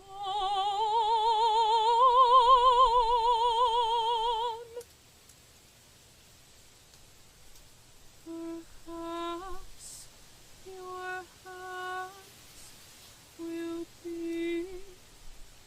Perhaps your hands will be.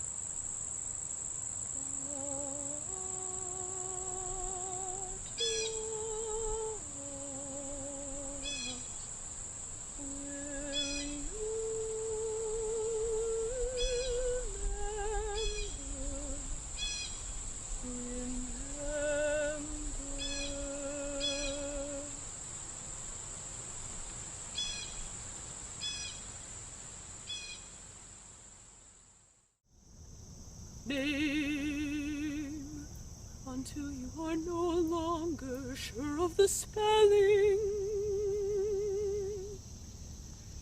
If you write it correctly, you will be able to see yourself. Not the watery reflection you know now.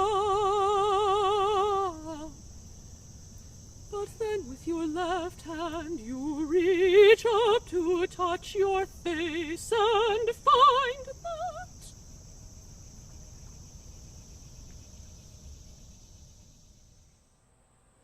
what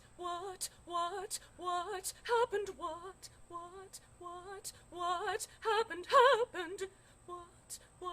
what happened to the stone, what happened, what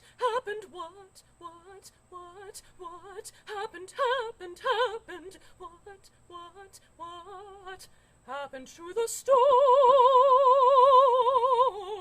the stone, the stone.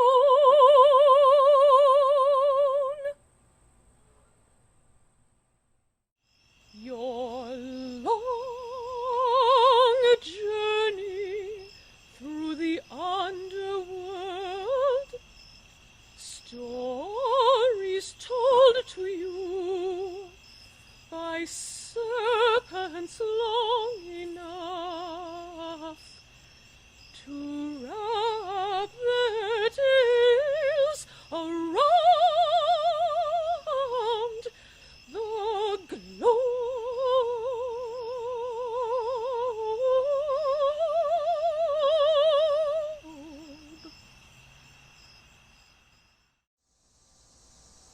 These new eyes are meant for looking not upon the dark underside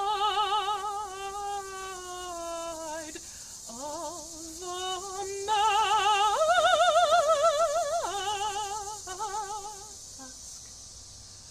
but upon a beautiful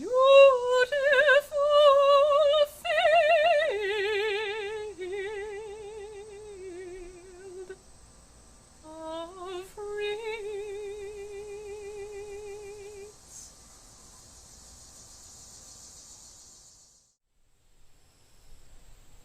You will be able to find the story of your life, or the small containers where the organs of your last body were kept for centuries.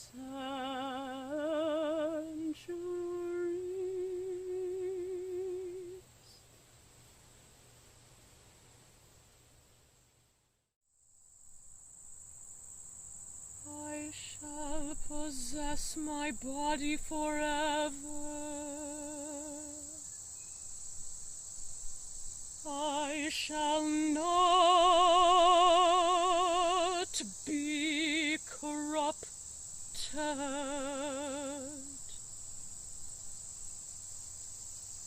I shall not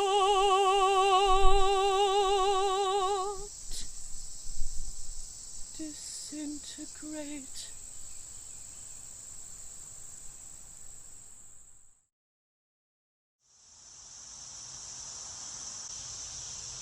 Take me to the woods on a bright spring day, on a bright spring day. Light is in my heart with the bluebells and the May.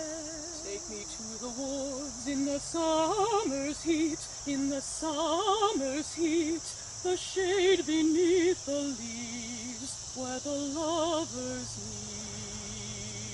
meet. Take me to the woods, take me to the woods in a blaze of autumn gold. For we are both young, although the year turns old. For we are both young, although the year turns old. Take me to the woods in winter's peace, in winter's peace. Let all our toils and troubles, let all our toils and troubles cease, let all our toils and troubles cease. Take me to the woods, take me round and take me round, round and take me round, round and take me round, round and round, take me and round round, and take me round round and and round. round. There is life to discover and a world to be found. There is life to discover and a world to be found. Take me to the woods, take me to the woods, take me round and round.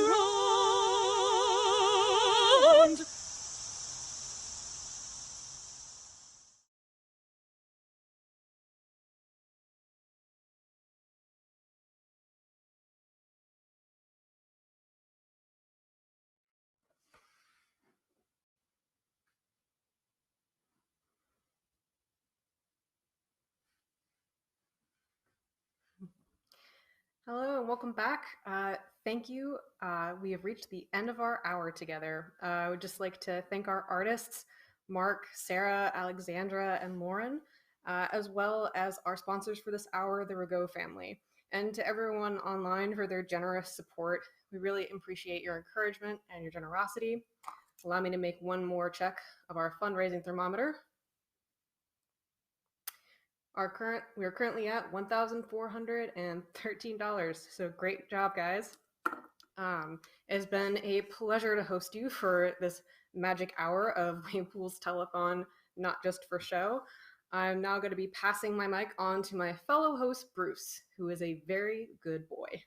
Thank you. Good night.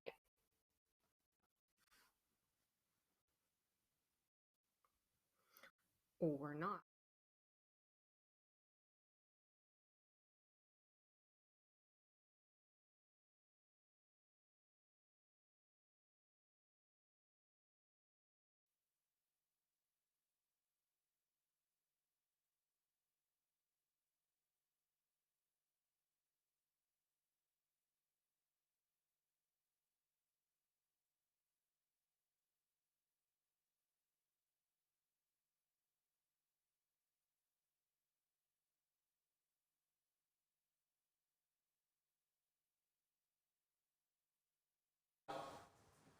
Hello, I'm your host, Bruce, and I'll be with you this hour of Not Just for Show, Wave Pool's telethon and variety show where we are featuring more than 100 artist performances to raise money.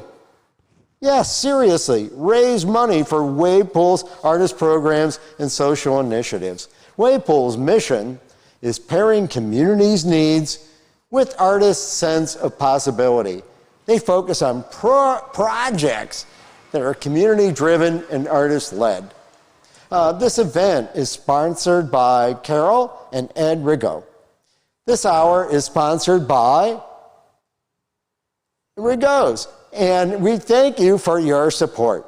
Wave Pool is a 501c3 organization that relies on donations to... Yeah, okay, I'm not ignoring you. We're right here. Oh. To make your donation to Wave Pool from your phone, text Wave Pool.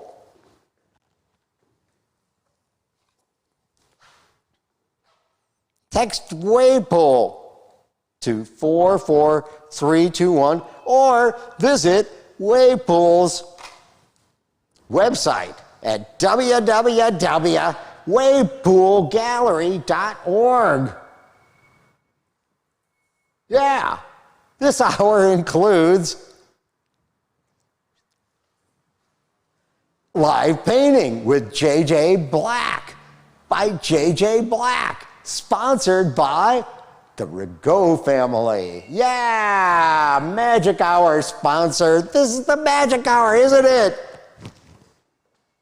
Yeah! Now, there's a print to give away this hour as well for donations over $50. Look at this gorgeous print. If you donate, please, $50 or more right now, you'll receive this amazing signed limited edition print by artist Aaron Blazer. Look at my butt. It's right there. Aaron Blazer. It's made of wildflower seed paper. You can plant this and then let it rip next year. Yay! I want to thank you. And thanks to everyone online. We truly appreciate your support. We're featuring more than 100 artists in 24 hours of art making and a telethon and variety. Goal, please, is to raise $10,000 this week, and we're on our way. And so far, we've raised almost $3,000. We need your help to reach our goal. Text WAVEPOL, please.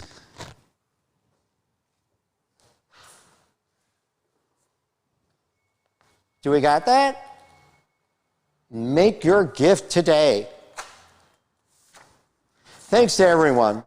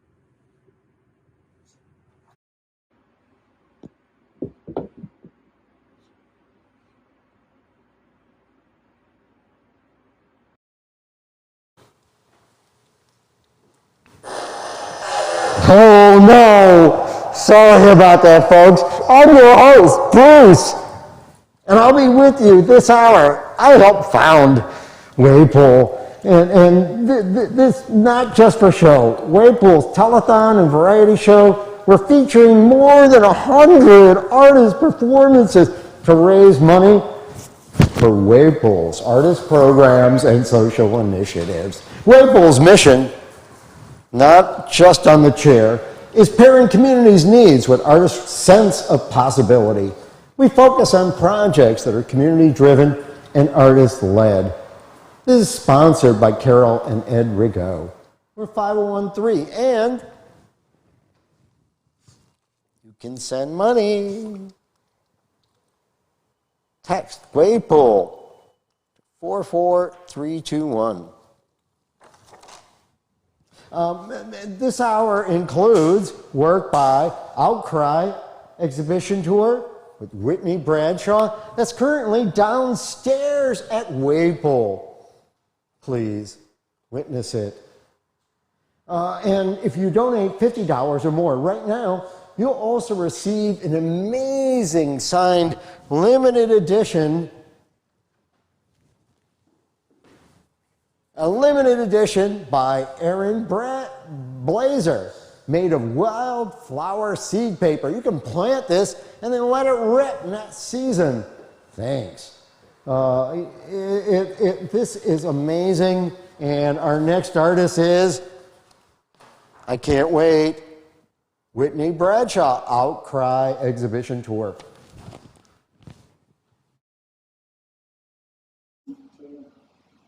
Hey, I'm Whitney Bradshaw. This is my project Outcry that I started in 2018. I did it in response to a number of things, but the real catalyst was the fact that Trump was elected president of the United States, and that he is a predator and a racist, and this project is meant to propel the Me Too movement forward and provide a space for women to speak up and out for themselves. So to me, it's a collective act of resistance against predatory men, also against the people like Trump and Brett Kavanaugh who've gotten into the highest offices in the land. It's a social practice project where I invited women of all walks of life, women of different ages, of different ethnicities, of different backgrounds, different geographies, to come together to build community and to provide a space, a safe space for us to speak up and out for ourselves and share stories about our experiences with sexual assault and sexual violence. It started out with just 5 women on the night of the Women's March in 2018. I invited 5 women who didn't know each other to come together and try it out and see how it worked. And since then, I have photographed over 375 women. We can walk around and look at some of them. They range in age from 13 all the way up to nearly 80. One of the reasons I'm a photographer is I really deeply care about representation and ensuring that every woman feels represented when they come into this space. And that every audience member can see someone who might be their daughter or their sister or their mother or their niece or their neighbor or their partner in the project.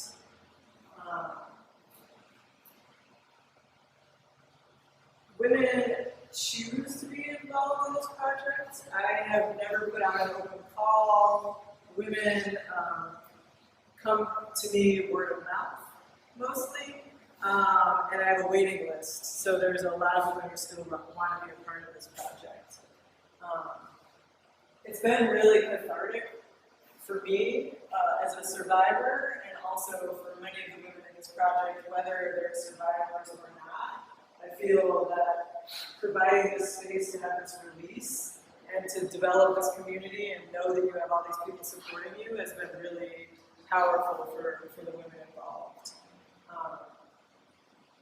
I'm really excited to have this show here at Waypool leading up to the election, because I really think of this work as part of the revolution that's taking place with Black Lives Matter. It's such an important time to vote and to really move this person out. We really need to get rid of him. He's such a problem. And in terms of the idea of representation in my work, another thing you can probably see in looking at the pictures is that it's an extremely diverse group of women in the room, and people who identify as women.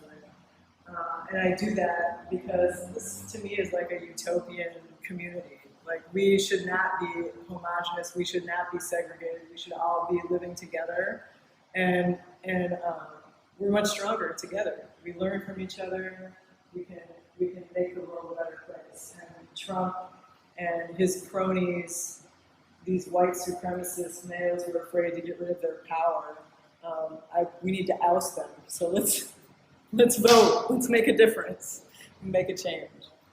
So I don't know, I just got on my soapbox. That's probably more than you needed, but it's okay? Perfect. All right. Is there anything? 1, 2, 3.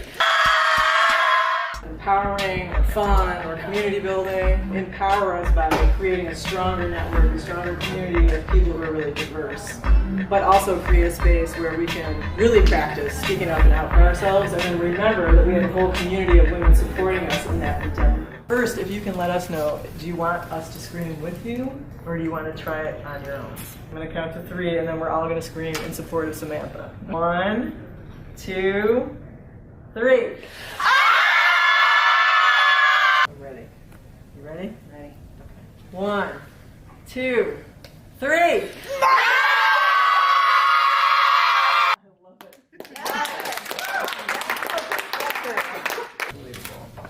One, 2, 3.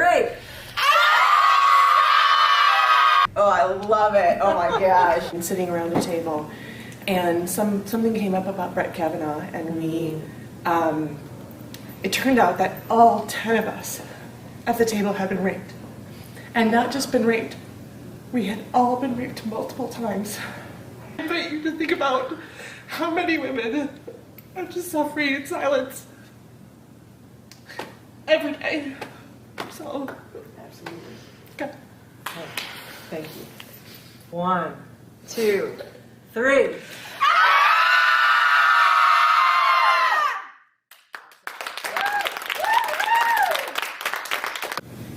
I think I want to scream about my brother being killed and taken away from me. So I want to scream wacky. So if you guys would scream that with me, that'd be awesome. Okay, you got you. 1, 2, 3.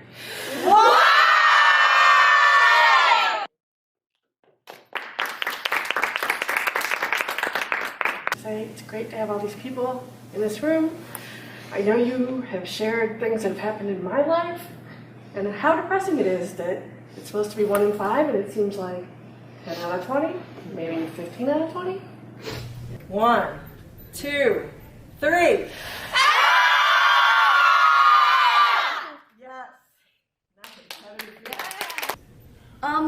It's been really inspiring hearing everyone's stories and, admiring all of your guys' courage to, share your stories. Yeah, women empowerment! So I would just like to yell, unite! Because honestly, that's what we need to do! 1, 2, 3. Unite!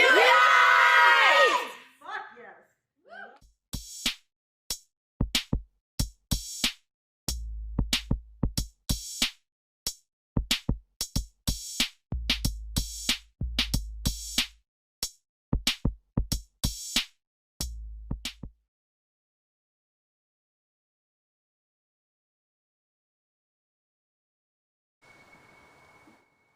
Hey, welcome back. I'm your host, Bruce, founder and founding member of Waypole.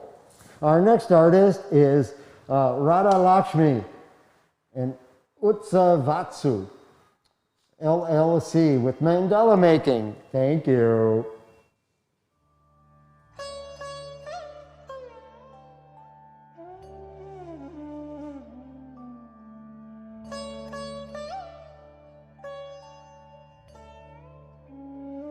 I create mandala art was taught to me by my mother, my grandmother, and passed on from mother to daughter for almost 2,000 years. And it's a ritual art form that's created at the threshold, where we, first thing in the morning at 5:30 in the morning, we wash the threshold, sweep it, and draw beautiful patterns with rice flour. And it's created all over India, but it's only created every morning and every evening in Tamil Nadu, where I come from. One of the reasons they create the threshold art form is because the threshold is a space where people walk in, and coming inside, you don't want people to come in with negative energy, you want people to come in with positive energy. So the women believe that creating that mandala art actually trapped negative energy and brought in positive energy. And in the mandala is a circle with a structural center. Right in the middle of the center, we believe that there is a goddess sitting there, that goddess Lakshmi, which is my mother's name and which is my last name, artist name, Lakshmi, is goddess of abundance. My name is Radha Lakshmi, and I'm a ritual artist, as I am a printmaker and a ritual artist. I wanted to welcome you into my studio, where I call it my creative space, sacred space, and it's called Utsavastu. Utsavastu means celebration of sacred spaces. And I started creating this in collaboration with master printmaker, DIY Printing, Adam Kent. And I created these mandalas. I did quite a 37 series of them. And soon after that, the COVID hit, and I decided to get screens and share it with the community instead of just being my art. I don't have a professional way of printing this. So my partner Joel Mellon helped actually the studios all create with the shelves and everything. We really work well together. He created this for me, and he put 2 pieces of wood, and then I have a screen here, clamps on the table, because the screen has, and if I have to make multiple editions, I have to make sure that every time I print, it's taken out, and I put the sheet of paper back in it again, another plain sheet of paper. I tape it down, and you can see the image over here. So it's clamped, and I make sure it's sturdy. I've got my inks mixed with extender base, so that way I can take multiple prints. And this is just a textile water-based ink. I've used archival paper, and I just spread the ink on top here. And I have my squeegee.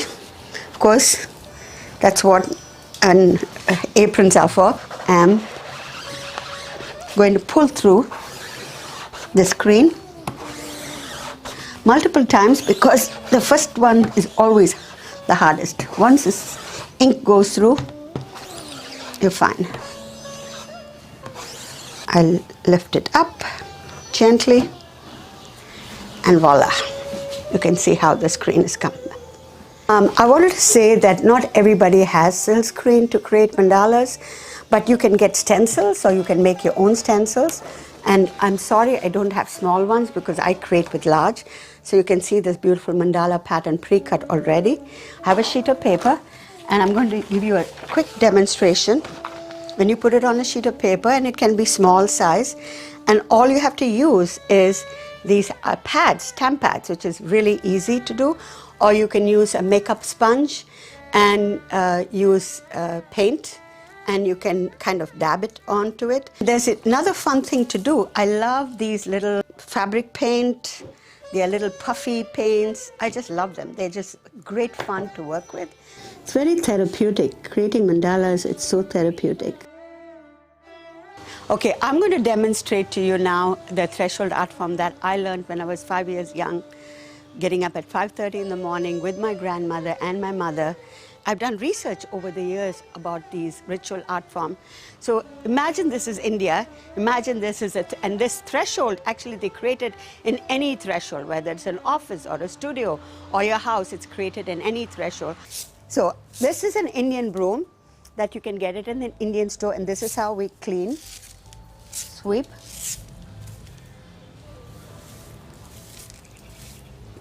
So I am going to set aside my broom, but I want to share with you This stencil I have, which is my grandmother's, which is more than 100 years old.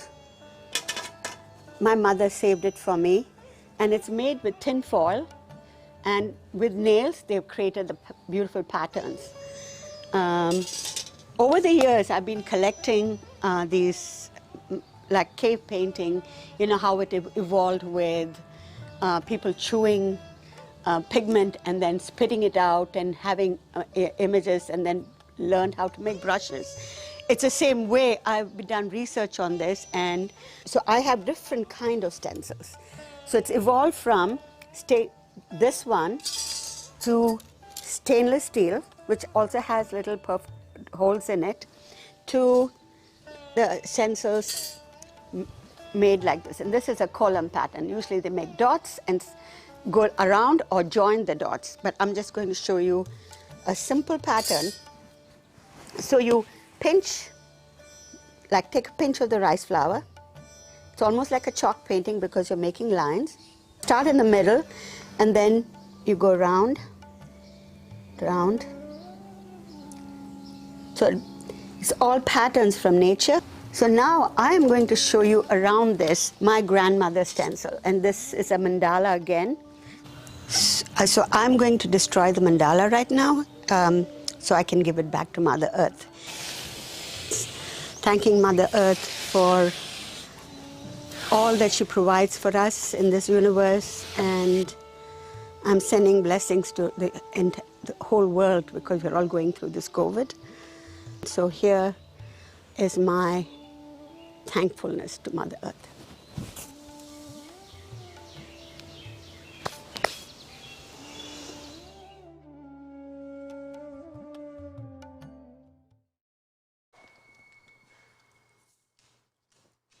Hey, let's stop kidding around.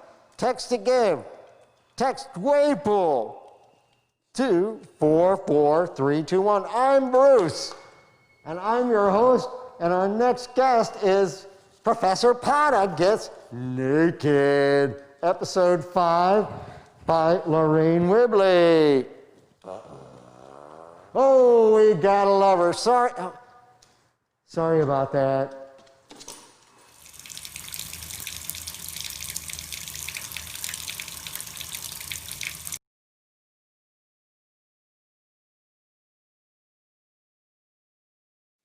Hey, welcome. This is me again. I am here in my bathtub again, here to talk to you again about comforting things and joyful things. And this time also we're here to celebrate Wave Pool, this group from Cincinnati who does really cool things. You know about them, otherwise you would be watching the video. So, yay, Wave Pool. I don't know how you feel, but it's been really hard to celebrate recently because of isolation. You know what I mean. So, yeah, I want to talk about how to celebrate, and I want to talk about how hard it is to celebrate in this environment, and how we could celebrate together, even though I'm here alone, naked in my bathtub, and you are there. Right there. That's where you are. So, I don't know what you think, but I've been thinking inside my brain, what are the things that are good for celebration? There's hats, of course, but there's something better than hats, I think. I think the only thing that really makes me feel like celebration is singing. Actually, I used to teach a class when we were doing mail art in the class, and I would always show this artwork by Cal. You know Cal from Wave Pool. And she used to do this project where she sent out letters to New York City, and there was only one image that I knew of, and that's the one I showed to my class, and it said, "When I celebrate, I buy a sweater. How do you celebrate?" And there was a drawing of her wearing a large, comfy sweater. And I don't know, I was thinking about that when I was thinking about celebrating Wave Pool. I was like, oh, probably she bought a sweater because that's what she likes to do, apparently. So, Cal, I hope you have a cool new sweater. But I thought about how I like to celebrate, and how humans in general seem to like to celebrate. And I feel like there's one consistent thing that we can all do, and we can do it on our own or together, or we can do it, you could do it with me today, and I really hope you will. It's singing. Singing is the best way to celebrate and be joyful and being together, even though not really together. Just when you sing a song and it's an old song, or even if it's not an old song, it comes with the entire history of that song. Where did that song come from? Who wrote it? How long have been people singing it? Was it people singing it 100 years ago? 200 years ago? 700 years ago? I want to sing a song with you today. It's a song that's so on point with what is going on in the world right now. And it's about celebration. It's about wanting to celebrate. And it ends really badly, though, because it's the story of this young lady who really wants to go to the ball, but her mother says no. And she's really upset, and then her brother comes to see her and is like, "Hey sister, why are you upset?" And she said, "Well, Mom doesn't want me to go to the ball." And he's like, "Okay, well, come with me. I'll take you to the ball and we'll have fun." They dance at the ball, and then, oh, I forgot to say that the ball is on a bridge. So they're on the bridge dancing, and then what happens? The bridge collapses. So it's like a moral of the story: if you're a bad child and you don't listen to your parents and you go partying to celebrate, you will die. So that's kind of a very a current topic, isn't it? It feels like it fits up modern times, doesn't it? So I'm going to sing it because I have it. So I have this book. Did I mention that this book kind of tells you stories about the songs? And this book says that this song, or version of the songs, have been sung since the 13th century. So we're going to sing together a song that people have been singing for 700 years. Can you imagine? Actually, more than that. 800 years. I don't know. Something like that. So we're going to sing this song, and it's a long song. It's very easy melody. And you can join in, sing with me. You don't know the lyrics? It doesn't matter. Make up your own. Who cares? This is not a literary project. This is celebration. So sing whatever you feel like singing. Sing something that's fun and joyful and celebratory. You can sing Wave Pool, Wave Pool, Wave Pool if you want. I'll sing the French version. And it's very easy melody, so within 2 or 3 times I'm singing it, you probably can get. There is 1, 2, 3, 4, 5, 6, 7, 8, 9, 10, 11, 12, 13, 14, 15, 16, 17, 18 verses. So I'll take a second. It's very short though, each verses. You ready? Ready to celebrate? Let's celebrate. Okay, let's go. 1, 2, 3. Sur le pont du Nord, un balier donné. Sur le pont du Nord, un balier donné. Adèle demande à sa mère d'y aller. Adèle demande à sa mère d'y aller. Now you sing with me, okay? Non, non, ma fille, tu n'iras pas danser. Non, non, ma fille, tu n'iras pas danser. Monte à sa chambre, se met à pleurer. Monte à sa chambre, se met à pleurer. Son frère arrive dans un bateau doré. Son frère arrive dans un bateau doré. Ma sœur, qu'as-tu donc à pleurer? Ma sœur, qu'as-tu donc à pleurer? Maman ne veut pas que j'aille au bal danser. Maman ne veut pas que j'aille au bal danser. Mets ta robe blanche et ta ceinture dorée. Mets ta robe blanche et ta ceinture dorée. Et nous irons tous deux au bal danser. Et nous irons tous deux au bal danser. Gonna go dance.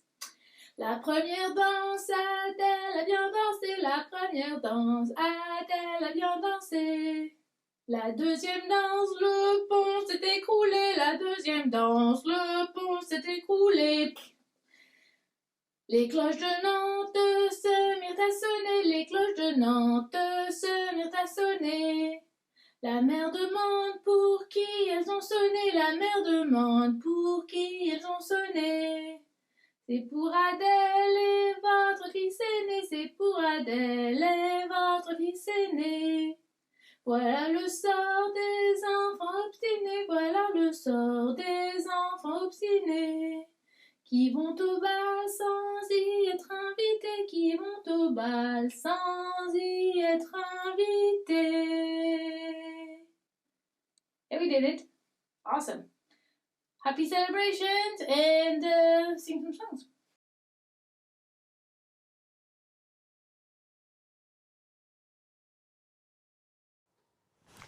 Hello, I'm your host, Bruce.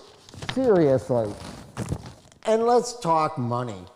Waypool's hosting this telethon to get support from you. Please, our next guest is Honesty Express Halo Arts. Please. Sorry about that.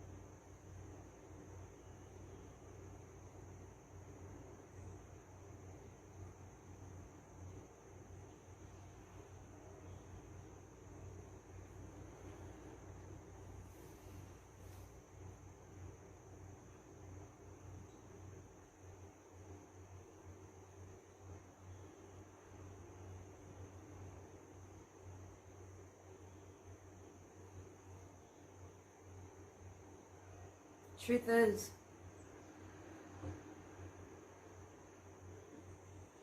You taught me how to hate myself.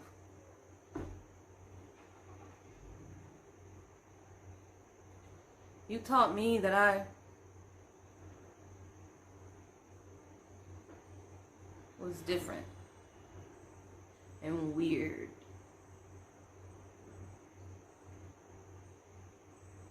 You taught me that I was not enough of what you think I should be.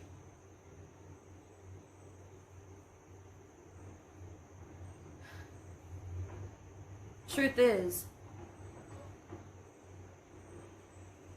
you think you know,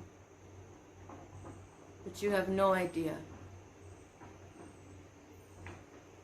The truth is, I don't belong with you. Truth is,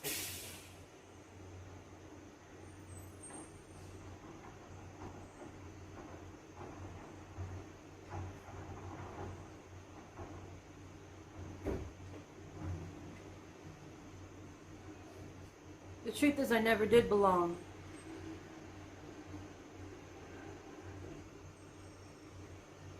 The truth is, it's not easy.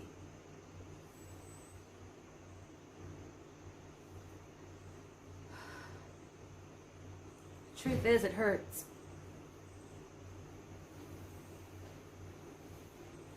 The truth is, you were the one who taught me to hate myself.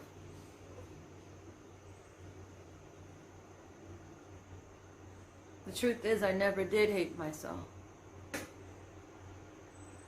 The truth is, you told me I was self-hating. The truth is, I'm not self-hating. The truth is, you said that I could never love my relatives because I love someone who's not like me, who does not share the same skin color as me. The truth is, that's not true. The truth is, you said I was pandering. The truth is, that's not true. The truth is, you twisted my words, spread them all along your platform.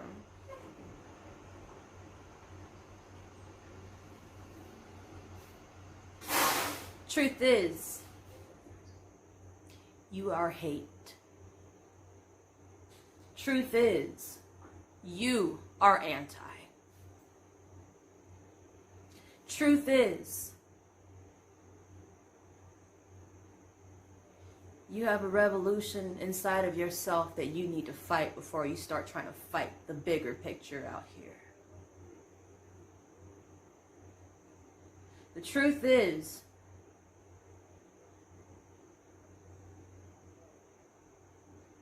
you don't have a right to judge anyone. The truth is, you don't know. The truth is, this is what you put onto me. Are you happy? The truth is, what you think is true is not.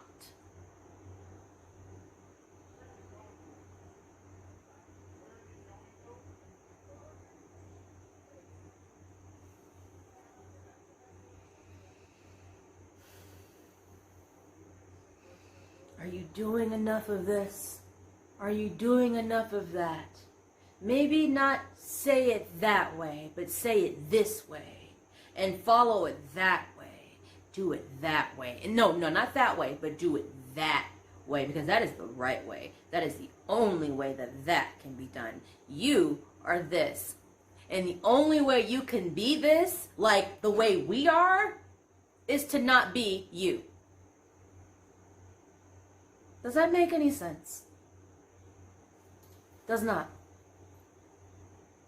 It makes no sense. It makes no sense. It makes no sense.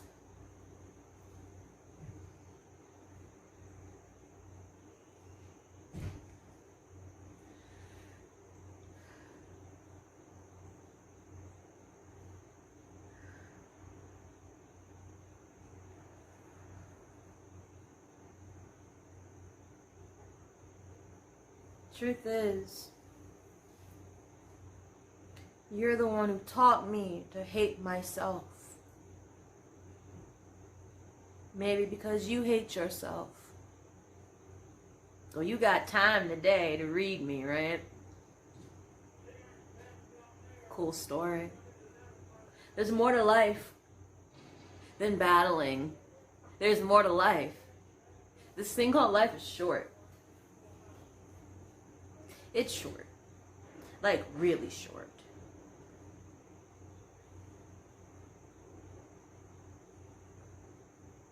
Truth is, you think you know, but you don't. You have no idea.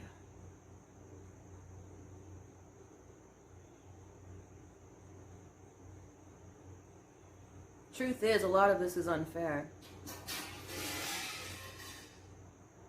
Truth is, sometimes there's really, really uncomfortable sounds that come at random times. Sounds of disgust. Sounds of broken glass shattering. The rumbles continue. Are they in your brain too?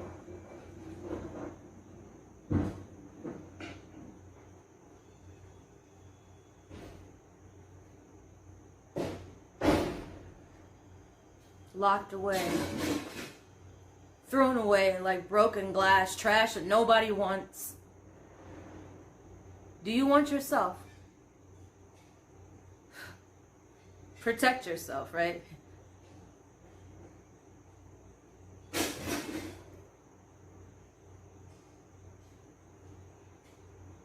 You don't know what those sounds can do to someone. Sometimes people just want peace. And it's not because they're weak. And it's not because they're a sellout. And it's not because they're pandering. They just want peace.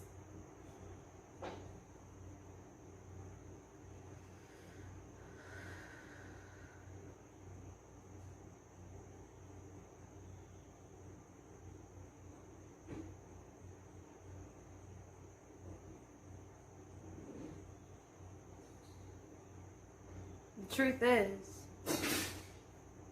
even as the glass shatters, we always wonder who's going to clean it up for us. Am I supposed to clean this up, or you? The truth is, nobody knows.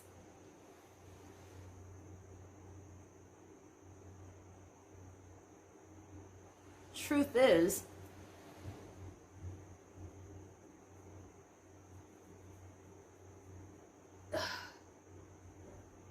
that label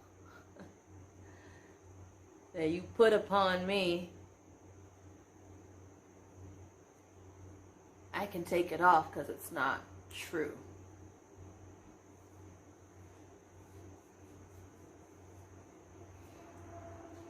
I guess you know self-hate, and you don't even like yourself.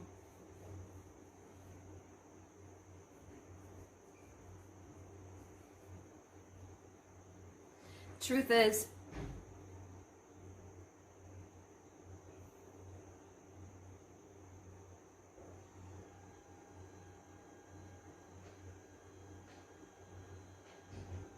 do you know what it is?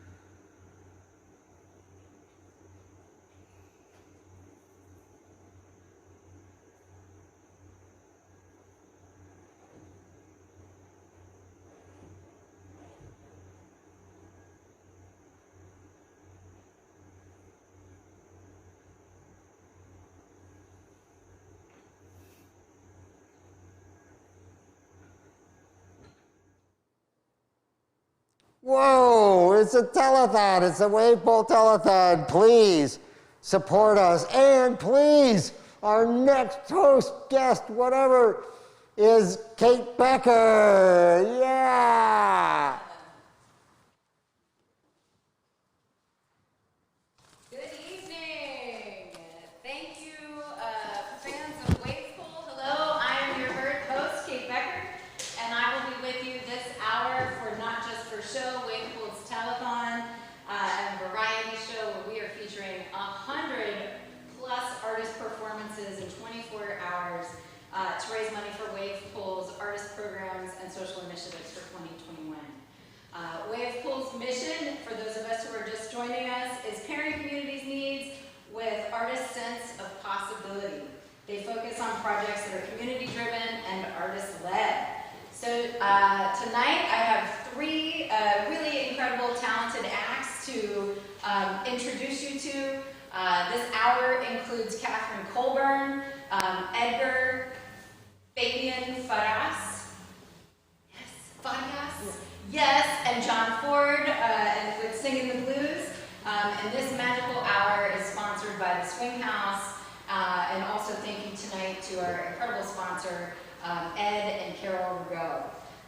So, how much so far? Yes, good. So our first act that we have is Catherine Colburn, who is bringing us the Book of Hours, a reading of Rilke's poems, coupled with a viewing of her recent works. So stay tuned.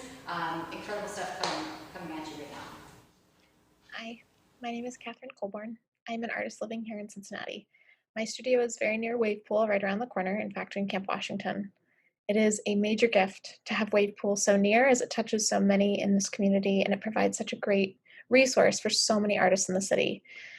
I am primarily a painter, and as an artist, I'm very interested in how painting can teach us how to practice stillness in times of transition and how to find rest in the spaces we can't permanently live.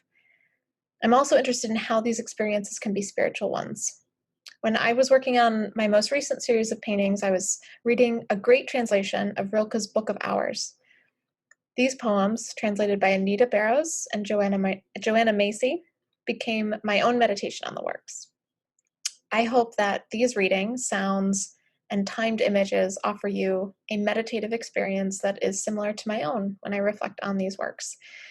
I invite you to take a deep breath, turn off any lights around you, and allow your eyes and mind to rest just for these next 10 minutes on this offering of quiet images and Rilke's words.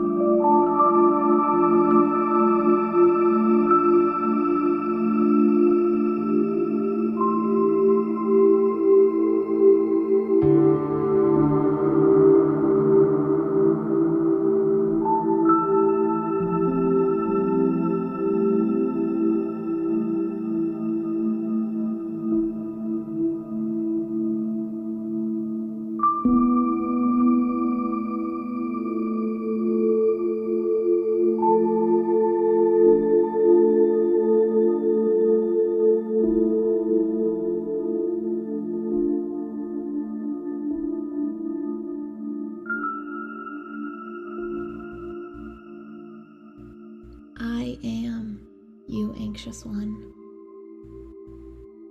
Don't you sense me, ready to break into being at your touch? My murmurings surround you like shadowy wings.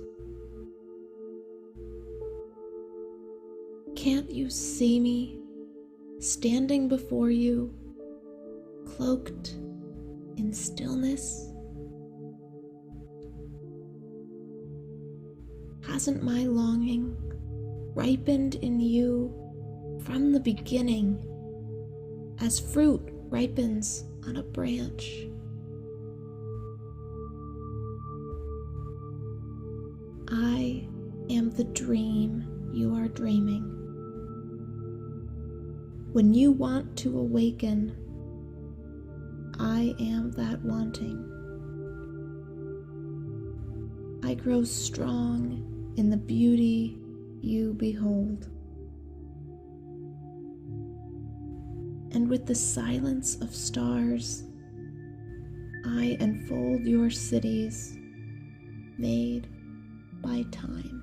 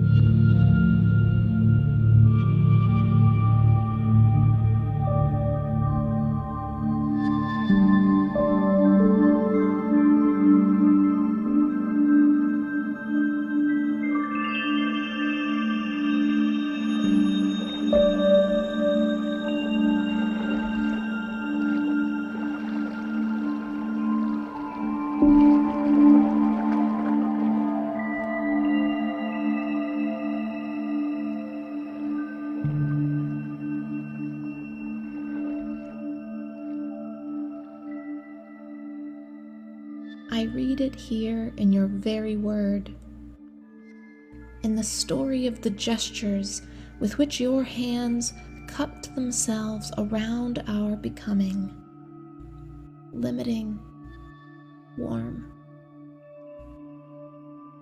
You said, live, out loud, and die, you said lightly, and over again, you said, be. But before the first death came murder. A fracture broke across the rings you'd ripened. A screaming shattered the voices that had just come together to speak you, to make of you a bridge over the chasm of everything. And what they have stammered ever since are fragments of your ancient name.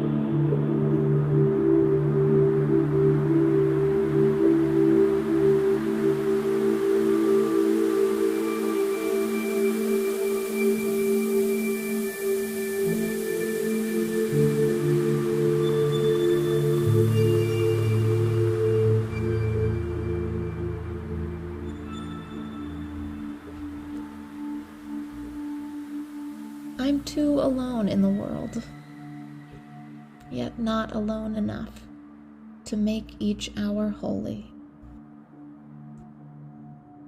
I'm too small in the world, yet not small enough to be simply in your presence, like a thing, just as it is.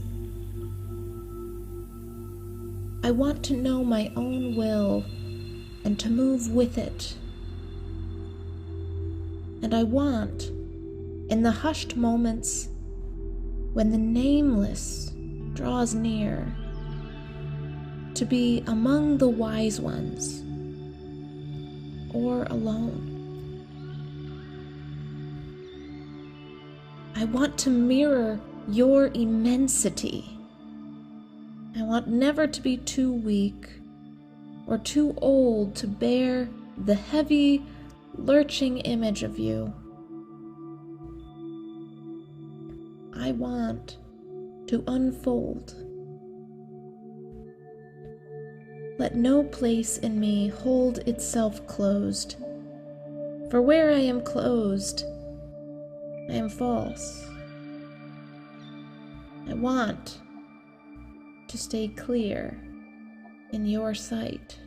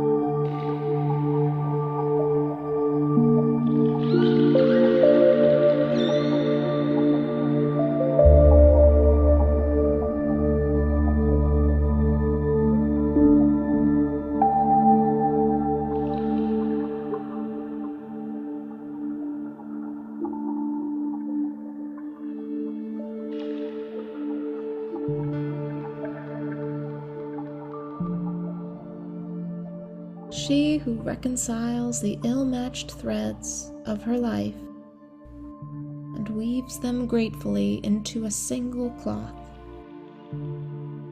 It's she who drives the loudmouths from the hall and clears it for a different celebration, where the one guest is you. In the softness of evening, it's you she receives. You are the partner of her loneliness, the unspeaking center of her monologues. With each disclosure, you encompass more, and she stretches beyond what limits her to hold you.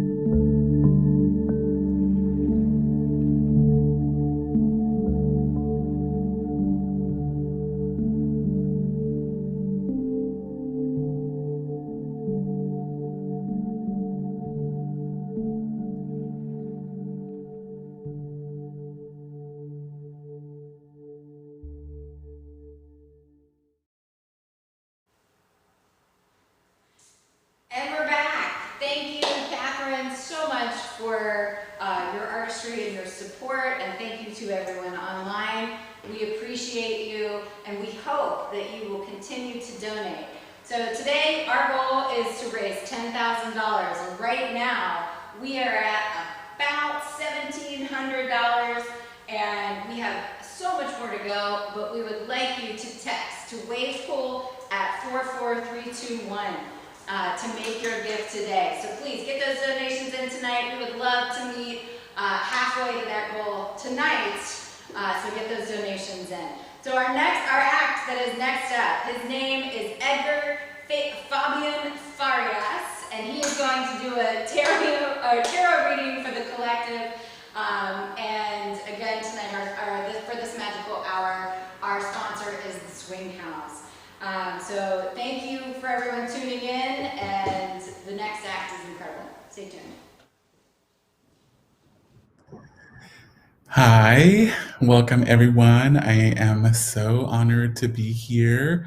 Again, my name is Edgar Fabian Fri, currently in the Muskogee Creek Nation in Tulsa, Oklahoma. I am honored to be here and so grateful to Wavepool Gallery for inviting me to offer you all a collective tarot reading. And so what I'm going to do, as I always do with tarot readings, I'm going to start by setting an intention. I'm going to also be lighting some sage to offer up to the spirits and to the guides.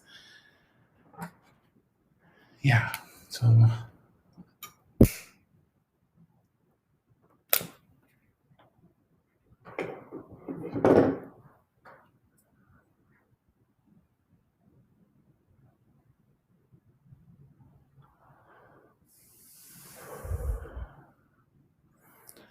Yeah, just to clear the feed here, to open up this sacred space.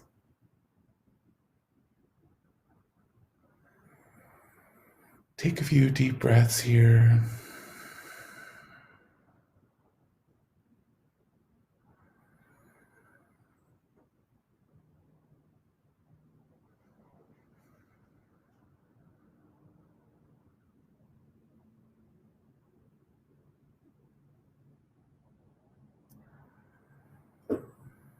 I'm going to count to 3, and if you can take a deep breath with me so we can join our bodies together in this space.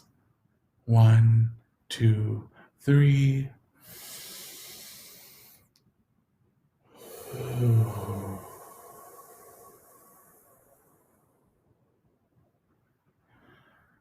Tonight I am working with 2 tarot decks. The first one is known as the Collective Tarot. It is a queer, trans, feminist tarot deck from Portland, Oregon. And the other deck I'm using is known as the Archetypes deck. And this was made by Megan Whitmarsh and Jade Gordon, 2 artists in Los Angeles. I'm gonna just set in here, love for you, whoever is connecting here. Please feel free to bring your intention into this space.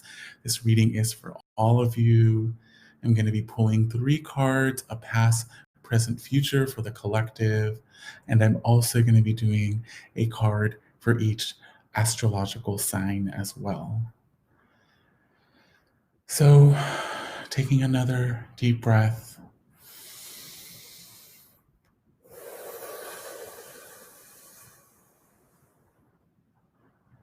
I would like to ask for us to tap into the divine within us,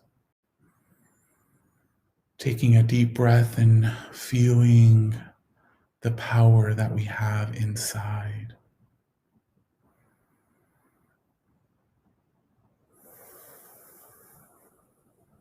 And from here, moving our awareness down, we connect with the earth beneath us.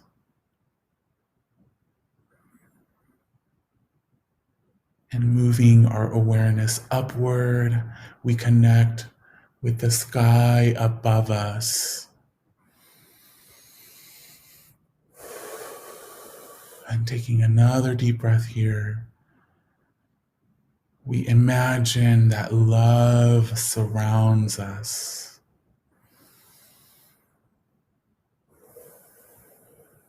We are in a bubble of love. We are protected. We are safe.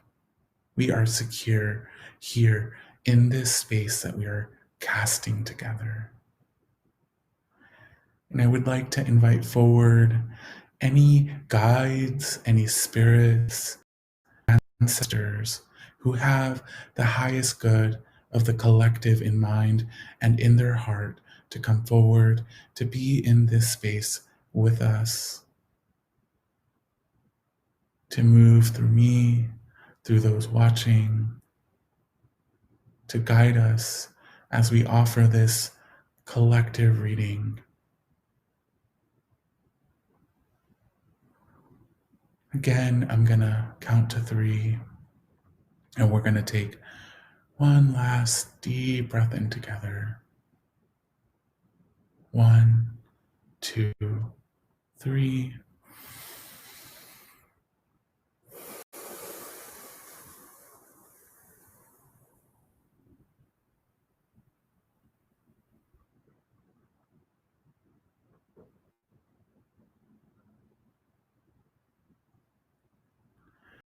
So the portals are open. We are now in this space together. And in this space, I'm going to be pulling 3 cards for the collective. Please take a moment and think about what you're wanting to know in this moment. We are going to be pulling a card for the past, one for the present moment, and one for the future, for all of us in the collective. For those of you who have not had your tarot cards read, I want to say a couple of things about tarot. Tarot is meant to be playful, joyful. Tarot is collaborative. And I also want to invite you to tap into your own intuition as we're doing this reading and allow any messages to come forward that feel relevant for you. And I want to remind you that you are all powerful, that your power is a gift, and that you are able to also cast your intention and to envision a future for yourself. So please do not allow this reading to define you. If you agree, wonderful, agree with it. And if it doesn't agree, let it go. Take what makes sense for you. So we start with the past. So what comes forward is the Fool. So the Fool is the first card in the tarot deck. It is a card of starting over again, of not knowing what is happening. And I know for so many of us in the collective, start over, we have had to reorganize, we've had to do all over again. And some of us don't have a path. And that's what this card is all about. This is a celebration of not knowing, a celebration of making mistakes, of trying new things out. It is an honoring of the organic, intuitive processes. It is an honoring of play, of appearing foolish, of doing things the wrong way. So you could see this person, they're by the road, they're maybe trying to hitchhike, they maybe haven't had food in a while, they maybe are wearing clothes that they haven't washed for some time. They're starting over. They're starting a journey. So we are coming from this new beginning, this new opportunity to start over, to be renewed. And where we are in this present moment is that we can all read minds.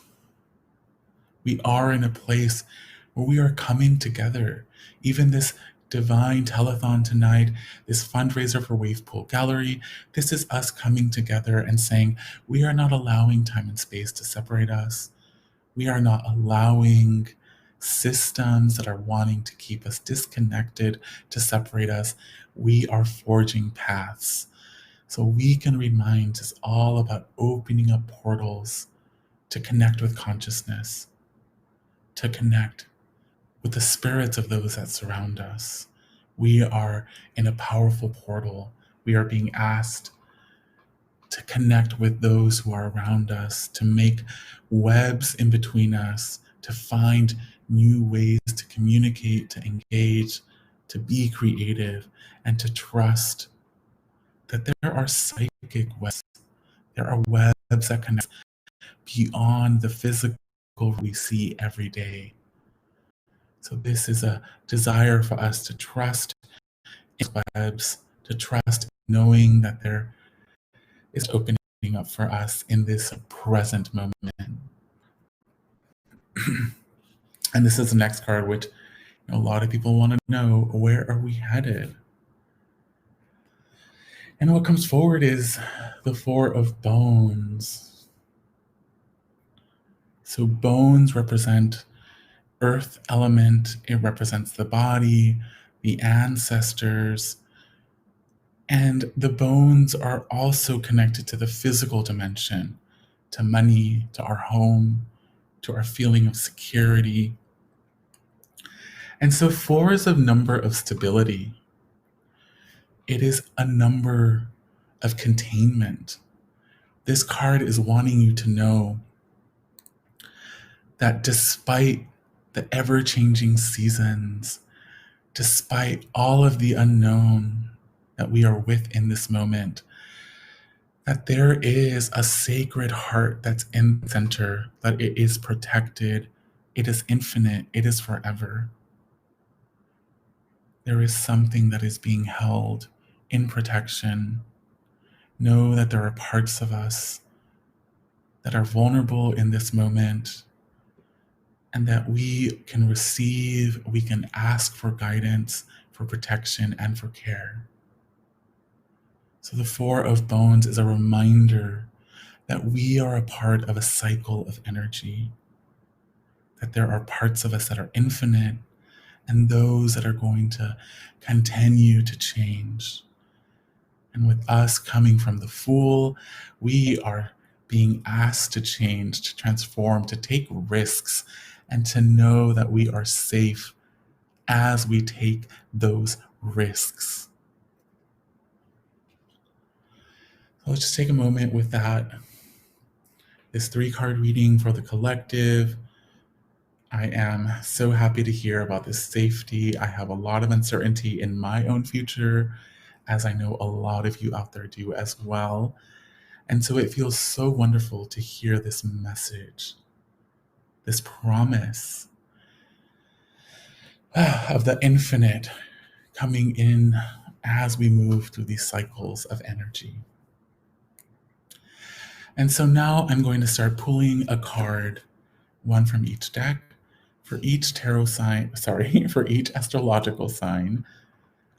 And we are going to move down, and we're starting with Aries. So Aries, you get the Two of Bones, and you also get the future. Two of Bones and the future. So Aries, stay in the present moment. Know that there are big plans coming for you, that there are big changes coming for you, and that there are some unions that are coming in your way. The Two of Bones is all about union, of coming together, bringing disciplines together, bringing people together, bringing ideas and cognitions together. And the future is all about promises, about the visionary capacities, being able to see beyond what is present in this moment. So Aries, if you feel like you're stuck, like you're alone, like you don't know what's coming, just know that there are some beautiful unions that are coming your way to help you. And take some moments in your life to tap into your own visionary capacities. We all have ways that we can tap into that energy. So I invite you to find ways to tap into that energy yourself. So the next sign is Taurus. So Taurus, the first card you get is our ideas will overcome your ideas. I love this card so much. And you also get from the collective tarot is the Five of Bottles.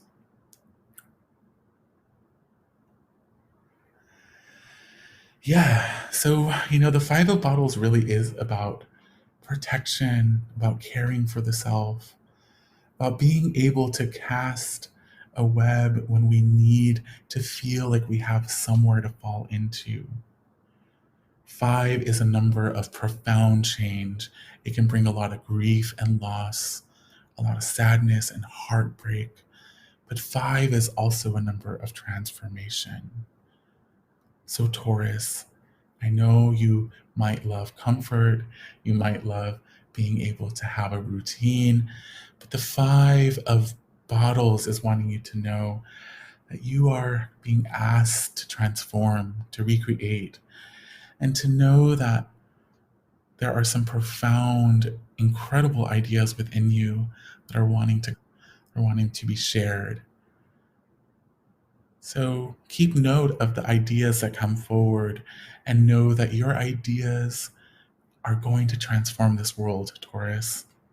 So thank you so much for what you offer us.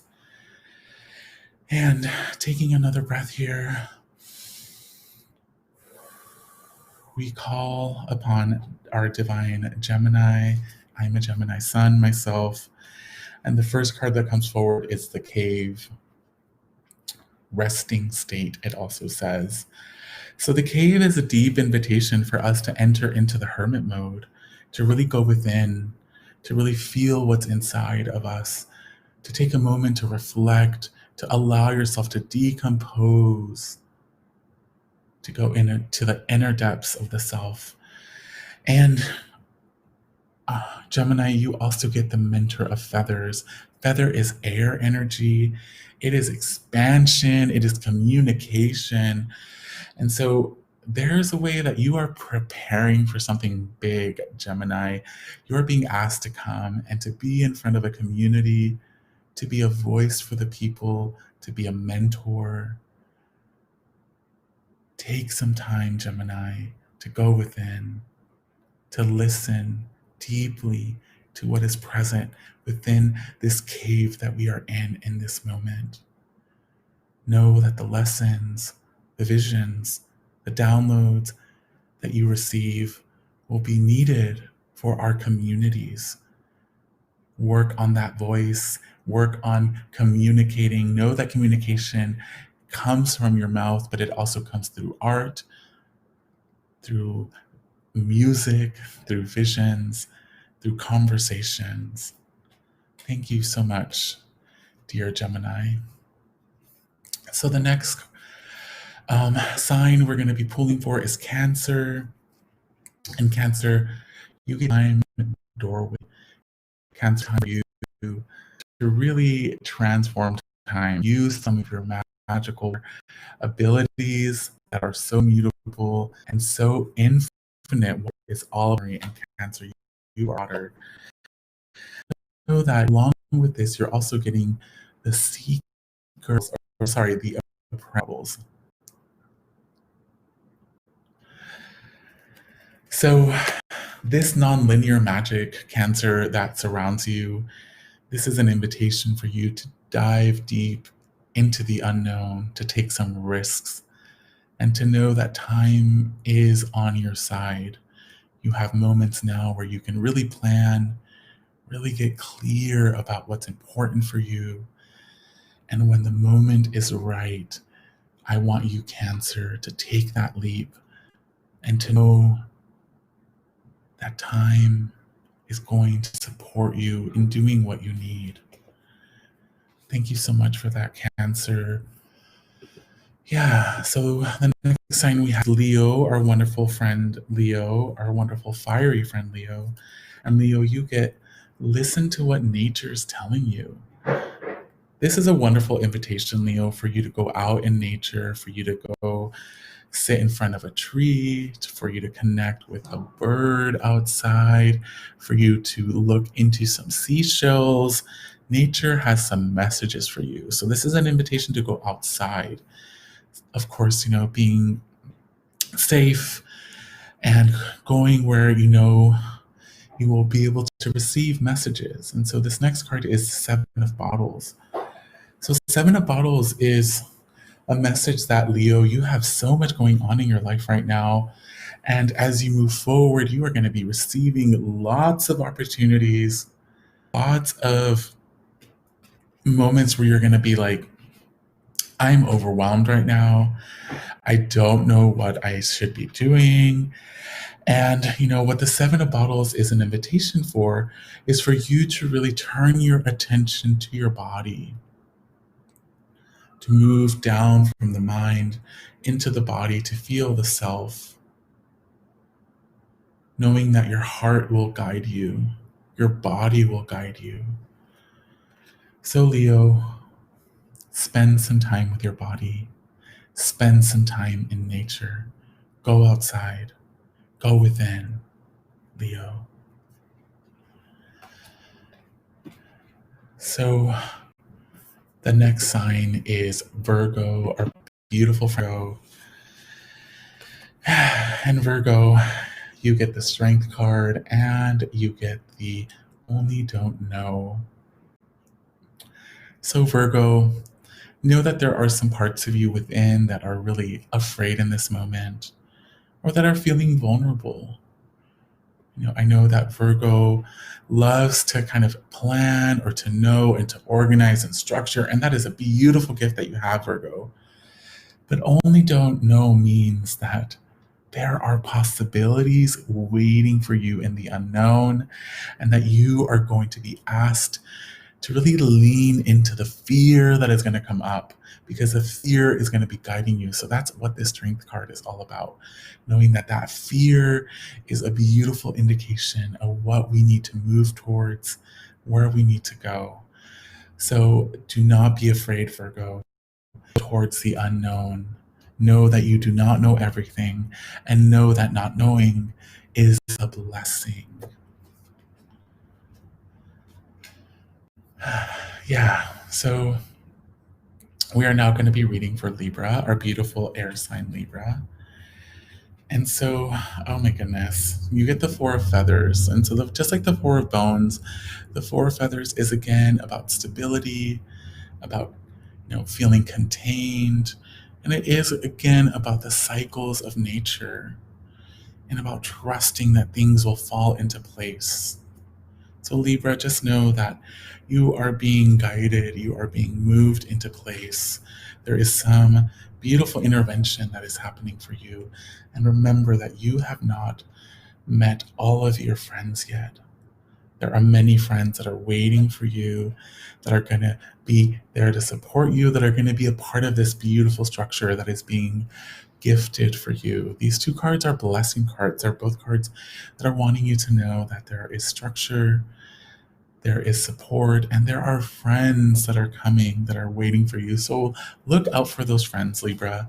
Just know that those friends will come to you in many forms, and they can be human, animal, spirit. Yeah, thank you so much, Libra. So I'm going to take a sip of water. I'm really feeling that spirit as it's moving through me. And so the next sign that we're going to be working with is Scorpio. Scorpio, your powerful water energy is felt so profoundly in this moment. I'm a Scorpio moon, so I'm very attuned to Scorpio energies. So Scorpio, what comes up for you first is the Mother Earth card. Mother Earth is wanting you to commune with her. She's asking you to work with plants, with animals, with our mineral kin, to place your feet firmly on the ground, to feel the electricity of the earth beneath us. And to know, Scorpio, that you are being guided to the Eight of Bottles. Again, bottles is water, it is memory, it is emotion. And the Eight of Bottles really ask us to know that we're tethered, and that we're also going on a deep journey together. There is a river that we're being asked to flow down, and that we're going to stay connected as we flow down that river. And so just know that Gaia is guiding you, Gaia is asking you, is beckoning you, Gaia is bringing you surprises, Scorpio. Bless you, Scorpio, for all that you offer us. And our Sagittarius, love you so much, Sagittarius. You are being you're being gifted the Magic is Real card, which is one of my favorite cards. So Sagittarius, just know that your magic is everything. Your magic is powerful. You are really being asked to move your magic through your communities, to help your communities with your gifts. And you're also being gifted the Artist of Feathers. So your art is your magic, Sagittarius. Your art, your ability to communicate. Feathers is all about language, being able to transmit information. So just know, Sagittarius, that your magic is in your art, in your presence, in your practice, in your words, in your connections, and that you are being asked by the guides and by the spirits and by the ancestors to move into that role of magic. Move into that role of being an artist who's here to support our communities in our ever expansion. And so next is our beloved Capricorns. So Capricorn, you get these two divine cards. You get the Weaver and you get our Nine of Bottles. So Capricorn, just know that you are forever connected. You are always bringing people together. And that you have a bounty of love, of care, of resilience that is pouring over you. Just take a moment and enjoy how much is being gifted to you through these two cards. Know that the connections that you offer others are deeply wound into your own being. And as much as you help others, you are also being helped. You are also being connected. You are also receiving these bounties. The Nine of Pentacles is all about abundance, of bathing in the abundance. So praise Goddess for the gifts that they are providing for you, Capricorn. Just know that these are very auspicious, very beloved blessings of cards. Thank you, Capricorn. And so next we have two more signs. We have Aquarius. And so beloved Aquarius, we are being asked to be in the present moment, Aquarius. The present is a portal. The present is here to help you. And you are being reminded that, through the Eight of Keys, that you might feel a lot of excitement right now. You might have these ideas, these plans, these projects, these things you want to do. Just know that that's coming, that you need to get ready because there is a gauntlet coming for you, but you have this present moment. Do not let go of the present. The present is a portal that will take you through these gauntlets. So in case of more energy, of doing a lot more, just know that you need to come back to the present moment. That is what gives you the power and the gifts to do what you need to do. Yes, so for the last card, our beloved Pisces. Our beloved Pisces friends, our beautiful water signs, our beautiful eternal Pisces friends, who are the last card I pull. And what I get is, I shall yet see many things, and the Six of Bottles. So many bottles tonight, so much water energy. And with that, I'm going to say of this sage, because to bless us all with this water energy, and to say that the Six of Bottles is all about care. So I really offering that sage to offer some care to myself and to all of you, and to know that you cannot even yet imagine what kind of beautiful gifts are awaiting you. So this card right here is all about not seeing what's coming for you, and knowing that, sometimes we can imagine what our future looks like, but this card is wanting you to know you have no idea. And do not be scared. Rejoice in not knowing. We are again back at the Fool. as we started in this reading, this is very much the card of being the fool. We want to be the fool. We want to be surprised. We want to be open to the possibilities. And this card also reminds us that we need to care for ourselves. We need to make ourselves our potions, drink our teas, rest. And again, just like for you, Aquarius, to be in the present and to know that our self-care emanates out into our community. Yes, so thank you so much. I really appreciate you, Wave Pool Gallery, for having me here tonight. I want to encourage anyone watching, please donate, please share your love with this incredible community. I'm so grateful to be able to come and offer this service. And I'm just so grateful to be able to connect with all of you. Again, my name is Edgar Fabian Frias. My website is edgarfabianfrias.org, and I'm also on Instagram at Edgar Fabian Frias. Again, I thank you all so much. I send so much love from Tulsa, Oklahoma. Thank you for being in this space with me. And if you received any oracular visions, please feel free to share them with me as well. So again, sending love. Have a good night. Bye.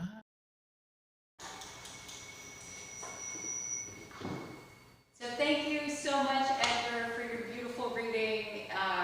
Thank you for sharing that space with us and with the collective. And the last, but certainly not least, act of the night is John Ford, who's singing the blues. And again, thank you to our sponsor for this hour, the Swing House, and for the event, Ed and Carol Rigo. Oh, keep going, yes.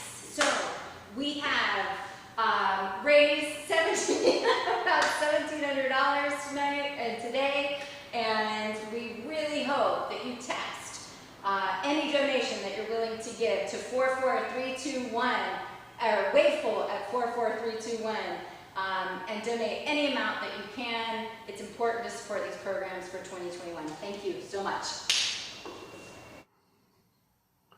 All right, good evening. My name is John Ford. We're going to sing some blues. I'd like to thank Wavepool for letting me be a part of their telethon, Just Not For Show. And also like to thank the Swing House for being our sponsor. We'll do 3 original tunes. First one's called Going to Louisiana.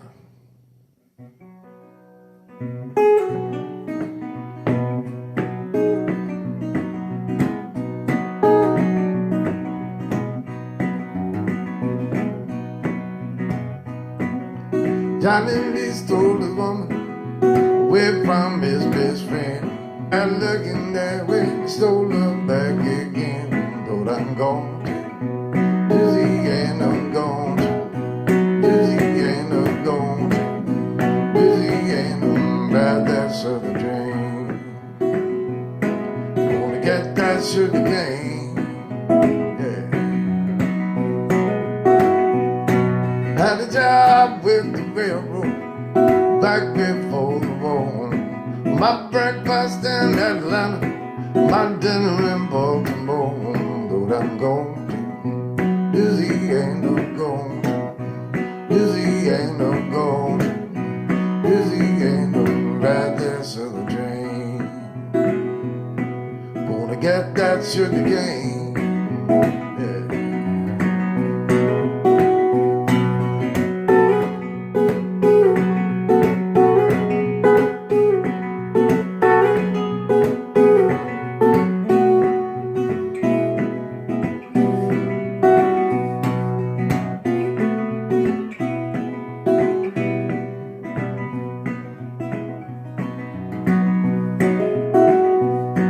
On Highway 61, there's a policeman been chasing us since Lula with a pistol in his hand. But I'm going to Louisiana, I'm going to Louisiana, I'm going to Louisiana, ride that southern train.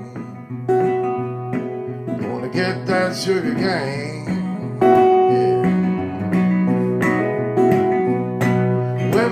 old Harold Jenkins, Mammy took that very rag. When left that Mississippi highway man sitting on the other side, I'm going to Louisiana, Louisiana, going to Louisiana, right there southern train. Gonna get that sugar cane.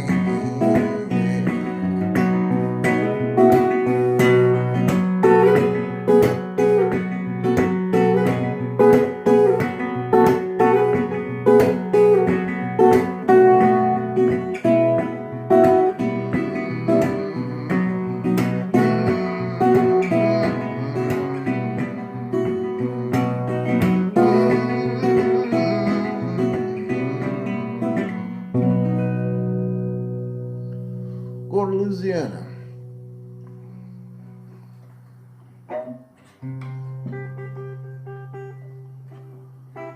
This next song is called Fannie Lou Hamer.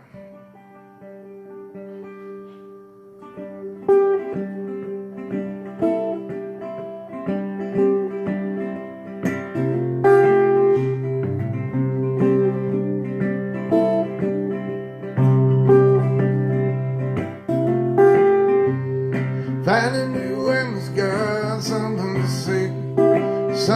say, and Lord, something to say. They took them cameras and they took them away from Mr. LBJ. They took the cameras away.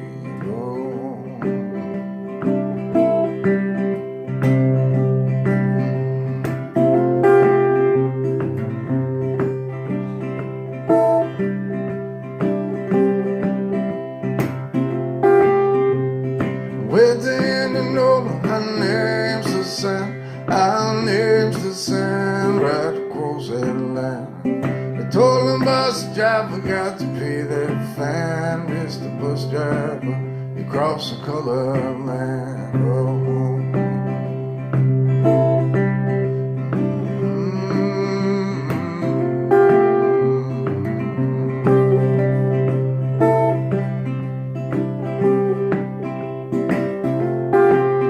Well, they said the Mississippi ain't ready for that, ain't ready for that, ain't ready for that. Had to leave my home, had to leave that shack, had to leave that shack, ain't never go back. Oh, mama, what they done to me? Got my Mississippi appendix to me. Oh, mama, what they done to me? Got my Mississippi appendix to me. Got my Mississippi appendix to me.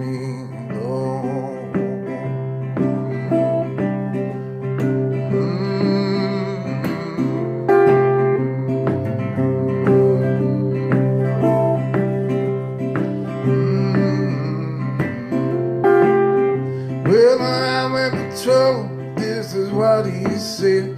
This is what he said. This is what he said. Gonna make you wish you was dead. Make you wish you was dead. Make you wish you was dead. Oh.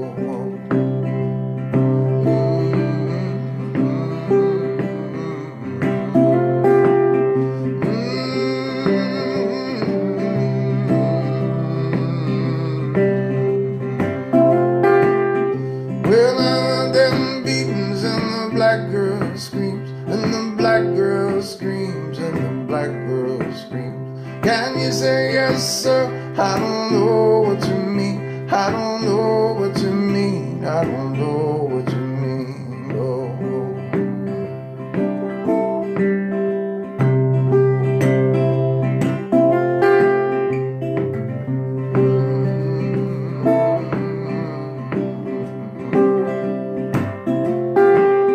Well, let me down, tie my hands behind me, tie my hands behind me, tie my hands behind me. Oh, my brother, ain't you the same as me? Ain't you the same as me? Is this the land of the free? Oh, mama, what they done to me? Got my Mississippi appendix to me. Oh, mama, what they done? Got my Mississippi up and decked to me. Got my Mississippi up and decked to me. Oh.